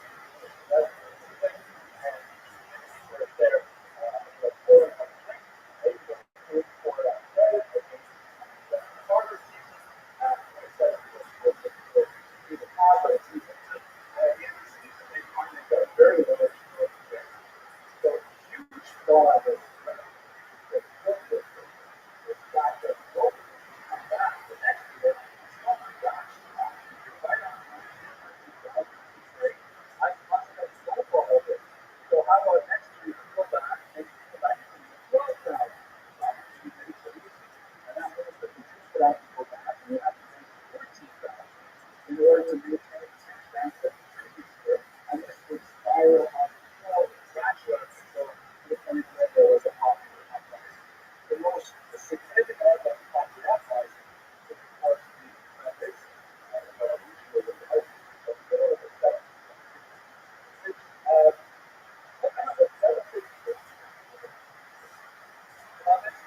Basically, this huge heroic figure in the Ukrainian mind, primarily because he managed to become peasants who essentially run away from their land, and he united them. They were famously quite fractious war power, and he united them with the military stuff on the tools themselves, on Ukrainian Catholics who had betrayed their Orthodox roots, caused that their minds to moving into Catholic West, being an act of polarization. And of course, the Jews who were the Alvin Catholics, now, if you remember back in the 1990s, the huge riot in Canada, which were largely an expression of absolute anger against the administration. And riots went on days and sides and all that stuff. But the reality that the population has turned the vote was not the right response. But it was but it was the political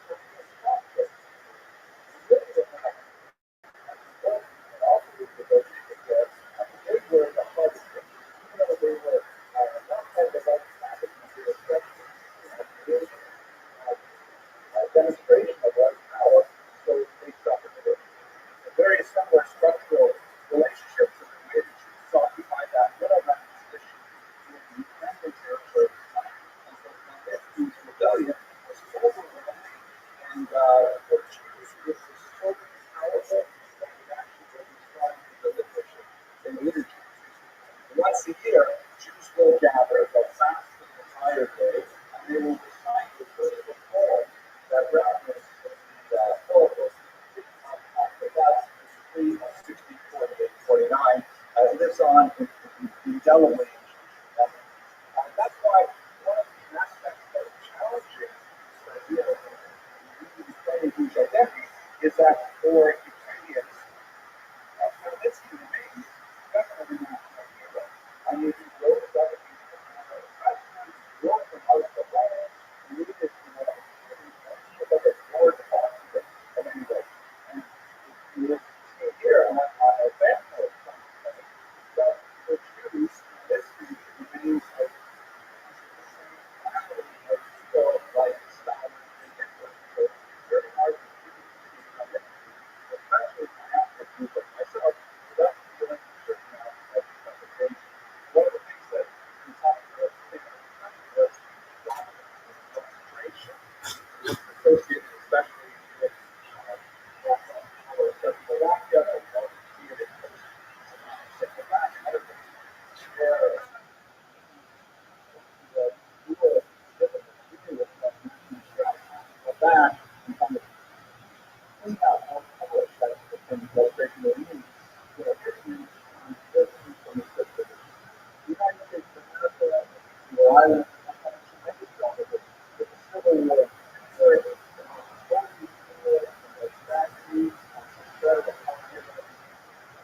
So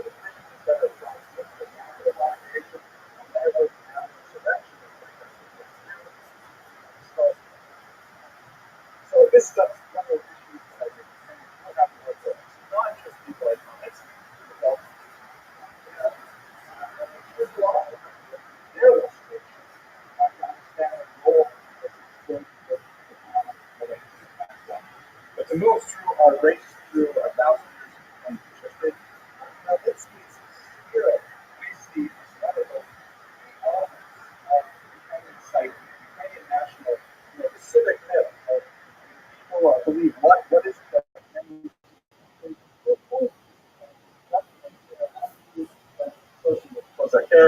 you see it here in this stamp where the golden plaque, of course, was the most money was brought Ukrainian soldier on Steve Island.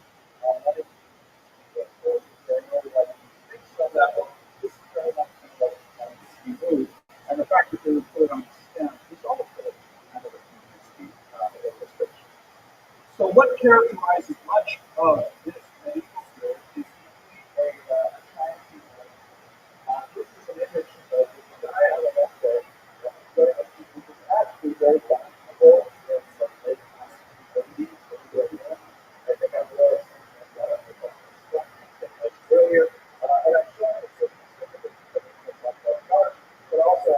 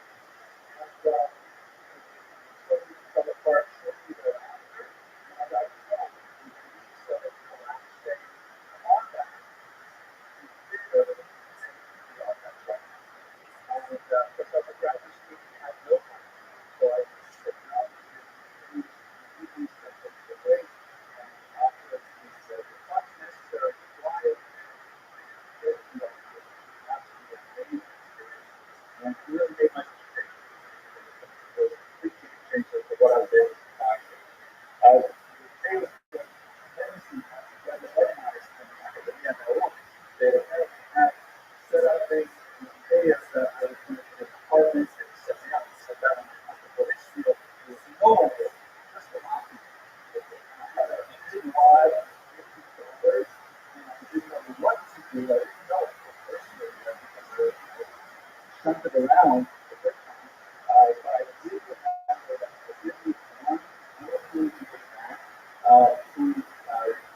The American Jewish Congress asked me to bring in some of the specific type of medicine needed from the court.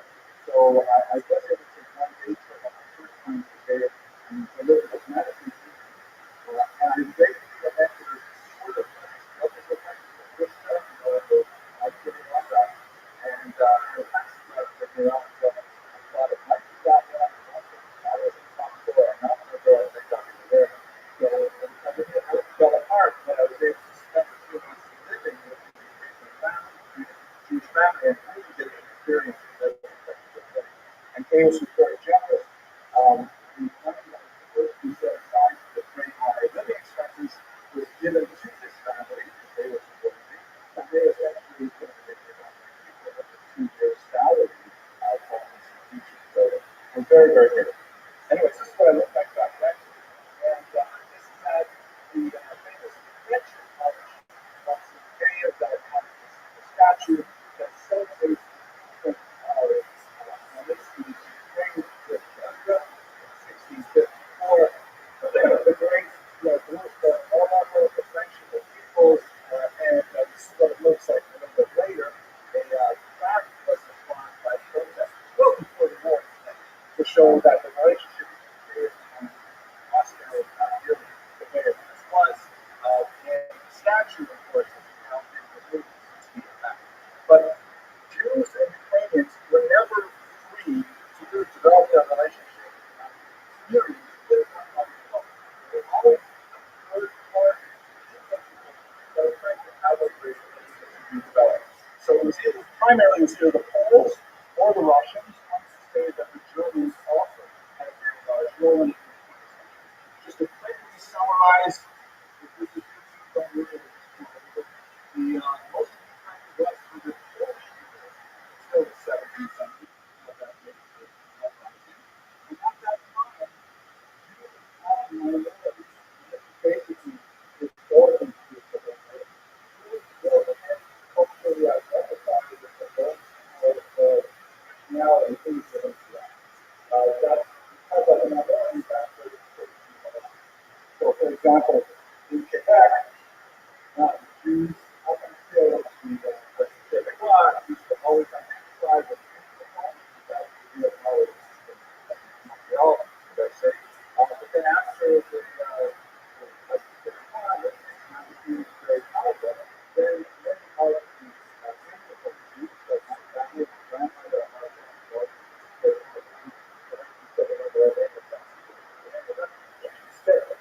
a lot of the Anglophone moved out of Quebec and moved to Ontario, and the remaining officials were drafted from and also they became francophones. They supported the dominant power. In South Africa, where tend to be more aligned with the apartheid parties, so that's one. So it's not surprising that they're living largely among Ukrainians. As a minority, they are identified with the Polish rulers. And this was something that was common for much of the culture. They never really developed a strong attachment to Ukrainians per se. They never absorbed a lot of Ukrainian cultural information, but Ukrainians were not really, creating great works of literature and things like that at that time. Eastern Ukraine was largely under Russian rule, and then it was becoming a great stakeholder of the Poland. They also, basically, in the last year, with a small segment, explored so massively by Hitler and Austria-Hungary. Now, this was a period of great change, though, because those Ukrainians actually found themselves dominated by Russian rule in the 19th century. And this can be seen in a couple of different ways. For example, the notorious campaign in 1837 on Nicholas I, the Poland, that it was so difficult to assimilate that what we had to do was to force them into the Russian army at a higher level of the school. It started to avoid experience in national army, largely because there was feeling that if you attack it, go faster for them, you're taking it for a long period of time. So the history sort of have over that, with a more role this is one of the hardest armies like America, Canada, and so on. So what Nicholas I did was to say, okay, first of all, we're canceling the optional payment for Jews to exempt themselves from non-suffering for people. Army service in the first era was 25 years. Not for a group of years. So often, thing before the third son of a family, the first son to get the land, the second to become a priest, the third one to project of the So Jews could avoid this fight, but Nicholas was going to say no, that's a distinction. And he also realized that by the time he reached the age of 18, which was conscription, they were probably not influenced by their Jewish background, and therefore he lowered the age of conscription to 12. 12-year-old boys could legally be taken from the community, sent off to military school at the time for 6 years, and then they would begin their 25 years. Whereas the college system was started. This is the reason why my grandfather led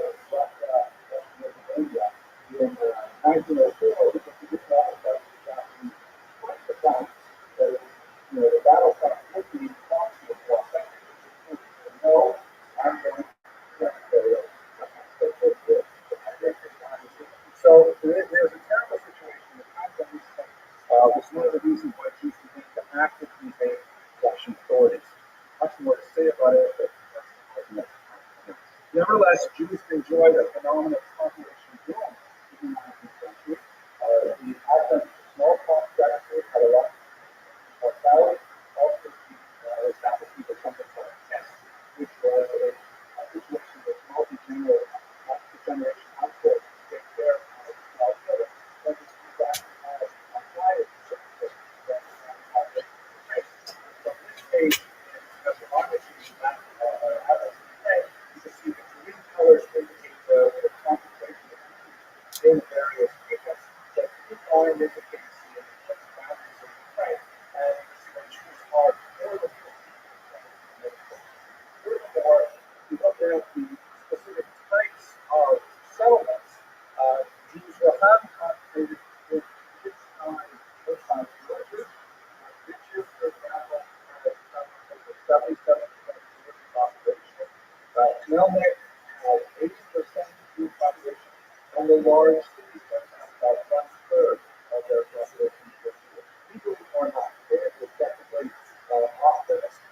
But it had about 50,000 living at a billion inhabitants. So you've got a lot of Jews living in this territory. They're much more hostile to the Russians now, and Ukrainians are also linked to their community of national identity and finding that the Russians are welcoming with every parent actually comes to develop their own ritual culture and so on. This is a period of great identity formation, not only for the black people in particular, but also for Jews who essentially the idea of protecting the black history of this important. I love the whole that is associated with survival of the their right to confiscated bases in southern Ukraine.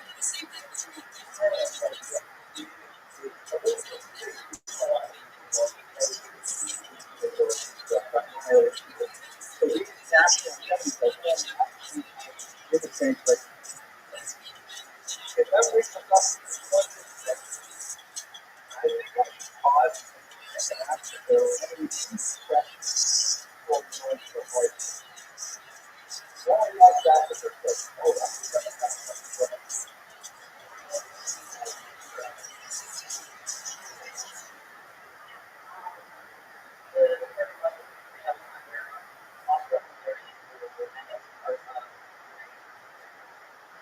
well, when we get to the 20th century, 19th century, will be qualified for several parties that will play in will basically after the main parts of the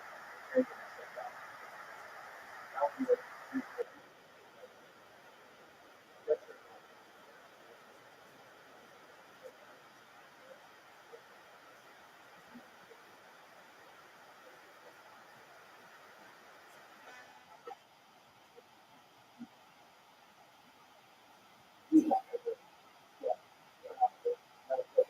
basically breaking problems with Europe. You know, so someone knocking the door and they'll say, you know, I fall on a hard time, I'm not working, I couldn't work anymore, I'm my daughter, and at the bottom, the picture of Rabbi, will say, yes, everyone should help this person, you know, it's not a thing.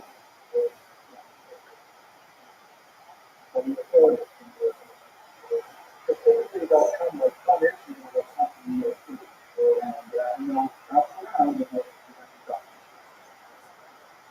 but it indicates that someone of authority in Taik could not write it in and that's not even a deal. But the author already has any last question for you? Okay, so the 20th century is perhaps the most fertile. You know, I picked fun for my book as I studied this specific area, and I studied taste, so I guess I'm going to just only plug the Ukrainian translation, which came out a little while ago. And I guess it's just a few audience for what that fire. So I spent a lot of time in a little nutshell what basically happened. The Russian government collapsed in 1970, and there was a brief period of time when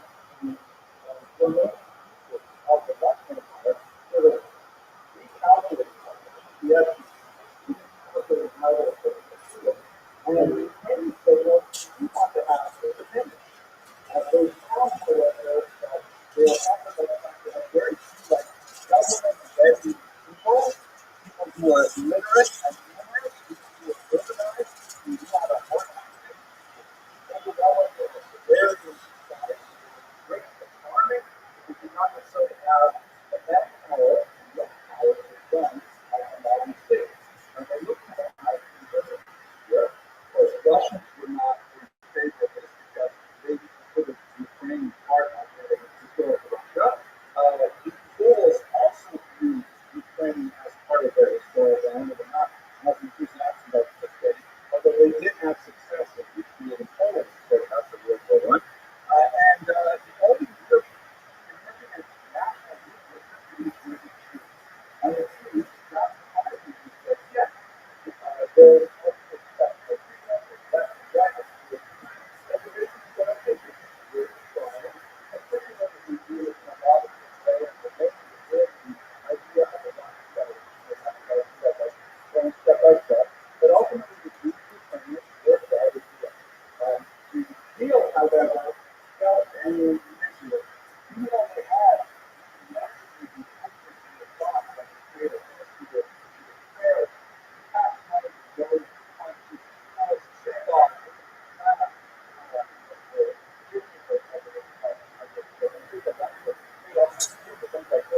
they're overwhelmed by the research about people that at the tail end of 4 years of World War one national refugee, Spain refugee, another refugee that was coming, all of that refugee, all of that war. Violence, that outfit contemporary of African war.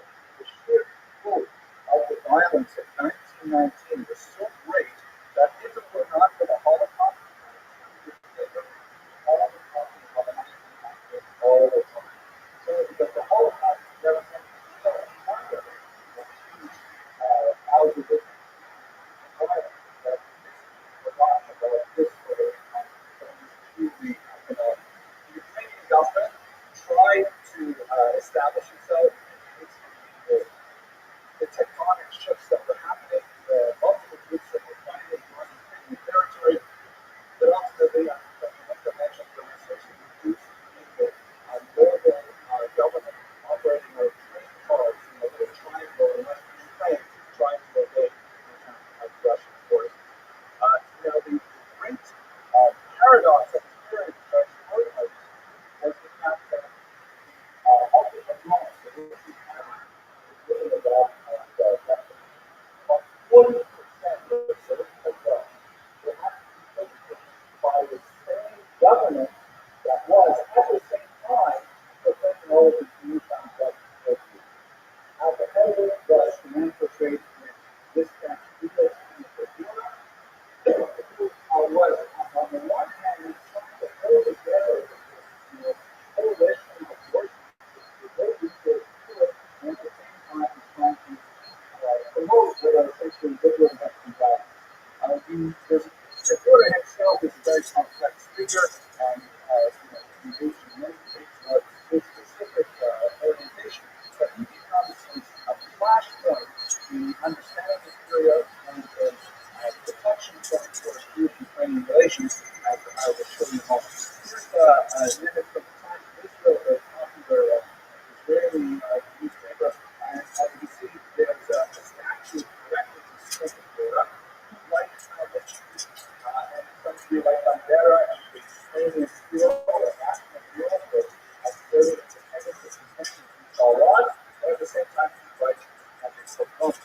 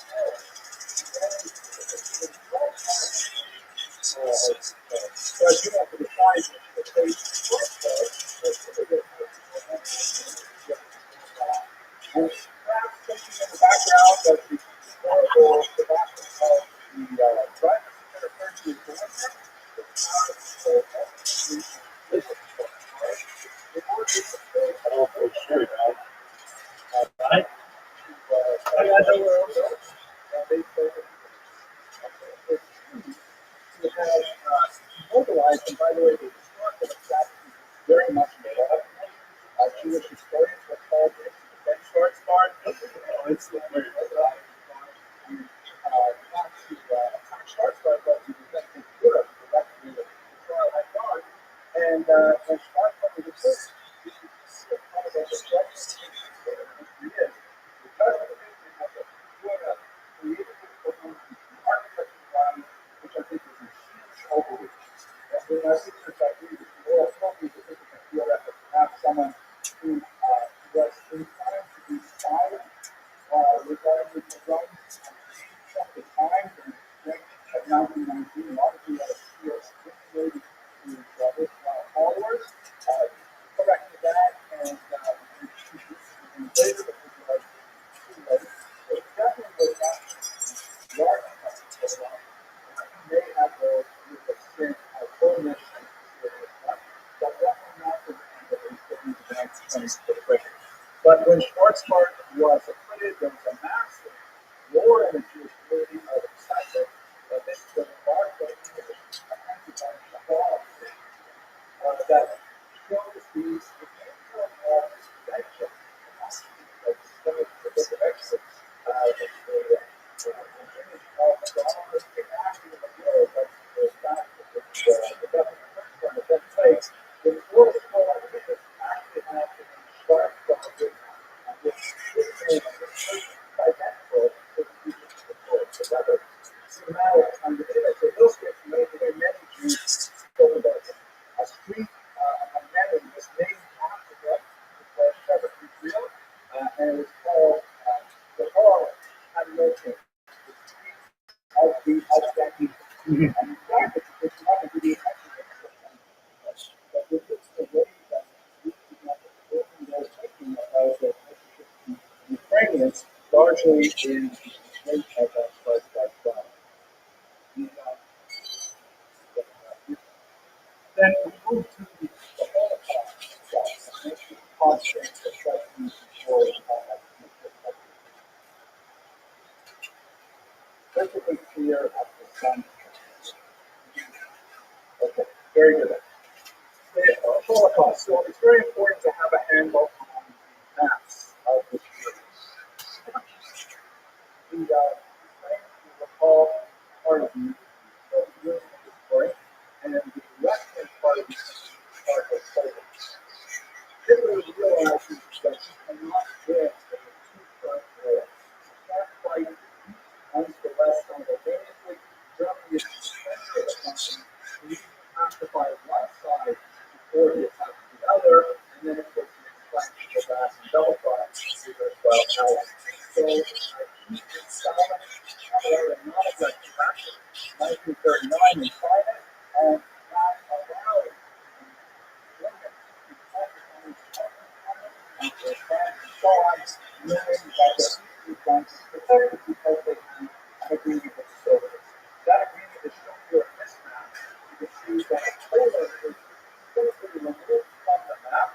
The Nazis take what is west of that yellow line. Where there is the Jews of General Superhall, where later with that members. And on the right side is the are the regions that are large and they belong to the section unit in 1939 and 1941, and they go to a period of fashion and legal condemnation, where the NKVD doesn't come in. Eventually, you have a torture them, later massacre them, form of forced confiscation of property, massacre, weaponized explosions, going after churches, all kinds of things like this. A very, very powerful period of rapid communization, which more recently was beyond what I want to talk about anymore, but I know that Jews were believed to be heavily involved in this activity, and there not seem to be a tremendous amount of support for that particular conflict. So we're definitely Jews who were associated with these brothers and their earlier incarnation. But the reality is not so high, especially not proportionally or disproportionately after the Stalin's version of massacres. But even as it may, the people looking at these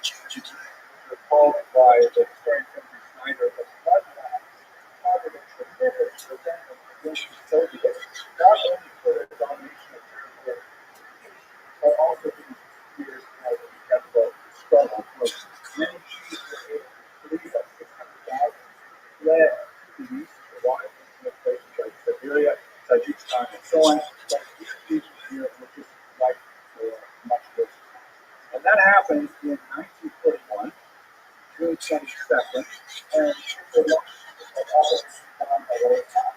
A phenomenon which has been called the Holocaust of the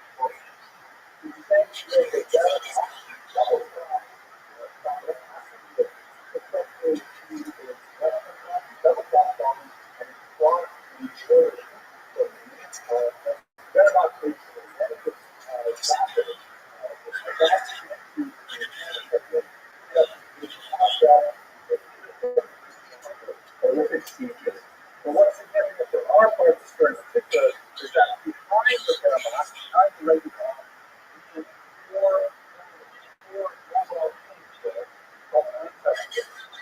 These untouchables have a path of going into these small villages, rounding up particular Jews, communists, spectators, witnesses, anyone who represented themselves as an enemy of Hitler's raw vision of the world, bringing these people out to the beach, catching them in one day, and then massacring them with machine guns.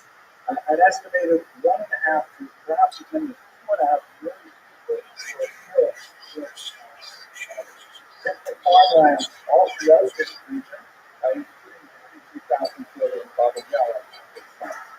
Only family, so it's not joined my grandfather went to Pennsylvania, also came to the last because the landmark field outside the city of Congress.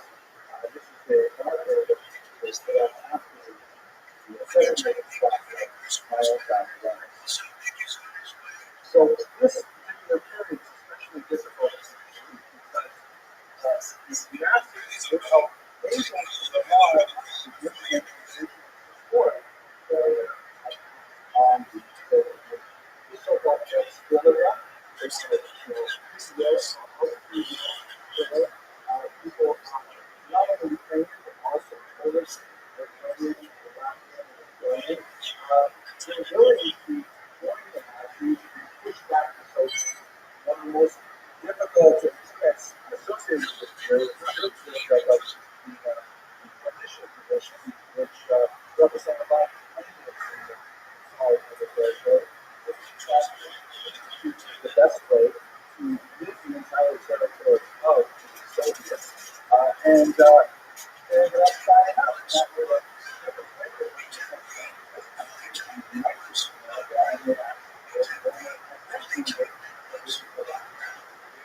they will ultimately give us the mission of this country's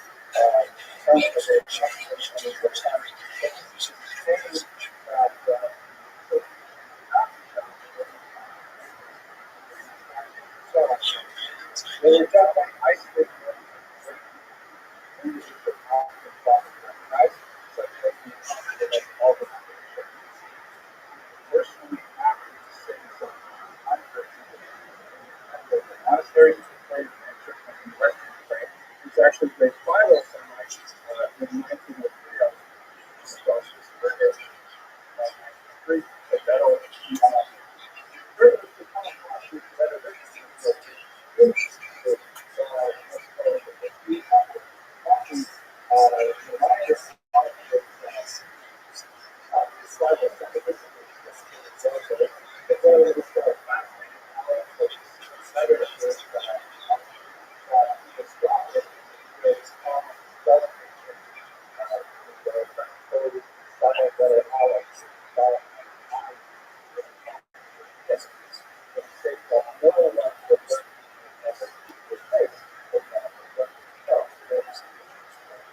So there are some bright lights in the story.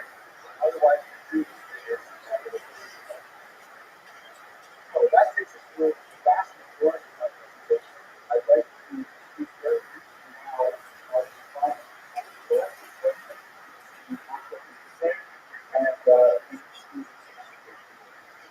so, during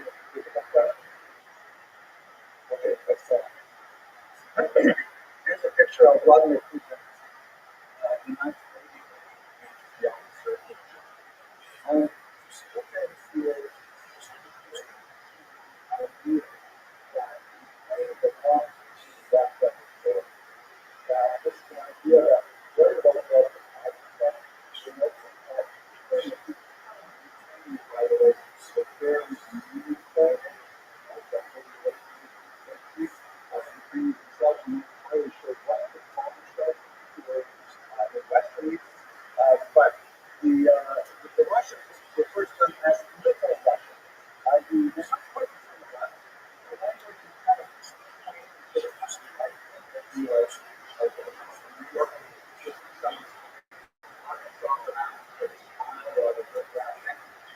they're basically, there are younger guys, all the and the idea of the rebel is the elder Russians to separate themselves from this territory is unheard of. It's quite ironic because the origins of Slavic civilization really begins here. And Moscow wasn't developed. I'm going to give a version of this lecture, and it was perhaps, when I sat back the first time here, I got so many atheists and other back to me and made this statement. In reality, Russia belongs to the more of a period belongs to Russia. Because data is where these societies emerged from. Russia was nowhere at the time when they were all the principalities. But Putin has the opposite idea. Really abandoned like the 19th century, this idea of the Russian world, Russian civilization, which must encompass Ukraine. The idea that you can betray Russia and walk away is something that's not true. And the locality that he, which I think, sent but I also believe the same man believes that is that the image in that exactly because we do everybody on the left, especially the left as well. But we know the whole history of always strengthening very reform for the association of science around the area of the why we look at all the Nazi systems to working forward. You might get all some large organization going on here, and that's why they're back. So we should understand that the term Nazi means something very different for Russians to use. And with Russians, it's kind of like this Nazi statue and the invaded all the time. And it's kind of laughable because that was the first signed a deal with Hitler and we took a valuable ally for him. Double cross him, then all this time Hitler becomes the horrible enemy and they push him away. So Nazism for Russia represents that great imperial threat from the left, which I believe is sort of aligned with the word in many ways. Ukrainians, however, complicated confused obviously. It means destruction. Nazis are the kryptonite and there's no particular thing. But let's focus a little bit more on Ukrainian context. Here you see a poster that celebrates some of the insurgent movements created after the war. And you see on the top here, that's the Varangian right groups are created on the left. And on the right is typical Cossack cancer. And my heart begins to palpitate when I see that. This is probably Ukrainian top. And then at the bottom here, you see Oya Smala, but the Ukrainian picture, by the way, the smoke stands in a very Nazi-like salute, but I don't think that's the intention here. He's standing on the banners of the Soviet Union and the Soviet.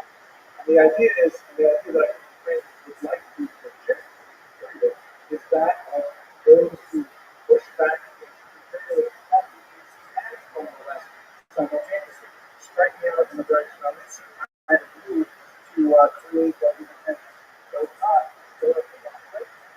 The Ukrainians saw the Nazis with a much better chance of getting the Soviet settlements behind doing it at their own, with the exception perhaps of one particular group. But this is the way in which they like to create their understanding of the Nazis. And one of the problematic issues, especially those with was the association of some elements of the military. I'm sure we can debate for what we do were valid, but the actual division, which has like, one symbols that definitely make use and weaponry. I mean, it's very fascistic kind of, symbols that are highly evocative of these kinds of things. But I don't think we should waste a lot of sleep over this. The fact that there are possibly some far-right elements in the Ukrainian military, when you wake up and smell the hummus, we have February or October, in Los Angeles, and I think when we use the problem from all over the United States that regularly just how many that are on this continent. So I think it's look at that proportion and largely sorts Putin's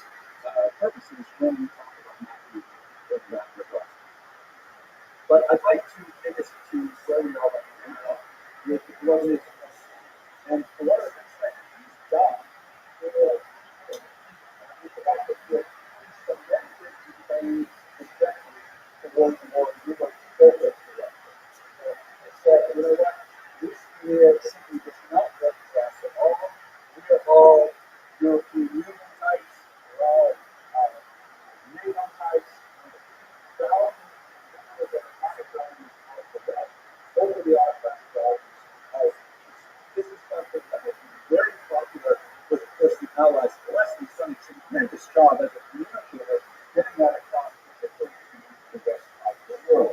And ironically, invasion has only accelerated this trend, something which was always present in society in the 19th century. But this is something I think is now a philosophical and that Ukraine will ultimately find itself as long as it survives this particular encounter with Russia, it will find itself within the European focus.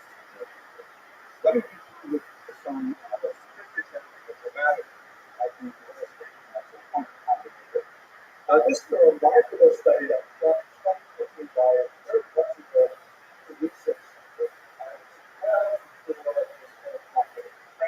And they wanted to ask Eastern Europeans, how would you feel about making Jews citizens in your countries? And when you look at the map here, you start with Hungary. Ukraine has the lowest measurable level of anti-Semitism in 2015, as conducted by this very well-performed research institute as this man. Russia has about a 14%. If you look at people in the country, my homeland is Lithuania, almost 1 million people, my friends on the left, I am Romania, 1 in 5, it's a massive outlier, but it certainly speaks to the trend that we are discussing. And we can see so many of the things with Zelensky's tremendous love affair with the United Nations, the report of the Congress most recently included, I think, a very dramatic address there. And even Israel, which a variety of very common issues revolve around the threat of the Hamas and Israel obviously has a large population for anyone to do the question of any what they need, and Russian Jews as well as a type of presence to their own geopolitical position and geopolitical aspects in favor of Ukraine, and may have been close as well in Israel because of this external the land and the judgment. But I think the most dramatic demonstration of the shift in attitude among Jews regarding Ukraine is illustrated by this article. This is going to happen in short time. Very sad article by Jeff Gentleman, something like that, by it's about a young man couple from Mexico who decided to sign up. They were living like yuppie lives, successful, urban professionals, but they decided they wanted to fight on the front lines. They wanted to fight together, and they went to the front lines together and they were killed together tragically. You can see there the photograph of them from home, and you can see that people like young people have when I read this article, tears came to my eyes when I read this passage. When I asked all my men when we were 8 years old, actually tried out what we can see as Chinese Jews. Remnants of what was once a vibrant massacre that we were witnessing. They went to the same Jewish school. And it amazed me because these people, they really don't question their identity. And by the way, the whole article is including all kinds of Iranian ethnography programs, literal ethnography, by the way. But it's just like a thing, they're Jewish, and yet it steps out in front of them to identify themselves as Jews. This, I think, is the most tragic and poignant illustration of the development of Ukrainian identity that we see is occurring in front of our eyes. This global war of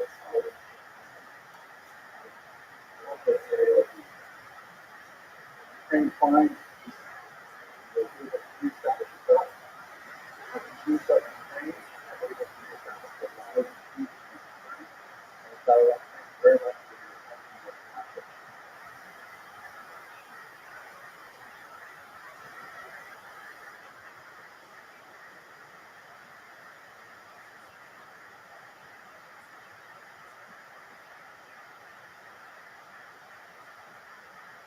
Fellow colleagues, I am very grateful to Dr. Galadza and the conference organizing committee for allowing me the opportunity to participate in this august and important gathering. I'm very sorry that I can't be with you in person. I have a prior engagement in Europe that unfortunately I could not shift. I'm very grateful, however, to have the opportunity to respond in video format to Professor John Palinka's fantastic paper on Chetvisky and the Jewish community. And I hope that my comments will not be redundant, given the tremendous number of the very important and knowledgeable speakers who will be presenting at the conference. In my humble opinion, Colin Chetvisky was a deeply compassionate human being, a man of great reservoirs of faith, and also the capacity for phenomenal spiritual heroism that in his old age, in his 70s, he rose to his full moral stature and was able to rescue some 200 Jewish children from the Holocaust. His story is well told, of course, in Professor Redman's path-making article that was printed in Professor Rodwich's Morality and Realities. And Professor Himka's work essentially brings us up to date with the last 30 years of historiography. Although, as I hope to point out, many crucial elements remain unknown and, in fact, mired in controversy. I'm also very gratified that Professor Himka found my very brief 1991 article in Harvard Ukrainian Studies and cited it so prominently as an early element in the development of English language historiography on Chetvisky and the Jewish community. It, of course, identified a 1903 letter that the Metropolitan had written to the Jewish community and, in fact, sent some funds to them. I'm very gratified that Professor Himka found that article sufficiently important to cite in this paper. And I think it identifies two very important points, especially relevant now 3 decades since I authored it. First is something that is really quite good, that it is just a lasting testimony, an actual artifact demonstrating the Metropolitan's long-standing philo-Semitism. And it also demonstrates another point that's not quite as encouraging. I'll discuss that shortly. Let's have a look at the letter, by the way. In this rather remarkable document, you can see it's written in a very fine Ashkenazic script. He seems to have mastered quite a few of the finer points of Hebrew epistolic style. Epistolic is actually a word. He refers to his interlocutors as my brothers. But let's get to the second point, which I think is perhaps not quite as encouraging. As Professor Himka writes, with his masterful 2013 article in Poland, quote, the development of the North American historiography essentially comes to a close. At that point, Professor Himka moves to European historiography, and it alerts the reader to two very important new works that I unfortunately have not had the opportunity to produce, but I'm really looking forward to seeing them. Yuri Skinner's 2018 study of Studite monasteries in the Holocaust, and Andrei Mikhailenko's work on Chetvisky and his relations to the Nazi regime. Those look like two extremely important works, and I look forward to reading them very much. But my first question would be, and this is related to the second point coming out of my 1991 article, is while this is essentially what has happened in North America and in Europe, what has happened in Israel? What has appeared in Hebrew and Yiddish? And we know that there is a phenomenal number of Holocaust memoirs, many of which are self-published, a little bit harder to track down. We have a large video archive of people who have now published written memoirs, but under the auspices of Stephen Field's Shoah Foundation, they have recorded their memoirs on video, and there are a tremendous number of sources that could shed light on many of the questions that are addressed by all of these authors on the subject of Metropolitan Chetvisky's activity during World War II. And, I haven't done the research on this to know how deep it goes, but I did have a very quick look at Wikipedia just to see what's showing up there. And as you can see, here's the Hebrew language Wikipedia article on Chetvisky. It's considerably shorter than the English language one. But when you go down into the bibliography list, there's actually quite a few interesting things. There are citations of two scholarly articles produced by Yad Vashem, which is especially relevant given the later controversy. They tend to rely heavily on Professor Redman's research and also on David Kahane's important memoir from Review. If you few other things. But it also lists a 2005 article that was written in Haaretz with a very provocative title, The Ukrainian Schindler, and even takes us to a link to the National University of Jerusalem that lists 16 articles, many in Hebrew and Yiddish, 5 books, and an ebook that all have Metropolitan Sheptytsky's name in the title alone. A slightly deeper look at the view at Ukrainian Jews and so on, I'm sure, would provide a tremendous amount of material, and it remains to be seen, because I haven't received the books yet, whether Professor Skira and Mikhail were able to consult these sources.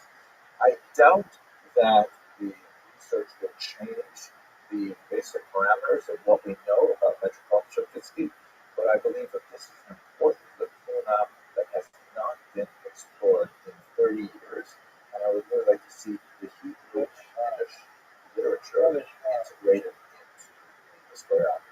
I know that I happened to stumble across this particular letter while looking through Israel book of Hebrew, and there's so many sources that we can draw from, and I'm just wondering what other revelations will be received if we have a look at this very important memoir literature. I believe a very strong aspect of Professor Hempler's brief paper is his concise description of the very human process of Metropolitan Sheptytsky's evolved political thought with regards to communism and Nazism. Like many Eastern Europeans, Metropolitan Sheptytsky regarded the Soviets as a catastrophe for Ukraine. The persecution of Ukrainians' religious tenets, in particular their atheism and so on, was absolutely horrific.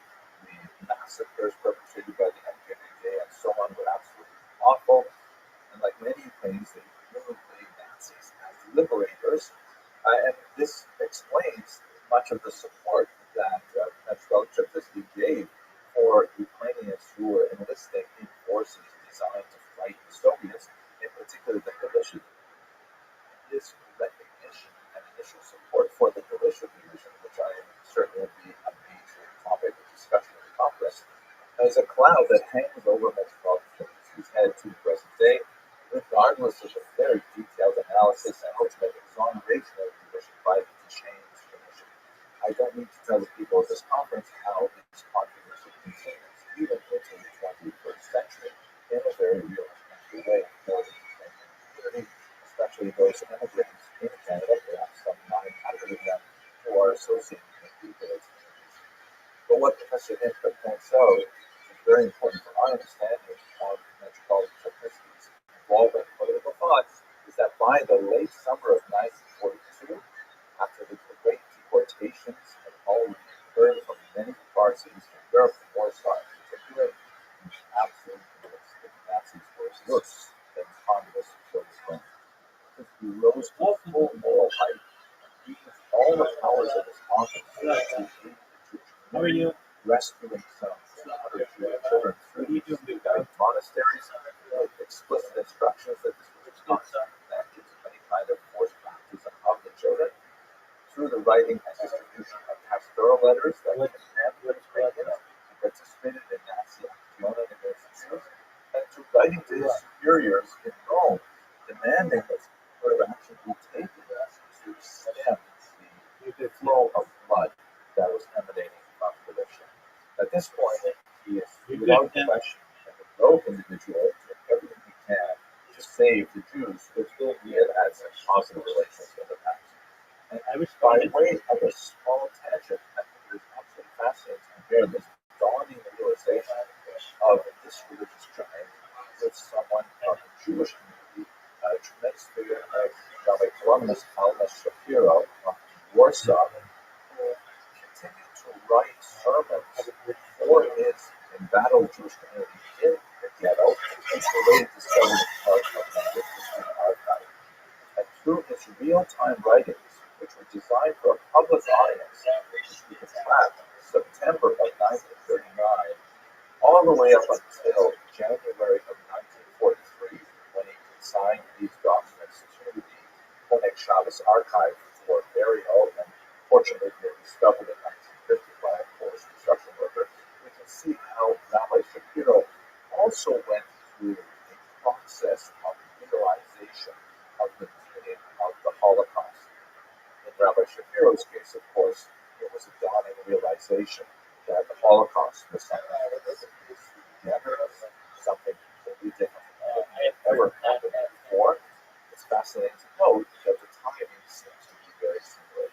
That in the case of Rabbi Shapiro, his ultimate realization of the utter catastrophe the Holocaust represented happened in the spring of 1942 when a escapee from the concentration camp, death camp of Chelmsford, made it back into the Warsaw Ghetto and was able to reveal to the resistance there what exactly was happening in the gas chambers. And we think that this would also be an interesting doctoral dissertation, a comparison of the realization of the meaning of Nazism for both Metropolitan Chernivtsi and Rabbi Shapiro. By way of conclusion, I have to reflect on the fact that my mentor, Professor Paul Rabbi, chose to title his classic collection of essays on Metropolitan Chernivtsi Morality and Reality. I think that's especially appropriate because in communal leaders, religious leaders, I would like to say even historians, have to negotiate both the moral sphere and also much more pragmatic realities. And Metropolitan Chernivtsi's biography illustrates those dangers because he has this long Bible-Semitic history, marked at one point in his old age by a qualified and temporary support for an otherwise completely vile cause, and then his return to that strong position of morality.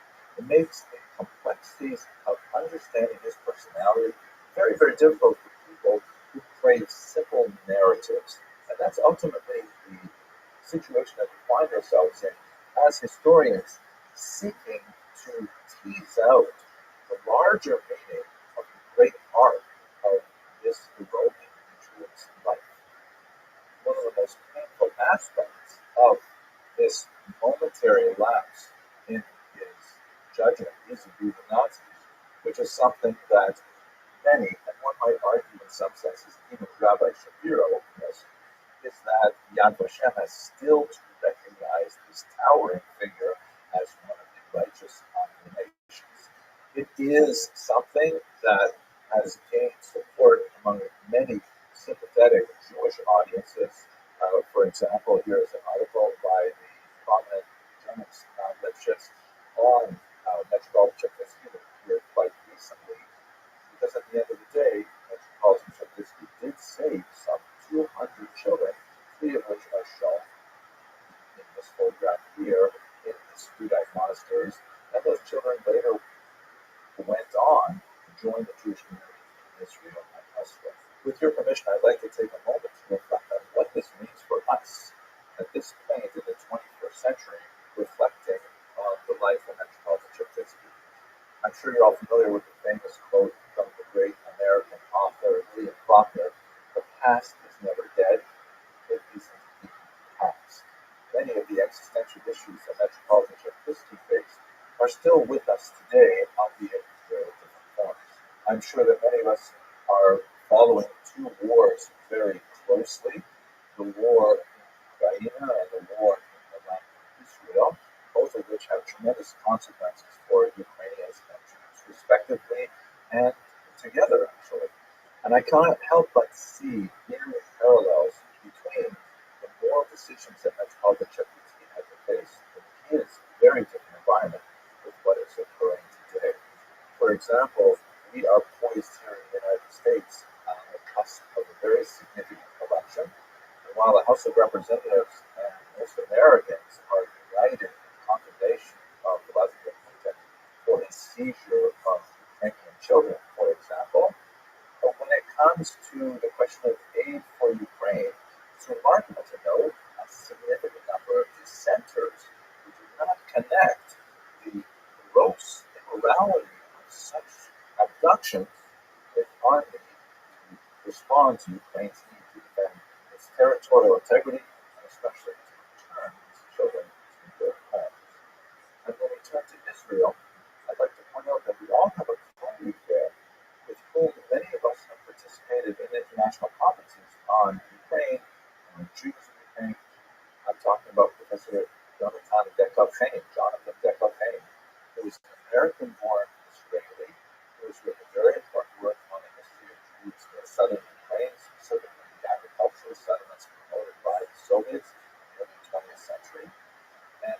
was only 1 degree separated from us. He was one of our colleagues. And his son, Saki, was taken from what's near Horus, near the Gaza border, and is still in captivity over a year later. We want him to return to his family as soon as possible. So we are deeply involved in similar activations that might be called the as a base. They may seem much more distant to us because we are not kind of war here in North America, but nevertheless, in an increasingly globalized environment, our decisions and our words make incredible differences. Let us hope that in America, studying the life of this truly heroic spiritual figure, we will also merit to see the return of Ukrainian children to their homes, the return of the hostages to their families in Israel, and the end of violence in both Ukraine and Israel. Thank you very much for giving me the opportunity to participate in this video format, and hope the rest of the conference goes successfully.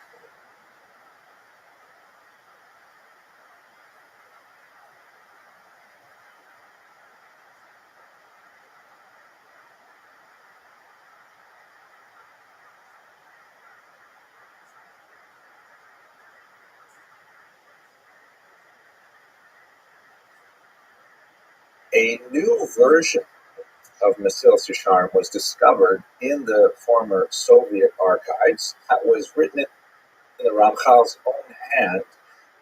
It's a dialogue, it's a play, it has characters, it has drama. There's one character who is called the Chacham. He is a learner-earner. He's interested in, of course, learning Torah. He's completely observant and so on. But he's interested in the broader world of intellectual inquiry. And one of his interests is he wonders, what is it that those Haredim do with their time? And then one day, early on in the book, he looks across the room and he sees an old high school friend of his, who he hasn't seen for very many years, and he sees that his friend has become one of the Haredim. He says, listen, I'm really curious. I have all these questions about what you do. Why did you do this way?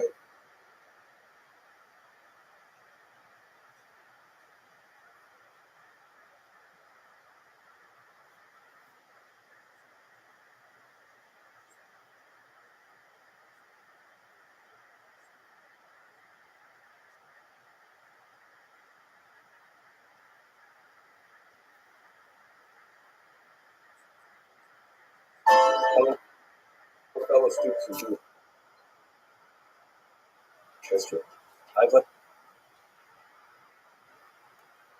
to invite you to participate in a new online course that I have created on the history of the Holocaust. I've received a lot of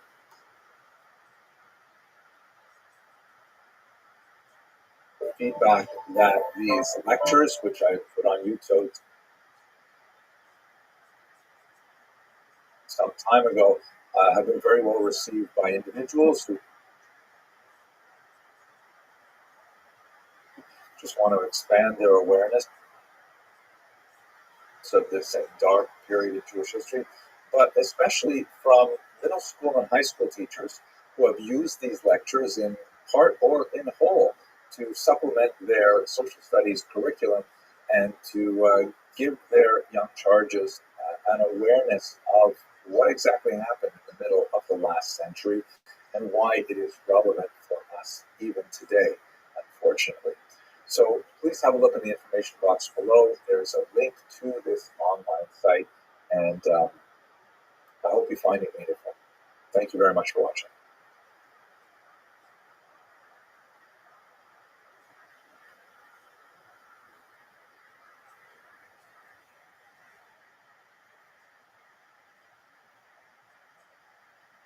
According to some news accounts, a woman took a brick and threw it through a bakery window. Everyone rushed in to get the stolen bread, and this food riot sort of expanded and expanded. It took on more political overtones, and ultimately, within a very short period of time, the Tsar's palace was overrun, the Tsar and his family were arrested. They would be assassinated later. And it gives you a sense of just how tumultuous and how crazy everything was at the time. They call themselves the provisional government, and the whole idea that was that they wanted to establish a modern form of democracy, and they wanted to do it right.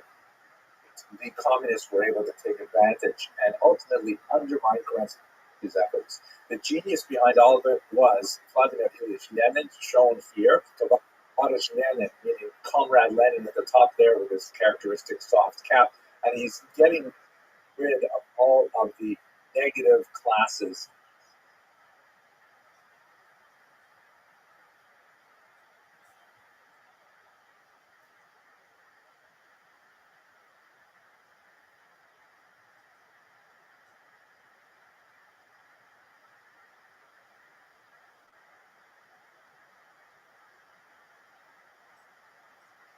You know, for example, during the daily prayers, if a woman felt that her claim had not been adequately addressed by the Tubayir or by the Beit Din, she could go show up in shul, could walk into the men's section, stand on the bima, and refuse to allow the services to continue until she received assurances that she would be heard. This, of course, was subject to a certain degree of abuse. It was a fairly extreme form of sanctioned disruption that nevertheless did allow many elements of society that did not have conventional power to be able to nevertheless make sure that their causes were heard.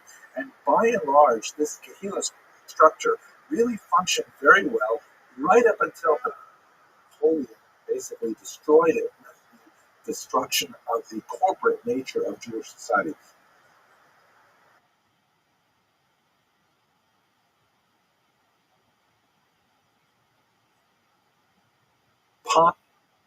Positive commandments and negative commandments. That is, those commandments which are thou shalt do, go up and do something, and those which are thou shalt not, refrain from doing something. We can also divide those on a horizontal axis as those which are defined by time, meaning go do this at a particular time, or do not do this at this particular time, and other commandments which are not defined by time, meaning that you must always do these commandments anytime, and you must never do these commandments during these particular times. Examples: a positive commandment, which is defined by time, would be the commandment to sit in a sukkah, right, which is an outdoor dwelling that is only for the holiday of Sukkot. A negative commandment defined by time would be do not eat bread on the holiday of Passover. You can eat bread the rest of the year, but on Passover, do not eat bread, right?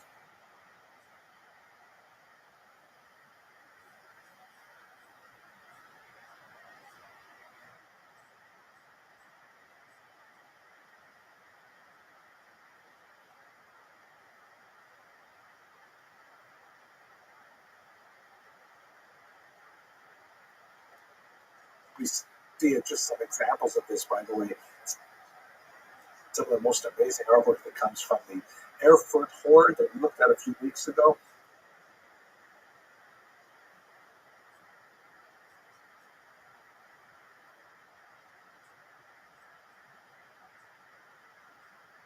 This is the one of the marriage rings that was, it's hard to imagine exactly how this ring would have been used. I don't imagine a single person would own this. It looks like maybe it would be used for like communal marriages to share it. I don't know, absolutely fantastic piece of art dating from the 14th century Germany. Here you can see the underside. Look at how the hands are clasped at the bottom. Absolutely gorgeous artwork. Really, I think it puts to shame modern Jewry by some of these designs. But who am I to judge these aesthetics? I just think it's fascinating.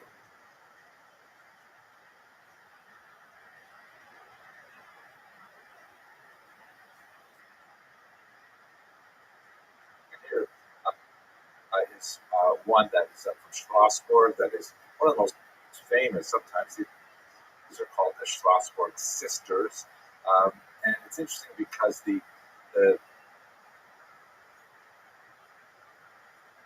church is shown here, kind of like looking daggers at her sister, and you know, think is a rather unappealing kind of image. Like you don't like her. She's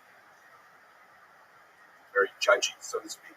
And synagoga is a much more graceful kind of form, but she is an attitude and a posture of decline. She's literally falling away from the rock, which indicates the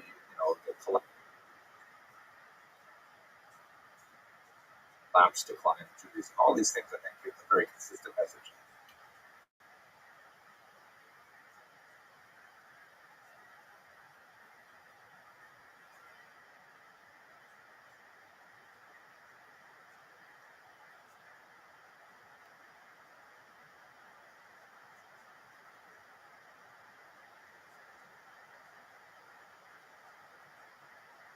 I think one of the most fascinating things I've ever learned about the history of anti-Semitism, which is something that has pretty much occupied my mind since I first personally encountered it as a 14-year-old kid. And that is this quote from Jean-Paul Sartre, who immediately after the war published this very important small book called Réflexions sur la question juive, Reflections on the Jewish Question. He wrote, Si les Juifs n'existaient pas, l'antisémite l'inventerait. If the Jew did not exist, the anti-Semite would invent it. And I think at its foundation, this is one of the most important things to know about anti-Semitism, is that it's not about the Jews, it's about the anti-Semites. The Jewish problem is not a problem of the Jews, it is a problem of the anti-Semites who are trying to use the Jews to explain the challenges they have in their personal lives, in their society, and so on.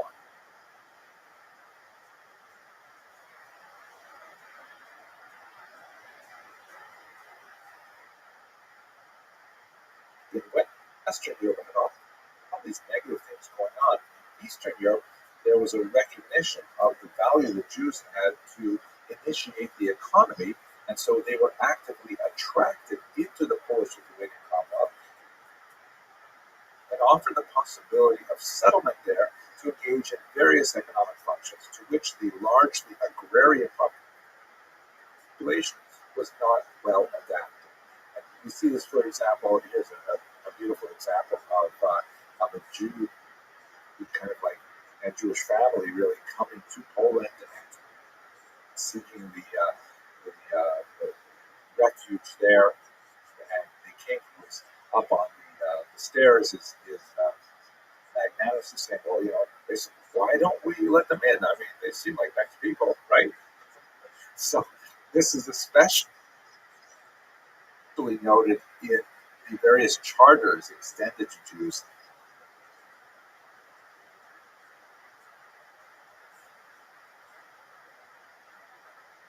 So what exactly did Protestantism have to say about the Jews? This was the question that was posed to Martin Luther. He comes up with this document which is called the Cassel Advice because it was composed in a town called Kassel in the year 1538. This sounds a little bit like the Doctrine of Witness, a little bit like the Pact of Lamar and Russell Lines that Jews may continue to worship, but they can't expand. A third, this is one of my favorites. No Jews may argue with a Christian about religion unless the Christian is duly licensed to argue with them. Right? I think there's a concern that if Christians discuss these things with Jews, they might end up being convinced by Judaism rather than the other way around. So only professional Christian preachers may argue with Jews about these things.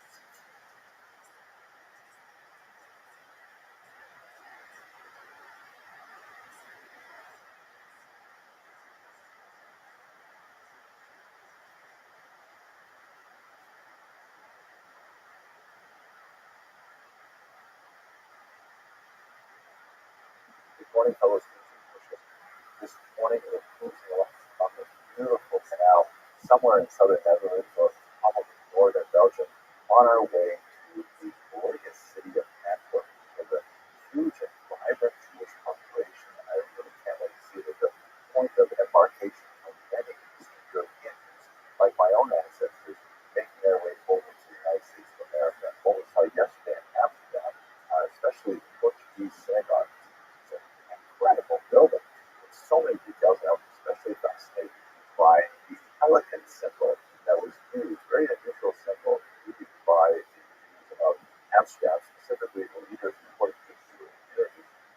describe themselves. And I talked about that another public. Anyway, I hope you have an excellent day, and I can't wait to share more of this amazing kosher river cruise with you.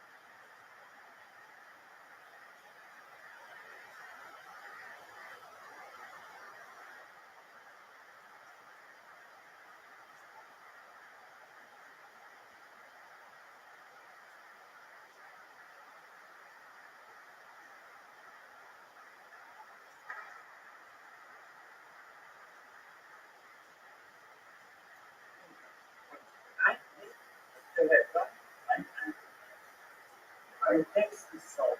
I will eat it. Yeah. Thank you. So, I just hold it up and eat it like that.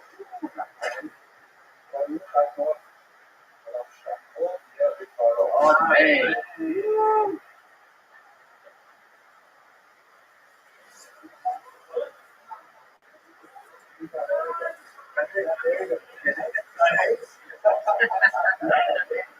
Okay, I'm going to focus in on the actual word a little bit. So get the head. Get the head. Get the head.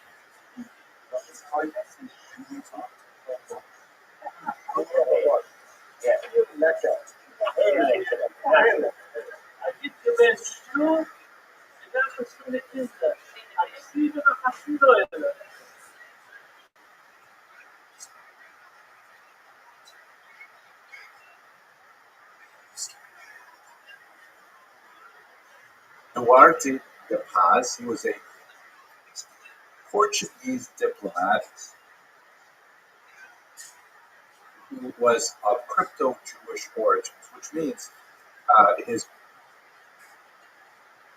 parents were likely converted in the forced conversion of 1496-97 in Portugal, and he was born around 1500. But he had this remarkable career lobbying popes to hold off persecuting other Portuguese crypto-Jews. And it's just mind-boggling what he got away with.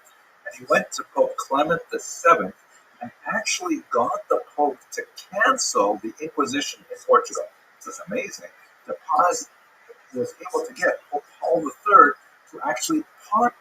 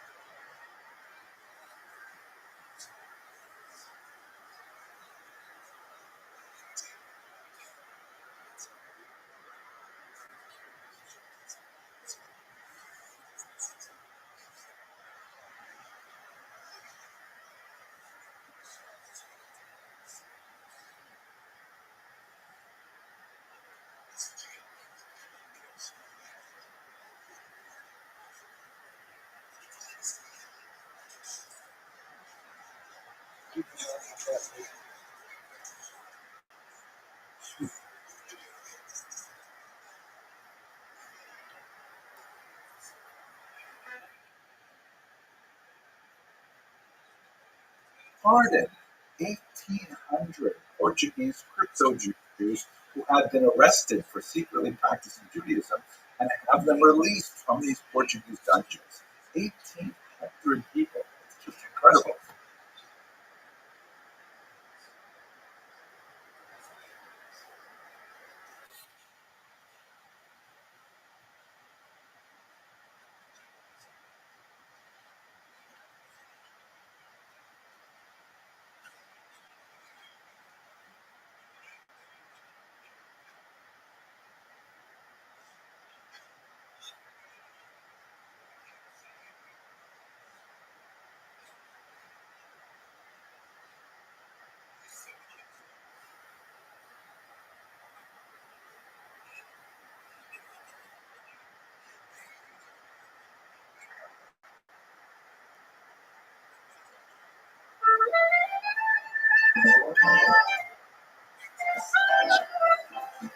Hello, fellow students of Jewish history. This is the first in a series of very short, brief videos that looks at the question, what is a synagogue? And our first topic is, it is a place of prayer. Where does this synagogue come from? It's Greek, and it means basically to gather together. That's a translation of the Greek term, Beit Knesset, or house of entrance, meaning a place where people come in to gather together. This is one of the great gifts of the Jewish people to the broader world, because this institution of the synagogue, which really began with the Jews, was later widely imitated, in particular by Christianity and Islam. So that if you go not only to your local neighborhood synagogue on Saturday morning, but if you go to a mosque on Friday or a church on Sunday, you are really going to an institution which was based on an early Jewish innovation. A synagogue is distinct from the temple, right? In ancient Jewish history, we have the central location of worship, the Beit HaMikdash, a permanent settlement of the temporary traveling tabernacle as described in the Torah. That was called the Mishkan. And during the ancient period, all other kinds of sacrificial altars that may have been set up for individual families across the land of Israel were phased out as this central location for worship was established. But the synagogue is quite different. The synagogue is not trying to compete with the temple. The synagogue is kind of like, we're too far away from the temple and we still have a desire to express our need for closeness to God, and we need some kind of place to do that. When did this beautiful institution start? Well, according to the Midrash, the Yad Shimoni, number 408, this institution is described all the way back to Moses. We see this argument also mentioned in the first century historian Josephus, and even in Christian sources, there's an attribution of this institution to Moses. There's a lot of interesting literary suggestions that the institution of the synagogue was widespread by the 6th century before the Common Era, when the land of Israel was conquered by the Babylonians. And many of the Jewish population were exiled all the way back to Babylonia, and they set up some kind of houses of worship over there, longing for their far-off home in the land of Israel. We see this referred to in the book of Ezekiel, chapter 11, verse 16, in which God says through the prophet, I will be for them as a little sanctuary in the countries where they are. In Hebrew, it's the Mikdash Ma'at, right? Small sanctuary. And this certainly encapsulates the idea of what a synagogue should be. There are interesting passages in the Talmud that talk about ancient synagogues from this period. One in particular called Shakriyatu, which was built in part by pulling together some of the ruined bricks from the first temple itself, brought to Babylonia and used in the construction of another temple. And so the idea is that synagogues today represent some little part of that ancient tradition of the temple itself. It's not hard to imagine why the synagogue would be especially associated with diaspora. The great distances that often separated diaspora communities from the the center in Jerusalem meant that Jews wanted an outlet to express their desire to become closer to God, and so creating a special area that is designated as a place of sanctity, that seems to make a lot of sense. So we see synagogues popping up all over the diaspora. And over the course of these series of brief videos, I want to show you some of the gorgeous examples of synagogue art and architecture where Jews focused their thoughts and expressed them in a concrete manner to allow this function to take place. It's true that other functions were layered on top of the synagogue, but the central function is certainly one up there. So thank you very much for watching it. Here's a brief message from my rabbi, Rabbi Yaakov. After hearing that incredible perspective from Dr. Everything about what community means, the centrality of the synagogue in Jewish life throughout the ages, come and join us as we celebrate our show, our community, and Israel University.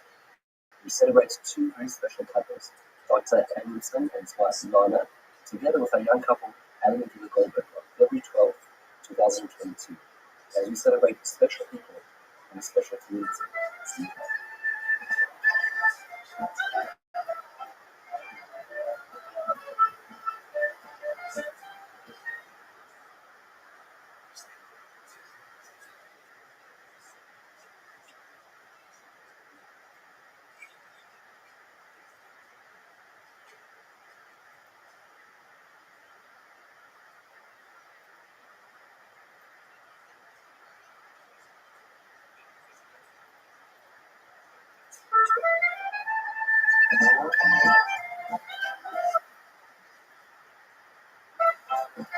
Hello, fellow students of Jewish history.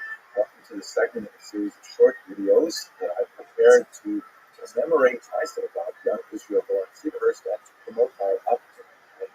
Today, I'd like to answer the question, what is synagogue?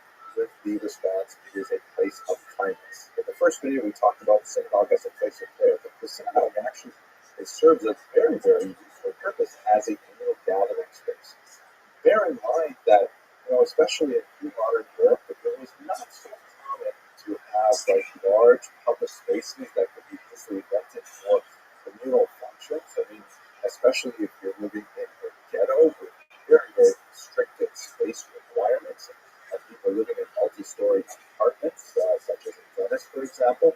So having a free space that can be designated for communal meetings, how are you? discussions, What's going on? activism is very, very useful, and that's the service that the synagogue often provided for the Jews.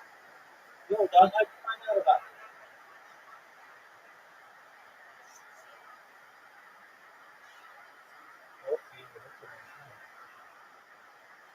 Well, yeah, how did you find out about me? Alright, do you know how they found out about me?